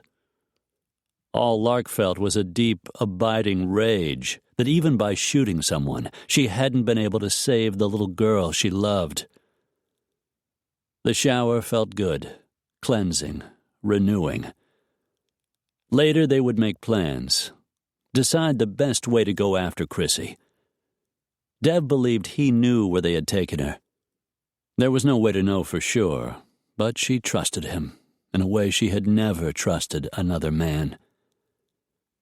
She towel-dried her hair and pulled one of the fluffy white cotton hotel robes around her. Dev wanted her to get some sleep, but the sun was up, and as tired as she was, she knew she was way beyond sleeping. Instead, she came out of the bathroom and found him working at the desk, his laptop open in front of him. He was making some kind of list and talking on the hotel phone. He hung up as she approached. "That was Ghost, Trace Rollins. He'll do whatever needs doing. I also talked to John Riggs. He's got a few last-minute errands, but he'll be here by 3. He tipped his head toward the bedroom. "Why don't you try to get some sleep?" She shook her head. "Not sleepy." He came to his feet. "About the guy you killed. A lot of people freak out after something like that, even cops. Not me. He was in my house. He was there to take my child. He would have killed me if I hadn't shot him first." "Yes, he would have." He frowned. "You said in your statement you didn't think the man would have targeted you if you hadn't tried to stop him." "I got the impression they just wanted Chrissy. Once I got in the way, everything changed." He gently caught her shoulders. "Are you sure you can handle this, Lark?" She could handle it. She didn't have any other choice. "I'll do whatever's necessary to bring her home." His mouth edged up. "You know, you're pretty amazing yourself." She managed to smile. "Now, be a good girl. Do what I say and get some rest." "What about you?" "I was sleeping when you called me. And besides, I'm used to going without." She looked up at him, read the worry in his handsome face. She didn't know what the future held. Didn't know if she would ever see the little girl she thought of as her daughter again. She tried not to think what awful things they might be doing to her. But the dark thoughts crept in. "Those men, you don't think they'll hurt her?" His eyes bored into hers. "Stop that right now. Don't even think it. Alvarez went to a lot of trouble to have Chrissy abducted.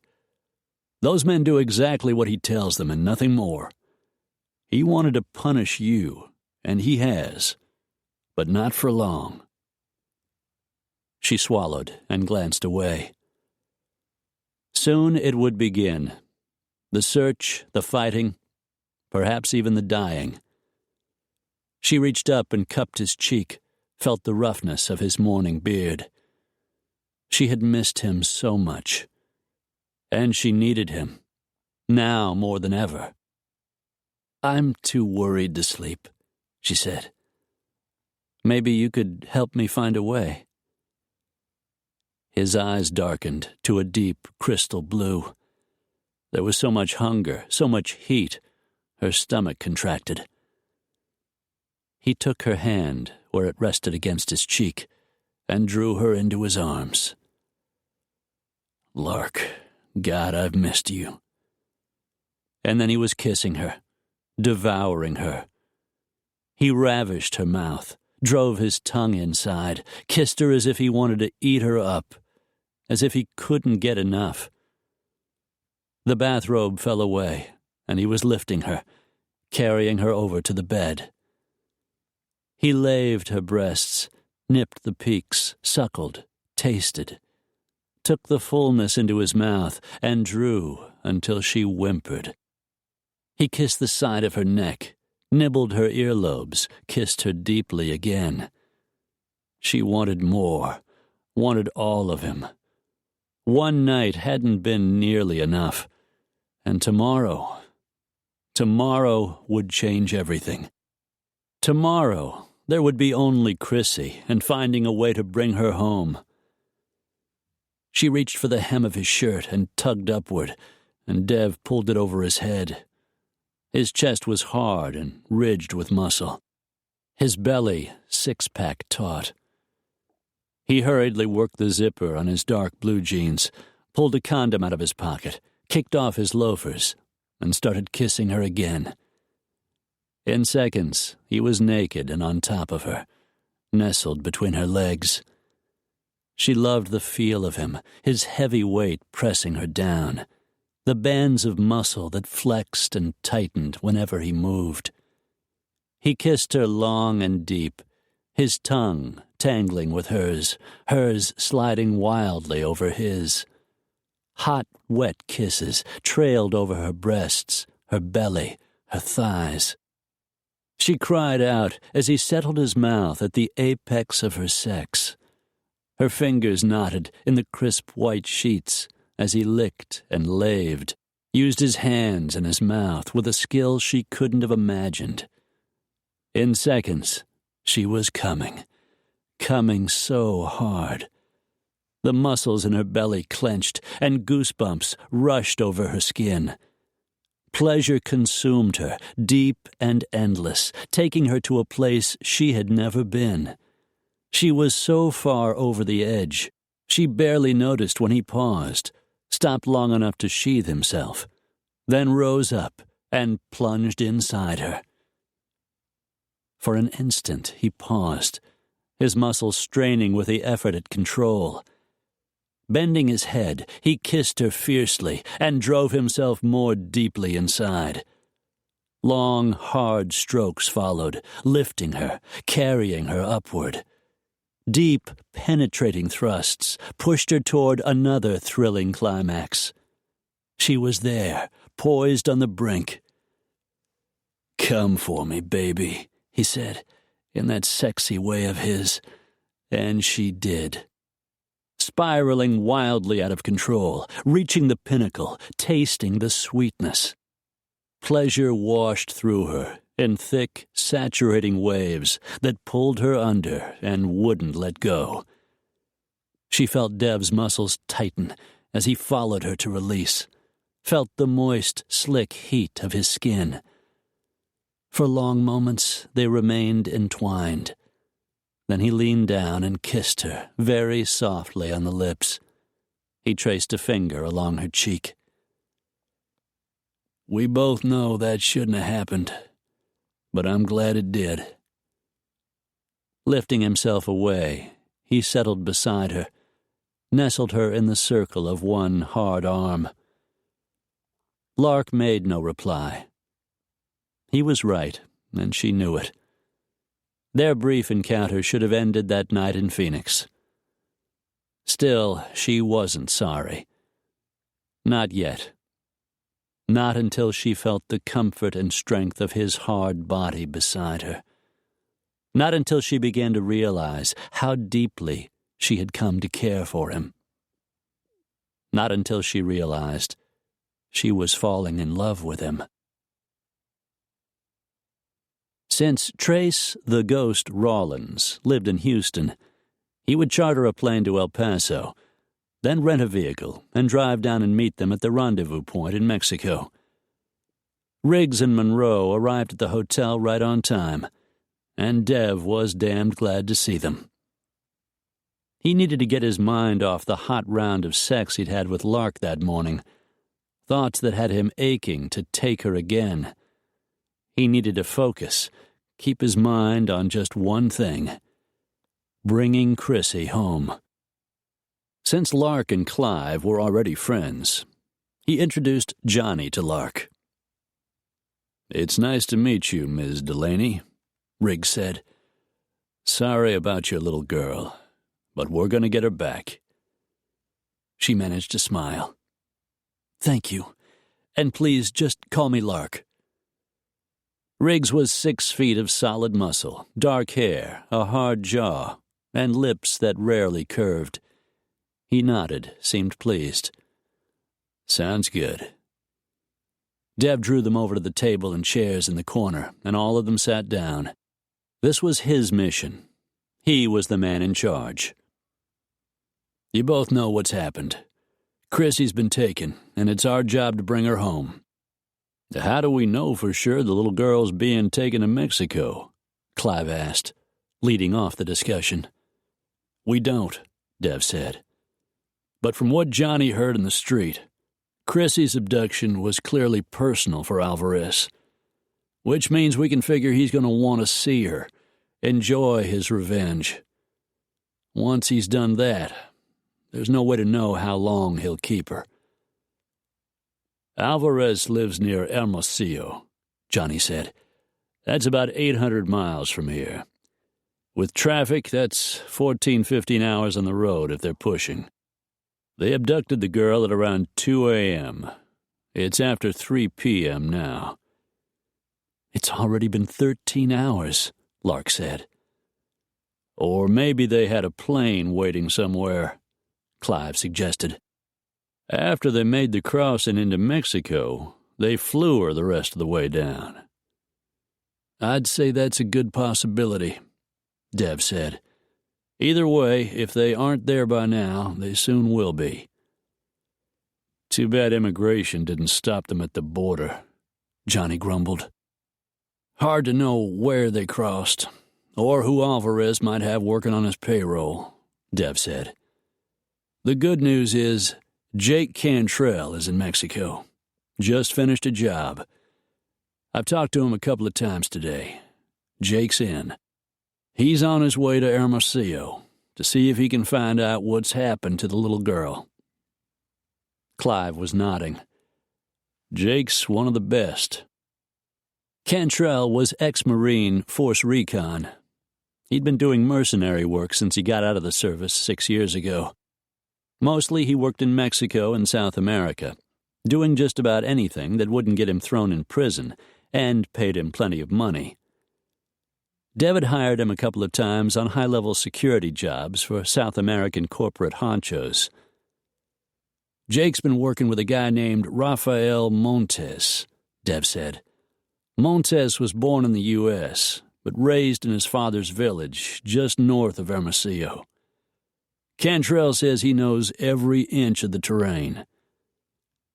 "So we wait till we know for sure the kid is there?" Johnny asked.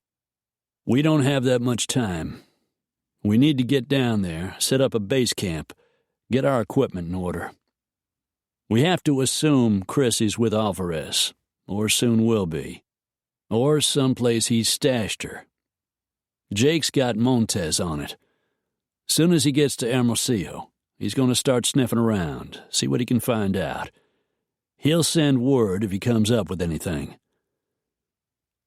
Dev rolled back his chair, walked over to the desk, and picked up his laptop.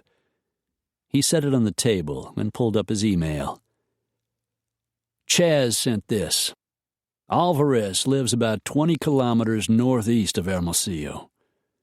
He clicked up the attachment, which was a series of aerial photos of an area in the foothills surrounding the town. The photos were up close and crystal clear. Johnny whistled. "Chaz didn't get that off Google Maps. Whatever that guy cost you, he's worth every penny. Looks like he hacked into one of the military satellites," Clive said. "The guy's got balls," said Johnny. "NASA," Dev explained. "Those are stored photos of the area from a few months back. My gut tells me Alvarez is having them bring her to his house. I'm hoping Montez can confirm. If not, we'll have to track her once we get there." They began to study the photos. Clive leaned down and picked his leather briefcase up off the floor. He opened it and pulled out a stack of maps, picked out the one he wanted, and spread it open on the table. "Sometimes it helps to look at it the old-fashioned way." He pulled the top off a yellow marker and circled the area where Alvarez lived. "The topo shows there isn't much out there but desert and a few barren hills." Dev clicked up a photo showing the rugged desert terrain. "Got some arroyos to work with. A lot of boulders around for cover." He pulled up another photo that showed the house and grounds. A small private airstrip ran through the desert, a little ways from the house. Johnny grunted. "Place looks like Fort Knox." The next image zoomed in closer. House, outbuildings, garages. He's even got a surveillance tower, all enclosed by a big cement wall. "Some of those buildings could be barracks," Johnny said. "They're the right shape for it." Clive leaned back in his chair. "Man, who's this guy think he is? The Emperor of Mexico?" Johnny crossed his arms over his barrel chest, making his biceps bulge. "Alvarez definitely has some serious paranoia issues. It's going to take an army to get inside that place," Clive said. Lark leaned forward to study the image, and Dev thought how hard this must be for her. The not knowing, the waiting, the hoping. And yet she was clearly focused. "How about instead of fighting our way inside, we flew over the walls, like they do in the movies? You know, use a helicopter to get inside the compound." Clive's sandy eyebrows went up. "Helo in?" He leaned forward, studied the satellite pictures of the compound again. "Stir up an awful big firefight if we go in hot that way. But it might be a damned good way to get out of there." Johnny studied the photo.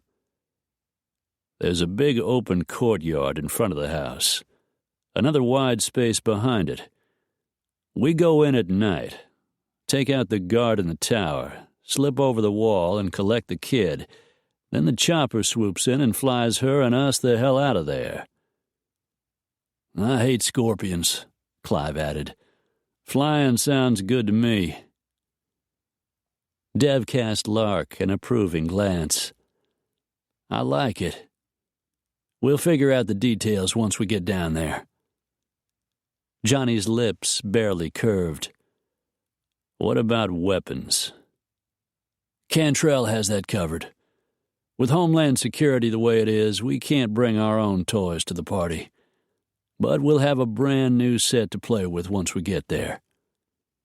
Clive smiled. Johnny actually grinned.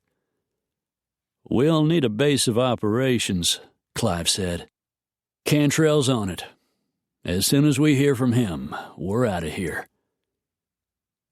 "So how do we get to Mexico?" Lark asked. Dev turned to Johnny. "Hambone, you get us a ride south of the border." Dev wished his brother lived closer.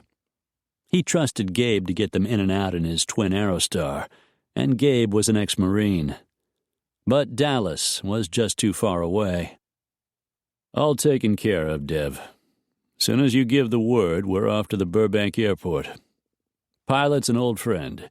Ex-gunnery sergeant. Good man, someone we can trust. Plane's on standby. He's waiting for our call." "Good. Once we get through customs, we're dropping off the grid until this is over." "Customs?" Lark's dark eyebrows went up. "I thought we'd just fly in at night or something." "Not legal to fly into Mexico at night," Dev explained. "Our beef is with Alvarez, not the authorities. The four of us will fly into San Felipe. That's far enough away from Hermosillo that Alvarez's watchdogs won't be on the lookout for us. We'll go through customs there, then fly to the rendezvous point on the mainland." "So, we're waiting to hear from Cantrell?" Johnny asked. "He'll call as soon as he's got a place lined up." He glanced over at Lark, who was dressed in jeans, sneakers, and a khaki shirt. It wasn't exactly Cabela's, but she had packed to travel, and the clothes would do. Both of the men had duffels and overnight gear in their cars, ready for the trip.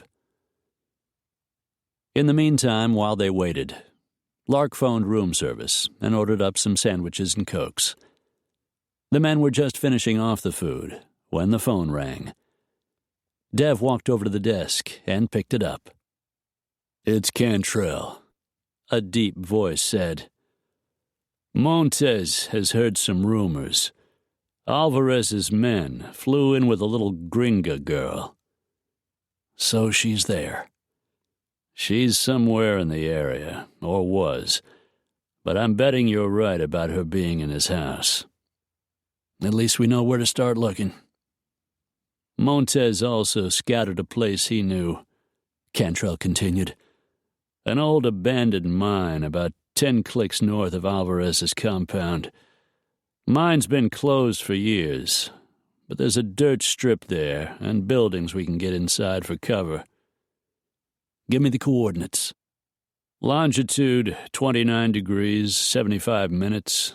Latitude 109 degrees, 14 minutes. The strip's hard to see. I'll park my Jeep out there so you can spot it." "Good. I'll call Rollins, give him the info. He'll be meeting us there."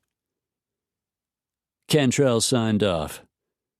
Dev called Trace with the information, then turned to the others. His gaze swung to Lark, who looked worried, but even more determined than the rest. "Well, that's it," he said. "Time to party. Get your stuff, and let's roll." Chapter 19.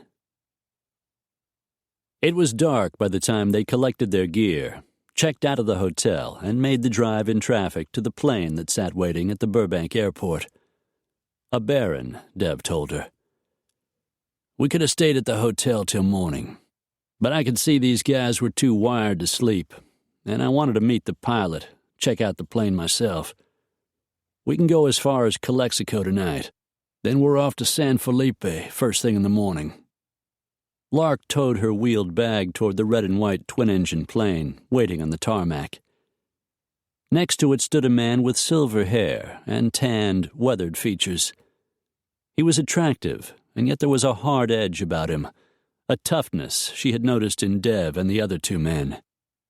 Johnny Riggs shook the pilot's hand and turned to Dev. "This is Colin Mercer. Plane's his." "Nice to meet you," Dev said, shaking his hand. "This is Lark Delaney, and the big guy's Clive Monroe." Lark and Clive shook Mercer's hand. "Nice aircraft," Dev said, sizing up the pilot with the same thorough regard he did the plane. "I take good care of her, if that's what you're wondering. She'll get you to Mexico and back." "Johnny's filled you in?" Dev asked. "Desert landing.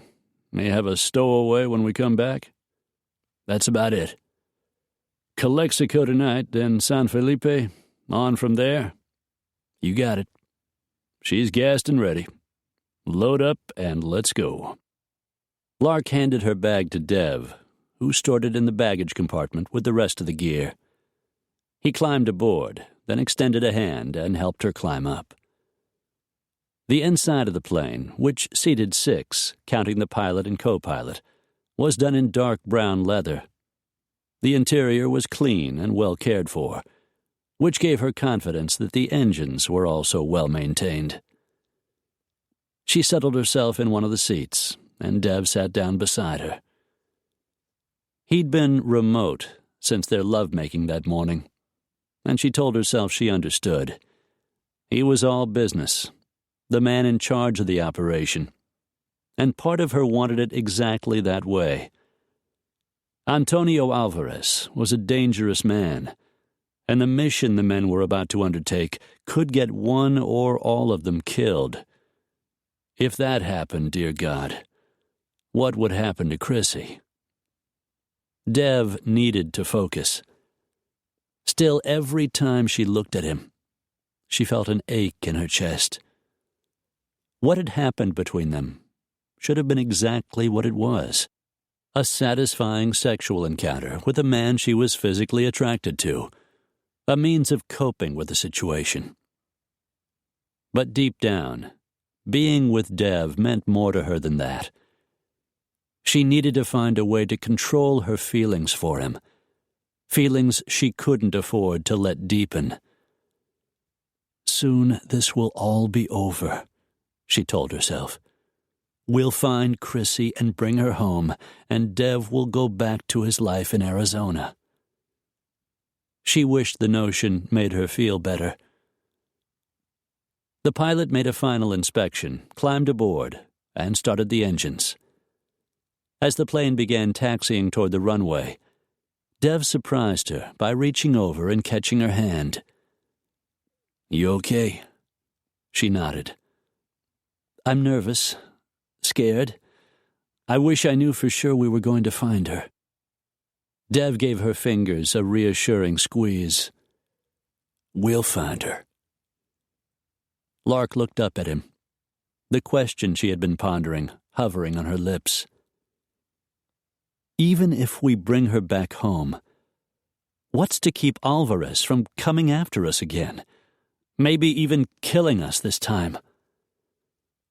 Dev sighed and let go of her hand. "I wondered when you'd get around to that."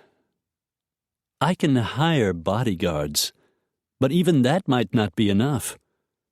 "I know." "So what should I do?" "There are a couple of things we can do. We can talk to the feds, see if they'll help you. The DEA knows Alvarez. I'm sure they've connected him to the murders in Arizona. By now, they know about Chrissy's abduction." She scoffed. All they'd have to do is walk by a rack of tabloids in the grocery store to know about that. "So they know what you're facing. They might be willing to come up with a new identity for you and Chrissy. You'd have to drop out of sight completely, change your name, give up your job and move somewhere else. Never contact your friends again." Her face went pale. She started shaking her head.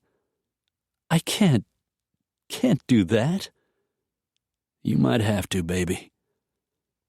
Her chest squeezed. She couldn't imagine giving up everything she had worked for, giving up her friends, living like a recluse under another name. "I'm hoping you won't have to," Dev added at the bloodless color of her face. "I've got a couple other ideas that might work. I'm not ready to talk about them yet. But if things go right, maybe there'll be another way."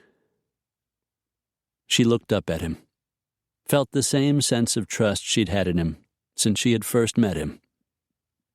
She took a deep breath, released it slowly. "All right. We'll figure something out. I'll hold on to that." He nodded. "Good girl. First, we've got to find her." Lark's features tightened. "He's got her. The rumors are true. I can feel it. He wants to gloat, to prove to himself he's someone more important than I am." She leaned her head back against the headrest. "If those reporters had stayed away, if they hadn't printed all those stories, this never would have happened." "You're probably right. But that's the way success works in this country. There's always a price to pay." It was true. She didn't regret her accomplishments or the money she earned. She just didn't want her little girl to be the one to suffer the consequences. It was almost midnight when they landed in the sleepy little town of Calexico, just a few miles north of the Mexican border. Dev rented 2 rooms at the El Camino, a nondescript motel, just a short cab ride from the airport. As Lark walked into the room with Dev and tossed her bag on one of the beds, A memory arose of lying next to him that morning. She thought of the fantastic sex they'd had, and her gaze unerringly went to his. His thoughts must have mirrored her own. His eyes were a scorching blue, his expression filled with greedy hunger. He walked over and caught hold of her shoulders, bent his head, and kissed her.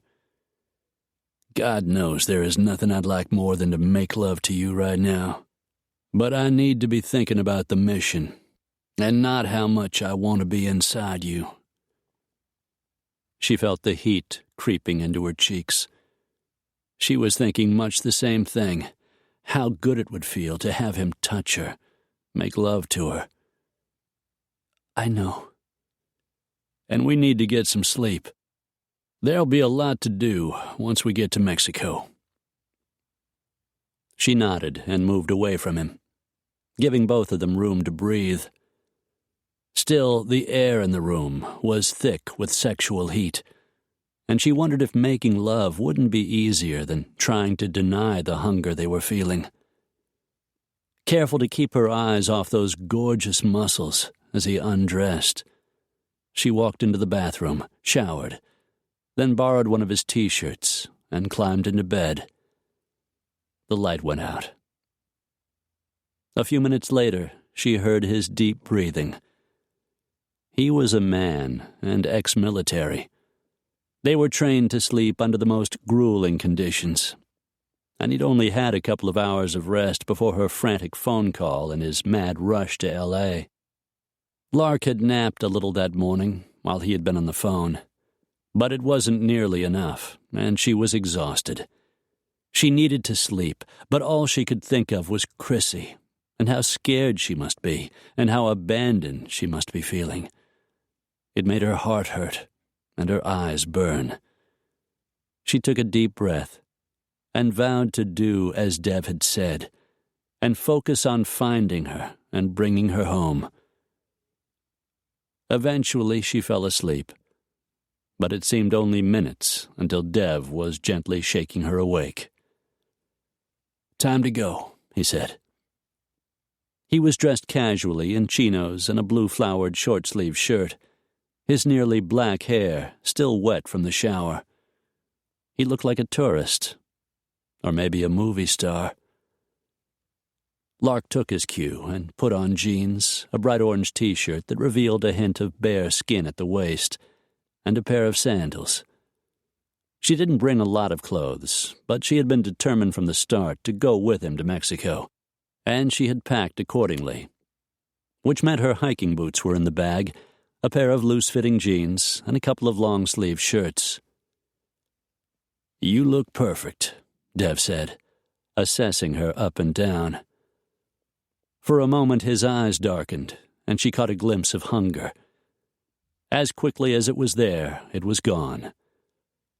"We just need to get through customs, then we're on our way." Clive and Johnny were also dressed casually, though even in a Hawaiian shirt and khaki pants, with his dark hair and constant shadow of beard, Johnny Riggs looked like a mercenary. They landed in San Felipe, a sleepy little village of 16,000 on the coast of the Baja Peninsula, about 140 miles south of the border. A quiet, out-of-the-way place that handled customs for tourists who came for the sun, the beaches, and the fishing. They passed through without incident, and soon they were back aboard the plane and once more in the air. After they had crossed the Gulf of California, a wide expanse of crystal blue ocean, the plane veered southeast. This was the longest leg of the trip, and as the engines droned on, Lark finally fell asleep. The plane had begun its descent when she awakened, passing over occasional patches of green where crops were grown, each a tiny oasis in the desert. "We're just about there," Dev said. "You ready for this?" Lark didn't hesitate, though she wasn't really ready at all. "You know I am." His mouth edged up. "Yeah, I know." He caught her hand and brought it to his lips. Lark felt the soft kiss all the way to her toes. "Have I told you how amazing you are?" She smiled. "I think you did." "Good. Whatever happens, just keep that in mind." The plane continued its descent. As Lark looked out the window, she spotted what appeared to be a cluster of abandoned buildings and a black hole in the side of a barren mountain she guessed was once the entrance to the mine. "See that vehicle down there? That Jeep belongs to Jake Cantrell. It's the marker for the runway." She searched the ground below, which mostly appeared to be sand and cactus.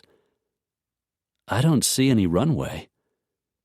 "It travels along the base of those jagged mountains. It's just a dirt strip." She spotted it, saw that it was narrow and not all that long. She hoped the pilot was as good as Johnny seemed to think. The plane swooped down, slowed, dropped, settled onto the dirt like a swan on a lake, and rolled along the fairly smooth roadway till it came to a stop. There wasn't much room to spare, but there was enough. "Nice landing," Lark said, "considering." Dev grinned, and his dimple appeared. "In my book, any landing you can walk away from is a good one." Lark laughed. It felt good. She felt a stab of guilt. How could she be laughing when Chrissy was in such grave danger? She sobered. "I know what you're thinking," Dev said gently. "A little laughter's all right. You do whatever it takes to get through something like this." She looked up at him, appreciating the way he always seemed able to ease her mind. "Thanks." The pilot turned the plane and taxied back down toward the buildings in the distance. Everyone waited as the engines came to a stop, and Mercer ducked out of the cockpit. He opened the cabin door, walked out on the wing, and jumped down, then reached up to help Lark. Two other men stood next to the plane, she saw. One at least 6'5" and built like Arnold Schwarzenegger. The other a handsome Hispanic. Montes, she remembered hearing Dev say, looked her up and down with a pair of black eyes heavily rimmed with thick black lashes. Next to him, the big man clenched his jaw and looked past her as if she weren't there. His hard gaze fixed on Dev. What the hell is she doing here? Dev just smiled. Lark Delaney, meet Jake Cantrell. I take it this is Rafael Montes? Rafe will do, he said. Montes tipped his head toward Lark and flashed her a charming smile. A pleasure, Ms. Delaney. It's nice to meet you both, but it's just Lark. I asked you a question, Raines. Since when do you bring a woman on this kind of mission? Dev's congenial expression faded. Since the lady is the child's adoptive mother, and she earned the right to be here when she killed one of the bastards who took her little girl? Cantrell's dark eyebrows went up. He was a good-looking man, even with his fierce expression. Square jaw, short brown hair, and light blue eyes. He looked her over. For the first time, actually seemed to see her. Hard to argue with that. Dev winked in her direction, and Lark bit back a smile. Since Johnny and Clive knew Cantrell, Montes introduced himself to the men, and Cantrell cocked his head toward the dusty black Jeep. Toss your gear in the back, and we'll head over to the mine. We'll be using the office as our headquarters. Dev said something to Colin Mercer, who turned and climbed back aboard the plane. He'll refuel at the closest small airport, Dev explained. Then stay there till we call him back. No place here to hide the plane. He grabbed her bag and tossed it into the back of the Jeep. You ride with Jake, Dev said. I don't think those sandals are going to cut it out here. I'll change as soon as we get wherever it is we're going. He nodded, turned and started walking with the others toward the metal buildings in the distance. It wasn't that far. As the jeep rolled along, Cantrell made no comment, just wheeled the vehicle past the men and pulled up in a cloud of dust in front of one of the abandoned metal buildings. "Home sweet home," he said, casting her a glance. "If you were expecting 5-star accommodations, you'll be sorely disappointed." Lark looked at the rusted metal windows and the sagging front porch steps leading up to an old wooden door. "At least we'll have a roof over our heads." Cantrell made no comment. Clearly, he wished she weren't there. And yet he seemed to understand why she'd had to come. "Ladies first," he said, holding the door open until she walked inside. At first guess, it appeared to have been some kind of quarters for the men who had run the mine, with a kitchen counter along one wall and an old gas-powered refrigerator that Cantrell must have gotten running. "There's a makeshift shower around back next to the outhouse," he said, cocking his head in that direction. She looked up at him as Dev and the others walked into the building. "I need to change. I wore this for customs." "Line of rooms down that hall. Used to be sleeping quarters for the mine operators. You'll find some cots in there. Take your pick." "Thank you." She flicked a glance at Dev, saw Montez watching her, saw the moment Dev realized it. "Forget about it," she heard him say. "That goes for all of you." She turned a little, caught Montez's glittering white smile. "So that is the way it is." "Lark's my client," Dev explained, a note of warning in his voice. "She doesn't need any more problems. This is hard enough on her already." "Oh, see. A woman who looks like that, she will make it hard on all of us." Dev's jaw clenched at the innuendo, but he let the remark slide. He had to work with these men. He needed their help. Lark rolled her overnight bag into one of the narrow, dusty sleeping rooms and firmly closed the door. Chapter 20. Dev didn't like Montez. The handsome Hispanic was arrogant and far too charming, and he was looking at Lark the way Dev tried his damnedest not to. Montez wanted her, and Dev couldn't blame him. Even tired and worried, the ruby streaks in her shiny dark hair beginning to fade, she was one of the sexiest women he had ever known. Her tilted green cat eyes never failed to draw him in, and her long legs and perfect ass sent desire slicing through him every time she walked past. And she was so damned pretty, with those plump lips he couldn't get enough of, and a sweetly feminine scent that was purely her own. Only his exhaustion and fierce determination had kept him out of her bed last night. But she needed her sleep as much as he needed his, and he couldn't afford to let his desire for her become a distraction. Instead, he guarded her like a wolf guarding its mate, and told himself he was only doing his job. The good news was, late in the afternoon, Trace Rollins rolled a dark green Land Rover into camp. "Hey, Dev. Good to see you, buddy." Trace's soft Texas drawl washed over him as his friend jumped down from the vehicle and strode toward the men who waited to greet him. "Jake, Madman, Hambone, Montez. You know everyone, then?" Dev asked. "We've met somewhere at one time or another." Dev turned. "Trace, this is Lark Delaney. Her little girl is the reason we're here." Trace turned a slow smile in Lark's direction.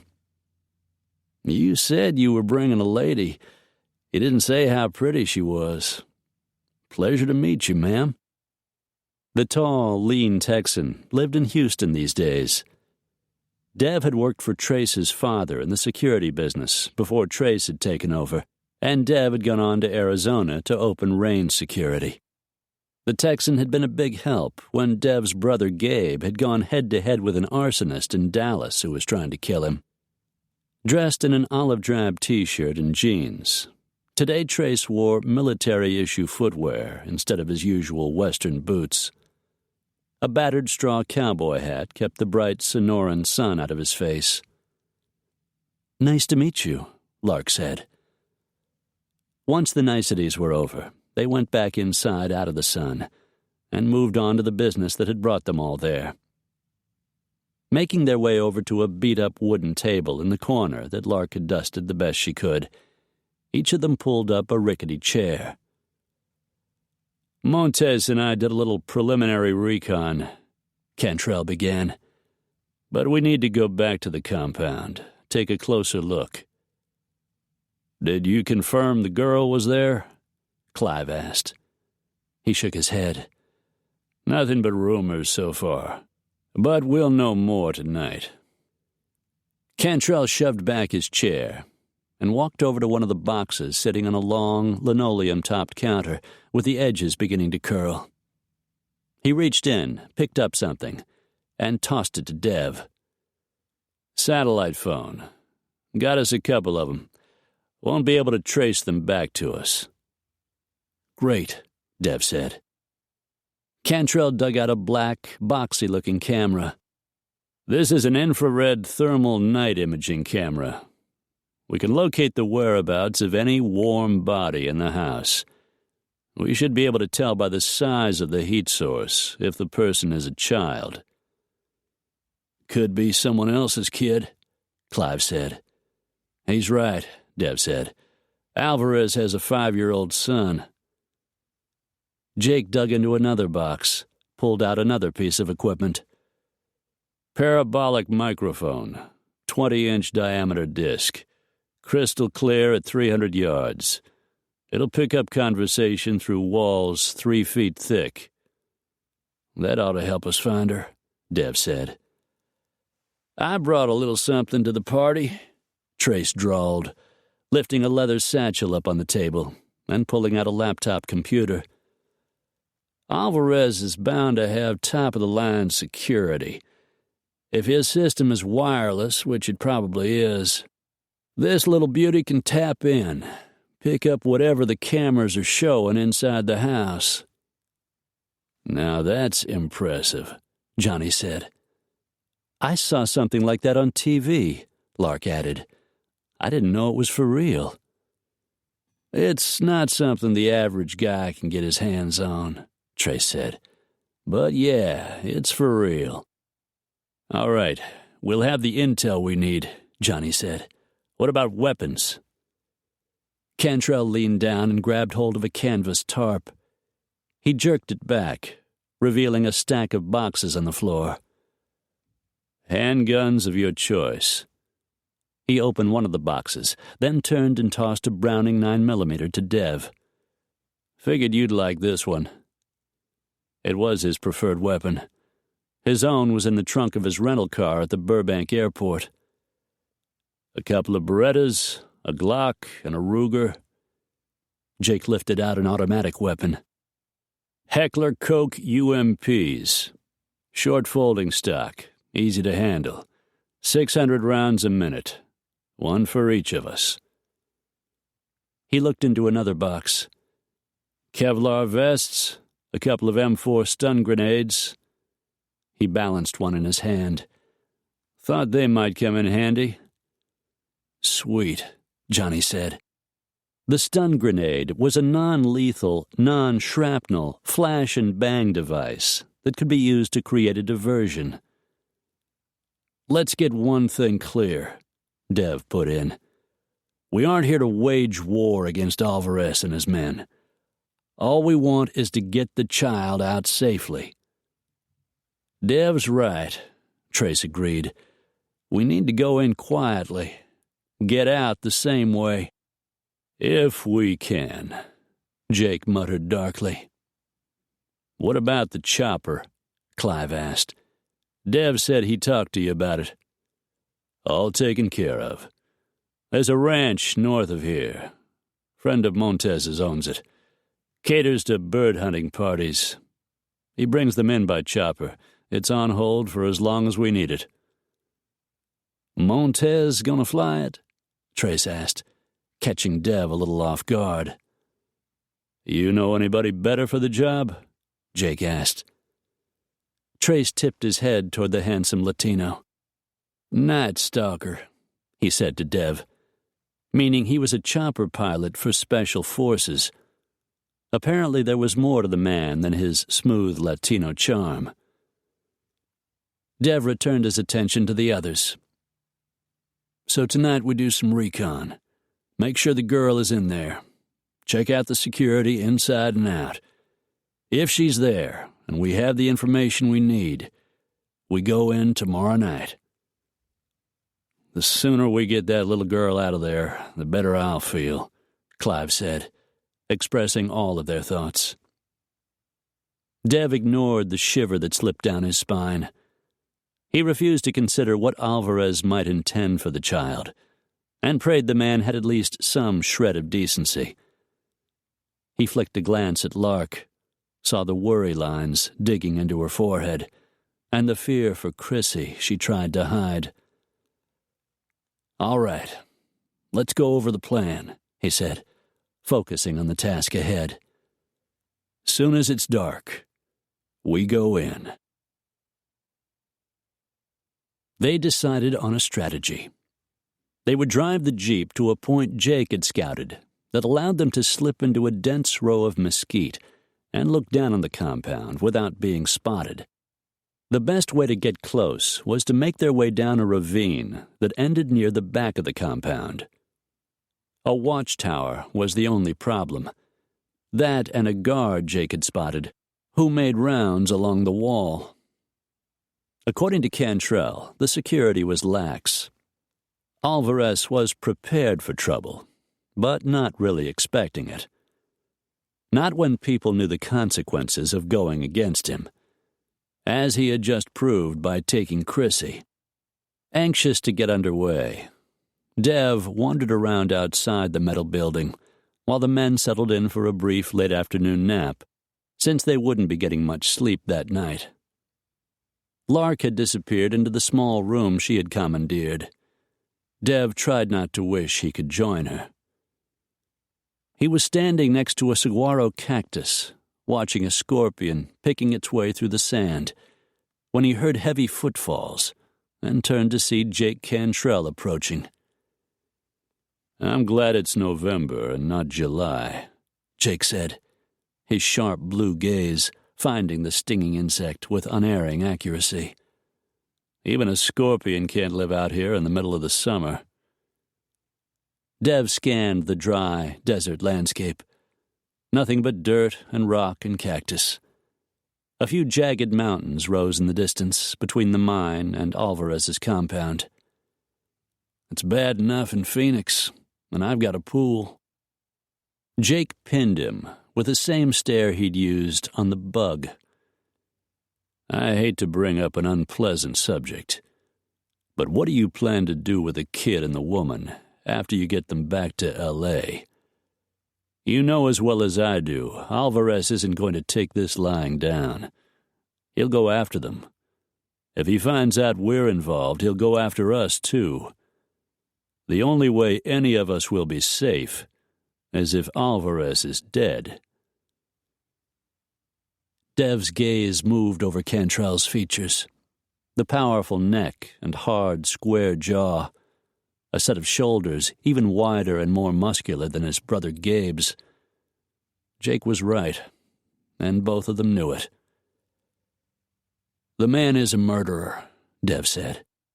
God knows how many deaths he's responsible for. Hundreds, they say. Maybe even thousands over the years. I didn't want to talk about it in front of Lark, but if I can get to him, I'm taking him out. Cantrell nodded, mollified a little by his answer. Whoever steps into Alvarez's shoes isn't going to give a shit about the kid. He'll be too busy trying to hold on to the reins of the organization and keep things under control. Taking the little girl was personal for Alvarez. Once he's out of the picture, Lark and Chrissy will be safe. Jake looked back at the run-down metal building that housed the men. I think we're all on the same page about this, but I'll pass the word. Unfortunately, even with good surveillance, finding the man in a 40,000-square-foot compound wouldn't be that easy, and getting to him would be even harder. Jake leaned down and picked up a broken mesquite branch, drew the point through the sand. You gonna tell me your backup plan, in case you don't make him dead? Knowing you as I do, I figure you've got one. Dev almost smiled. I've got one. It's still in the planning stages. And the idea was looking crazier all the time. For now, let's just act on the assumption we eliminate Alvarez, get Chrissy, and get the hell out of Dodge. Jake's face said he hoped it would be that easy. Antonio Alvarez leaned back in the red leather chair behind his gilt and marble-topped desk. He took a puff on his fat Cuban cigar and blew a thick gray smoke ring into the air. Across from him, Santos and Zepeda stood on each side of the little girl. She was pretty, he thought, with her dark curls and big green eyes. A little taller than his son Alberto, who was close to her same age. She hung back a little from the men, yet her eyes remained steady on his, instead of darting away. The men Santos had paid to abduct her had done an efficient job, all but the fool who had gotten himself killed. He almost smiled. The American woman had courage, he would give her that. Still, his men had succeeded. Using a chloroformed rag, they had kept the child drugged until they were well across the border and had her loaded onto a plane. Even after the plane had landed at his private airstrip and she had been brought into the house, she had been quiet and subdued. He liked a child who was well behaved. "Girl, come over here," he said to her in English. She didn't answer, just stood there staring at him, with her chin tilted up at a belligerent angle. Just like her troublemaking father, he thought. "Do as I say, Nina. You do not wish to make me angry." She paused another moment, then started walking toward him, still dressed in the pajamas she'd been wearing when his men had taken her, pink with little circus ponies and feather headdresses. "What is your name?" "I want my Aunt Lark. Where is she?" "I told you to tell me your name." "Who are you?" "I am the man who decides what will happen to you. Now do as I say." She didn't want to. He could tell by the way her eyes narrowed and her lips thinned. But like everyone else, she could see he wouldn't put up with her disobedience for long. "Chrissy. My name is Chrissy Delaney." "See, all right then." "I want to go home." "You will go where I say." He turned at the sound of a knock at his door. Then the door opened, and his mother walked into the study. A short, round woman with the same black hair as his own, though he was losing his, while hers remained thick and long. "What is it?" he said to her in Spanish. "You know better than to interrupt." "I heard you brought a child into the house. Now I see that it is true. Since when, my son, do you wage war on children?" "That is not your concern. Leave us." His mother ignored him and walked farther into the study, the one person in the world who wasn't afraid of him. "I know why you took her. There are few secrets in this house. What will you do with her, Antonio, now that you have brought her here?" "I haven't decided. Always I have wanted a daughter. You and Elena, I hoped you would give me a granddaughter.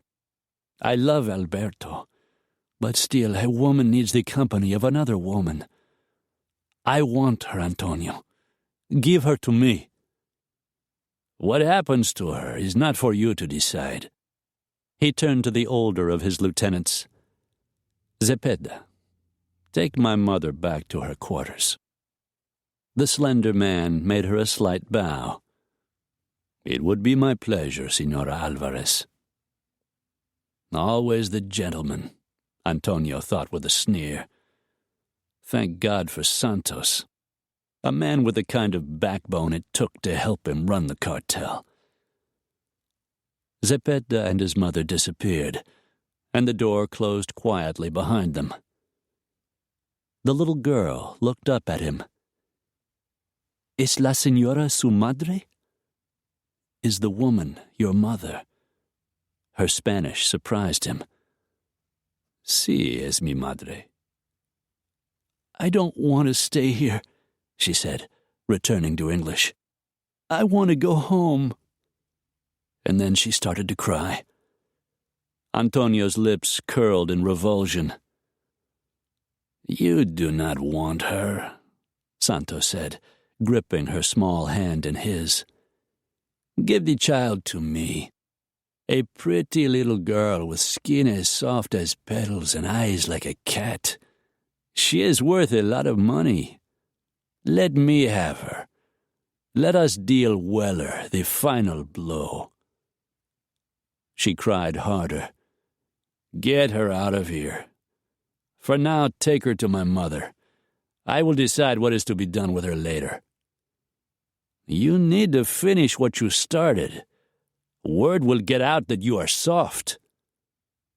Antonio snorted. But he didn't like to think it might be true.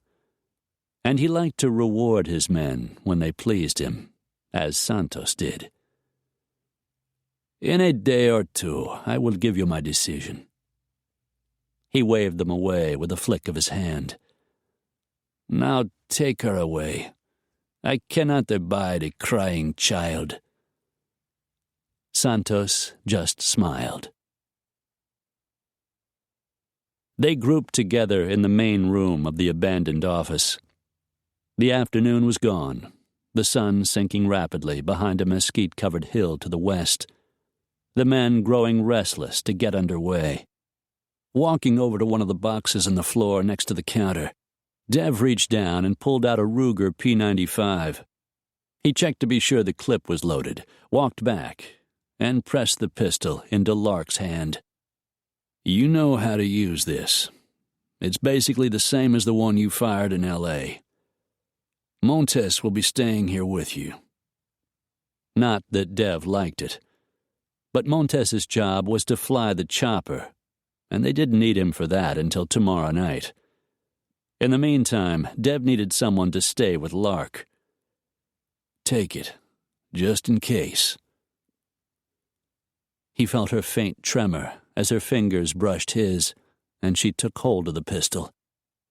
Turning back to the weapons, Dev took the Browning 9mm that Cantrell had brought with him in mind, stuffed the silencer that went with it into his pocket, picked up a fixed-blade K-bar knife from another box, and shoved it into the sheath he had strapped to his leg. Cantrell carried a Glock 45 with a custom hand grip. His jaw flexed as he walked over and picked up an M24 sniper rifle, a gun that matched his area of expertise. Montes, Riggs, and Clive followed, each man arming himself with a handgun, an automatic weapon, ammunition, and miscellaneous personal gear. They wouldn't carry the flash grenades till they made their assault on the compound tomorrow night. Dev looked the men over as they checked their weapons. "Remember, Tonight, all we're after is intel. If we get what we need, tomorrow we go in." He checked his wristwatch. "Wheels up in an hour." The men muttered their agreement. Johnny Riggs grinned.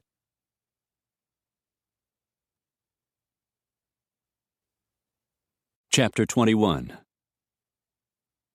As Lark followed Dev out of the building and into the cool desert air, darkness settled thickly around her. There was only a sliver of moon, but a brilliant mist of stars sprayed across the black night sky. Ahead of her, dressed in full camouflage, his feet in worn combat boots and his face streaked with black grease paint, Dev paused at the edge of the workyard. He looked like no one she had ever seen before, and yet he was more familiar than anyone she had ever known. He glanced up, spotting her as she drew near. She felt his eyes on her, intense and slightly brooding. "You look worried," he said. "I'm trying not to be." But he was right. Her stomach felt tied up in knots. "I don't suppose you're planning to let me go with you?" She knew the answer. On this kind of a mission, she would only be a liability. "Not a chance. Besides, all we're doing tonight is gathering information. We won't be bringing Chrissy out until tomorrow." She didn't argue. She had learned to pick her battles. Tomorrow night, she was going with them. Nothing in the world was going to keep her away. "Is there anything I can do till you get back?" "Just keep an eye out. We aren't expecting trouble, but you never know. If something happens, Montez is here, and you've got a gun. Don't be afraid to use it." "I'll do what I have to. It's you I'm worried about." He reached out to her for a moment, cupped her cheek. Lark felt a soft little tremor. "Nothing to worry about. Not tonight. We'll keep our distance. Just get close enough to set up our equipment and see what's going on inside the house." She prayed he was right. But Alvarez lived in a veritable fortress, and he was ruthless in the extreme. If they were spotted, his men wouldn't hesitate to kill them. A chill swept through her that had nothing to do with the cool desert air, and she shivered. "You're cold." Dev drew her back against his chest. "You ought to go inside." She turned, slid her arms around his neck, and looked up at him. "I don't want to go inside. I wish we were somewhere else, someplace we could make love." She felt his muscles tense. She had seen the way he looked at her. All day he had watched her, following her movements with fierce intensity and a hunger he couldn't quite hide. Bending his head, he settled his mouth very softly over hers. It was a tender, gentle kiss, but the tension in his body told her how much it cost to hold himself back. "God, I want you," he whispered between nibbling kisses. "You have no idea how much." His tongue ran over the seam between her lips, and she parted for him, allowing him entrance. His kiss turned deep and hot, wet and fierce, and Lark kissed him back with the same intensity. Dev was breathing hard, and so was she when he broke away. He ran a hand through his hair. "We can't do this, not right now. I need to keep my mind on the mission, and I can't if I'm thinking of you." "You're right, I'm sorry." His mouth edged up. "I'm not." He kissed her briefly one last time. "You might want to wipe the grease paint off your nose. It's a dead giveaway." She grinned, used the tail of her khaki shirt to erase any telltale smudges. Her grin slowly faded. "Promise me you'll be careful." "I'm always careful." He tipped his head toward the building they used for shelter. "We need to get back." She nodded. It was time to go. Lark told herself everything would be all right. but the chill returned, just the same. An hour passed, and then another.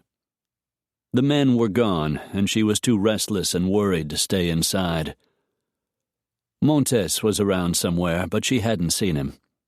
And the solitude and the waiting were beginning to wear on her nerves.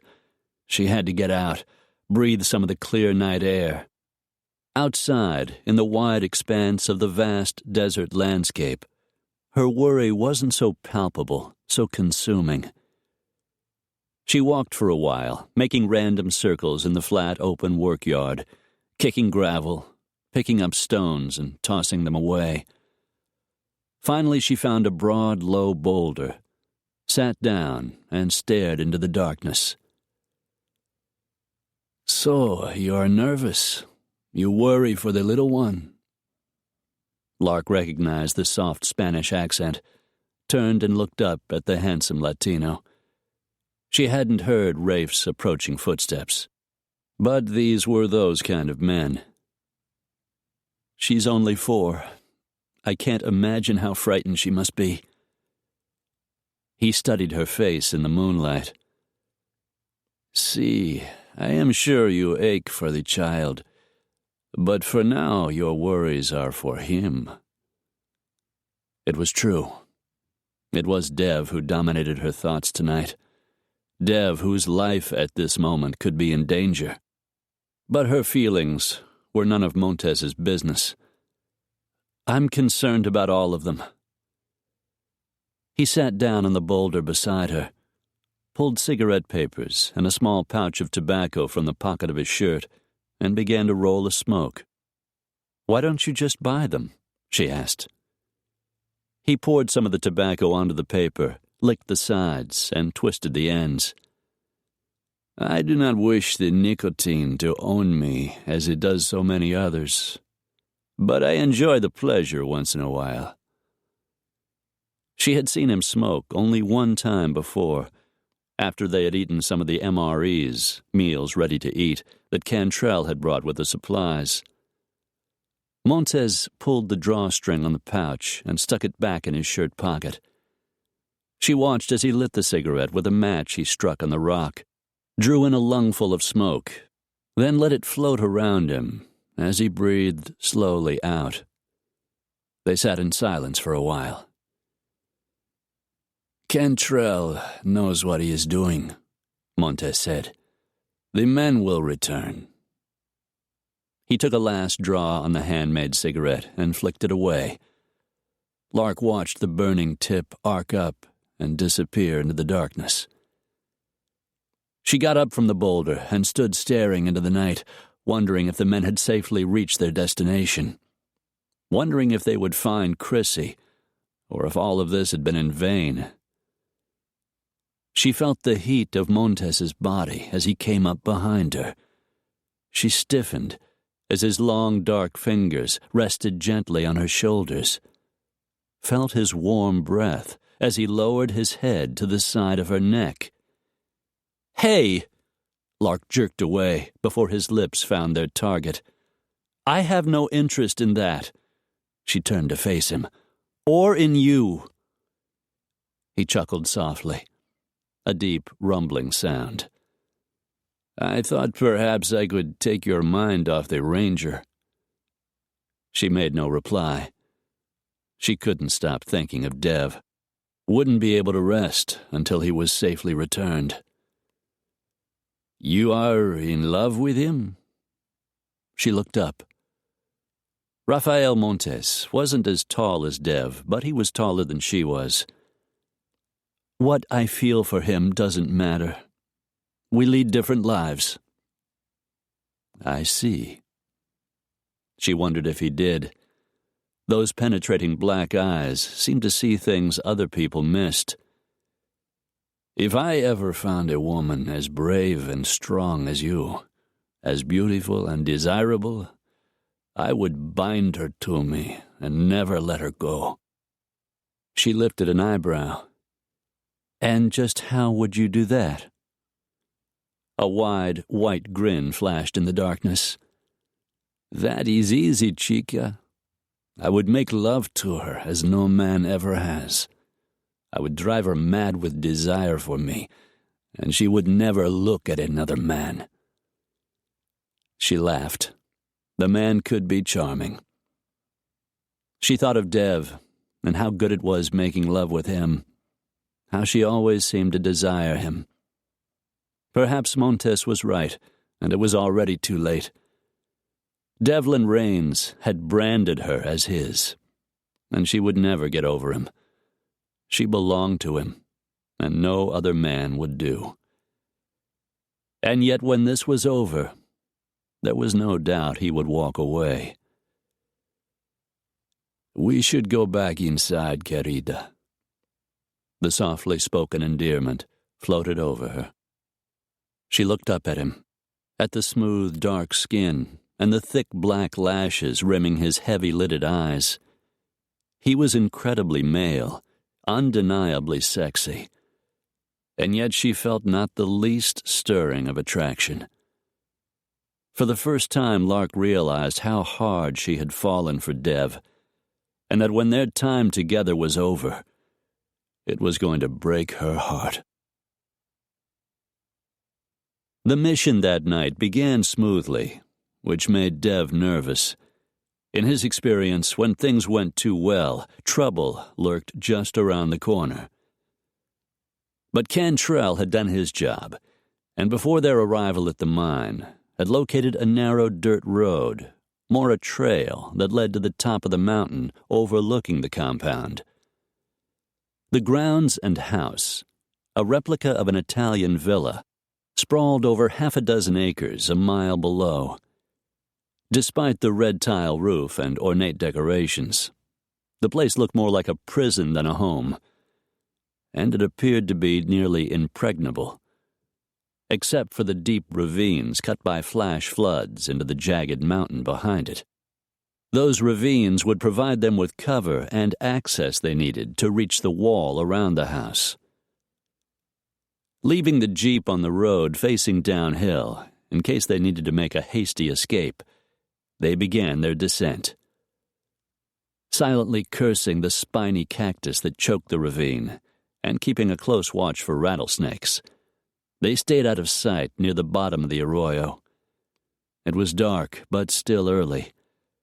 They needed to get their equipment in place, while Chrissy was still awake, so they could detect her whereabouts, if she was actually inside the house. At 200 yards above the wall surrounding the compound, still high enough they could see over it, they climbed to the edge of the arroyo. Using a pair of night vision goggles, Dev made a thorough sweep of their surroundings. No patrols in the area. They couldn't see anyone but the guard in the tower, and the guard who occasionally made a pass around the base of the wall. Cantrell set the parabolic microphone up on a tripod, and the listening began. Clive, Johnny, Trace, and Dev headed farther down the ravine to get close enough to use the infrared thermal imaging camera and plan the route they would be taking when they left tomorrow night. When they were near enough, Dev settled in a spot close to the edge of the arroyo. Lying flat on the sandy earth, he flipped open the video screen on the infrared camera and began to skim it slowly over the buildings inside the walled area around the house. Trace moved off in the darkness, making his way farther down the hill to test his laptop's security intrusion software. "You were right, Hambone," Dev said low and soft to Johnny as he studied the images on the screen. "That building on the left is a barracks. About 10 warm bodies inside." Johnny quietly cursed. Dev moved the camera over the rest of the outbuildings and grounds, catching the image of another 5 men, then turned the camera toward the house. "Lots of folks inside," Dev said. They were close enough to see the outline of people in the different rooms of the villa, but it was hard to tell if the person was male or female. Dev zeroed in on an area with a row of smaller rooms that looked like it could be the servants' quarters. Larger rooms that appeared to be bedrooms were in another part of the house, Sure enough, in one of those bigger rooms, two small images moved around next to a larger, broader outline. "Could be one of them as the girl," Johnny said, peering over his shoulder. "Could be," Dev said. Clive crawled up just then. He'd been timing the outside guard's rounds. "Guy's a little irregular, but it looks like he's making a sweep every 20 minutes.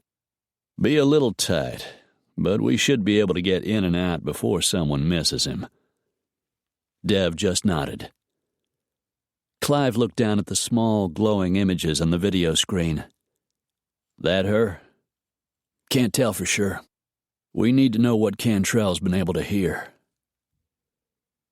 They finished their surveillance, just as Trace returned.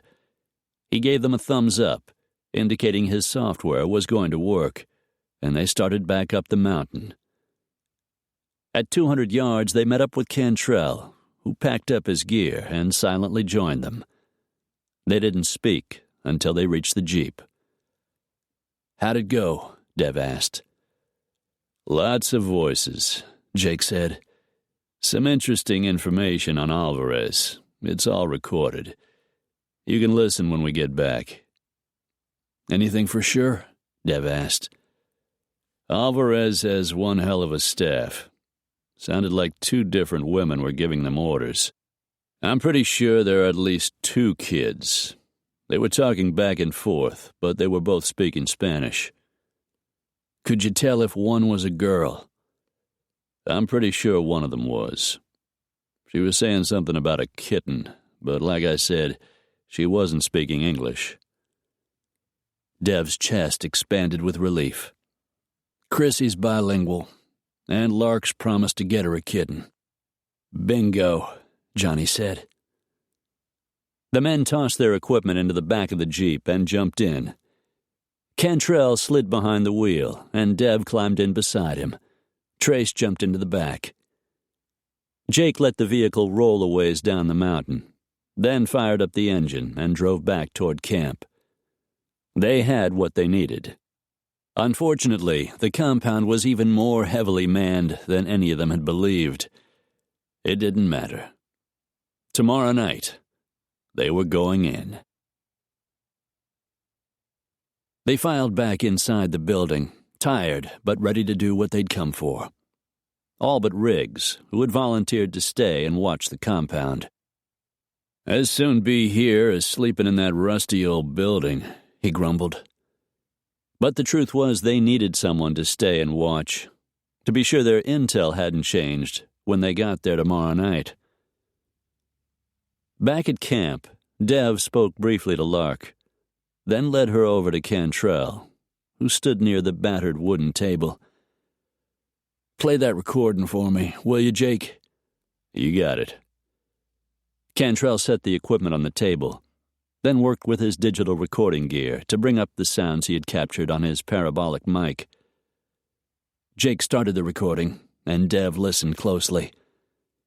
He could hear men speaking and servants being ordered around. "That's her," Lark said, when she heard the children talking and recognized the little girl's voice. "That's Chrissy." Her eyes filled with tears, which she tried to hide by turning away. "She's talking to another kid," Jake said. "Might be Alvarez's son."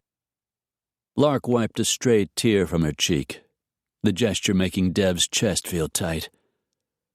"Listen to this," Jake said, turning the volume up a little. It was a phone conversation. They could hear both sides of the call, and clearly Alvarez was the man on the near end of the line. "Sounds like he's setting up a meeting." "With a woman," Lark added, recognizing the feminine voice. "The way she's purring," Clive said. "I doubt the woman is his wife." "Cabo San Lucas, the end of the week," Cantrell said, repeating the information coming out of the recording. "Looks like El Jefe is planning a little tete-a-tete at the El Presidente resort," Trace drawled. "Interesting," Dev said. but he was thinking that if things went the way he hoped tomorrow night, Alvarez wouldn't be rendezvousing with his mistress, or anyone else. Ever. They played the tape 2 more times. Then the men began yawning and moving off toward their sleeping pallets. Wordlessly, Lark took his hand and led him into her narrow sleeping room. She looked so tired and worried and hopeful that Dev drew her into his arms. "We're going to get her out, love. Everything's going to be all right." She nodded, blinked back tears. He knew she was thinking about the rescue and what would happen after they got back to L.A., wondering if she would ever truly be safe again. They sat down on one of the 2 narrow cots she had dusted off and covered with a blanket. Lark rested her head against his shoulder, and he pressed his lips to her hair. "God, I wish we were anywhere but here." He wanted to touch her so badly, but if he kissed her, he would want more. It wasn't going to happen in this barren, dirty room with a bunch of randy guys listening outside. Instead, he pulled his cot over next to hers, and they both lay down. As tired as he was, he should have fallen instantly asleep. Instead, he stared into the darkness, thinking of Lark and her sweet little girl, praying he could bring the child home and keep both of them safe. Chapter 22. A warm afternoon sun shined down on the workyard as Lark sat next to Dev eating an MRE. "Not exactly lunch at the Four Seasons," he teased as he finished his last bite, took her empty container, and shoved them both into a black plastic bag. She smiled. "Not exactly." She felt sticky and dusty, and she would rather have had a shower than a gourmet meal. She yawned behind her hand, tired from waiting up late for the men.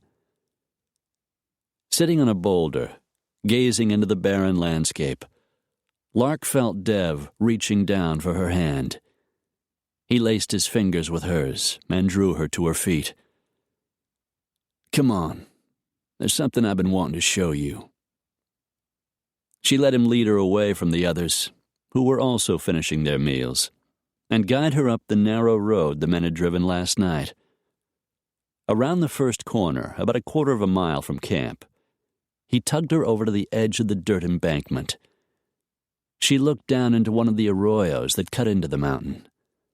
This one, she saw, widened partway down and flattened into a tiny valley. "Good Lord, it's actually green. I can't believe it." He laughed. "I went for a walk this morning. I spotted this as I hiked up the road. There's a stream running down the ravine. Must be a spring up above. Want to take a look?" She eyed the greenery, the lush open space that spread out, then narrowed again at the opposite end, as the water continued to wind its way down the rugged hill. There were ranches and farms at the base of the mountain range, green areas in the desert she had spotted as the plane made its descent. She had wondered then where the sparse amount of water had come from. "All right, let's go. I need the exercise." His eyes met hers, and she read the kind of exercise he preferred, but he made no comment. It wasn't easy going, but Dev helped her over a couple of steep patches, and eventually they reached the sandy-floored valley. He left her for a moment to explore an area behind an outcropping of rock, and she used the time to sit down and pull off her hiking boots.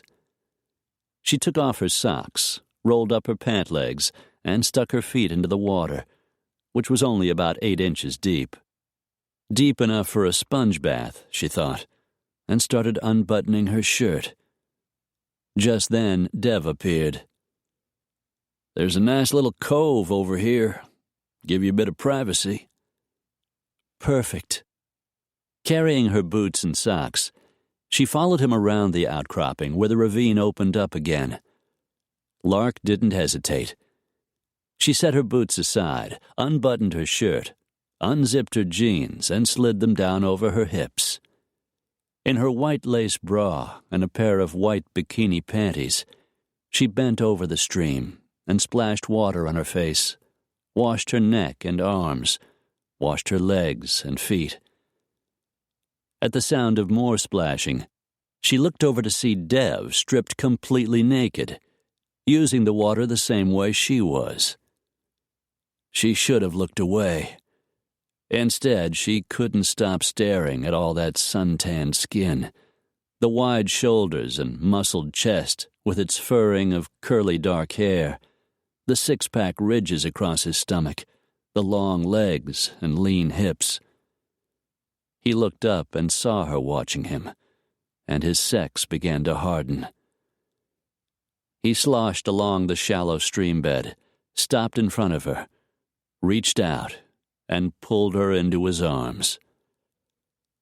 "I didn't bring you here for this," he said, "but maybe I hoped it would happen. I've wanted you for days." A soft kiss followed, his mouth gentle on hers, tasting, exploring, the kiss deepening, turning hot and wet.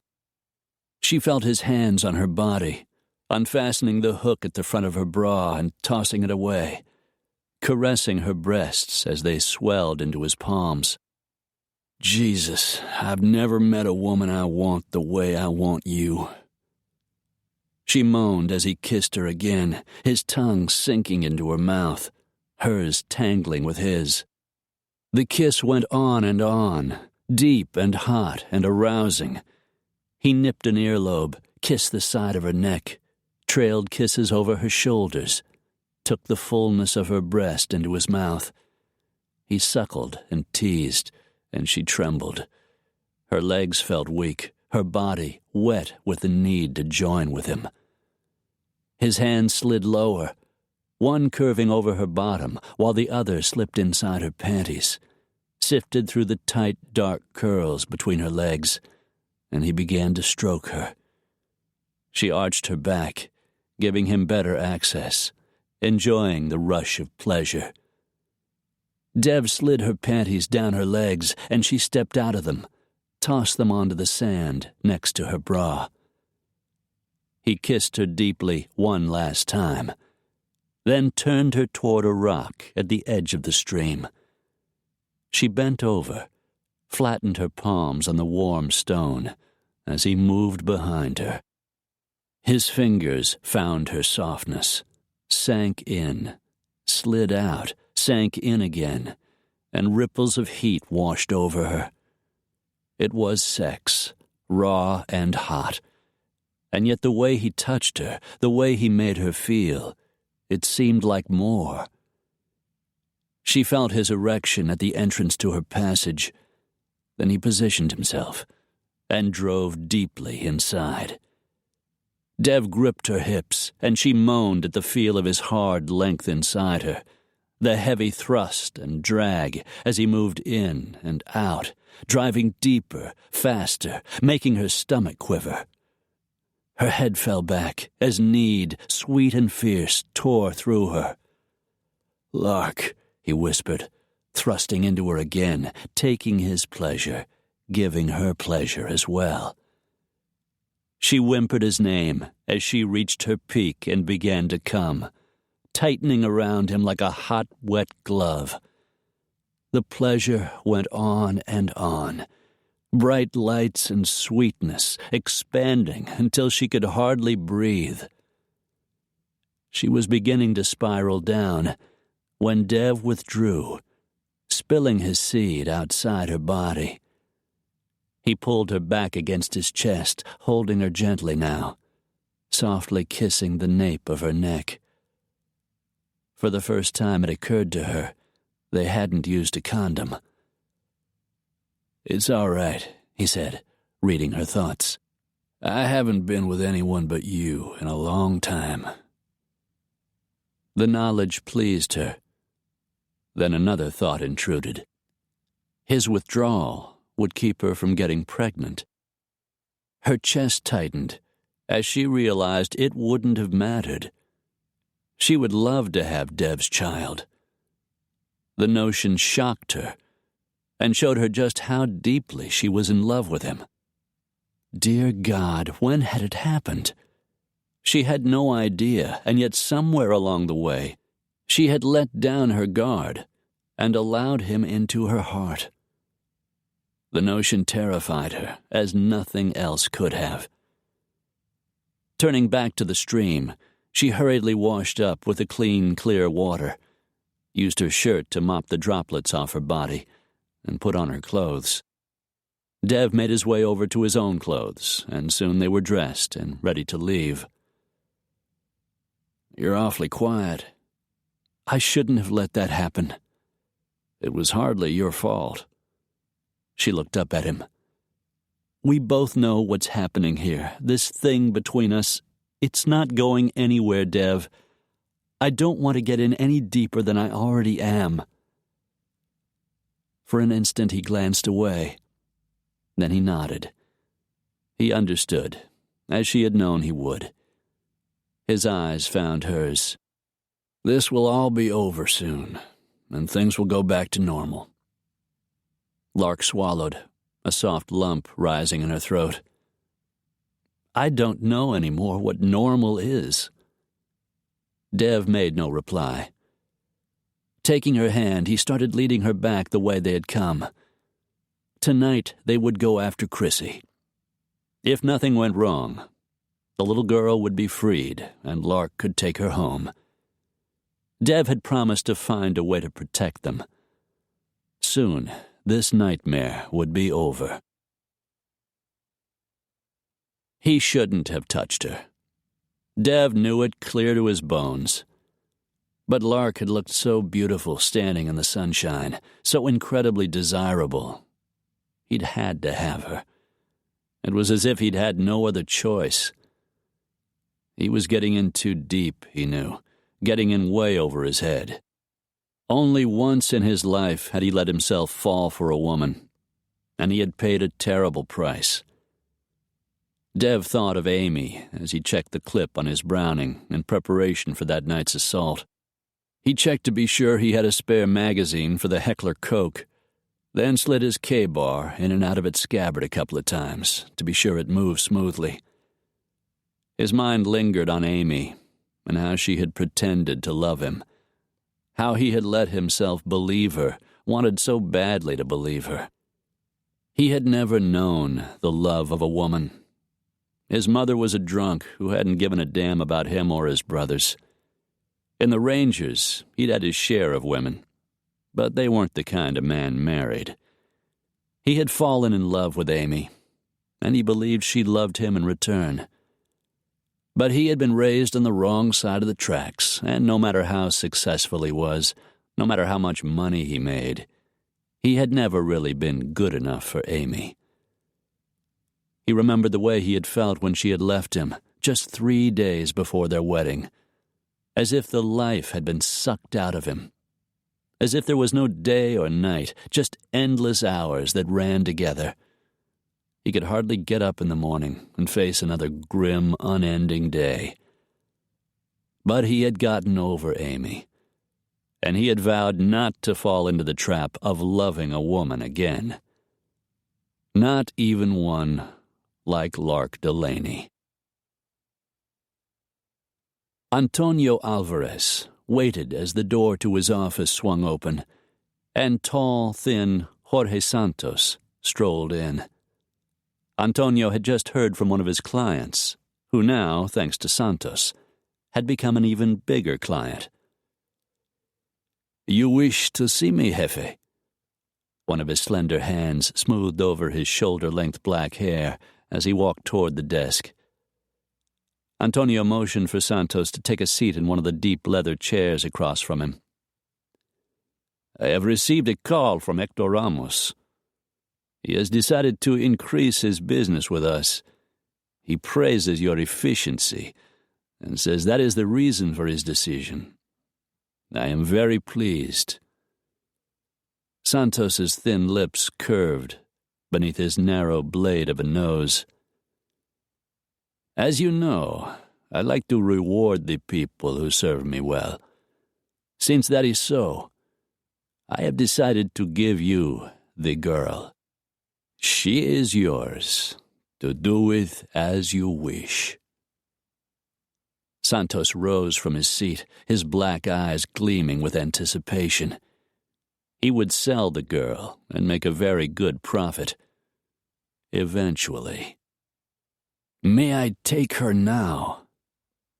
Alvarez shook his head. "Not today. She plays with the boy. Tomorrow I will have one of the men bring her to your home. I do not wish to upset my mother or my son." Santos made a slight bow of his head. "Thank you, mi jefe. You are a very generous man. Life is short, mi amigo. A man must enjoy whatever pleasure he can manage to find for himself. See, you are right. Which reminds me, I have heard that Francisca will be singing at the cantina tonight. At El Matador in Hermosillo, where Antonio had first met her. See, that is true. Do you wish to join me?" Just thinking of Francisca and her lovely round breasts and the things she could do with her talented mouth made him hard. At week's end, they would be spending 4 passion-filled days together, but he didn't want to wait until then. "I would like that very much." He rose from his chair. "Let me change my clothes and inform Elena I will be going out for the evening."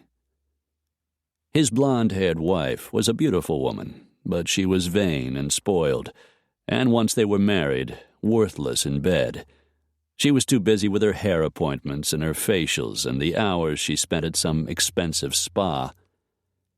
At least she had given him a son, which meant he could spill his seed wherever he wished. And he wished to do it with Francisca Miramontes, a woman far more entertaining than his wife. Antonio shoved back his chair and made his way to the door. He had pleased his top lieutenant, and it was better to be rid of the girl. He didn't want his son growing attached to the little gringa. He wanted him tough and strong, and a female could undermine his efforts in that regard. Alvarez closed the door solidly behind him, already anticipating the pleasures that awaited him tonight in Francisca's bed. "I'm ready when you are." Lark walked toward him in black jeans and a long-sleeved black shirt. She wore her hiking boots and held a black knit cap in one hand. She'd found a holster for her Ruger and strapped it around her waist. "This is the best I could do, but I need to borrow some of your face paint." He almost smiled. Would have if he hadn't realized she was deadly serious. "You don't have to worry about your face. You aren't going.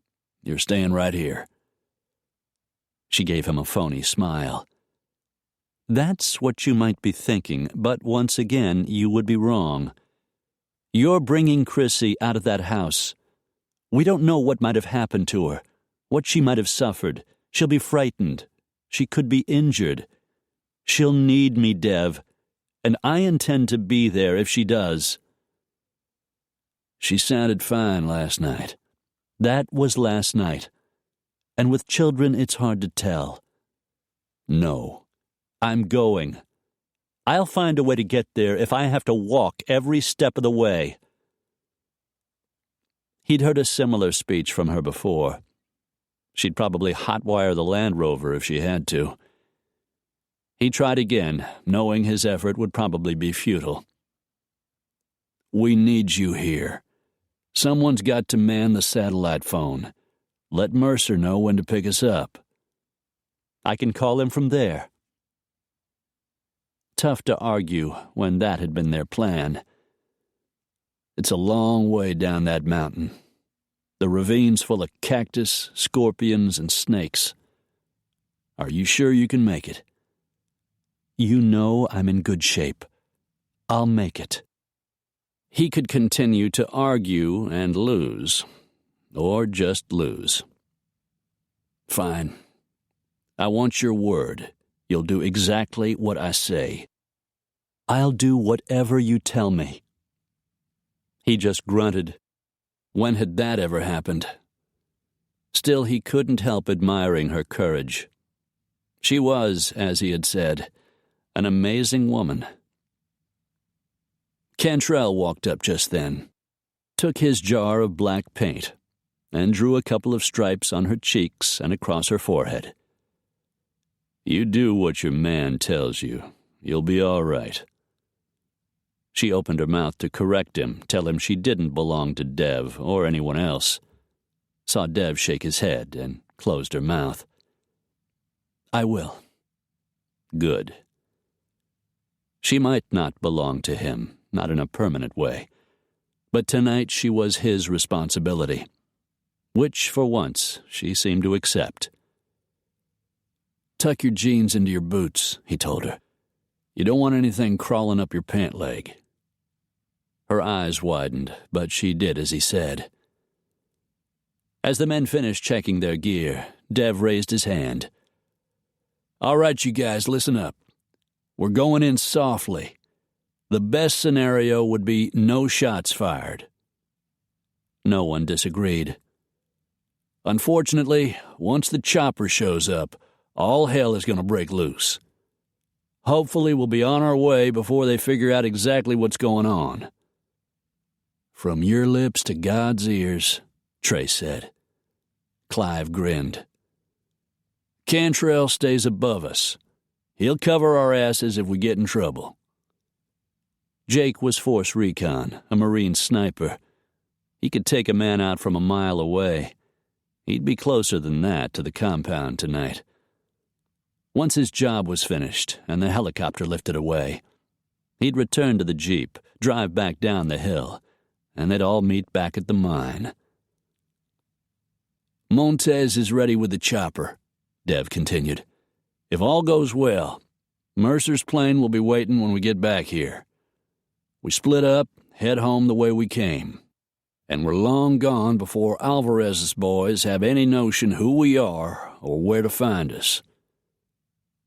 And with any luck at all, Antonio Alvarez would be dead and his empire thrown into chaos, which would put a final end to their troubles. Anybody got any questions? No one said a word. All right, let's go. Chapter 23. She was nervous. God knew, inside she was shaking. But as Lark descended farther into the mesquite and cactus-choked ravine, she forced a calmness into her demeanor that had the men casting her surprised, respectful glances, and Dev looking at her with what might have been pride. The night surrounded them, dark and a little bit cold, a slice of moon giving them barely enough light to see. She dodged a cactus, felt the sharp jab of a spine she hadn't seen, bit back a curse, and kept going. Hiking a neatly cleared trail through the mountains, as she had done many times, was nothing like this. But at least they were going downhill. You all right? Dev asked softly, as he came up beside her. She could hear the faint clanking of the flash grenade he wore clipped to his Kevlar vest. So far, so good. We're almost halfway. Halfway? It seemed like she had been walking forever. Behind her, a root broke under someone's foot, and one of the men softly cursed. Trace Rollins, she thought, recognizing his soft Texas drawl. She made it another 100 yards. Her pant legs were full of nasty, clinging little burrs, and her heel was beginning to rub against the inside of her boot. The arroyo deepened, grew steeper, even more difficult to maneuver. Mesquite limbs trembled in the breeze. She could hear the scratching of a kangaroo rat digging into the side of the hill. Then another sound intruded, the unmistakable buzz of a rattlesnake somewhere near her feet. Fear jolted through her. She spotted the snake coiled near her boot, and she froze, her stomach rolling, threatening to erupt. Metal rang in the darkness as Dev jerked his knife from its scabbard.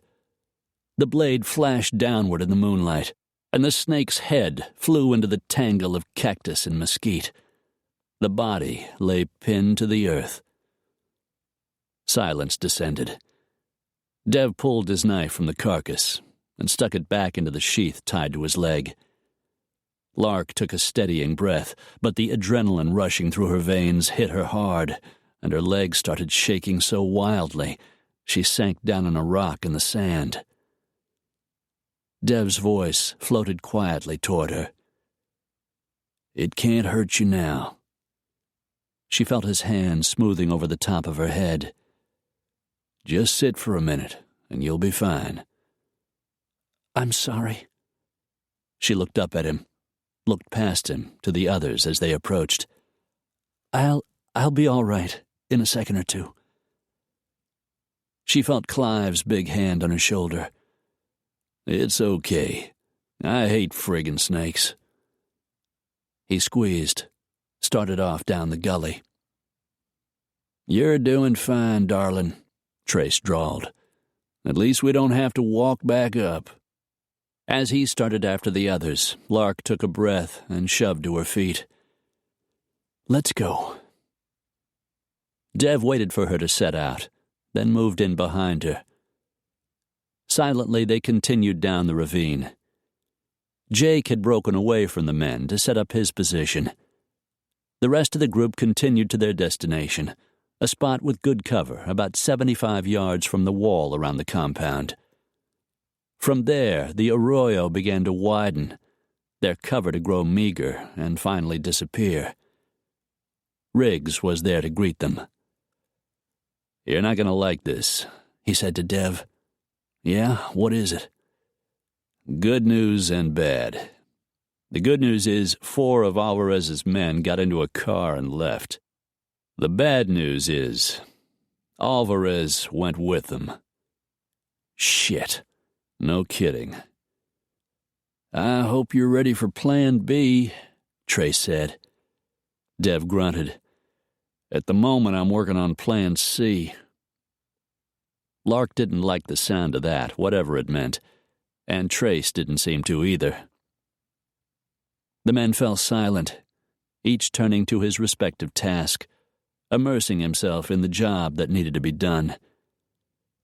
Trace set his laptop on a flat rock, opened it, and began to hack into the security cameras inside the house, which, Dev had explained, would give them a visual every place there was a lens. As soon as Trace was satisfied and ready to begin, the Texan left with Clive and Johnny to disarm the outside security alarm. Communicating via the earpieces all of them were wearing, once the alarm was down, it was Johnny's job to scale the wall, climb into the tower, and take out the guard. After that, he would move inside the house as backup for Dev. Clive's job was to take out the one-man patrol before any of them were spotted, unlock the back gate, then stand watch and be ready to provide cover if needed. While the men were gone, Dev used the infrared camera, scanning the house and grounds, picking up heat-producing images on the small screen. He aimed the camera toward an area that looked like a bedroom wing, but no one was moving around. It was late, and most of the inhabitants were asleep. He scanned several of the bedrooms. There was only one figure in the largest of the rooms, which lay at the end of the hall, the master suite, Lark figured, which confirmed Johnny's information that Alvarez was gone. Then in one of the other bedrooms, the image appeared of a small body lying in a narrow bed, but it was impossible to tell if the child was a boy or a girl. Dev moved the camera, and it picked up the heat signature of another small body in the room next door. His wide shoulders relaxed, and Lark's heart took a leap. One of the children had to be Chrissy. Dev pointed toward the screen, showing Lark the small figures, and she nodded. He reached up and touched his earpiece, listening to one of the men. "Alarm's taken care of," he said to her quietly. A few minutes later, he touched the earpiece again and looked up at the tower. Apparently, Johnny had done his job and disposed of the threat from above. Another message came through. "Good work, Mad," Dev said, which meant Clive had dealt with the perimeter guard. Lark spotted Trace moving stealthily back up the hill in their direction. She caught Dev's glance as he tipped his head toward Trace, warning her to stay close and remain out of sight. Then he disappeared into the darkness. Watching him disappear sent her pulse speeding up a notch. So many things could happen. So much could go wrong. Lark steeled herself, refusing to let the dark thoughts get the better of her. Trace went to work on his laptop, and she eased quietly over behind him, focusing on the tasks that needed to be done. 4 different locations inside the house popped up on the screen all at once. Trace pointed at an image in the top right corner, and adrenaline jolted through her at the sight of Dev moving stealthily along one of the halls. Her heart began to thunder. There was a barracks full of Alvarez's soldiers just outside the house, and more heat images had been spotted inside. Going after Chrissy could get Dev killed, get all of them killed. Lark fixed her eyes on the screen and said a silent prayer for their safety. It was quiet in the house. The soft press of his rubber-soled boots on the red tile floor, the only sound. Dev moved stealthily along the hall, listening for Trace's voice in his earpiece, ready to take whatever evasive measures were necessary to avoid an encounter. The Texan had disarmed the outside alarm system, and also the motion sensors inside the house. But that didn't mean he couldn't run into a live body who would shout the alarm. Huge potted palms lined both sides of the corridor. The walls were decorated with ornate gilt-framed paintings of Italian palaces and scenes from Venice. Dev moved past them. Hearing a soft sound behind him, he turned to see Johnny moving into position at his back, his UMP against his chest, his fingers wrapped around the trigger. A quick nod, and Dev continued along the hall, his Browning resting comfortably in his hand, a UMP slung over his shoulder. From the images he had seen, the third door from the end of the corridor should be one of the children's rooms. He paused in front of it, turned the knob, quietly opened the door, and slipped inside. The bed was small, a child's bed. Stuffed toys sat on top of a miniature table and chairs. He moved quickly to the bedside, peeled back the covers, and looked down to see the face of a little boy. Drawing the covers back in place, he eased back out of the room and closed the door. A negative headshake to Hambone, and he headed for the room next door. He turned the knob and quietly stepped inside. The bed was king-size, a guest room, not a child's room, enveloping the small figure under the fluffy down comforter. A gold satin bedspread had been carefully turned down at the foot of the bed. The figure stirred, moved, turned its head, opened its eyes, and blinked up at him. Chrissy gasped at the sight he made, and Dev clamped his hand over her mouth. "Don't be afraid, sweetheart. Your mother is here. We've come to take you home." She reached up and touched his face, smearing the black streaks down his cheeks. "Uncle Dev?" His heart squeezed, turned completely over. "That's right, sweetheart. Be quiet now so we can get you out of here." She nodded, understood. He slid his pistol into his holster and reached for her. She didn't say a word as he lifted her into his arms and carried her across the room. in a pair of pink pajamas that had seen better days. She clung to his neck, and he told himself his heart was beating in that slow, painful way because he was worried about getting her out safely. Johnny stood like a sentinel beside the door, his legs splayed, his gaze sharp as Dev stepped into the hallway. Riggs spotted the child, and for an instant his hard look softened. Then he jerked his head toward the opposite end of the hall, and they turned and started back the way they had come. Dev's earpiece came to life, and he heard Trace's soft drawl. "Tango at your 3 o'clock." There was a connecting hall that bisected the corridor they were in. Dev stepped back against the wall, and so did Johnny. He felt Chrissy's arms tighten around his neck as his gun came up, and he pointed the barrel toward the man about to step into his line of fire. "He's turning around," Trace said. "Going the other direction." Dev released a slow breath. The last thing he wanted was to kill a man in front of the little girl.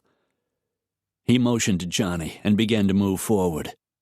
He approached the side door they had come in through and reached for the latch. At the same instant, 2 things happened. Trace sounded a warning, and he heard a man shout. Another man answered, and a jumble of Spanish followed. "They're coming!" Chrissy shouted, understanding the words. So did Dev, and he started to run. "Keep going!" Johnny shouted, as they burst through the door and headed for the tall wooden rear gate, which Clive had opened for their escape. Dev kept running, Chrissy clinging to his neck like a soft little monkey. A distant shot rang out from somewhere far above them. Dev saw a man jerk to a halt and crumple to the ground, and knew Cantrell had hit his target. Johnny fired a couple of shots from behind him. Dev turned and fired, pulled a pin on a flash grenade and tossed it away, pressed Chrissy's head into his shoulder, blocking the burst of bright light, and kept running. The explosion was loud and jarring, the painfully dazzling light momentarily blinding his pursuers, providing a brief distraction. He reached the gate and raced through. In the distance across the clearing outside, he could see the chopper descending, see its rotor blades churning. Trace and Lark were racing down the hill toward it. Behind him, Johnny fired a burst from his UMP. Madman joined in, spraying a barrage of bullets toward the dozen half-dressed soldados streaming out through the gate, and those who had followed them from the house. Dev turned and fired, getting off a couple of shots, and one man went down. "Keep going," Clive shouted. "We'll keep 'em busy till you get her aboard the chopper." He watched the helo settle, saw Trace scramble aboard, reach down for Lark, and haul her in, then begin firing at Alvarez's men. They were well armed. As Dev raced toward the chopper, bullets sprayed into the ground just inches behind him, and a shot ricocheted off a rock to his right. He saw 2 men go down beneath Trace's bullets, saw Johnny take a man out, and Clive wound another. Dev kept running. When he reached the chopper, he handed Chrissy up to Trace, caught a glimpse of Lark, saw her aim her pistol, heard the hard bam, bam of shots fired. A man went down who had come out of nowhere and plunged to the ground near his feet. Dev turned, fired a burst from his UMP, providing cover for Madman and Hambone. Johnny turned and fired a burst as they raced the final distance to the chopper. Dev helped them aboard as it lifted away, the helo taking a spray of bullets as it began its ascent into the air. There was blood on Clive's sleeve, Dev saw, trailing down his arm, but Riggs appeared uninjured. Montes banked hard, using the chopper as cover. Dev heard the ping of bullets on the fuselage. Montes banked again, and then once more. It seemed to take forever until the rain of gunfire faded, and they were out of range, disappearing over the peaks of the rugged desert mountains. Crouched on the floor, Trace had the sleeve of Clive's shirt ripped open, He used the fabric to wipe away the blood to see how bad Clive was hurt. "It's a through and through," he said with relief. Dev opened the first aid kit, took out gauze pads and a roll of tape, and helped Trace dress the wound. Behind them, Lark held on to Chrissy. Seeing her soft smile and the tears in her eyes, Dev's chest tightened. "She's all right." He reached out and smoothed the hand over Chrissy's dark hair. "She's a very brave little girl." The child looked up at him, and her lips tried to curve. Then she tucked her head back into Lark's shoulder. "You okay?" he asked. She nodded, gave him a teary smile. "Thank you."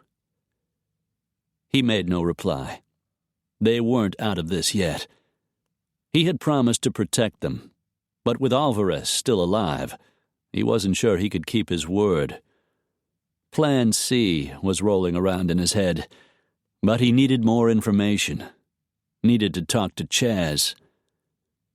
He glanced over at Clive, at the blood on his camis and the pale hue of his face. "Your wife's gonna kill me." Clive grinned. "I'll tell her I shot myself cleaning my gun." Dev chuckled. Trace heard the exchange and laughed. Hambone rolled his eyes and just shook his head. At least they were alive. The next move was finding a way to get rid of Alvarez. Dev returned his thoughts to Plan C. Lark held tight to the little girl cradled in her lap. Chrissy hadn't cried once. As the helicopter engine roared, she leaned close and whispered, "Are you okay, sweetheart?" The child looked up at her, her green eyes luminous in the faint rays of moonlight streaming into the chopper. "I was really scared at first, but then I remembered what Dr. Rossi told me. She said if I ever needed her, I could talk to my Nana Lupita. So I did. My Nana said if I prayed really hard, you and Uncle Dev would come and get me." Lark's eyes burned. "Of course we would. You're my little girl, aren't you?" Chrissy's eyes remained solemn. "Are you my mama now?" Lark swallowed past the lump in her throat. "Yes, sweetheart, I am." "That's good. A little girl needs a mama." Lark hugged her tighter. "That's right, she does." They rode on the floor of the chopper. Rafael Montes at the controls, doing a very efficient job. Like all of them, he was loyal, fearless, and strong, and she would never forget how much she owed all of these brave men. Especially Dev. She thought of the way he had looked in his camouflage fatigues, his face blackened, an automatic weapon slung over his shoulder, and carrying a little dark-haired girl. She would never forget the sight. Nor the man. She was desperately in love with him, and whatever happened, that wasn't going to change. Nothing but pain could come of it. She knew the kind of man he was. Dev had never been anything but honest in his intentions. Loving a woman wasn't something he could do. Her hold tightened around the little girl in her arms. It was clear by the hero worship in her big green eyes that Chrissy loved him too. He had saved her. She would always remember. Together, they would have to find a way to get along without him. But it wouldn't be an easy thing to do. The plane wasn't there when they got there. When Trace gave the word, Lark had used the satellite phone to contact Colin Mercer, the pilot, and tell him it was time to pick them up. Mercer had said he was on his way, but the plane wasn't waiting at the mine. Where is he, damn it? Dev paced back and forth at the end of the dirt landing strip. They had left Alvarez's compound a hornet's nest of fury.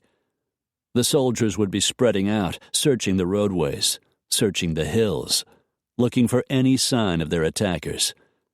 Sooner or later, they would find the mine. Dev looked up at the empty skies. Cantrell had made it back. Montes had dropped them off as planned and flown the helo back to his friend's ranch. Before the raid, he had carefully covered the call letters on the side of the chopper so Alvarez's men wouldn't see them, wouldn't take out their vengeance on a hapless man who had no idea what the helicopter was being used for. He would have to repair the bullet holes, but hopefully that wouldn't take long. As soon as they reached the mine, they had gone into the building to retrieve their gear, loaded it into the vehicles, and driven out to the airstrip to wait for the plane. But the plane hadn't come. The sat phone rang. Dev flipped it open and pressed it against his ear. "Not gonna make our rendezvous," Mercer said. "Engine trouble. I'm on my way back. Just hoping to hell I can make it." "Shit. Let me know where you wind up. I'll pick you up as soon as I can." The "if I can" went unsaid. "Good luck," Dev said, hoping Mercer would make it safely back to the airfield where he could make repairs.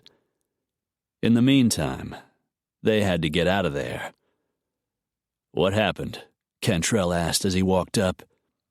"Engine trouble. For the moment, we're on our own." He turned to Trace. "Take Clive and Johnny and head north. Best place to cross is probably Agua Prieta. They won't be looking in that direction." They'd be expecting him to head back to California, return Lark and the child to L.A., which he had no intention of doing. "I guess that means you're coming with me," Cantrell said to him. "I think I'll stick around a little longer," Johnny put in before he could answer.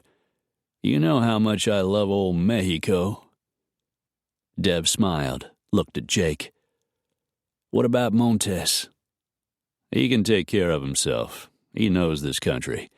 He won't have a problem." "All right, then." He turned to Lark, who was holding Chrissy's hand. If he'd been able to take out Alvarez, and the plane had been waiting, she and the child could be on their way home. But things were never that easy. "Take Chrissy and get in the Jeep. Johnny and I'll riding back with the gear." He spoke to Cantrell. "I need to head south. You know somewhere we'll be safe for a couple of days?" He didn't hesitate. "I know a place." He turned to Clive and Trace. "Take care of yourselves. Get his sorry ass home, will you?" Trace chuckled. "I'll get him home. Stay safe, my friends." And then they were gone. The Land Rover heading northeast, taking back roads that would eventually bisect Highway 17 and lead to the crossing into Arizona at Agua Prieta. From Bisbee, a few miles north, Clive could fly back to L.A., and Trace could head home to Houston. It was up to Dev to solve the problem of Antonio Alvarez and keep his friends and Lark and Chrissy safe. At least he still had Cantrell and Riggs to help. The Jeep engine roared to life. Sand flew up behind the wheels, and the vehicle shot off down the dirt road, heading toward whatever safe house Cantrell could provide for them. Once they got there, they could talk about Plan C. Chapter 24. It was a long, bouncy, dusty ride south out of the mountains. Lark had no idea where they were now, or where they were going, but she trusted Dev, and she had come to trust Jake Cantrell and Johnny Riggs. With Chrissy dozing in her lap, she allowed herself to nap as well, at least between jarring potholes. At the first pit stop they made, Cantrell passed around a towel, and they wiped the grease paint off their faces. They drove on through the night, and never encountered any of Alvarez's men. Clearly, Jake Cantrell knew his way around Mexico. Or at least this part of it. They stopped a couple more times along the road and shared a couple of bottles of water. The sun was creeping over the lands to the east when Lark roused herself again. Chrissy also awakened. "I'm hungry," were the first words out of her mouth. Jake grinned. "So am I, sweet cheeks. It isn't far now, and Graciela makes the best chorizo and eggs in Mexico." "Graciela?" One of Lark's eyebrows went up. "She's a friend." He didn't say more, and she didn't press, but she wondered what Graciela looked like. Jake was a handsome, virile man, and she couldn't imagine him going too long without a woman. Unfortunately, when Jake pulled the Jeep into the driveway of a modest home on the outskirts of the tiny village of Pueblo de Carmen, he discovered his friend wasn't home. "It's all right. I know where she keeps the key. She won't mind if we go in." So, very good friends, Lark thought. She handed Chrissy to Dev, who swung her down to the ground, reached up and swung Lark down beside her. Lark stretched and yawned, her muscles sore from Jake's merciless driving along the rutted road. Dev looked over at the small yellow house with the old-fashioned sash windows, the white picket fence in front of a skimpy lawn. "Whatever it is, it has to be better than riding all night in that Jeep." "Wait a minute." Cantrell stopped mid-stride and turned back. "Be careful what you say about Sassy." "Sassy's the name of your Jeep?" Riggs said, his dark eyebrows climbing. Jake shrugged his massive shoulders. "She can be damned cantankerous at times." They laughed, figuring it was probably true. Riggs grumbled something about his bones being turned to jelly and unloaded their gear out of the Jeep while Jake went around back to retrieve the key. Lark glanced up at Dev, who had ridden in the open air on a hard seat and had to be feeling even worse than she was, though he certainly didn't look it. With his day's growth of beard and fierce blue eyes, he looked like a pirate or a mercenary, and ridiculously attractive. He gave her one of his heated glances, winked, and her stomach lifted. Oh, she was in so much trouble. The front door opened. "Come on in." Taking Chrissy's hand, she led the little girl past Jake into the house, which was small but spotlessly clean. "There's a bathroom at the end of the hall," Jake said. "There's a shower if you want one." It sounded like heaven to Lark. Dev tipped his head toward the bathroom. "Ladies first. In the meantime, I'll see if Jake can rustle us up something to eat." "I sure hope so," Riggs grumbled. "My stomach thinks my throat's been cut." Lark laughed. Wheeling her suitcase down the hall, she tugged on Chrissy's hand. "Come on, sweetheart. I think we could both use a little cleaning up." As soon as she closed the bathroom door behind them, Lark heard Dev calling the men into the kitchen. Whatever they were discussing, they didn't want her to hear. She wished she had stayed to listen. "I think it's time we discussed Plan C," Dev said, spinning one of the wooden kitchen chairs around backward and sitting down to face the others around the table. "What happened to Plan B?" Cantrell asked, also taking a seat. Johnny sat down across from them. "Plan B was to blackmail Alvarez. Chaz came up with a list of his Cayman offshore bank accounts. I thought I might be able to threaten him with handing the info over to the authorities, trade it back to him in exchange for leaving us alone." "Dumb idea," Johnny said. "There would have had to be some kind of protection built into the deal," Dev said. "But you're probably right. At the time, it was all I could think of."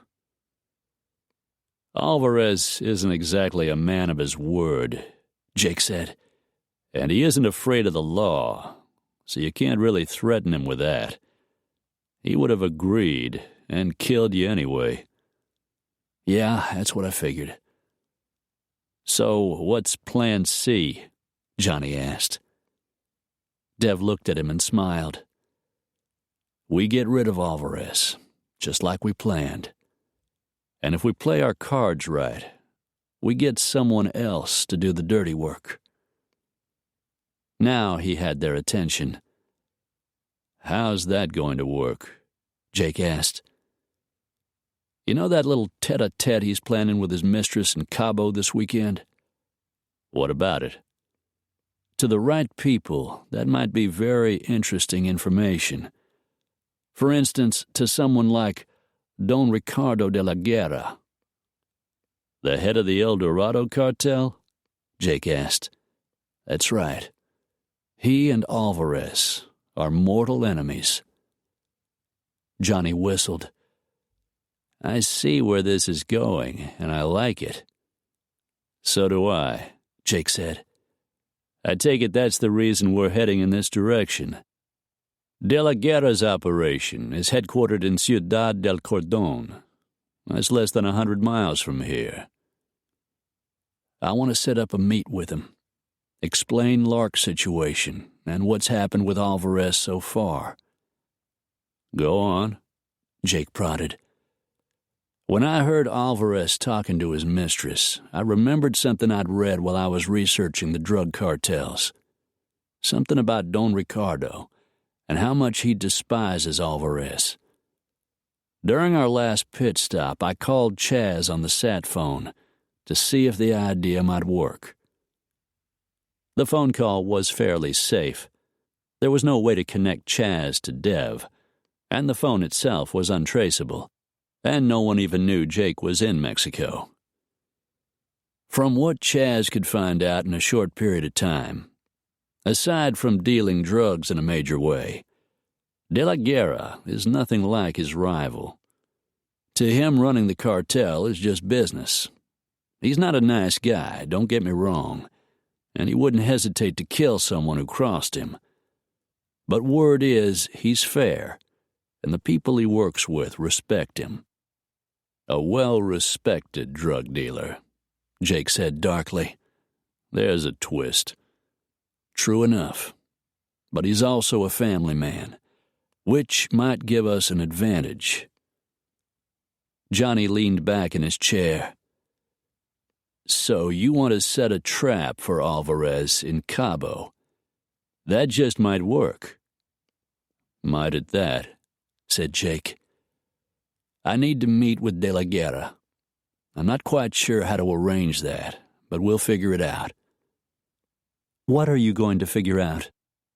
Lark walked toward him in a clean pair of khaki shorts and a plain red scoop-neck top. Her hair was still wet from the shower. She wore no makeup, and she looked sexy as hell. His attention strayed. For a minute he forgot what they had been discussing. Instead, he thought of the last time they had made love, of those long legs and that gorgeous ass bent over in front of him as he took her from behind.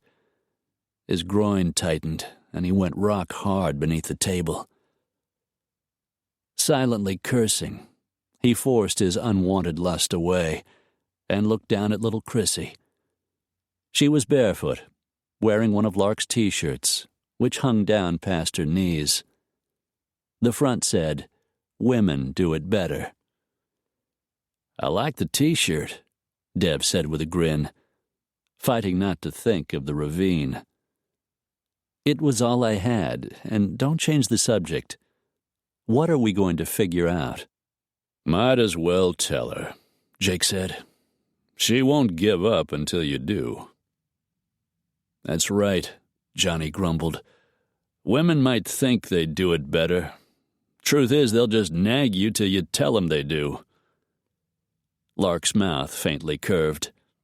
Then the almost smile disappeared. "Tell me what's going on." Dev tipped his head toward Chrissy, who was rubbing her eyes and yawning. Gracie's room is on the right, Jake said. The bedroom on the left is for guests.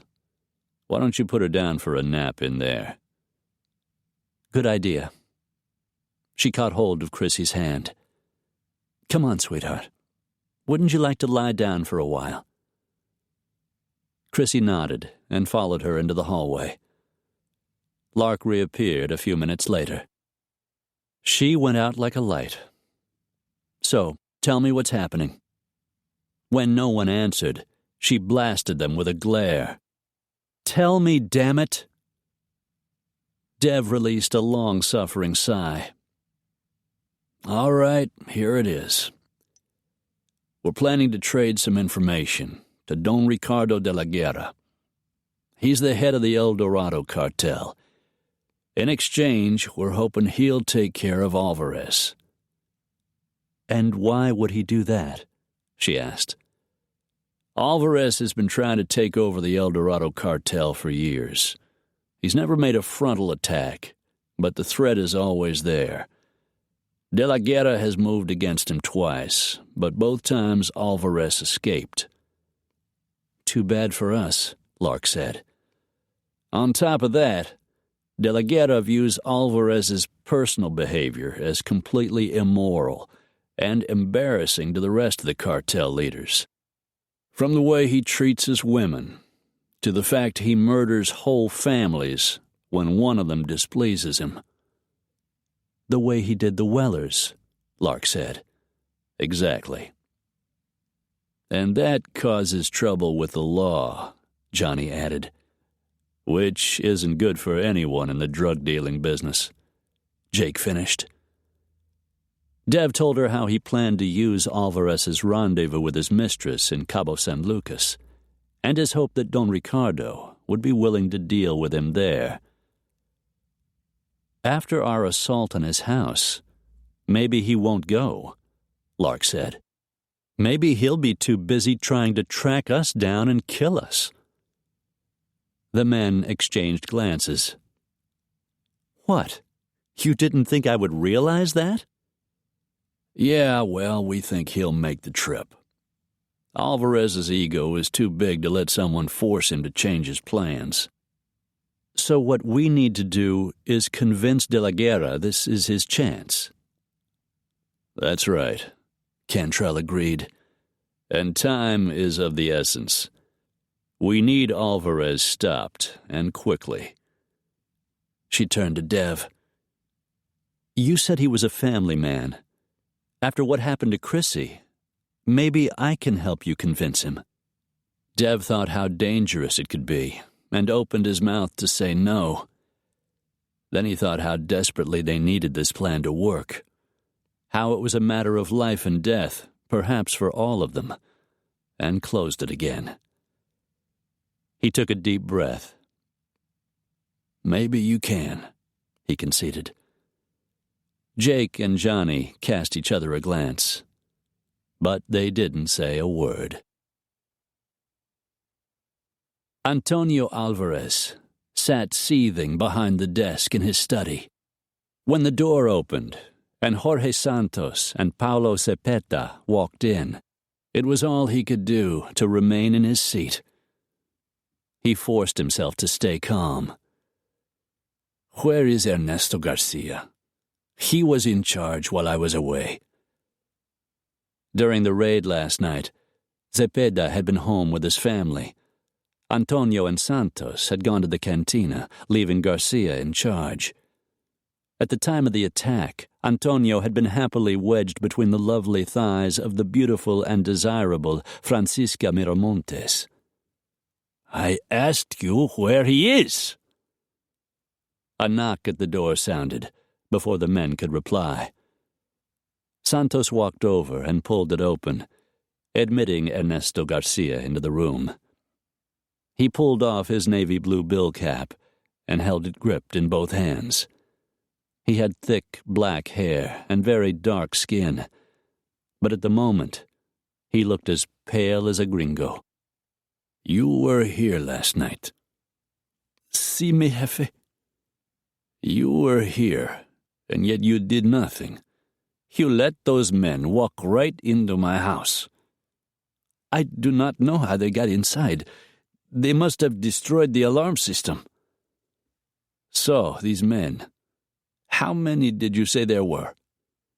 We are not certain, Jefe. Perhaps a dozen, maybe more. So, a dozen men walked right into my home and took the child, took her right out from beneath your noses. There was no reason to suspect a threat. There was a guard posted in the tower and a man patrolling the grounds. And why did they not sound the alarm? Garcia's fingers tightened on the bill of his cap. He shifted his weight from one foot to the other. They were attacked, mi jefe. They were killed? He wondered if he sounded hopeful. Fewer problems to deal with. No, mi jefe. They were left unconscious. So, they were sleeping then, while my home was being raided, while my wife and son were in peril. Garcia looked even paler. And what of the others? Mis soldados. Were they also asleep? Only at first. One of the servants in the house spotted the intruders and sounded the alarm. The soldiers very quickly responded, but not quickly enough to prevent the theft of the girl. A gift I had given to Santos. Cepeda looked up at this, and his mouth tightened. Of course he would disapprove. He did not understand that some men's sexual needs were different than others, that gifts of such a delicate nature inspired a man's loyalty, a commodity money alone could not buy. How many of my men were wounded or killed? Garcia cleared his throat. 6 wounded, 2 dead. Garcia nervously turned the hat in his hands. We will find them, mi jefe. This I vow. Antonio rose from his chair, fists shaking, no longer able to contain his anger. Oh, we will find them all right. But you will not be among those who do. He motioned to Santos. Deal with Garcia as you see fit, and deal with the guards who were on duty that night. I do not wish to see them again. Garcia began to tremble. Please, I have a family, a wife and children, a mother and grandfather. There is no one else to feed and care for them. Antonio slammed his fist down on the desk. Do not whine to me. You should have thought of that when you left my family at the mercy of the raiders. Cepeda took a step forward, as if he intended to plead the man's case. Do not say a word. If this man had done his job, the intruders would never have invaded my walls. They would be dead. Cepeda's jaw tightened, but he knew better than to argue. Antonio's attention fixed on his lieutenants. I will expect the 2 of you to find the men who did this. An attack of this nature cost a great deal of money to finance. Find the woman, and you will find out who she paid to do it. Find her, and you, Santos, will also find the girl. I expect this matter to be dealt with swiftly. Si, mi jefe. Santos made a slight bow of his head, a smile of anticipation on his lips. As you wish, Zepeta said darkly. Antonio motioned toward Garcia. Take him. Get him out of my sight. As Santos dragged him toward the door, Garcia started crying and pleading for forgiveness. Weakling. Antonio had no respect for a man like that. And until the men who had invaded his home were dealt with, his anger would not lessen. He was glad he was going away for a long, pleasant weekend. Between Francisca's pretty legs, he would forget the raid on his home and find some small measure of peace. Chapter 25. Lark wandered out of the tiny bedroom with its robin's egg blue walls and tiny gold-painted Madonna on the dresser. A nicely done watercolor of the desert in springtime hung on the wall above the bed where Chrissy lay sleeping. The men were also asleep, she saw as she wandered into the living room, all three of them sprawled like fallen logs on the dark brown carpet. After the firefight at the compound and the long drive last night, they were exhausted. Her gaze went to Dev, who had showered before downing the breakfast of eggs and reheated tortillas Jake had made before he also went to sleep. Dev was clean-shaven now, his jaw smooth and hard, thick black lashes resting on his lean cheeks. He was incredibly handsome. And yet when she thought of him, she thought mostly of his caring and concern, his competence and calm control in the most difficult situations. She knew he would give his life to protect her and Chrissy, or one of his friends. He was a rare man, and she loved him for it, more every day. The heartbreak of losing him was going to be fierce. A noise in the distance reached her. The sound of an approaching vehicle shifted her pulse into gear. She started toward the window, felt Dev's hand on her arm, pulling her back out of the way. He flattened himself on one side of the window, and Jake did the same on the other. Riggs had his gun out of its holster. When an aging white Ford Taurus drove up in the driveway, Jake's massive shoulders relaxed. "It's Graciela." He started toward the door, pulled it open, and stepped out onto the tiny front porch. "I brought company, Gracie. I didn't think you'd mind." She was an average-sized woman, 5'4" or 5", Hispanic, and very pretty. "I thought you were heading back to the States." "Change of plans." Her long black hair was pulled back in a braid, and she was wearing jeans and a lightweight coral sweater. Jake stepped off the porch, kissed her cheek, and took a bag of groceries out of her hands. "Come on in, and I'll introduce you." As Jake made the introductions, Graciela Gallegos smiled at each of the men, seemed genuinely pleased to meet them. But when Jake came to Lark, her expression subtly changed. "It's a pleasure to meet you," Lark said.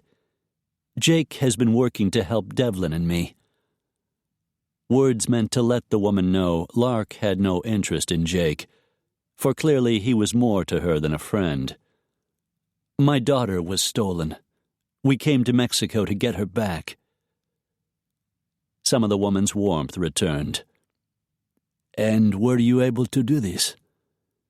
Lark smiled broadly. "Yes, we were. Chrissy's asleep in your guest room." Graciela smiled then, a bright white smile as pretty as her face. "I am glad." Jake filled her in on Antonio Alvarez and the kidnapping and the threat the cartel leader still posed. "We won't be staying long. We're trying to set up a meet with Ricardo de la Guerra. We're hoping he can help us resolve the situation with Alvarez." Graciela frowned. "The Don, he is a very dangerous man. You must be very careful, querido." She turned to the others. "But tonight we will not think of that. Tonight we will drink wine and eat the chile verde I'm going to make us for supper." "Gracie makes the best chile verde you've ever tasted," Jake said. "That sounds wonderful." Lark thought of the MREs she had been eating and realized how hungry she was. Jake smiled at Graciela with affection, but there was no heat, no fire in his light blue eyes. Lark thought he saw her more as a sister than an object of desire. "I'll help you put the groceries away," Lark volunteered, and Graciela smiled. "I would like that. I am a teacher in the village. I spend more time with children than I do adults." They walked into the square, open kitchen. The table and chairs in the middle were fashioned of rough-hewn wood, the seats of woven hemp. There were pale blue curtains at the windows, and except for the men's recent footprints, the linoleum floors were spotlessly clean. The women worked side by side, Lark helping Graciela, who insisted she call her Gracie. There was a slab of pork to cut up, onions to chop, and fresh green chilies to prepare. Gracie was also making a rice dish with tomatoes and onions. "I'll have to remember how to make all this when I get back," Lark said, as the aroma of simmering meat and onions began to fill the kitchen. "It looks like it's going to taste great. I will show you how to make tortillas if you like. They are much better than the ones you buy in the store." "I'd love that." They worked in comfortable silence for a while. "So you're a teacher," Lark said. "What grade?" "Pueblo de Carmen is small. I teach grades 1 through 6. "So how did you and Jake meet?" A teacher and a mercenary didn't seem a normal mix. "Jake was a friend of my brother's. They were working together with the drug enforcement people from both of our countries." Gracie glanced away. "Unfortunately, Roberto was killed during the mission." "Oh, I'm so sorry." Gracie chopped another tomato. "It was several years ago. But Jake and I, both of us were very sad. Roberto's death brought us together, and we have been friends ever since." Lark assessed her. "More than friends, I think." Gracie gave her a wistful smile. "I wish that were so. I love him, just as you love your Devlin." Lark straightened, surprised at the woman's perception, hoping it wasn't that obvious to everyone else. "I love Jake," Gracie continued. "But these men, they are not the kind to settle down with a woman." She stared into Lark's face. "This we both know." As much as she wanted to deny it, Gracie was right. Dev and the others weren't the sort to settle down, or even to fall in love.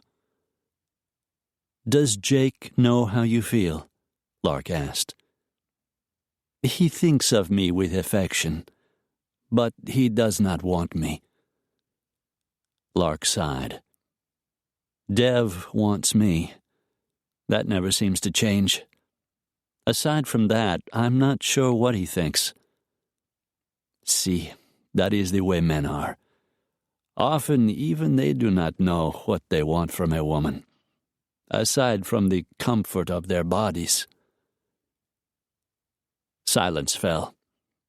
Gracie was no older than Lark, but she was very wise for her years. A noise sounded in the kitchen doorway, interrupting their somewhat painful conversation. Dev walked into the kitchen, with Chrissy riding piggyback behind him, her little legs wrapped around his waist. He was grinning, tickling Chrissy's bare feet and making her laugh, the picture of the perfect dad. Watching them together, knowing it was never going to happen, a lump began to swell in Lark's throat. Dev jiggled the child a couple of times, then set her on her feet, and Chrissy grinned. It was amazing how fast children could bounce back from hardship. "She's hungry again," Dev said. "I thought Gracie might have a little something to tide her over until dinner." Lark reached down and took hold of Chrissy's hand. She had been sleeping when Gracie arrived. "Chrissy, this is Señorita Gallegos. She's a friend." Gracie lowered herself to the child's height.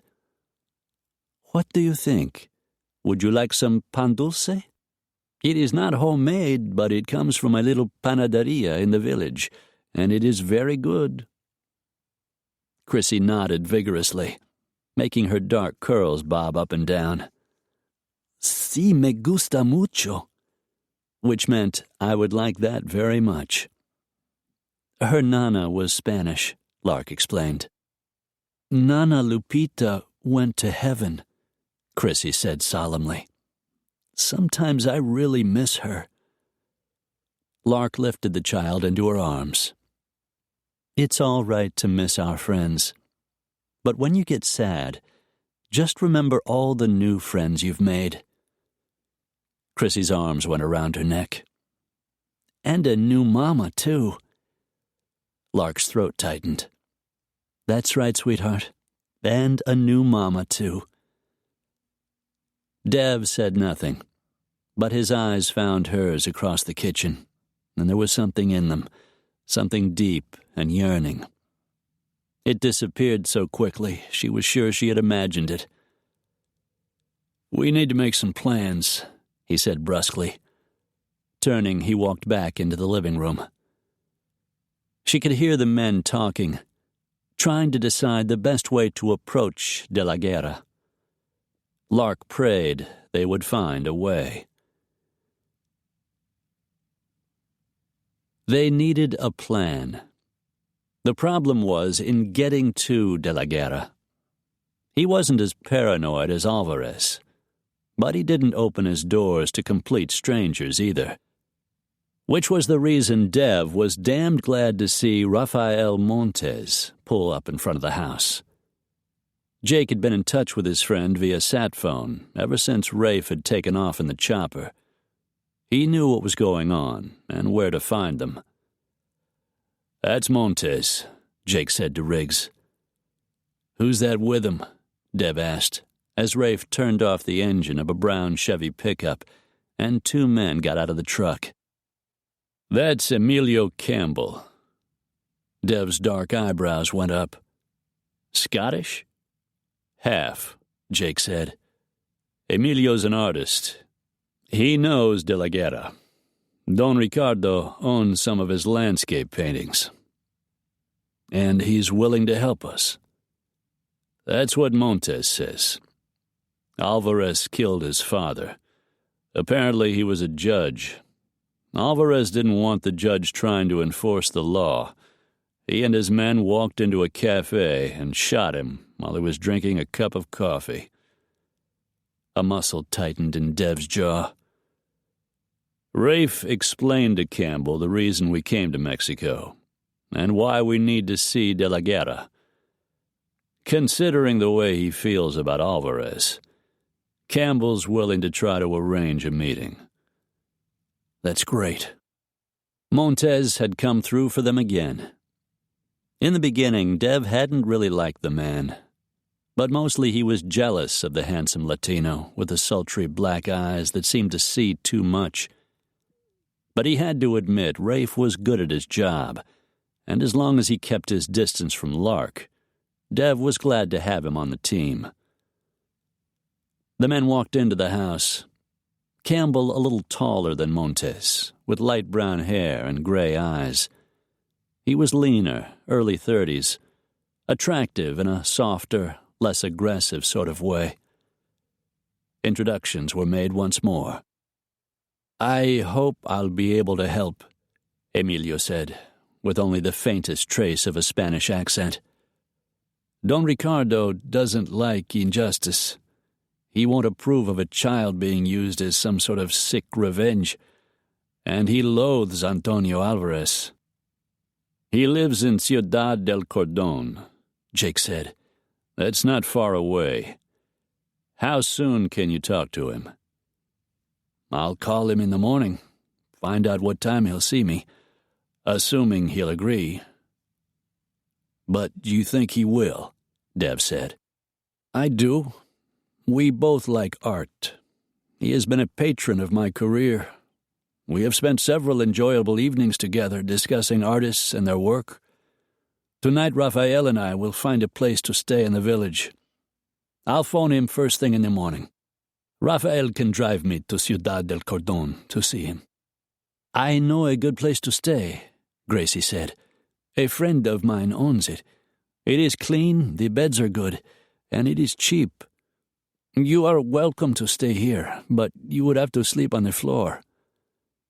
He smiled at her kindly. "I think I prefer a bed." "That goes double for me," Rafe said. She set her hands on her hips.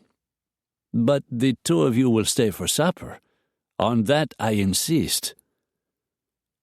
Emilio inhaled a deep breath, his nostrils expanding at the succulent aroma of simmering meat. "I'm a bachelor. I can't resist an invitation to enjoy a good home-cooked meal." "Since I am his driver," Rafe said, "it looks as if I will be staying as well." Gracie smiled. "Good. Supper will be done very soon. Jake, why do you not open a bottle of wine and pour your friends a glass?" "Good idea." Jake followed Gracie into the kitchen. Dev noticed Emilio Campbell's gray eyes following the sway of her hips. She was a beautiful woman, and yet he thought she must be lonely. Jake was clearly not interested in any sort of relationship beyond friendship. Maybe the ghost of her brother sat too solidly between them. But Emilio, perhaps Emilio Campbell, was lonely too. Dev's gaze moved to Montes. Thanks to Rafe, their plan was moving forward. He might not like it, but he owed the man his thanks. Dev wasn't the kind of man who left a debt unpaid.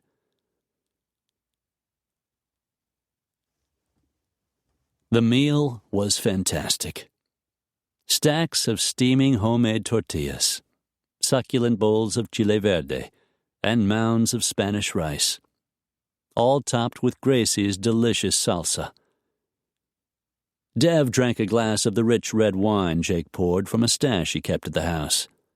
And Johnny Riggs filled his plate 3 times. Jesus, the man could eat.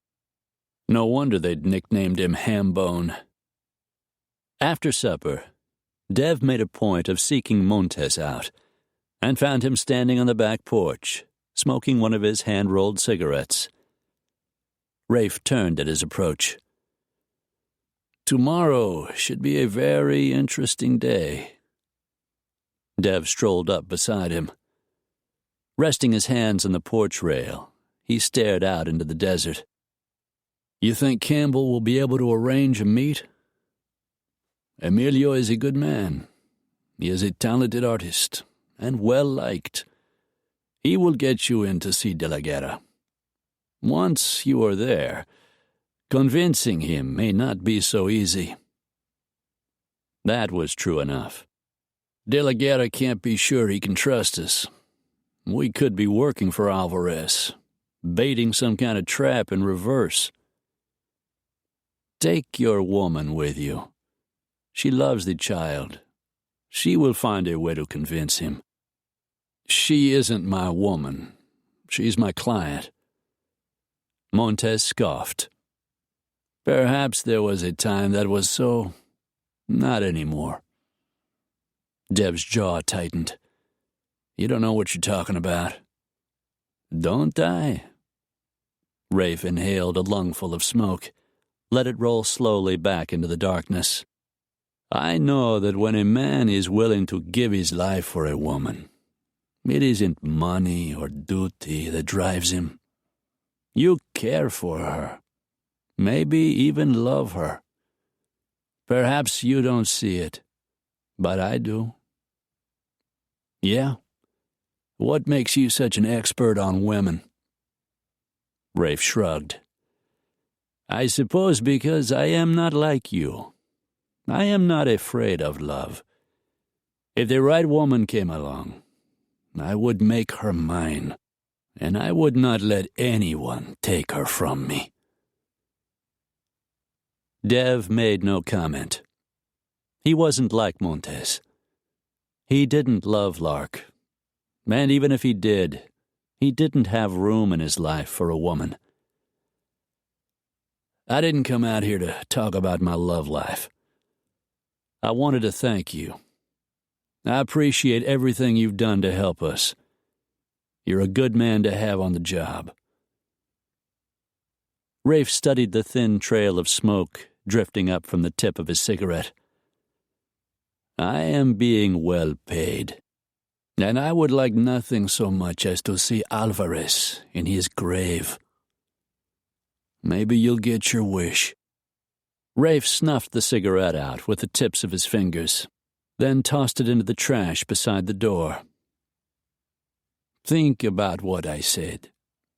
Your lady, she is special. I wish I were as lucky as you. Dev watched him disappear back inside the house and released a slow breath. Montes was wrong. He had to be. Dev refused to imagine the consequences if the man was right about his feelings for Lark. Chapter 26. The smell of meat and tortillas still lingered in the air. Outside the house it was cool, the desert beginning to show the first signs of winter coming in the months ahead. As she descended the 4 back steps to the yard, Gracie pulled her shawl a little tighter around her shoulders. She loved this time of year. It wasn't too hot, and not yet too cold. She could enjoy the vast emptiness of the landscape without being overwhelmed by the weather. She turned at the sound of footsteps, for an instant hoping it was Jake, knowing in her heart it was not. She was only a little surprised to see the man with the light brown hair and interesting gray eyes, Emilio Campbell. I hope you don't mind if I join you, he said. I wanted to thank you before Raphael and I left for the village. The meal was delicious. I am glad you enjoyed it. He stared off into the desert. There were no fences, nothing to interfere with the vast stretch of openness. Only the faint outline of the distant mountains was visible in the moonlight. I love the desert this time of year, he said, mirroring her earlier thoughts. So do I. She turned to face him. I am a fan of your work. He seemed surprised. You've seen my paintings? I admired your landscapes first in a gallery in Ciudad del Cordón. So you enjoy art, then? Very much. I dabble a little with watercolor paintings myself. It is a hobby of mine. I am not so good, but I enjoy it. Was that your work in the bedroom, the desert landscape? I noticed it when I walked down the hall. That is mine. I told you I am not so good. I liked it. I thought it showed a great deal of talent. She tried not to feel pleased. Men said those sorts of things all the time. It's been a while since the gallery show I had in Ciudad del Cordón. See, it was before my brother was killed. I'm sorry. She looked up at him. There was something in those interesting gray eyes, something that held kindness and comfort, as if he understood her loss. Then she remembered that his father had also been killed in this war they waged against drugs. Do you think you will be able to help them? She asked. I hope so. Alvarez needs to be dealt with. You mean killed? Yes. You're a harder man than you seem. Life does that to you. See, it does. He gazed out into the darkness. You and Cantrell. Montes says you're just friends. But you look at him as something more. Her smile held a trace of regret. In the past, I have wished there was more. But I am not a fool. I am not what Jake needs. And I have begun to think that perhaps he is not what I need either. Emilio reached out as if he meant to touch her, but stopped himself. I live in Rio Negro. That's not so far from here. When this is over, perhaps I could call on you. She laughed. That sounds very old-fashioned. He smiled, and she thought that he looked far younger and even more attractive. Sometimes old-fashioned is not such a bad thing, he said. You are right, and I would like very much for you to call on me. We'll make a date then, when this is over. He seemed pleased. It's time for us to go. Tell the others I'll call as soon as I have something to report. Thank you, Emilio. There's no need for thanks. Just say a prayer that this works. If it does, perhaps there'll be less killing. She watched him walk away, his strides long and confident.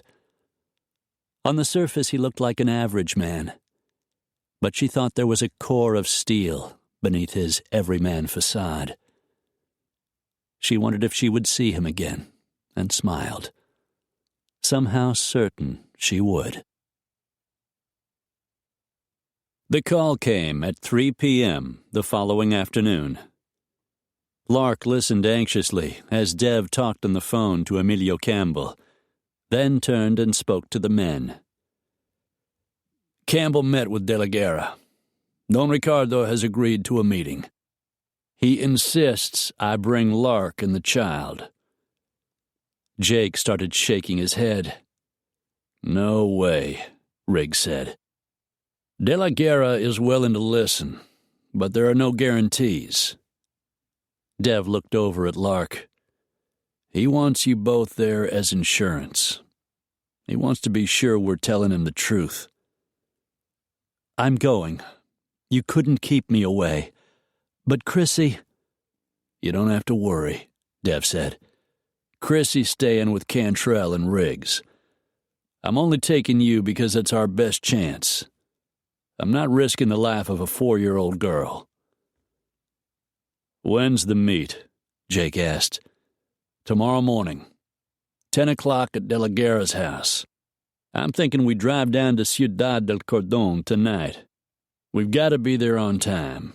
We can't afford to risk running into trouble. Good idea, Johnny agreed. I could use a night's sleep in a real bed. And besides, we don't want Sassy throwing some kind of female fit and breaking down on the road. Jake grunted, but Lark smiled. I'd better get ready. Chrissy's outside with Gracie. I'll get our things. And the clothes Gracie had rounded up for Chrissy from the bag of hand-me-downs she was taking to the children at her school. It took less than 10 minutes for the men to collect their gear. Lark thanked Graciela for all she had done and hugged her goodbye. You've been wonderful, Gracie. I'll never be able to repay your kindness. I will say a prayer for you and Devlin, and for your little girl. Thank you. Jake will take good care of you, Gracie said, casting him a sideways glance. Lark just nodded, her throat suddenly tight. The men had saved her child, and she had come to care for them greatly.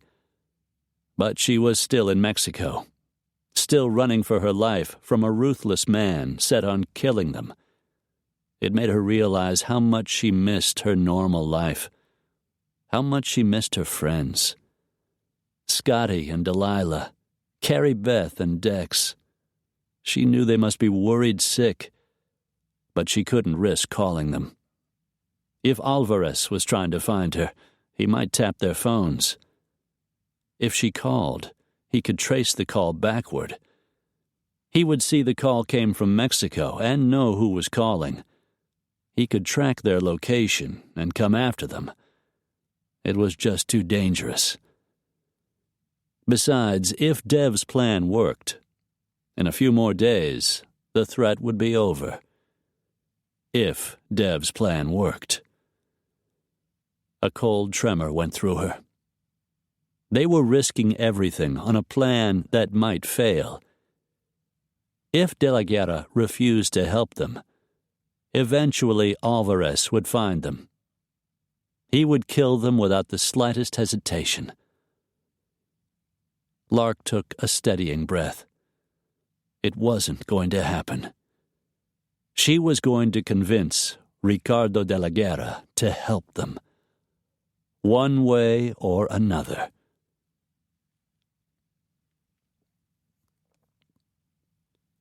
They checked into the Hotel Barranca, a small motel near the outskirts of Ciudad del Cordon, a sprawling desert town named for the chain of mountains visible in the distance. It was a pretty town, Dev thought, with several old-world cathedrals, a square with old-fashioned iron lampposts, and cobbled streets. Though the surrounding lands were arid and rocky, palm trees grew here and there, and the streets were lined with leafy trees and dark green foliage. Dev rented 2 rooms, one for Jake and Johnny, one for him, Lark, and Chrissy. Emilio Campbell had already left town, his task finished, heading back to Rio Negro, where he lived. Montes had flown on to Cabo San Lucas to do some badly needed recon and try to find out if Antonio Alvarez's plans remained unchanged. What happened at tomorrow's meeting, and what Montes discovered, would decide their fate, or at least their next effort to stay alive. Dev glanced around the room, not entirely shabby by third-world country standards, with 2 double beds and a bathroom with a shower that was only slightly rusty. While Lark read to Chrissy from a children's book about a lost puppy that Gracie had given her, Dev phoned Trace Rollins. "It's me. You back in the States yet?" "We're in Arizona." "How's Madman holding up?" "Doing fine. Mean as a rattler. One of those dock-in-the-boxes stitched him up. He's waiting for a flight to L.A. You gonna be okay?" "So far, so good. Working on Plan C. I'll tell you all about it if it works. Keep your fingers crossed." "Will do." He signed off and turned off the phone. He didn't think there was any way Alvarez could trace the call back to him, but he wasn't taking any chances. "Anybody hungry in there?" The voice belonged to Riggs, who called to them from the other side of the door and followed with a sharp rap of his knuckles. "I am." Chrissy jumped off the bed and ran to let him in. She stepped back and grinned up at him. "I want a taco, Uncle Johnny." Dev cast him a glance. "Uncle Johnny? When did that happen?" He shrugged his thick shoulders. "Chrissy seems to have a lot of uncles lately." Riggs took her hand. "Let's go find Uncle Jake. He wants to go with us." Chrissy grinned and nodded, did a little hop toward the door. "Where are you going?" Lark asked. "Are you sure it's safe?" "The cafe's right next to the motel." "Alvarez won't be looking for us here," Dev added. "He'll figure we're heading north, back to the States. There's no reason for him to consider we'd be going deeper into Mexico. On top of that, we've crossed into El Dorado cartel territory. Alvarez is risking all-out war if he invades the area De la Guerra controls." Johnny turned, lifted the back of his flowered short-sleeved shirt, showing Lark the Beretta semi-auto he had shoved into the back of his khaki pants. "She'll be fine. Like I said, the place is right next door. If you don't want to come, I'll bring you back something." "That would be great," Lark said. She looked tired, Dev thought. She needed a rest, and she trusted Chrissy with Johnny and Jake. She managed to smile. "Have a good time, sweetie." "Bye, Mommy." Chrissy waved and skipped away, holding on to Johnny's big hand. Dev figured Riggs was taking the child so Lark could have a short break from her newly acquired parenting duties.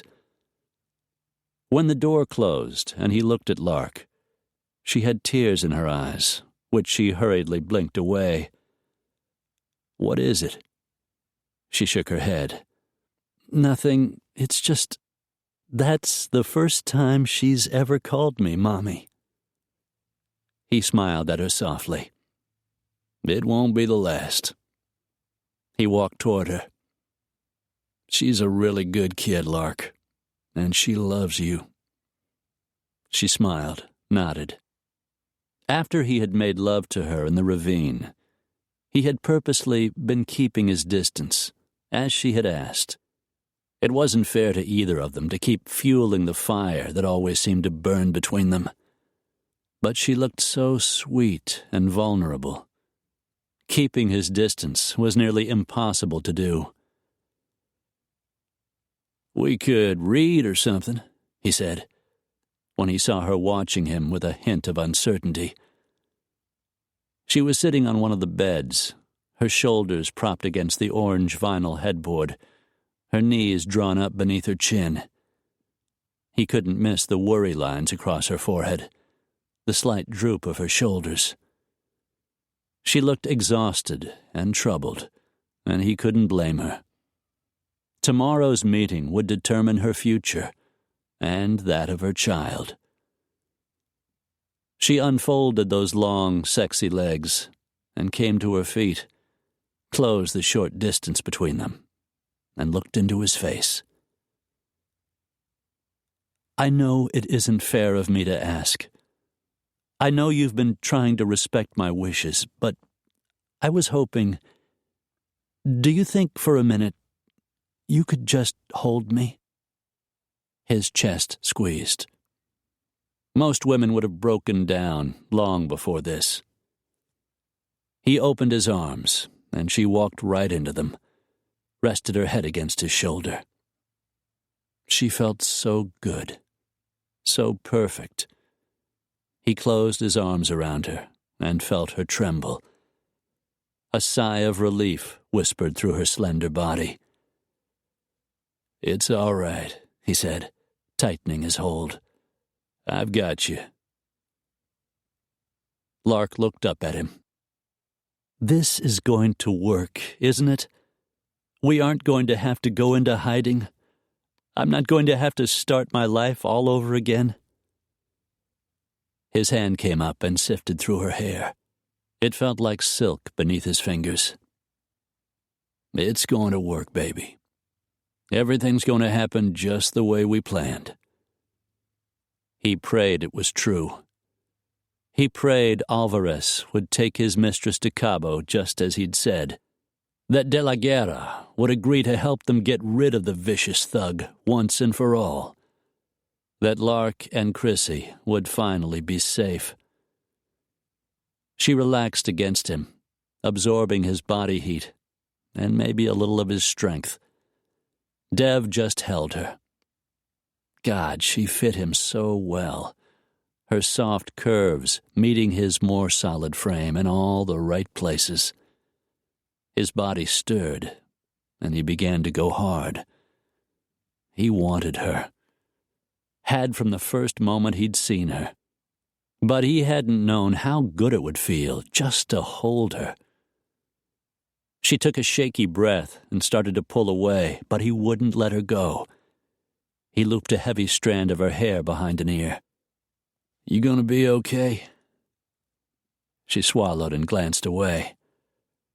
When she turned back to him, he lowered his head and very softly kissed her. It was a gentle, tender kiss, surprisingly gentle. There was no pressure, no urgency, and yet it felt exactly right. For an instant, she kissed him back in that same soft way. Lark ended the kiss before he was ready, eased from his arms, and moved away. "I can't can't do this, Dev. I want to make love with you so much. I think about it all the time. But if we do, it's only going to be more difficult when all of this is over." His chest felt strangely tight. So far, he hadn't allowed himself to think how he would feel once Lark was out of his life. Looking at her now, her pretty green eyes searching his face, her lips still moist from his kisses, it hit him with the force of a blow. She was far more than a client or a woman he had taken to bed. He was crazy about her, maybe even a little in love with her, just like Montes said. His stomach knotted painfully. How had he let it get this far? How could he have been such a fool? It isn't too late, he told himself. If he was careful, if he set things on a more even course, he could protect himself. "You're right," he said gruffly. "It's better for both of us if we keep our relationship strictly business from here on out. I mean, we're friends. More than friends, but that's all it can ever be." She tried to smile, but her bottom lip trembled. "I know." She tipped her head toward the door. "Do you think it's too late to join the others in that little cafe? I think I'm hungry after all." It was a lie, and they both knew it. Neither of them was hungry. At least not for food. "It's not too late," Dev said. But leaving was the last thing he wanted. Taking Lark to bed was what he wanted to do. He walked over to the closet, reached up on the shelf as far back as he could, and pulled out his Browning 9mm. Stuffing it into the back of his jeans, he let his shirt fall over it, hiding it out of sight. "Ready?" he asked as he pulled open the door. Lark nodded. But she didn't seem any more ready to leave than he was. Chapter 27. Lark rode next to Dev in Jake's Jeep toward the big wrought iron gate in front of Ricardo de la Guerra's huge Spanish-style home. Her heart was pounding, and her mouth felt dry. She told herself to relax, that this man wasn't Alvarez. If he didn't like what they had to say, he wasn't just going to shoot them. She forced herself to sit back against the seat, tried to focus on the breeze rushing through her hair. Earlier that morning, Dev and Jake had driven the roads in the hilly neighborhood, so they would know their way around in case of trouble. When it was time to leave for the meeting, Dev had driven directly from the motel without a hitch. She surveyed her surroundings as they drew near. The house and grounds, though walled and gated, weren't as remote as those belonging to Antonio Alvarez. There were other homes along the road that wound up the hill, but the big Spanish-style mansion on several private acres looking out over the city was by far the most impressive. Dev stopped the Jeep in front of the gate, and a guard, dressed in a perfectly tailored beige uniform, walked out of the gatehouse, up to the driver's side door. "May I help you?" he asked politely in Spanish. "I'm Devlin Raines," Dev replied in the same language. "The lady is Lark Delaney. Senor de la Guerra is expecting us." The guard walked back inside the gatehouse and picked up a phone to let the security people in the main house know they were coming. Then the big iron gate slowly swung open. "It's lovely," Lark said, her gaze going to the huge 2-story tile-roofed mansion built in a U-shape on top of the hill. Several guest houses in the same Spanish style sat a little behind and off to one side of the house. The grounds were verdant and perfectly groomed. Palm trees and lush foliage lined both sides of the wide, paved driveway. As they pulled up in front of the house, a heavy-set man with a thick bulge under his arm, a weapon barely disguised by his jacket, walked up to the Jeep to greet them. Dev repeated in Spanish what he had told the guard at the gate. "There is supposed to be 3 of you." Dressed in the same beige uniform, the man looked from Dev to Lark.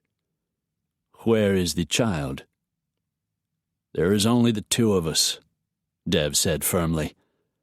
"Please take us to Senor de la Guerra." The guard cast a long, assessing glance at Lark, who, dressed in tan slacks and a turquoise blouse, looked not the least bit threatening. He hesitated only a moment, then stepped back so that they could climb out of the Jeep. Another uniformed man came forward as Dev lifted his arms and was thoroughly searched for any sort of weapon. The guard pulled the satellite phone out of Dev's pocket and shoved it into his own. The guns they had used in the raid had been unloaded from the Jeep and now sat in a canvas bag on the floor in Jake and Johnny's motel room. Dev's gun rested under the seat of the Jeep. "You will please follow me." Lark felt Dev's hand at her waist, guiding her up the wide tile steps to the ornate wooden doors. The guard opened the door, and they stepped into a 2-story entry lined with beautifully painted terracotta vases sitting on dark wooden pedestals. Lark's palms felt damp.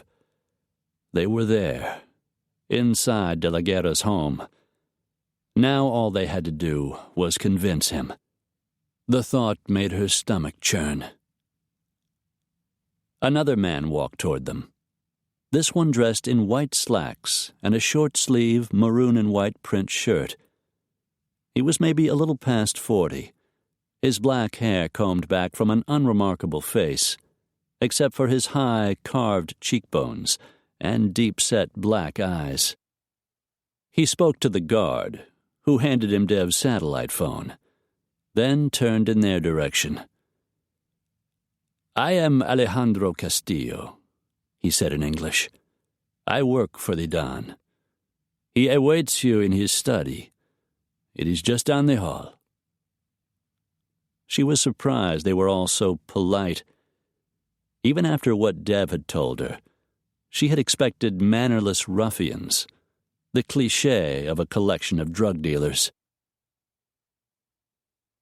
Castillo led them down a red-tiled hallway whose walls were lined with exquisite paintings in heavy wooden frames.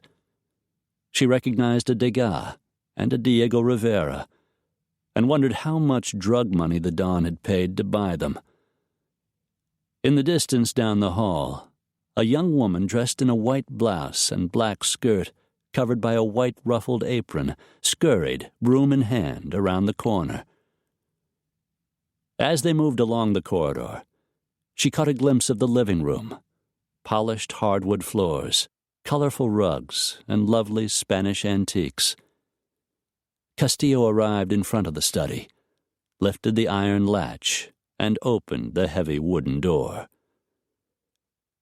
"Your guests have arrived, Don Ricardo. Show them in, please, and I would like you to stay, Alejandro." Castillo straightened, made a polite bow of his head. "As you wish." De la Guerra waited as they walked into the study, which was furnished with heavy carved tables and chairs and a huge oak desk. An oak-mantled fireplace opened in front of a leather seating area near the corner. Bright striped serapes draped over the back of the leather sofa. Lark's gaze went to the man with the iron-gray hair and intense black eyes. He was only a little taller than average, but his shoulders were wide, his waist flat and trim. He was an attractive man in a hard, weathered way, and immaculately dressed in cream-colored slacks and a blue silk shirt. She recognized his expensive shoes as Dior. The Don wasn't a large man, and yet there was something about him that made him seem so.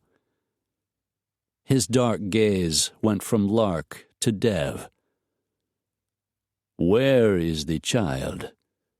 My instructions were for you to bring her with you." His English was even more polished than Castillo's. "My daughter is only 4 years old," Lark answered before Dev could reply. "I don't know you, Senor de la Guerra. I refuse to bring my daughter into a situation where she might not be safe." One of his gray eyebrows went up. "You come into my home and insult me?" "No, The child was recently abducted from her home," Dev explained. "She has just been returned to her mother. It's natural for Miss Delaney to worry about her safety." "So she remained with your friends at the Hotel Barranca?" Lark felt the blood draining out of her face. "You think I did not know? You are in my world now, Señorita Delaney. I know everything that goes on in my world." He motioned for them to take a seat on the sofa, then came to stand in front of them. Light streaming in through a window flashed on the heavy ruby ring he wore on his right hand. On the left, a simple gold wedding band was worn smooth by age. "You need not fear for your child," he said. "I do not harm children. I have 3 of my own." He sat down in a chair at the end of the sofa, and Castillo took the seat at the opposite end. "I admire your courage in coming here," De la Guerra continued. "Even more so since you did not follow my wishes. But I see your point. Perhaps it was an unfair request of a woman so recently become a mother." Lark's gaze sharpened on his face. So he knew Chrissy wasn't her biological child. She wondered how much more he knew. A good deal, she imagined. The man wore an air of confidence, like a comfortable shirt. "Why don't you tell me a little about why you are here?" De la Guerra said to her. Lark flicked a glance at Dev, whose subtle nod urged her to begin. "My little girl's name is Chrissy. She was my sister's child. Recently, my sister passed away." "I am sorry." "Thank you." Lark went on to explain how Heather had been forced to give up her baby when she was only a teen. How her dying wish was to know her little girl had been adopted by a loving family. Lark told him how they had searched and finally found the adoptive parents. But that same day, the Wellers were murdered by Antonio Alvarez. "Weller was laundering money for Alvarez," Dev put in. "Apparently the man was stealing." "Go on." Lark told him how Chrissy's nanny had hidden her in a closet and saved her life. "But Alvarez wasn't satisfied with the carnage he'd left behind," she continued. "His men broke into my home and abducted the child. With Mr. Raines's help, we were able to rescue her. But Alvarez won't stop until we're dead. I'll do whatever it takes to protect my daughter. We're hoping you will be willing to help." She could feel her heart beating frantically inside her chest. She prayed he wouldn't see how desperate she really was. "And by helping, you mean getting rid of Alvarez?" "That's right," Dev said. "We know Alvarez has been trying to gain control of the El Dorado cartel for years. So far, you've been able to stop him, but the price in men and money has been high. You'd like to get rid of the man for good, but Alvarez keeps himself surrounded by an army of soldiers, and so far you haven't been able to get to him." Why am I to believe that has changed? Ms. Delaney mentioned the rescue we made, a raid we carried out on Alvarez's compound. Yes, I know of it. A very bold move. Alvarez was beside himself with rage. Lark suppressed a shiver. During the assault, Dev continued, we uncovered certain information, including the exact location Alvarez can be found this weekend. I believe this is the chance you've been waiting for. And once he's been dealt with, Ms. Delaney and her little girl will be safe. And perhaps you as well, Mr. Raines. That's right. Once Alvarez finds out I was the man who led the raid, it's certain he'll come after me. The Don turned the heavy gold and ruby ring on his finger. You were successful against him once. Why not handle the job yourself? I'd like nothing better. Unfortunately, one of my men was wounded in the raid. Another is seeing to his care, so I don't have the manpower I had before. On top of that, our assault was well planned. We had plenty of ammo, air power. That is not the case now. We need help this time. That's why we're here. The Don leaned back in his chair, slowly turning the ring on his finger. I would need to know more details if I were to put my men at risk. Dev leaned forward. We have a man at the location, checking to be certain Alvarez's plans haven't changed. Once I receive word from him, and if you agree, I can give you all the information you need. De la Guerra stood up from his chair, and Castillo rose as well. Then we shall wait for your phone call. Castillo walked over and handed Dev back his satellite phone. In the meantime, and for the next several days, while we are working this out, the Don said, you will remain here as my guests. Once you receive word, we will talk again. Lark shot up from the sofa. I can't stay here. What about Chrissy? I can't just leave her. She's been abandoned too many times already.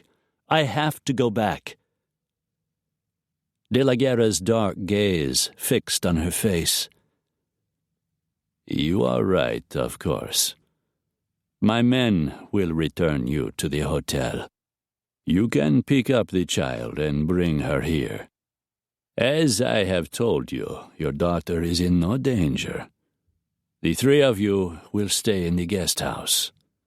Tonight we will all have supper together. By then we should know if we are to become business partners. Lark studied De la Guerra's hard, handsome face. For whatever reason, she didn't believe he meant to hurt them. She flicked a glance at Dev, read the grudging agreement in his expression. All right, we accept your invitation. Alejandro will drive you. Room 215, I believe. Dev's jaw tightened. I'll go. I need to speak to my men, tell them what's going on.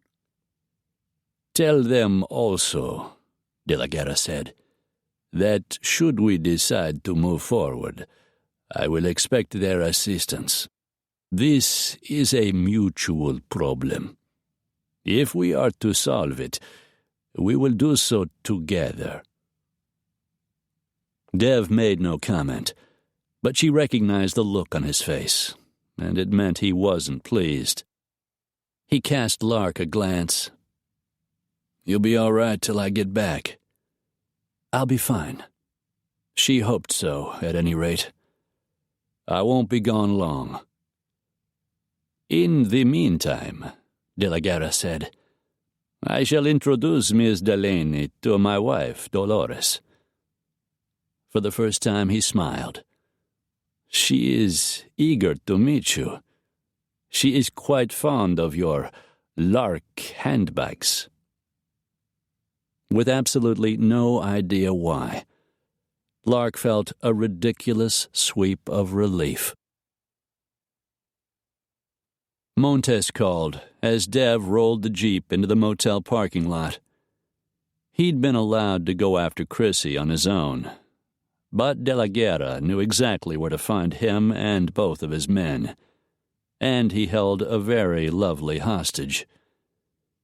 Dev pulled the sat phone out of his pocket, flipped it open, and pressed it against his ear. "What have you got?" "Alvarez is coming," Montes said. "He is bringing the woman, just as he planned. The hotel staff is working like a hive of bees to prepare the presidential suite. De La Guerra hasn't agreed yet, but I think he will. Unfortunately, I've got a bad feeling he's going to insist we be there when the hit goes down." "Is that so?" "He wants Riggs and Cantrell in on the assault, but they've done more than their share already. I'm sending them back to the States." "Not gonna happen, bro." Dev looked up to see Cantrell looming over him. Dev shook his head at the determined look on Jake's face and returned the phone to his ear. "What else?" "Alvarez's plane is supposed to land at the airport 11 o'clock tomorrow morning. The hotel limousine will be picking him up. He has asked for only one car, which means he will be bringing only a handful of men. But there are bound to be more. Men he pays to protect him once he reaches the hotel. De La Guerra needs to hit him before he gets there. That doesn't give us much time. It will have to be enough. That it for now." Jake took the phone from Dev's hand. "Riggs and I are on our way. I'll call you as soon as we get in." Jake hung up the phone. "You weren't hired for all of this." "Are we still on the payroll?" "Goes without saying." "Then we're in." Dev inwardly smiled. The men would work for free if he asked them. And the truth was, until this was over, he needed them. Riggs led Chrissy out of the room, and Dev hoisted her up in his arms and propped her against his shoulder. "Where's my mama?" she asked, her green eyes darting around in search of Lark, her fine dark eyebrows pulled into a worried frown. "That's where we're headed. Your mama's waiting for you at the top of that hill." He turned and pointed toward the low hills at the edge of the city. "How'd she get up there?" He grinned. "Same way we're going to get there, Muffin." Walking around to the passenger side of the Jeep, he set her on the seat and strapped her in with the seatbelt. It wasn't the safest way to transport a child, but for now it was the best he could do. He reached out and ran a hand over her silky dark hair, exactly the texture and color of Lark's, minus the red highlights, of course. She was such a sweet little girl. If he ever had a daughter, he would want one just like... He broke off the thought that had occurred to him before. Not gonna happen, he told himself, ignoring the heavy weight that seemed to press down on his chest. Hang on, okay? Sometimes Uncle Jake's Jeep can get kind of cantankerous. What's cantankerous? Cantankerous. It means cranky, just like you first thing in the morning. Chrissy let out a peal of laughter. Dev smiled and turned to Jake. I'll call you as soon as I know anything. You got it. Jake slapped Dev on the shoulder. Stay safe. You too. Dev climbed in behind the wheel and started the engine. With a final wave at his friends, he put the Jeep in gear and drove out of the parking lot. Chapter 28. The guest house was as beautifully furnished as the rest of the house. Spacious, with a living room, kitchen, 2 bedrooms, 2 bathrooms, and a powder room in the entry. There was a wet bar, a fireplace, and a lovely view of the massive swimming pool in the verdant backyard, enclosed by the U-shaped house. It was amazing what drug money could purchase. It was also a terrifying way to live. There were guards posted at intervals around the outside walls, and men patrolled the grounds. There were no soldiers, no barracks, as there had been at Alvarez's compound, but clearly it was a way of life that had to be defended. Lark couldn't help thinking what her mother had told her when she was a teen, that almost no one used drugs until the middle of the 20th century. Anyone who got involved was ostracized by society. Now the drug problem was completely out of control. Thousands of people in Mexico were murdered each year. Whole families like the Wellers wiped out. The Mexican government laid much of the blame on the backs of the Americans, whose unquenchable demand for drugs was the monster that drove the industry. Lark tried to put those things out of her head as she and Chrissy dressed for supper in the clothes that had been laid out for them. Hers was a lovely tea-length, white-eyelet, off-the-shoulder sundress. November in Mexico was still sunny and warm, though the dress was a little too loose. Once the sashes at the waist were tied behind her back, it appeared to be a perfect fit. Chrissy wore a simple shift made of pink sateen, with a double row of ruffles around the hem. Both of them wore pretty silver, loose-fitting slip-on sandals. The note on the bed beside the clothes had read, "I hope these fit. My daughter-in-law helped me pick them out. I enjoyed meeting you and look forward to seeing you again at supper. Dolores de la Guerra." How could these people seem so normal? Clearly they were so sheltered from the real world, they had lost all perception of reality. One thing Lark knew for certain. As long as they were in Ricardo de la Guerra's home, they were in danger. She reached out and took hold of Chrissy's hand. "You ready, sweetheart?"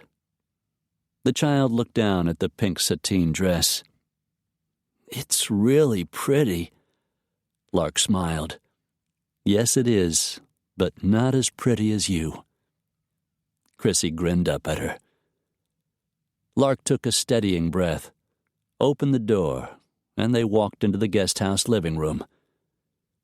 She found Dev pacing in front of the empty hearth in the same tan slacks and blue-flowered shirt he'd had on in San Felipe. He had showered and shaved. His hair, still damp from the shower, gleamed almost blue-black.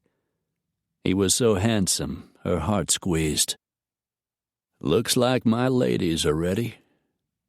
His gaze ran over Chrissy, moved to Lark, and he smiled. "You both look beautiful." Chrissy turned shy and stared down at her feet, but Lark could see she was pleased.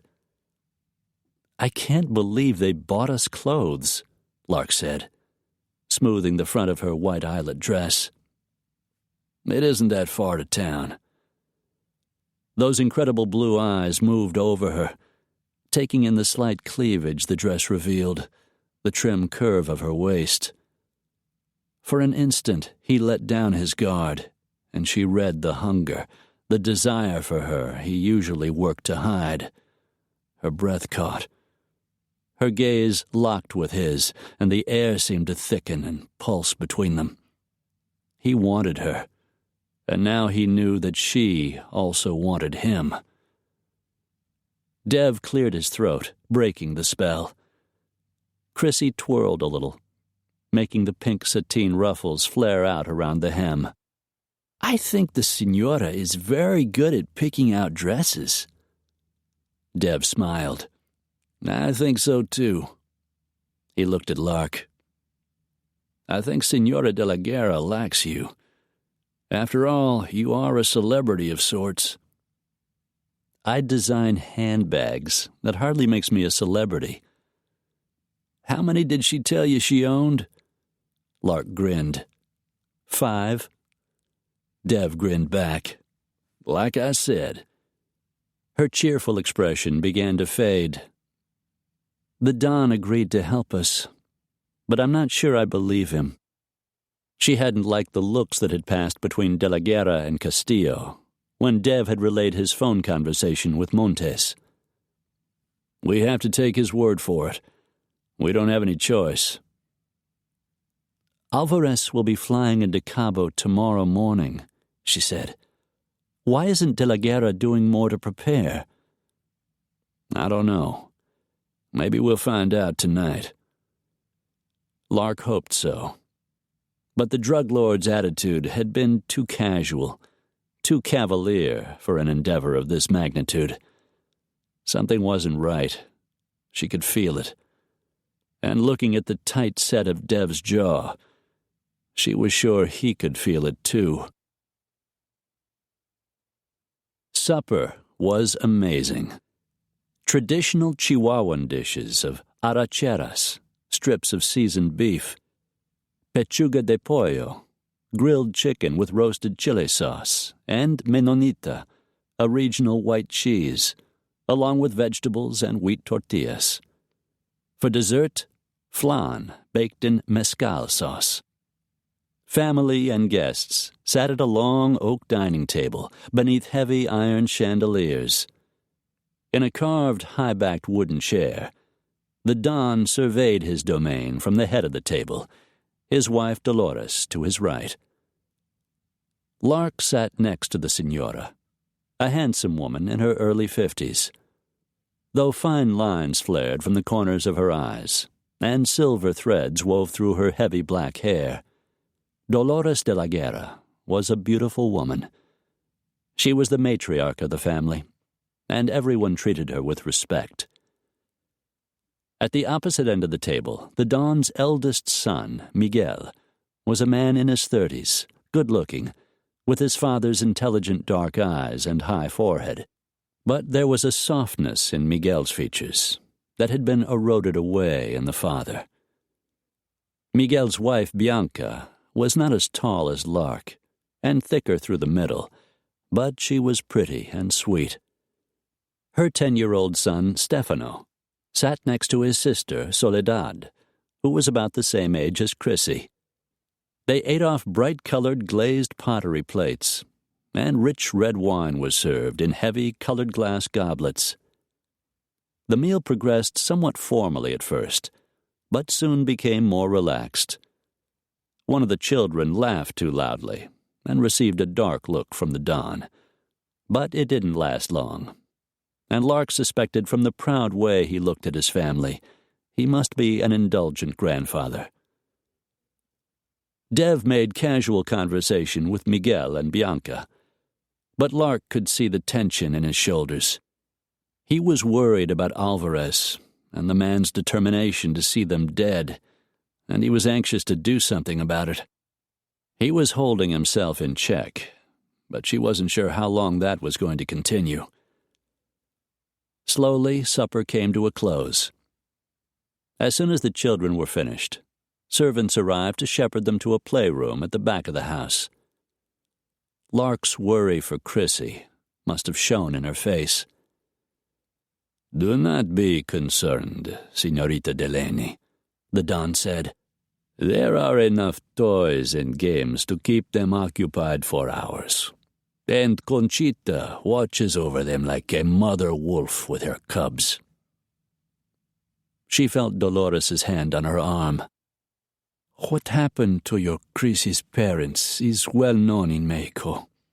I understand your fears, but my husband would never let anything happen to your child." Lark managed to smile.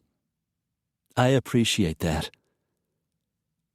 As the children were led away, a servant dressed in a white jacket appeared, pushing a cart that rattled over the uneven tile floors. "Would anyone care for an after-dinner drink?" the Don asked. "Perhaps a glass of port or brandy?" He turned to Lark. "Or maybe you would be courageous enough to try some sotol. It is a local beverage, made from a plant similar to an agave. Why not? They weren't going anywhere, at least not tonight.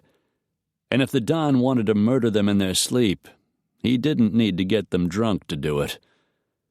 She smiled. All right, I'll try it.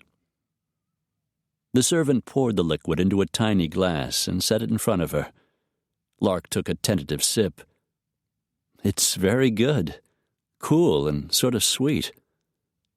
The Don seemed pleased. I am glad you like it. Along with Dev and his son Miguel, he enjoyed a snifter of brandy. But no one had a second drink. Lark could read the worry in Dev's face, growing more pronounced by the moment. Just when she was certain he was going to say something about Alvarez and the mission, De la Guerra spoke up. Perhaps the ladies will excuse us. There are a few things we need to discuss. Of course. Dolores rose as a servant pulled out her chair. Lark stood up too. She wished she could go with the men, but there was only so much the Don would allow. And besides, Dev was the soldier. If you don't mind, Senora de la Guerra, Lark said, I would like to retrieve my child and retire for the evening. It's been a long day. Dolores smiled kindly. Of course. I will walk with you to the playroom. Lark heard the sound of heavy footfalls as the men headed off down the hall toward Don Ricardo's study. Unconsciously, her worried gaze followed. Come, Dolores said. Your friend, Mr. Raines, will be fine. Lark just nodded. She knew they would be discussing the raid, making plans to get rid of Antonio Alvarez, once and for all. At least she hoped that was what they were doing. Unfortunately, she wasn't convinced. Dev softly closed the front door of the guest house and walked quietly across the living room. He jerked to a halt when a lamp next to the sofa clicked on. I didn't mean to scare you. I couldn't go to sleep until I knew what had happened. He walked over and sat down beside her. She was still wearing the simple white eyelet dress, and she looked young and incredibly pretty.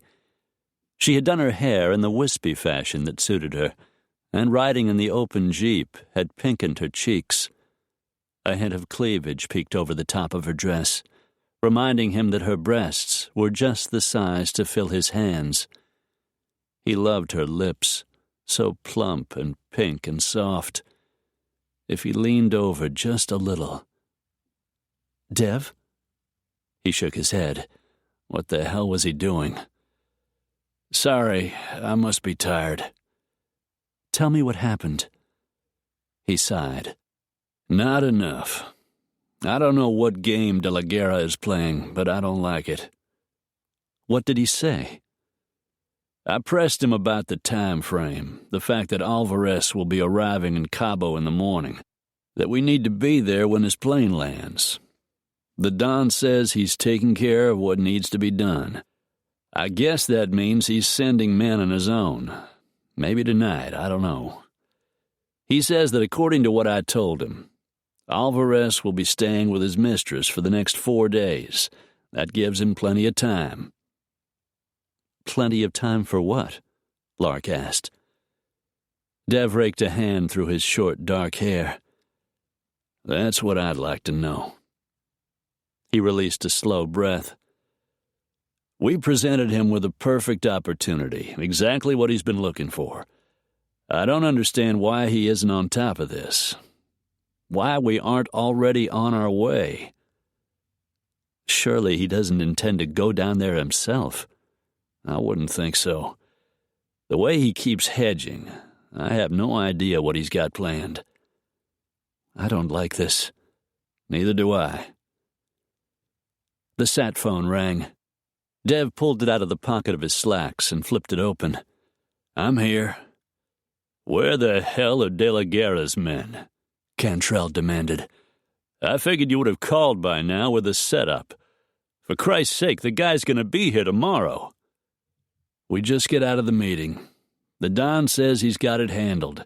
He isn't worried about the extra men. We're supposed to talk again in the morning. Maybe by then he'll have things worked out. In the meantime, there's nothing more you can do. You might as well get a good night's sleep. Jesus, I know. Cantrell's slow breath whispered over the line. That's it, then. That's all we've got? That's it. Son of a bitch, he said, and the phone went dead. Dev turned to Lark. Cantrell's worried. So am I. A muscle tightened in his jaw. We'll know more in the morning. I guess we might as well go to bed. Her eyes swung to his. She looked at him as if just hearing him say it turned her on. Jesus, it sure as hell turned him on. Don't look at me like that unless you mean it. Because I'm so wired right now. I could take you all night long and still not get enough. Her cheeks colored prettily, and she glanced away. I'm sorry. It's just that, believe me, I know. She was sitting so close he could smell her soft perfume, see the flecks of gold in the centers of her green cat eyes. God, you turn me on. A pulse throbbed wildly at the base of her throat, and he could hear her heightened breathing. I know you feel it, he said. I know you want the same thing I do. A sad smile rose on her lips, and she slowly stood up from the sofa. You're right. I want you. You'll never know how much. She leaned down and pressed a brief, soft kiss on his lips. Good night, Dev. He forced himself to ignore the ache in his groin, the constant desire for her that rode him like a ravenous beast. Good night, baby. I'll see you in the morning. He watched her walk into the bedroom and close the door. She had done him a favor, he told himself. Done them both a favor. Then again, maybe De la Guerra was lying, and tomorrow he would have far worse things to worry about than falling in love. Morning finally arrived. A bright, clear day in Ciudad del Cordon. Dev and Lark were both up early, anxious for word from the Don. Lark found coffee and a coffee maker in the kitchen and gratefully brewed a pot. Setting a cup down for Dev on an end table in the living room, she carried one for herself over to the sofa and sat down. Picking up the English version of the November issue of People magazine, one of a stack of reading material left for them on the coffee table, she leaned back and tried to read. Dev made no pretense of not worrying. Instead, he ignored the coffee and paced like a caged cat in front of the fireplace. Fortunately, Chrissy was still asleep. The minutes ticked past, but no word came from the Don. I'm tempted to track him down, Dev said. Find out what the hell is going on. We're supposed to be his guests, aren't we? Not his prisoners. I don't think that's a good idea. If I was in Cabo with Cantrell and the others, we might be able to do the job ourselves. It wouldn't work, and you know it. You need Don Ricardo's help, or we wouldn't be here. So you might as well relax. He laughed harshly. Oh yeah, like that's gonna happen. She might have smiled if she weren't feeling so edgy herself. A few minutes later, a light knock sounded, and both of them whirled toward the door. It wasn't a message from the Don. It was a servant arriving with a cart full of breakfast goodies, eggs and tortillas, bacon and ham, pastries, and an array of fresh fruit.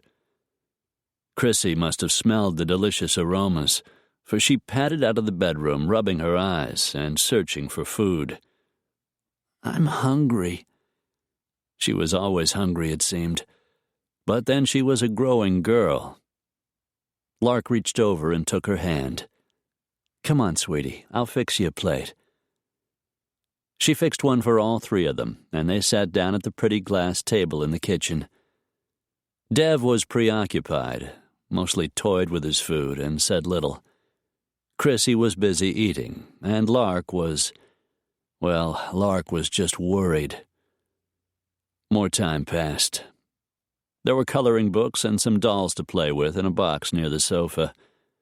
Used to entertaining herself, Chrissy sat down to color, humming quietly to herself as she worked with the colorful crayons she found. "It's almost 10:30, Dev said. "What the hell is going on?" Since neither of them knew the answer, it was a relief to hear a second knock at their door. Dev strode over and pulled it open. Alejandro Castillo stood on the front porch step. "Don Ricardo requests your presence in the study. He would like to speak to you both." He stepped back, and Lark saw the woman Conchita, who had watched the children last night.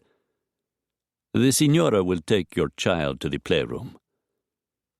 She trusted the heavy-set older woman, who seemed truly concerned about the children in her care. Lark turned to Chrissy. "Go with Signora Conchita, sweetheart. I'll be there in a little while." Chrissy looked up at the black-haired woman. "Will Soledad and Stefano be there?" she asked in Spanish. The woman replied that they would. "Come," Castillo said, holding the door for them to pass. They followed him along the walkway, weaving their way through the dense green foliage that overflowed the flower beds, making their way back to the house. Stepping through the heavy wooden French doors, Alejandro led them down the hall to Don Ricardo's study. Castillo and Dev both waited as she walked inside. Then they followed her in, and Castillo closed the door. De la Guerra didn't offer them a seat. "There has been a change of plans," he said, and her stomach sank like a stone. Dev's jaw hardened. "You gave us your word. I said that I would help you. I also said that I was taking care of things." "What are you saying?" "A rather timely accident has occurred. During the flight from Hermosillo to Cabo San Lucas, as Alvarez's plane was flying over the Golfo de California, there was some sort of malfunction. The plane exploded. All of those on board were killed." Lark's knees went weak. She felt Dev's hand at her waist, helping her stay on her feet. "Perhaps the Signorita would like to sit down." "Thank you." She sank down gratefully in the nearest chair, her mind filled with images of twisted metal and bodies flying through the air. "This accident has been confirmed?" Dev asked. De la Guerra nodded. "Senor Alvarez and his top lieutenant, Jorge Santos, were both on board at the time of the explosion, along with Alvarez's mistress, Francisca Miramontes, and 4 of his personal bodyguards. And, of course, the unfortunate pilot. It was a shame about the others, but sometimes death is the price a man pays for the company he keeps." Dev released a breath. Some of the tension seeped out of his shoulders.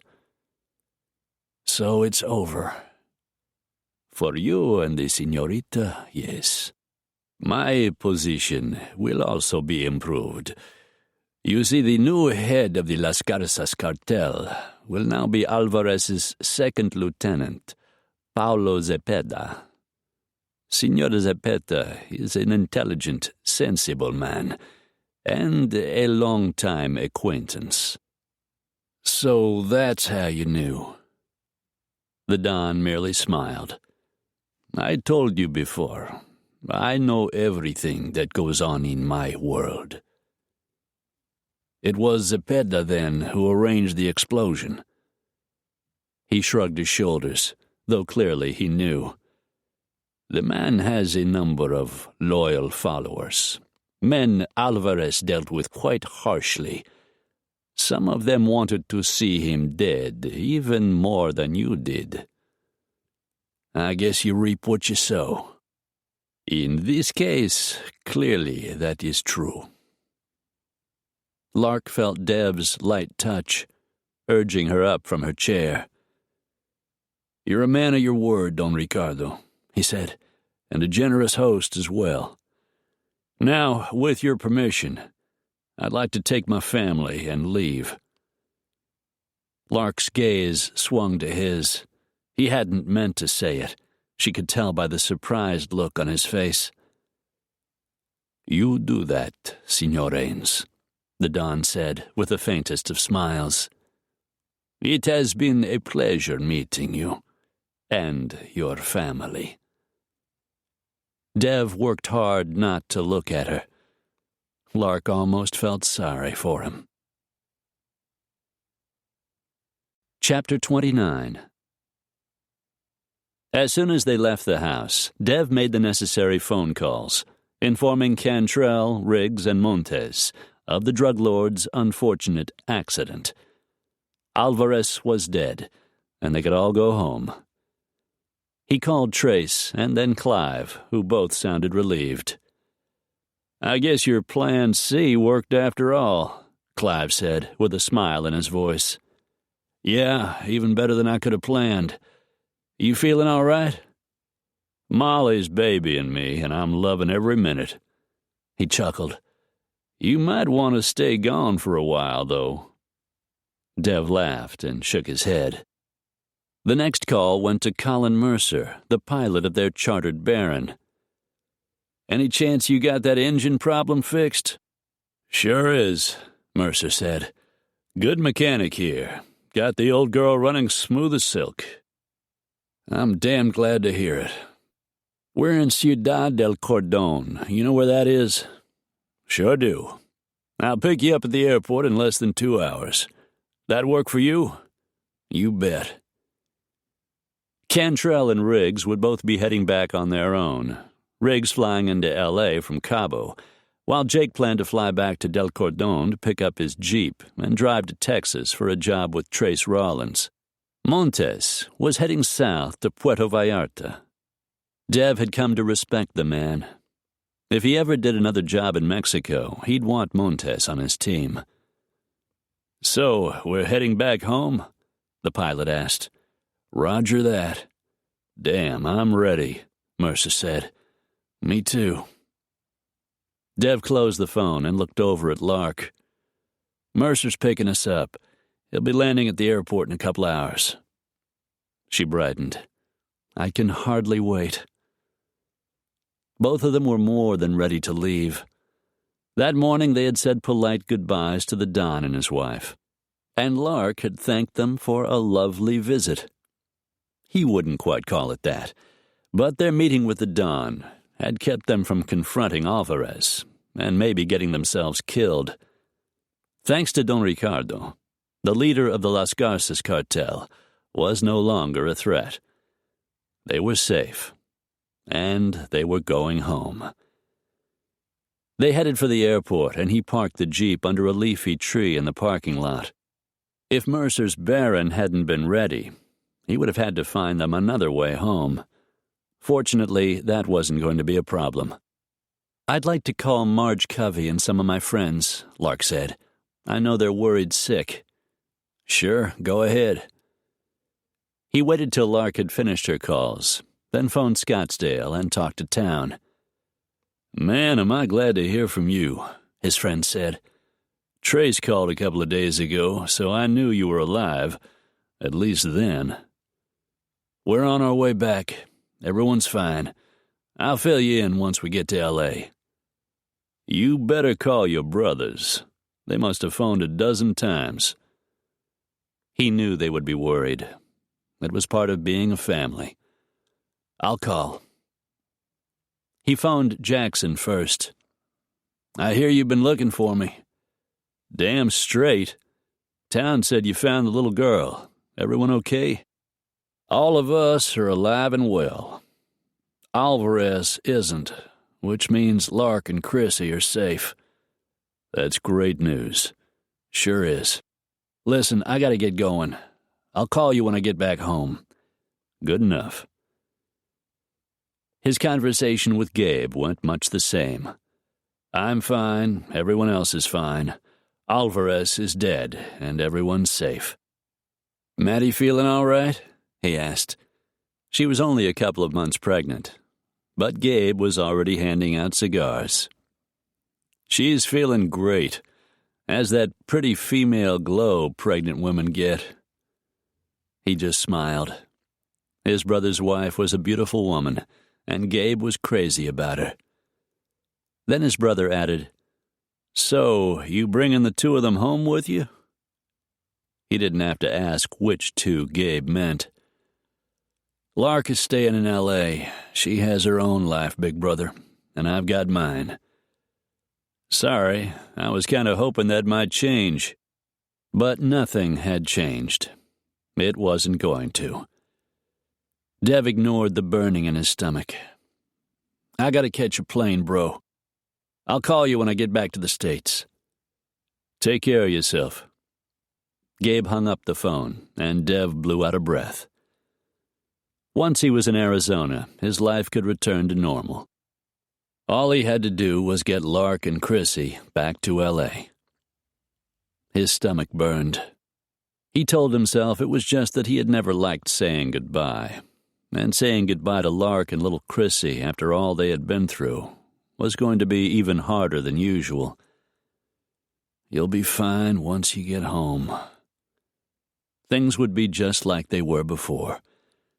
He told himself that was exactly what he wanted.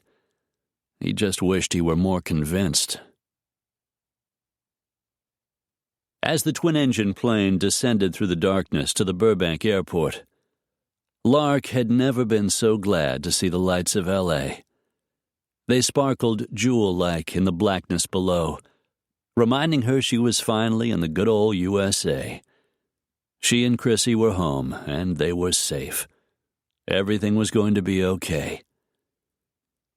She glanced over at Dev, who sat across the aisle. She knew every line of his face, the little cleft in his chin, the beautiful blue eyes, the way he looked like a pirate in the mornings before he shaved. She knew how strong he was, how loyal and caring. He was as good a man as she had ever met, and she was desperately in love with him. Dear God, she was going to miss him. By the time we get back to the house, it'll be pretty late, she said. You're not planning to fly on home tonight, are you? His eyes found hers. I talked to Mercer, asked him to take me on to Phoenix. But a storm's coming in and both of us are tired. It's smarter to wait until morning. I was hoping you would stay. It doesn't seem right for you to just go off in the middle of the night. But then it didn't seem right for him to be leaving at all. I mean, it wouldn't be fair to Chrissy. His gaze held hers across the aisle.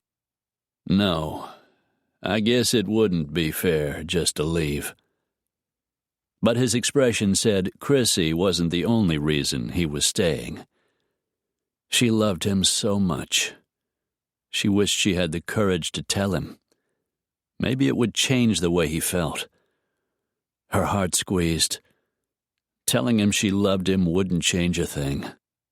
There had never been any doubt about the way all this would end. The plane continued its descent, the wheels lightly touching down, settling, skimming along the tarmac, slowing. Mercer turned the aircraft around and taxied back to the executive terminal. Chrissy was sound asleep when Colin Mercer turned off the engines, and the propellers rotated to a stop.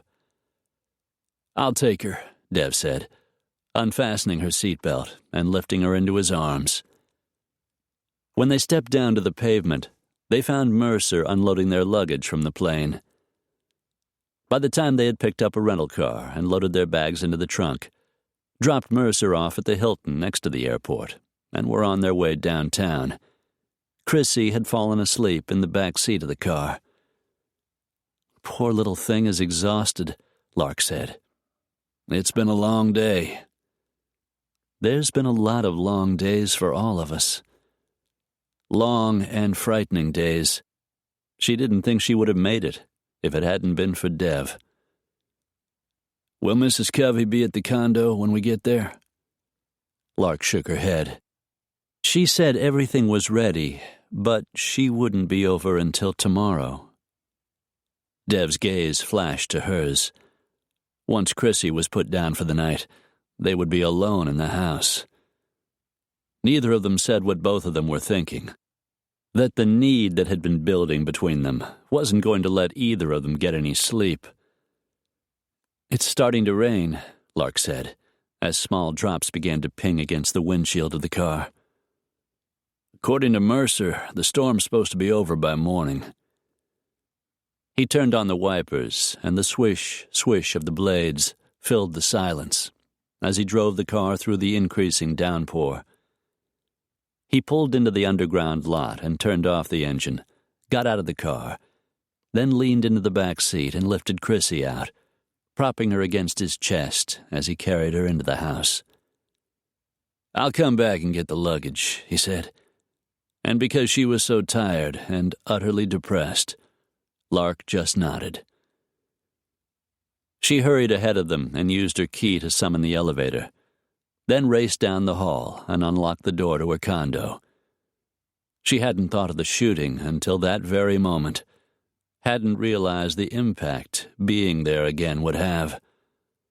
Her heart jerked into gear and her palms went damp. Her gaze shot to the hall, but there was no body, no trace of the man she had shot that night, no blood or any other evidence of what had happened.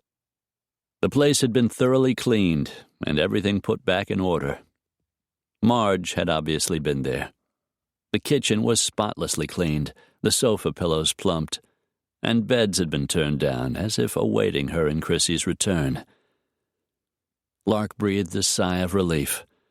Her heartbeat slowed, and a feeling of normalcy began to slip over her. Carrying the child down the hall, Dev turned into the little girl's bedroom, and Lark followed. He settled the sleeping child on the narrow bed and gently pulled up the covers. Chrissy stirred, slowly blinked awake, then glanced around, trying to figure out where she was. Then her eyes widened in fear. "Uncle Dev, I'm scared." Dev sat down on the bed beside her, reached out and smoothed back a lock of her shiny dark hair. "It's all right, Muffin. You're home and you're safe. The bad men are gone. No one's ever going to hurt you again." Her eyes remained troubled. "Are you sure?" "I'm sure." "How do you know? Are you going to stay here and protect us?" Something moved across his features. Then it was gone. "I'll be here tonight, so you don't have to worry, okay?" Lark's heart twisted. One night, one more night, was all they had. Chrissy relaxed against the pillow. "Okay." "Your mama's going to tuck you in, all right?" She nodded. "Good night, Uncle Dev." He bent over and kissed her forehead. "Good night, Muffin." Lark walked over and sat down, taking his place on the edge of the bed. "I'll get the luggage," Dev said gruffly, and then he was gone. "Is Uncle Dev gonna live with us?" Chrissy asked, her eyes full of hope. Lark's throat tightened. "No, sweetie. But your Uncle Dev and his friends took care of the bad men. They're gone forever, so we don't have to be afraid." "Truly?" "Truly." "He's very brave." She forced herself to smile. "Yes, he is." "I wish he would stay with us forever." Tears burned her eyes. She prayed that Chrissy wouldn't see. "So do I, sweetheart." She pulled up the covers, leaned over, and kissed the little girl's cheek. "Good night, honey." Chrissy's lashes drifted down, lay thick and black against her plump cheeks. After what had happened, Lark had worried the child might be afraid to sleep in the room by herself. But Chrissy wasn't afraid to sleep alone. She had survived being abducted and slept in a drug dealer's house. She had napped by herself in one of Gracie's bedrooms in a tiny house deep in Mexico. She'd slept in shabby motel rooms and never made a peep. For a 4-year-old, she was amazing. Lark smiled sadly. Chrissy would learn to live without Dev, just as she had learned to get along without her parents, without her Nana Lupita. She would adapt, even flourish. Lark hoped she would fare as well. But for her, loving a man didn't end the moment he was out of sight. One thing she knew: losing Dev Raines was going to be the hardest thing she'd ever done. The storm grew wilder, more intense. The trim on the roof was made of corrugated metal, and the rain beat down with the rhythm of a Jamaican steel drum. Sitting on the sofa in the living room, Dev leaned back and closed his eyes, the steady patter almost hypnotic. It was his last night with Lark, the last time they would be together. The thought made his chest ache. Hearing the faint click of a door being closed, he sat up and turned to see Lark walking down the hall in his direction. "She asleep?" he asked. She was exhausted. Her gaze found his. "She's really going to miss you, Dev." His eyes ran over her face, memorizing the soft curves and valleys, the soft lips and pretty green eyes. "What about you, Lark? Will you miss me too?" He caught a flash of something in her eyes before she glanced away. "You know I will." Maybe she would, at least for a while. But there was no way he could know for sure. He thought of Amy. She'd said she loved him, and he had believed her. It wasn't the truth. How did a man ever really know what a woman truly felt for him? Lark sat down on the sofa beside him. "I owe you so much. You risked your life for me and Chrissy. I'll never forget what you did for us." He looked into her face, saw there were a few new freckles after her days in the sun. He reached out and ran his thumb over her full bottom lip. He had never wanted to kiss her so badly. "It wasn't all hard work," he said. "There were certain perks that went with the job." Her mouth curved up. "Like taking me to bed?" "Yeah." He smiled softly. "The only problem was I never got enough. I kept wanting to make love to you again." "Is that what you want right now?" His heart was pounding, beating nearly as hard as the rain. "I've never wanted anything so badly." He moved closer, slid his fingers beneath the silky hair at the nape of her neck, and drew her toward him. Leaning down, he settled his mouth over hers.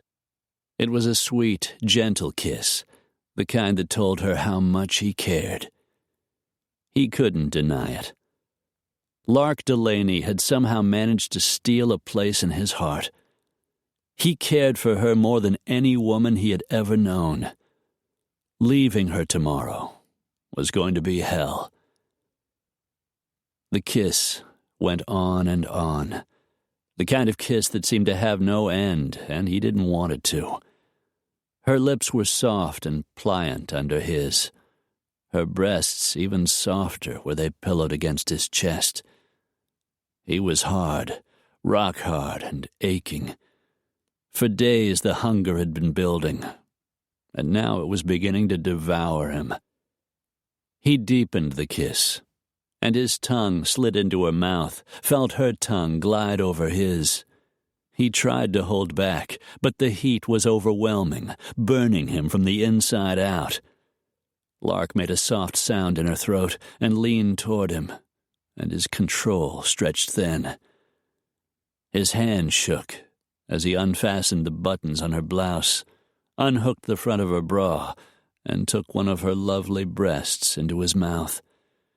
She tasted so sweet, felt so soft, except for the pebble-hard crest he rolled beneath his tongue.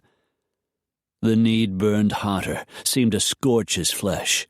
He wanted to rip off her clothes, pull her down on the sofa, and bury himself inside her. He wanted to stay inside her forever. Instead, he stripped away her blouse, and she helped him with the rest of her clothes, helped him with his own.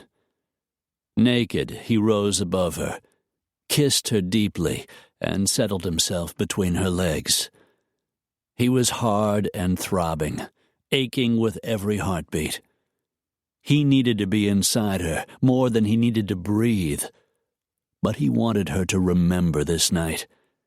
He wanted, just for this one night, to make her completely his. She lay naked beneath him, her cheeks flushed, her breasts rosy, and her nipples tight. He began to suckle them, first one and then the other, until he had her squirming, making soft little whimpering sounds. He moved down her body, kissing her navel, kissing the flat spot below, kissing the inside of those long, sexy legs. His mouth explored her sex, and she whimpered and arched upward, unconsciously begging for more. His nostrils filled with the scent of her, desire, and the sweet fragrance that was hers alone. Taking her like this, pushing her to the edge of climax, stiffened his arousal until he was in pain. He had to have her, had to be inside her. But there was something more, something deep and yearning that made his chest tighten and his eyes burn. Love, he thought. The knowledge hitting him with so much force, he forgot to breathe. He had prayed he was wrong, prayed his feelings didn't run that deep. Now he knew for certain. He was in love with Lark Delaney. He kissed her again, refusing to accept a truth he could not handle, determined to shove the emotion away. He focused his thoughts on having her, stroked her softness, positioned himself, and drove himself home. He needed her. God, he needed her so badly. He thrust into her, deep and hard, and she responded, meeting each of his powerful strokes. He drove deeper, faster, harder, taking her fiercely, marking her as his. He heard her cry out, felt her climax begin, little ripples racing through her body as her womb tightened around him, pushing him over the edge. He came with a rush, a release so fierce his head fell back, and he clenched his jaw to keep the primitive cry locked in his throat. For seconds, he didn't move. Just let the rush sweep through him. Let the fire burn out. His breathing began to grow even, and his chest no longer heaved up and down. Bending his head, he kissed her. There were tears on her cheeks, and his heart twisted inside him. "You all right?" he asked. But she wasn't the one who wasn't all right. He was the one who had made the ultimate mistake and let himself fall in love. Lark nodded. "I'm all right. That was just so... It was just so wonderful." He kissed her softly one last time, then lifted himself away, eased to her side, and curled her against him. Yeah, it was. He waited as their heartbeats continued to slow, let himself enjoy the feel of her trim waist and long, supple legs, her firm, slender body pressed against the harder muscles of his own. He was already getting hard again, and for the first time it occurred to him just how out of control he had been. He took a breath, wishing he didn't have to tell her. Listen, baby, I didn't use a condom. I should have been more careful, but I was thinking more about you than sex, he thought. I guess I got carried away. If anything happens, It's only happened once. It'll probably be all right. But if something does happen, I'll let you know. I don't want you to worry, okay? all right. But he would, of course, until he knew for sure she wasn't pregnant. At least he'd have a reason to call her again. It's late, he said. I think maybe we should go to bed. He felt her slight nod. I suppose we ought to get some sleep. He stood, reached down and helped her up from the sofa, and they each grabbed a handful of clothes. They started down the hall to her bedroom. One thing he knew. If this was his last night with Lark Delaney, they weren't going to be sleeping. Chapter 30. The following morning, Lark stood next to Chrissy in the living room. She'd made coffee, and Deb had gone down to the bakery and brought back sweet rolls. They were finished eating their breakfast. She couldn't think of any more excuses. She couldn't drag the goodbye out any longer. Well, I guess I've got everything. Dev carried his overnight bag into the living room. She nodded, pasted on a smile. That's good. I'd better go. Mercer will be waiting. I'm sure he will. Chrissy stared up at Dev, her heart in her eyes. I wish you could stay with us, Uncle Dev. He looked as if he were in pain. I wish I could too, Pumpkin, but I've got a job back in Arizona. Will you come and see us? Sure I will. But Lark didn't think he would. Deb hated goodbyes even more than she did, and if he came, he would only have to leave again. Can we come and visit you at your house? Chrissy asked. Deb's gaze swung to Lark. You're welcome any time. But she wouldn't go either. She loved him too much. Last night, making love with him and knowing he would be leaving was almost too painful to bear. And she thought that he had felt it too. He had made love to her with a quiet desperation, as if he didn't want the night to end. But it had. And now they stood at the front door, saying a farewell that would leave her heart in 1,000 pieces. Bye, Muffin, he said. Lifting Chrissy up, he gave her a smacking kiss on the lips. I'm going to miss you. Me too, she said tearfully. And when he set her on her feet, a little sob caught in her throat. Turning away, she raced off down the hall to her bedroom. She loves you, Lark said softly. Dev cleared his throat. She's a good kid. Yes, she is. I have to go. I know. He started for the door, looked back over his shoulder. Take care of yourself. You too. He turned the knob and opened the door, but he didn't step out in the hall. Lark bit back a cry and started running toward him, and Dev caught her up in his arms.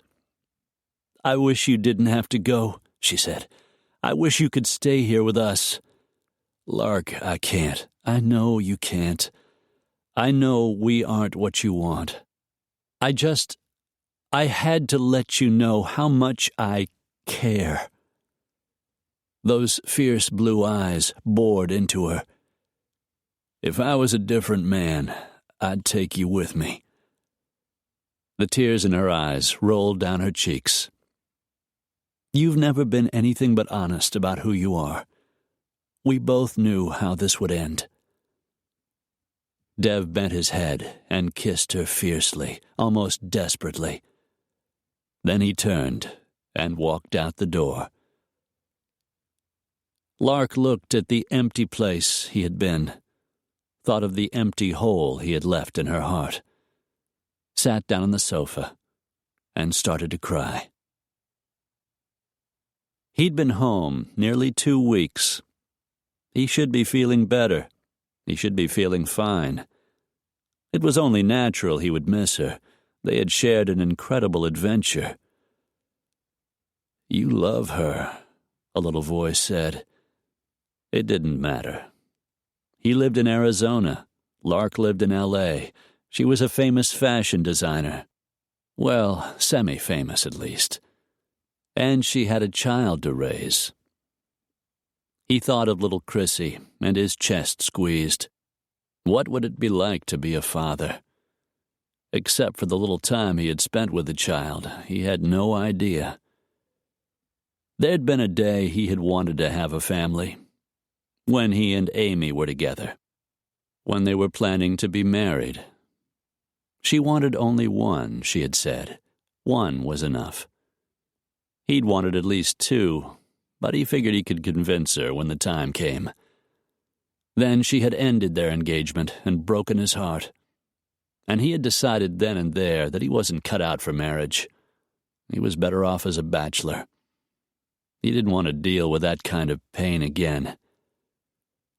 Now here he was, moping around like a lovesick fool, trying to forget a woman, as he swore he would never do again. Of course, Lark was a different sort of female. Oh, she was beautiful, with that pretty face and those pouty lips and those tilted cat eyes. And she had a body that could make a man hard just thinking about it, the way he was right now. But she was also intelligent, strong, and brave. She had been ready to die to protect the little girl she had claimed as her own. He released a slow breath. So what if she was all of those things? It didn't change anything. It didn't mean she loved him. And even if she did, how could he count on it to last? There was no way to be sure. And it was better to suffer now than get in even deeper, than watch it all fall apart the way it had before. Well, he wasn't going to mope around forever. He was going to do something about it.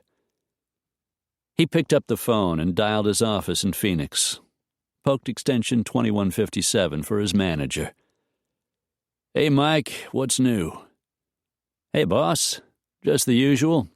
We got a contract for the security on Microsoft's new corporate office. And it looks like that deal with Walmart is going to go through." "Yeah, I saw that in your report. Considering we're supposed to be in a recession, business is good. Any new investigations? Anything interesting?" "Mark's tailing a philandering husband."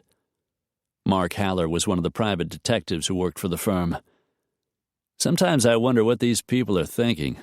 Like they're going to feel better knowing their husband has a woman on the side? Man, that's the truth." God, he hated a cheating spouse, man or woman. Seeing how often it happened was one of the things that convinced him to stay single. He thought of Lark and tried to imagine her breaking her marriage vows, but he couldn't make it happen. She'd just leave the guy if she was unhappy, which didn't make him feel any better. "Call me if you get something you think I might be interested in handling," he said. "You bored?" "I guess you could call it that." He wasn't bored. He was going crazy sitting around all day, pining over Lark. His other line rang. "Gotta go. I'll talk to you later." He punched the second line. "Rains. Hey, little brother." Jackson's deep voice was unmistakable. "Hey, bro." Just thought I'd give you a call, see if you had any plans for next week. Sarah and we thought you might want to come up for Thanksgiving. Got our first snowfall. It's really pretty up here." His mind went straight to Lark and Chrissy. Chrissy had probably never seen snow, and Lark would love Wyoming. What if he called and asked them? He closed his eyes. What the hell was he thinking? He couldn't call Lark. He was doing his best to get over her. "Let me think about it. Gabe's bringing Maddie. You're welcome to bring someone." He knew his brother too well. "Someone? By that you mean Lark. How is she?" "Fine, I guess. I haven't talked to her." "But you'd like to, wouldn't you?" He stiffened. "How the hell do you know what I'd like to do?" "Because according to my sources, you haven't had a date since you got back from Mexico. You haven't been with any other woman in weeks. That's not like you, little brother." "Maybe I'm turning over a new leaf." "My sources say you still talk about Lark all the time." "Your sources?" "Your source being Aida Clark. Aida and Livy. Those two sisters are going to drive me crazy." Jackson chuckled. "Lark and the little girl. I'd like to meet them. Having them here wouldn't have to mean more than you wanted to. It could just be fun." Being with Lark and knowing he would have to say goodbye to her again wouldn't be fun. It would be torture. "Like I said, I'll think about it." "All right, just let me know. If you bring them, you can have the cottage." Jackson hung up. The cottage at Raintree Ranch was the most romantic place he could think of. A charming little house looking into the forest, sitting next to a clear, babbling stream. He raked a hand through his hair. What if he took Lark to the ranch and got carried away? What if he just blurted out how much he loved her, that he wanted, God forbid, that he wanted to marry her?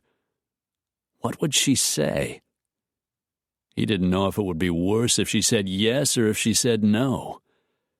Married to Lark Delaney, raising a little girl.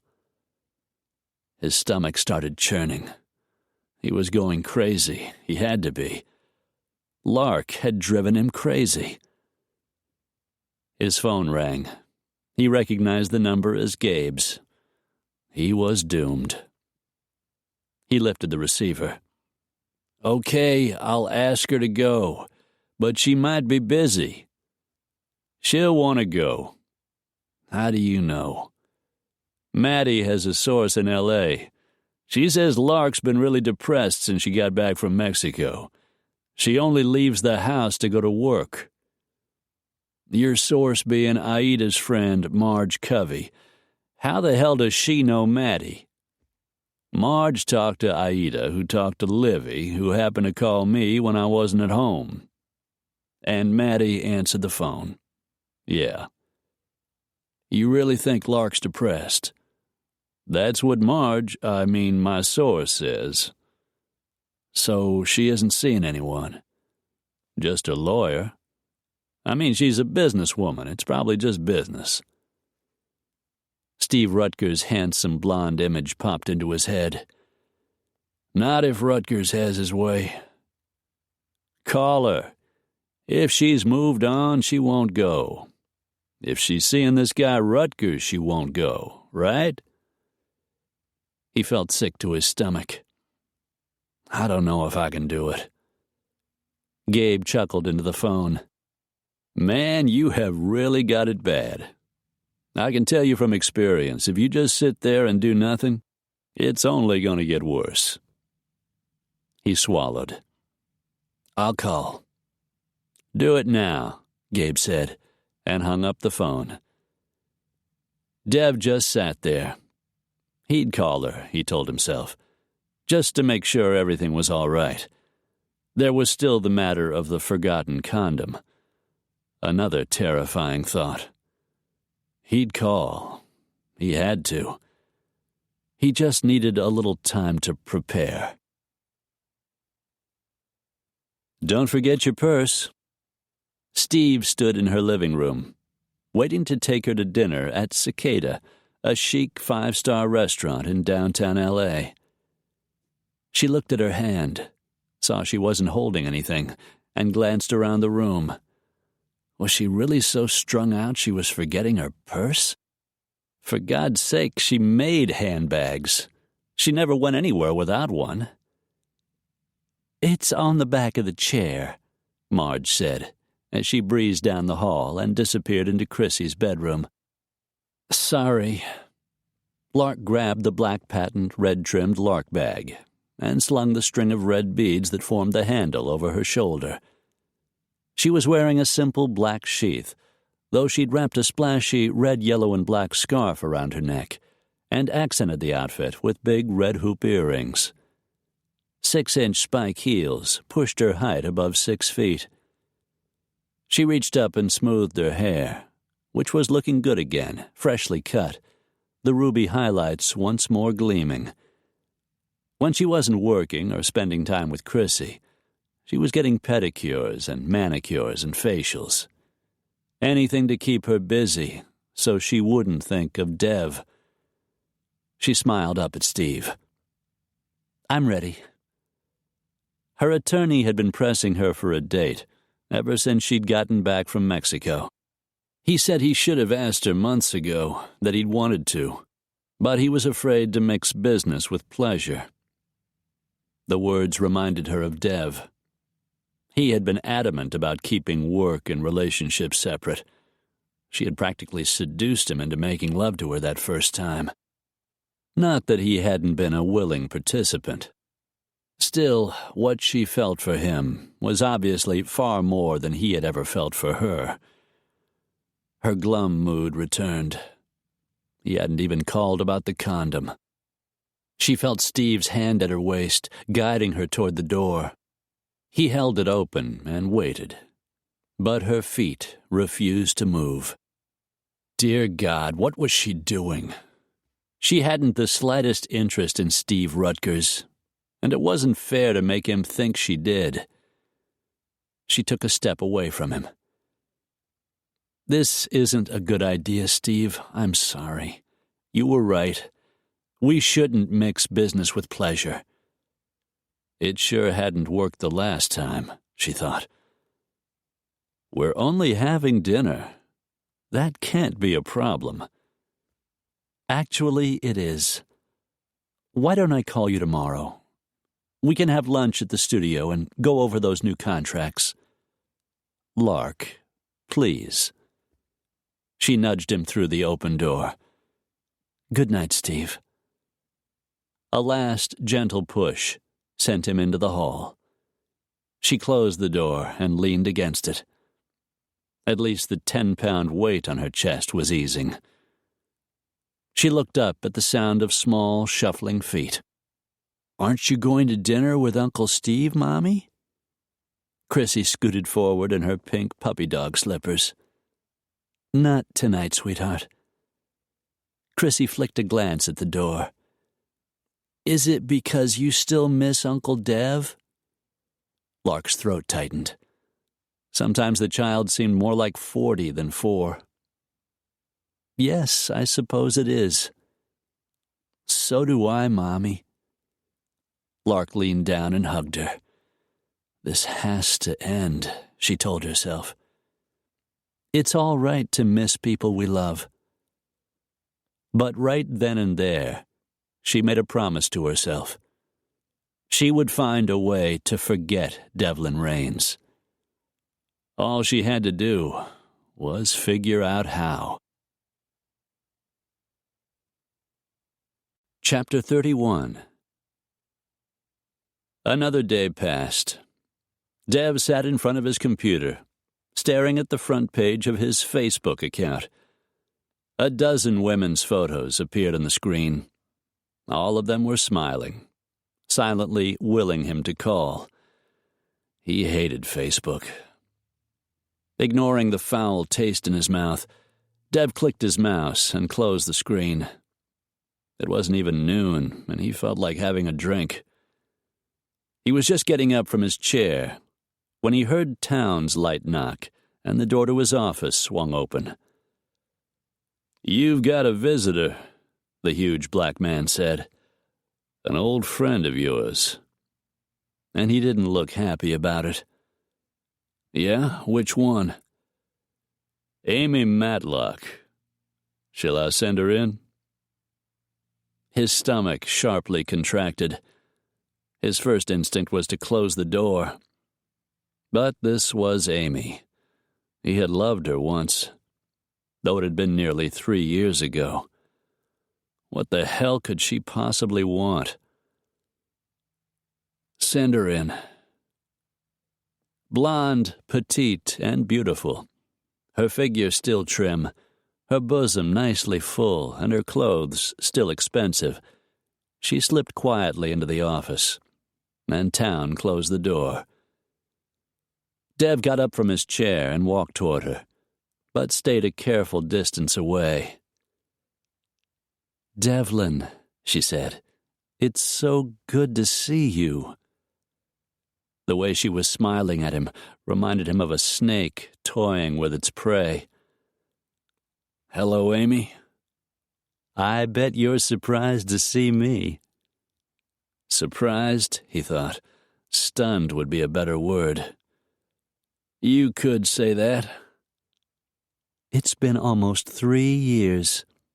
I've thought about you so many times." "Did you?" "Of course I did. We were terribly in love. I didn't just forget, you know. Didn't you ever think of me?" "I thought of you and your husband. You were married, Amy, to some other guy." She moved closer, rested a hand on his chest. "But it was you I loved, Dev. That's what I figured out. I was a fool to marry Jonathan. I suppose I was just so frightened." "Frightened? Of me?" "I was frightened of the powerful emotions I felt for you." His jaw tightened. "So you married another man because you loved me so much?" "Exactly. Only at the time, I didn't realize it." He couldn't think of a single thing to say. Amy moved a little closer, her hand running up and down the front of his shirt. "It's over, Dev. My marriage to Jonathan. I've filed for divorce." Her big blue eyes filled with tears. "I couldn't stop loving you, Dev. I loved you every minute I was with him." He took a step backward, letting her hand fall away. "That's pretty tough on a marriage, loving a guy who isn't your husband." She sniffed, knuckled away a tear. "I explained things to my father. He understood, Dev. He told me to come and talk to you, tell you everything." She closed the distance between them, slid her arms up around his neck. "Tell you the way I feel." He looked into her pretty face, the long, shiny blonde hair, the big blue eyes. The only thought he could form was, what in the world was I thinking? This wasn't a woman to love. This was a conniving little baggage who cared only about herself. He reached up and caught her wrists as she went up on her toes to kiss him, eased her back down, and moved away. "You never loved me, Amy. You don't love me now. You haven't got the slightest idea what love really is." "You don't know what you're saying." "I'm saying that you only want what makes you happy at the moment. Mostly you want whatever you can't have." She started crying, opened the small Chanel bag slung over her shoulder, and pulled out a Kleenex. "How can you say something like that? We loved each other. You cried the day I broke our engagement." "Yeah, I did. Jesus, I must have been nuts." She stiffened. Her chin firmed and her eyebrows pulled down, her delicate features turning hard. "You love me. You'll always love me." "You're wrong, Amy. I never loved you. I was just sucked into thinking I did. Whatever I thought I felt ended a long time ago."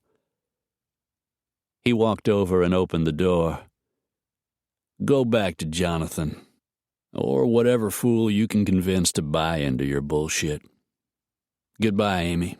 Have a good life." Her lips thinned. "You'll be sorry. One day you'll realize the mistake you made and come crawling back to me." Whirling toward the door, she jerked it open and stormed out of the office, viciously slamming the door behind her. For long seconds, Deb just stood there, trying to grasp what had just happened. Then he started smiling. He'd been a fool to fall for a cardboard caricature of a woman like Amy. But now he knew the difference, knew what a real woman was. "Town!" Shouting for his friend, he pounded down the hall. "Call Desert Air and get me a ride. I'm going back to L.A. "Yes, sir." Town was grinning as Dev strode past and walked into his bedroom to pack a few things. He wasn't about to call Lark on the telephone and ask her to bring Chrissy to come with him to Wyoming. He was going to ask her in person. And if his brother's sources were right, and she had missed him half as much as he had missed her, he might ask her a lot more than that. He put slacks and shirts into a hanging bag and added a pair of black alligator loafers. "Plane will be ready to leave in half an hour," Town called through the open bedroom door. "Great." He grabbed the always-packed overnight bag, gave it a quick check to be sure he had what he needed. "If there's a chance you'll be going on to Wyoming, you might want to take a heavy jacket and some boots."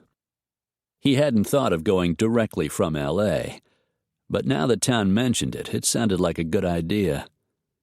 "I've got plenty of stuff at the ranch." Assuming Lark agreed to go with him, his chest suddenly tightened. For 2 weeks, he'd felt dog's belly low.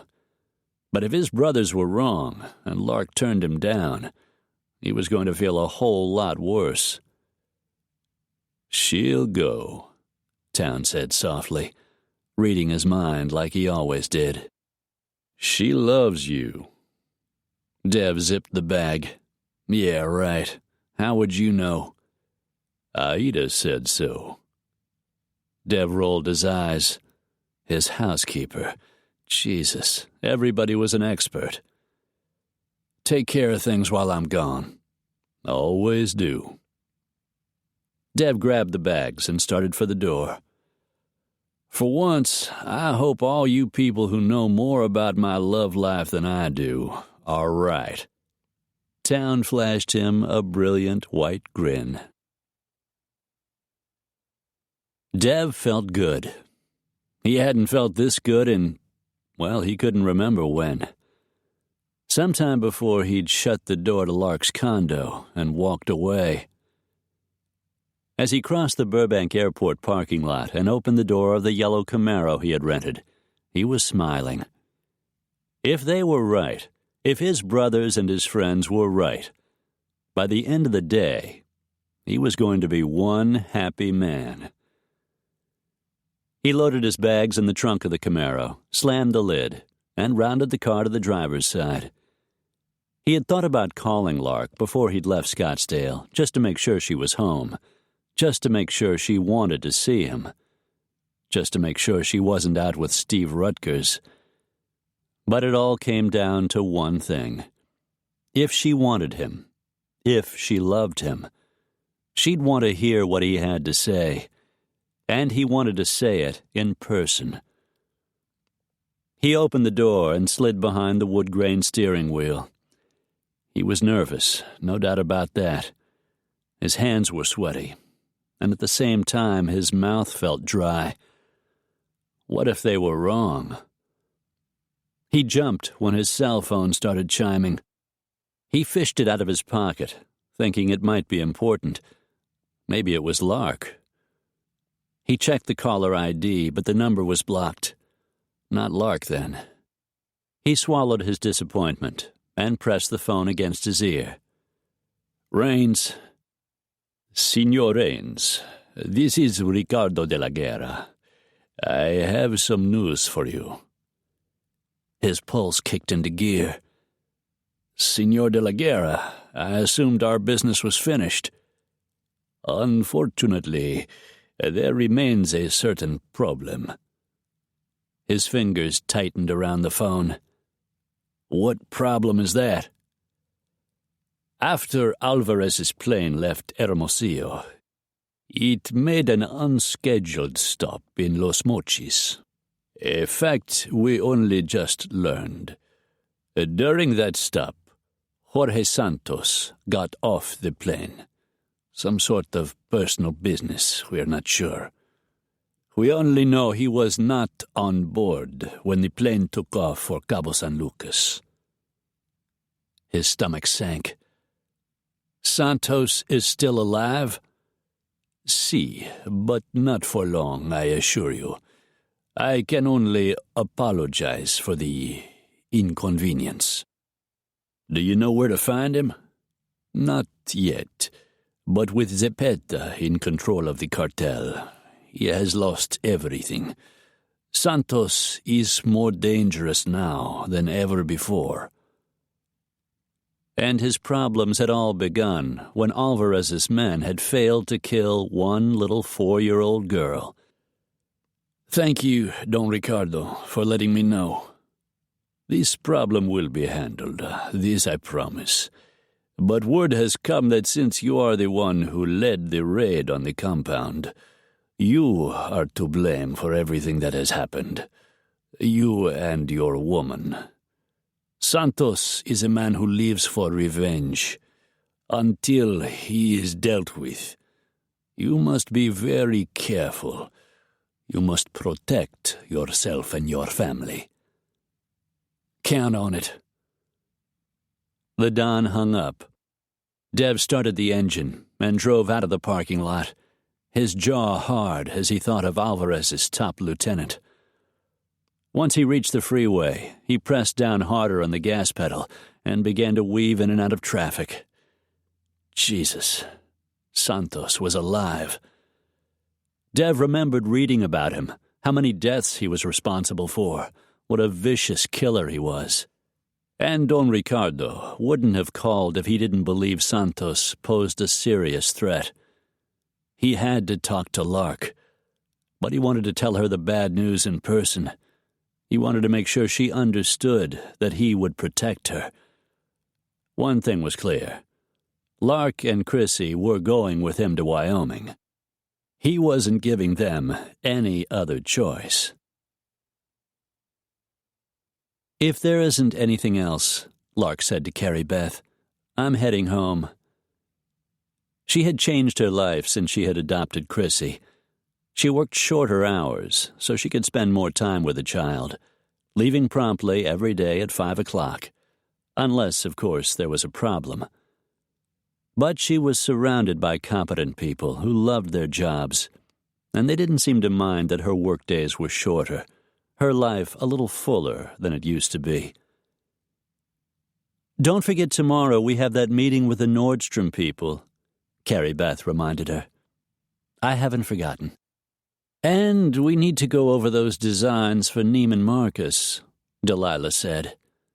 They all did their best to keep her busy during the day. Dev Raines had broken her heart, and being her closest friends, they knew it. She looked down at her big pink and chrome wristwatch, then up at Scotty. I'd like to take a look at that new billboard ad as well. What do you think? Good idea. How about tomorrow afternoon? Great. I'm really excited to see it. She checked her watch again. "I've got to get going. Chrissy will be waiting for me to get home. I hate to be late." "Not a problem," Scotty said. He must have seen something in her face, for he leaned over and kissed her cheek. "You need to go somewhere exciting, dear one. Do something just for yourself. You need to forget Mr. Playboy Raines. He just isn't worth it." I wish that were true. But he was worth it. If he weren't completely wonderful, she wouldn't have fallen in love with him. "Go on now," Scotty said, with a wave of a pale, slender hand. "Go on home to your little girl." Lark smiled. Her people got along so well without her. She was beginning to think they liked it when she was gone. She left the studio and was walking briskly along the sidewalk toward home when she remembered that Chrissy wasn't there. Marge had taken her on a play date. Marge's friend, Susan Caswell, had a little girl Chrissy's age, and they were becoming close friends. Tonight, Susan was having a sleepover for the two children. That included popcorn and a Scooby-Doo movie. Chrissy had been wildly excited. Marge had made supper and left it in the fridge, she recalled. But with Chrissy away, Marge was taking the night off to go to a movie with one of her friends. Lark breathed a sigh, thinking how much she dreaded facing the empty condo. It was amazing how quickly she had come to love the noisy chaos of her small, makeshift family. And she knew she would start thinking of Dev. She slowed her pace, hoping to delay the inevitable. There were a couple of nice little boutiques in the area. Maybe buying something new would cheer her up. With no reason to hurry, she stepped into the Sugar Tree and started meandering through the racks. It was nearly 7 o'clock when Lark used her key to unlock the door to her condo and stepped into the entry. She gasped at the sight of a man in the living room, pacing back and forth in front of the sofa. Then he turned. "Dev!" "Lark!" His jaw hardened and his eyes glittered as he strode toward her, a dark look on his face. "Where the hell have you been?" "What?" For an instant, she couldn't think. Dev was here, standing in her living room, as she had imagined a dozen times. "I've been waiting nearly 2 hours," he ranted. "I called your office and they said you'd already left. I tried you on your cell, but the call went straight to voicemail. In another few minutes, I would have called the police. Why the hell didn't you pick up?" Her shoulders went rigid. This was hardly the way she'd imagined their reunion. "I was shopping, if it's any of your business, which it isn't. As for the phone, the battery is probably low." She lifted her chin, angry now herself. "What are you doing here? How did you get in?" But of course he had broken in. He had a talent for that. "Where's Chrissy?" "She's on a sleepover at a friend's house." "I want to know what you're doing here." His anger seeped away. He raked a hand through his hair. "God, I'm sorry. I was just so worried." She looked at him, and fear replaced the stiffness in her shoulders. "What is it? What's wrong?" Dev took her hands and drew her over to the sofa. Both of them sat down. "Santos is still alive. Don Ricardo phoned on my way over here. He says Santos got off the plane on the mainland. He didn't get back aboard. He didn't die in the explosion." "Oh my God." Santos was a killer. Their lives were once more in danger. And yet the awful hurt welling inside her came from knowing the true reason he was there. Not because he had missed her. Not because he couldn't live without her. Because she was still his client. What should we do?" I'm taking you and Chrissy to Wyoming. Both my brothers are there. They'll be able to help me protect you." A tremor went through her as she thought of Mexico, the terrifying days and nights, the awful stomach-churning fear. "I don't know if I can do this again." He squeezed her hand. "It won't be for long. De la Guerra's men are looking for him. The Don says it's only a matter of time until they find him. He gave me his word." That was good. She knew Don Ricardo would want Santos dealt with as badly as they did. She stared into the bluest eyes she'd ever seen and tried to ignore the pain in her heart. "So, I guess I'm your client again." "I guess so." She stood up from the sofa, feeling more alone than she had before he'd come. She wrapped her arms around her, suddenly cold. They were in danger. She was his client. Everything was exactly the way it was before. Dev stood up too, and she recognized the curve of his pistol beneath his lightweight jacket. He had come to protect her, just like before. The feeling of despair expanded. She considered telling him she would hire someone to protect them and he could go back home. But she trusted him more than anyone else to keep them safe. Dear God, she was just beginning to get her life back together. How long before her broken heart could start to mend? Then something he said began to niggle at the back of her mind. When she turned, there was something in his face. "You said the Don called you on your way over here." "That's right."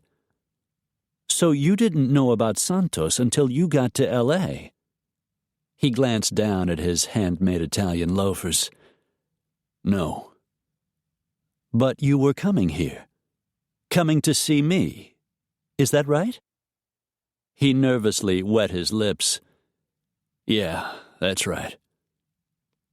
"Why?" He took a deep breath, exhaled it slowly. She had never seen him nervous before. "I wanted to talk to you. I had some things to say." Her heart started beating again, as if before it had slowed to a stop. "Had? You don't want to say them now?" He nodded, then started shaking his head. "No, that's not what I meant." Her rising hope made it hard to breathe. "I'm afraid I'm confused. You were coming to L.A. to see me because you had something to say, but now you don't want to say it?" He swallowed, glanced away. When he spoke, his words came out softly. "I want to say it. I want to say it so much it hurts. But I'm afraid. I'm scared of what will happen if I do." Her heart was pumping hard now, aching with impossible hope. Dear God, she loved him so much. "I have something to say to you, too. Something I should have said before you left." "It's not Rutgers, is it? You aren't in love with him?" She shook her head, fighting not to cry. "Steve's only a friend. That's all he's ever been." "I've really missed you, baby." "Oh, Dev, I've missed you too." He took a step toward her. Then she was in his arms. "I love you," he said. "I'm crazy in love with you. If you don't love me back, I don't know what I'm going to do." Tears burned her eyes. "I love you back. I love you back so much." He bent his head and kissed her. A string of the softest, sweetest, most tender kisses she had ever known. "Marry me," he said. "I didn't know if I would actually have the courage to say it, but I'm asking you to marry me." Her heart swelled. She thought it might burst. "Are you sure? I've got a little girl to raise." "We'll raise her together. With any luck, we'll have more than just one." Lark grinned. "Then yes, I'll marry you." He crushed her against him, and she clung to him so fiercely she wondered how he could breathe. "We're getting married," he said, kissing her one more time. "You asked, and I said yes." He smiled, nodded, grinned. Then his grin slowly faded. "Then all we have to do is stay alive until Don Ricardo takes care of Jorge Santos." Lark looked up at him. "Or we do." Chapter 32. "What do you want me to do?" "Pack a bag for you and Chrissy," Dev said. "Bring something warm. We'll get the rest of what you need once we get there." Lark started for her bedroom, and he followed her down the hall. He waited as she knelt and pulled her suitcase out from under her bed. Then he grabbed the handle and hauled it up on the mattress. "Are you sure this is a good idea?" She walked over to the dresser, looked at him over her shoulder as she dug through her underwear drawer. He tried not to notice the tiny mauve lace panties and matching push-up bra she tossed into the suitcase. "You could be putting your family in danger. What will your brothers say?" He thought of the time he and Gabe had armed themselves and ridden horseback into the mountains to save Jackson and Sarah from being blown to Kingdom Come. "It's what they'd want us to do. Taking care of each other is kind of a family tradition." He smiled. "Since you're about to become part of the family, this qualifies." She smiled back at him, turned and hurriedly filled the suitcase with a few more lacy items, plus jeans, sweaters, and sneakers. They went into Chrissy's room, and she packed the same sort of clothes for the little girl. "She doesn't really have the right stuff for Wyoming."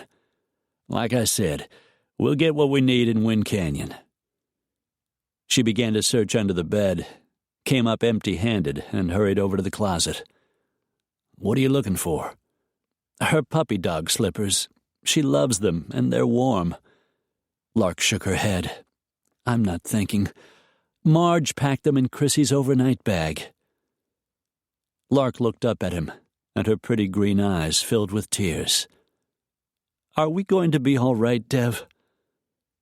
He went to her, eased her into his arms, knowing he shouldn't, that every minute they delayed could mean danger. "I'm not going to let that bastard hurt any of us. I swear it, Lark." She swallowed, took a steadying breath. Brushing the tears from her cheeks, she went back to packing the rest of Chrissy's things. "This will have to do," she said, when she finished zipping the bag. Pulling up the handle, she started wheeling it toward the door. Her other bag sat in the entry. "Anything you're forgetting?" Dev asked as they reached the front door. Lark glanced around the condo. "I wish I had my gun. Unfortunately, the police haven't returned it." His mouth curved. Damn, she was something. "I guess we'll have to make do with just mine." He urged her toward the door. "Come on, time to go." "I need to call Susan Caswell. Tell her there's been a change of plans and we'll be coming over to pick Chrissy up." She jerked to a halt. "Oh, darn, I've got to get the phone number and address."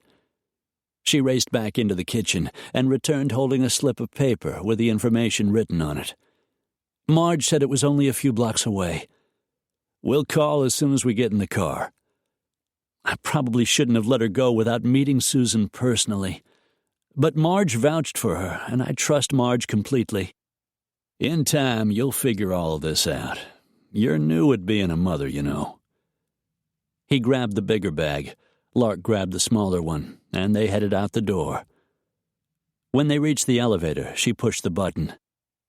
"My rental car's parked next to yours in the garage." She flicked him a glance, but he just smiled. The garage wasn't gated, but the elevator from this level was keyed for residents only. Too bad the security system was worse than second rate. He made a mental note to do something about that. I wasn't sure how long I'd be in L.A., so I sent my Desert Air charter on back, he said, as the elevator door slid closed. I called Colin Mercer while I was waiting for you to get home. Waiting and praying she was all right. Mercer's flying us up. That's great. They stepped out of the elevator into the lighted garage. Since it was November, it was already dark outside. Unfortunately, the low-energy fluorescents did a less than adequate job of keeping the parking area secure. Another problem to address. They headed for the rented Camaro he planned to drop at the airport, and had almost reached the car, when a faint shuffling noise put him on alert. He heard it again. Footsteps, maybe. Unwilling to take any chances, he motioned for Lark to get down beside the car and jerked his Browning out of its holster. Crouching low, he flattened himself against the car door. Both of them listened. He didn't hear another sound, but his pulse was racing, and his instincts were screaming as he searched the garage for any sign of a threat. From the corner of his eye, he caught a slight movement, and the hair stood up on the back of his neck. Something shifted to his right. He swung his weapon in that direction, saw a cat leap up on the hood of a car across the garage, released a breath, and crouched down again. Waited. Almost convinced his instincts were wrong this time and it was safe, he rose to take a last look around. That's when the bullets started flying. In rapid succession, one pinged off the side of the car, one smashed through a rear window, and one slammed into the cement wall of the elevator shaft. Lark made a sound in her throat and stared up at him with big, green, frightened eyes. "Stay here," he whispered, moving toward the far left corner of the garage where the shots had been fired. Staying low and running between parked cars, he raced toward the shooter's last position, dodging in and out, trying to spot his target, hoping to get a shot. More bullets rang out, slamming into the car beside him, missing him only by inches. The shooter was on the move and running toward Lark. Dev spotted him, fired off a few rounds, ducked the return fire, and changed position, working to keep himself between the shooter and Lark. Footsteps pounded. Shots echoed deafeningly in the confined space of the garage. Dev dodged another series of bullets, ducked and rolled out of the line of fire, pulled off 2 shots, and heard the man scream. The heavy thud of a body landing hard on the floor of the garage followed, then only silence. Holding the gun in front of him, Dev scanned the garage, moving backward toward Lark and the Camaro. But Lark wasn't there. A chill went through him. "Lark!" He spun around, trying to spot her. "Lark, where are you?" "Your lady is here, Senor Rains." A tall, thin Hispanic, black hair brushing his shoulders, stepped out of the shadows.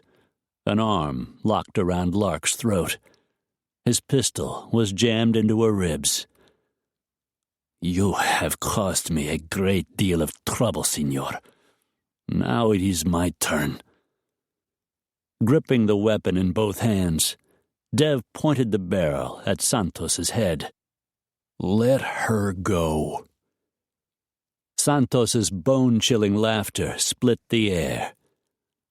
"You and your men invaded my lands. You and De La Guerra cost me everything I've worked for, and you took something of mine, something I want back." His tone hardened even more. "Where is the little girl?" There was fury in those cold black eyes, and something lewd and about half mad. Lark made a sound, and Dev's finger tightened on the trigger. He needed a shot, just one clear shot, and Santos would be dead. But with a man holding Lark as a shield, he didn't have a chance. Dev clenched his jaw. "Let her go, Santos. Let her go, or you're a dead man. Tell me where to find the child, and I will let her go." It was a lie, and both of them knew it. Santos was a killer. Revenge was the reason he was there. That and retrieving little Chrissy. Dev could only imagine the sick fantasies that had driven the man to go this far. Santos raised his pistol and pressed it against Lark's temple. "If you want your woman to live, you will put down your weapon and tell me where to find the girl." Dev's palms were sweating. Santos would pull the trigger. Dev had no doubt. He took a deep breath, saw Lark's eyes flash to his, read her silent message, saw her begin to move. One of her long legs bent and shot backward, her foot slamming hard against Santos's knee, knocking him wildly off balance. In the next instant, she ducked and whirled, jerking away from him, giving Dev the shot he needed. He fired, a hard shot, directly into the center of Santos's chest. The second bullet hit him right between the eyes. Santos careened over backward. Lark scrambled away, and Dev rushed forward, his gun still aimed at Santos's heart. The shots were clean. The man was dead.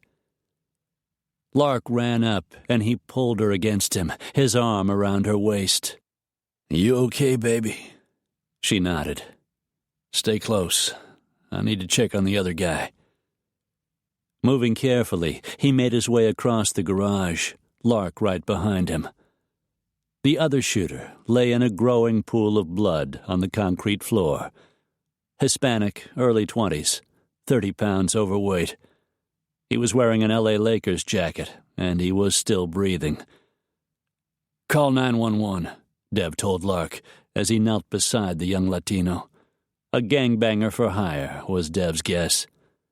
He kicked away the kid's weapon, reached down and flipped open the bloody jacket, saw the shot had missed his heart, and hit him in the upper right chest. The young man's eyes slowly opened. "I wasn't trying to kill you. I was just supposed to distract you." "Well, you distracted me. Now you'll get to be distracted for a good long time in prison." The kid whimpered. He looked down and saw all the blood. His eyes rolled back in his head, and his skull thumped back down on the floor. Dev shook his head, turned, and strode back to Lark. She walked straight into his arms. "It's over," he said. "Santos is dead, and this guy's no threat. He was just paid to do a job, which he bungled." She nodded. He could tell she was fighting not to cry. He caught her chin. "You were great back there. I was running out of airspeed and altitude. What you did saved both our asses." She smiled, grinned, started laughing through her tears. "I so love you." He held her tighter, her tall, slender body pressed full length against him. "I can't wait to marry you." Now that he had made his decision, he couldn't believe it had taken him so long to figure it out. The sound of sirens split the air. Lark smiled up at him. "I guess tonight would be out of the question."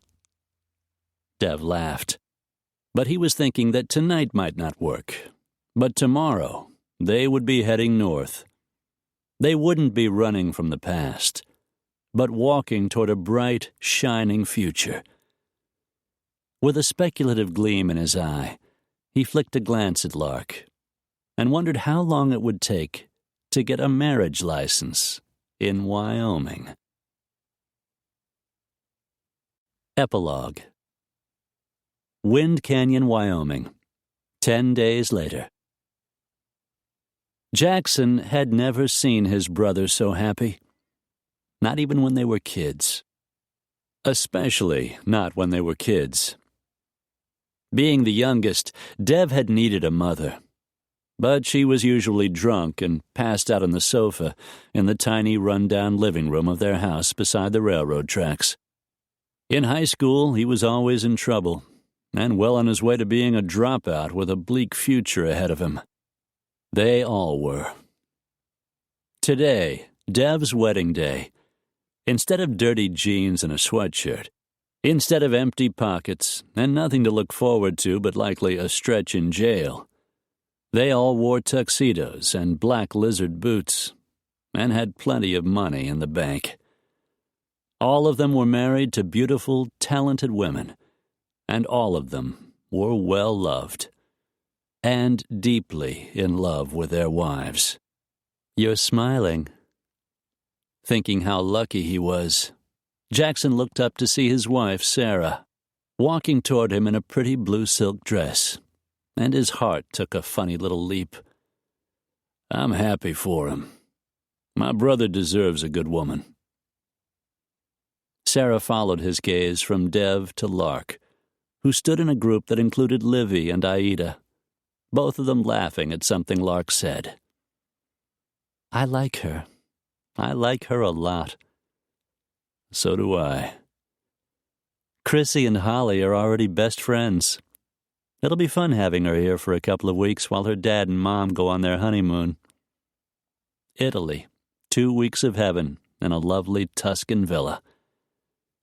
"So, we'll have 2 little girls for a while," Jackson said. "When does Holly get a brother?" Sarah laughed. "Soon, I promise." Next to Sarah, Jackson's brother Gabe settled a hand at his wife Maddie's slightly fuller waist. "How's the apple juice?" "The fizzy kind. No champagne for his pregnant wife." "I'd rather be drinking some of that Dom Perignon they're pouring, but having your baby is worth giving it up, at least for a while." She smiled, went up on her toes, and gave him a quick kiss on the lips. "Your brother looks really happy. Lark's a terrific girl." "Yes, she is. They're perfect for each other." Gabe chuckled. "A woman who can tromp through cactus and fend off rattlesnakes? Yep, they're a perfect match." She laughed. "And they both look great in designer clothes." Gabe grinned. "That too." Dev sauntered over to join his brothers and their wives in front of the big rock fireplace in the ranch house living room. The furniture and rugs had all been removed for the reception, making room for the guests. A few had to send their regrets. Lark's friend Brenda had 2 kids in school and couldn't get away. Clive and Molly had a prior commitment, but sent their love and best wishes. Jackson's foreman, Jimmy Three Bears, a longtime friend, was there with his 2 boys, apparently still single. Town and even Chaz had come, grumbling the entire time about the freezing weather. Dev thought of the friends who chatted in front of the long buffet table in the dining room. But his eyes remained on Lark. "You did good, little brother." Jackson's gaze followed his, and his brother smiled. "I knew she was the one for you when she went into a house full of dead people to save that little girl." "It'll be a little complicated," Dev said, thinking how gorgeous she looked in her white silk gown, and how he couldn't wait to get her out of it. "She has to be in L.A. a lot more than I'd like, but we'll work it out." "You're both fairly flexible," Gabe said. Dev absently shined the toe of his boot on the back of his leg. He had given up his loafers for the occasion. Funny, the only time he put on a pair of boots anymore was when he was in Wyoming. But he had been born and raised in the country, and they felt as natural to him as his Armani suits. He looked up to see Trace, Johnny, and Jake walking toward him. "Trace and I wanted to wish you our best before we take off," Jake said. You married a really great lady." "Yeah, I did." Dev frowned. "You're leaving?" "Something's come up," Trace drawled. "We need to get back to Texas." Something always came up when you were in the business of trouble. "I really appreciate you guys coming all this way." The lanky Texan tapped his black felt cowboy hat against his thigh and grinned. "Are you kidding? Watching you finally get hitched? I wouldn't have missed it for the world." "Same here," Jake said, also grinning. Dev wondered what kind of problem beckoned the men back home on such short notice. Something important, no doubt. But this was his wedding day, and pleasure was his business at the moment. He looked at Lark, who stood chatting with Mattie, all the while casting him come-on glances. Oh, man, he couldn't wait to get the party over with so he could take her back to the romantic little cottage beside the stream, strip her out of those clothes, and make love to his wife for the very first time. "What about you?" he asked Johnny. "You ditching me too?" "No way. I'm staying right here until the party's over. I plan to dance with those two pretty friends of Lark's and drink you out of that fancy champagne." Dev laughed, knowing John Riggs rarely if ever got drunk. He didn't like being out of control. The women, on the other hand, well, Johnny Riggs might be the quiet type, but he did just fine with the ladies. Dev turned back to Trace and Jake. "Keep me posted, will you? If you need me, just call." "Count on it," Jake said. "Kiss the bride for us, will you?" Trace winked and grinned. Oh, he planned to kiss her all right, and a lot more than that. But he didn't say so. "You bet." The men walked away. Johnny went over to talk to Lark's friend Delilah, and Dev returned his attention to the woman he had married. The music would be starting soon. He couldn't wait to dance with his wife. Afterward, they would cut the cake, and she would toss her bouquet, and he would haul her sweet little ass out of there and straight into bed. From the way Lark was looking at him, she wouldn't be hard to convince. You make a beautiful bride, Lark.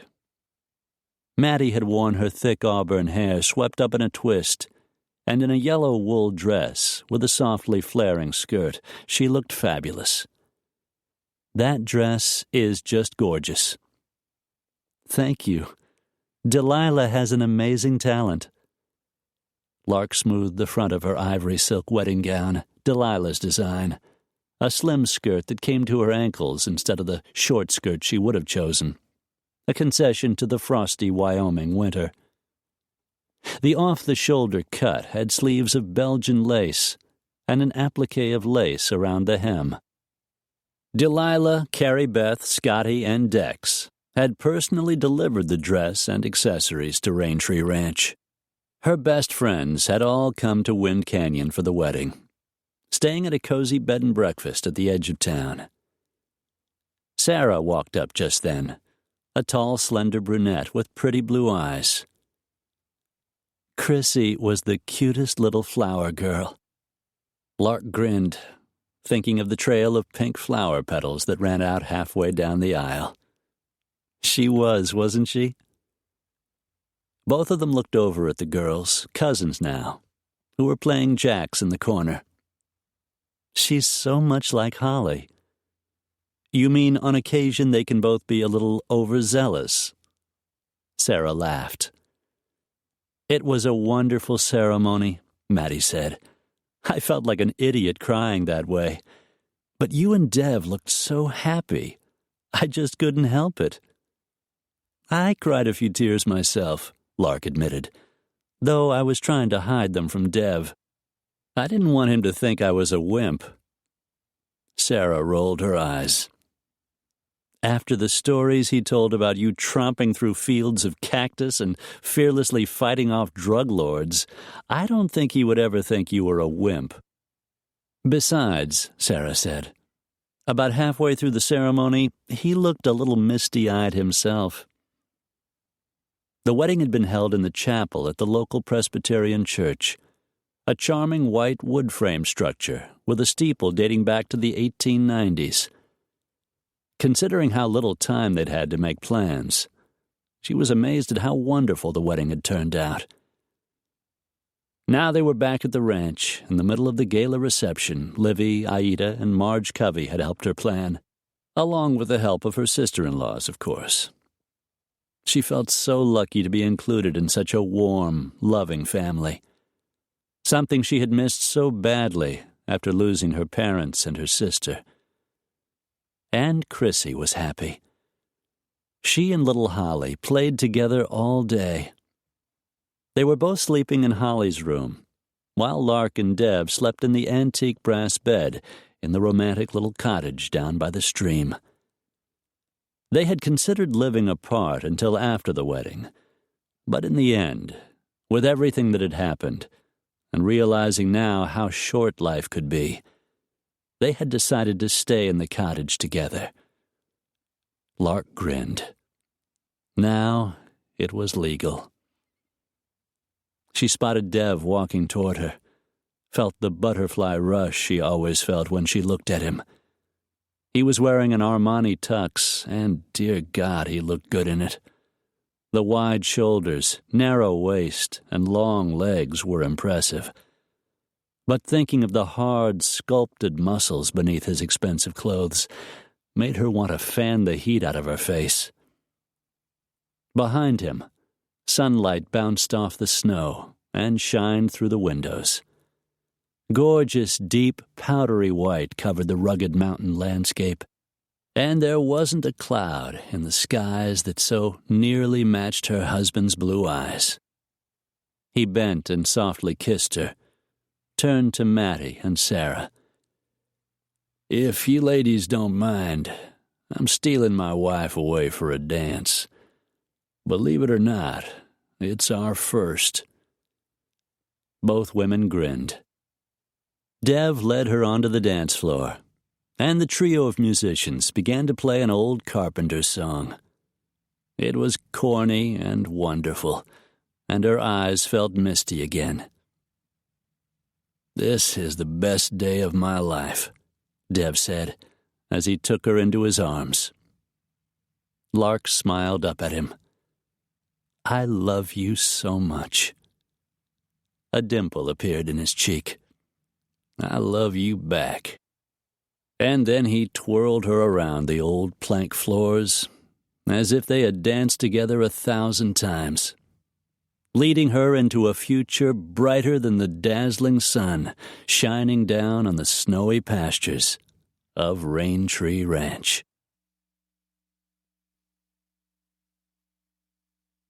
The end.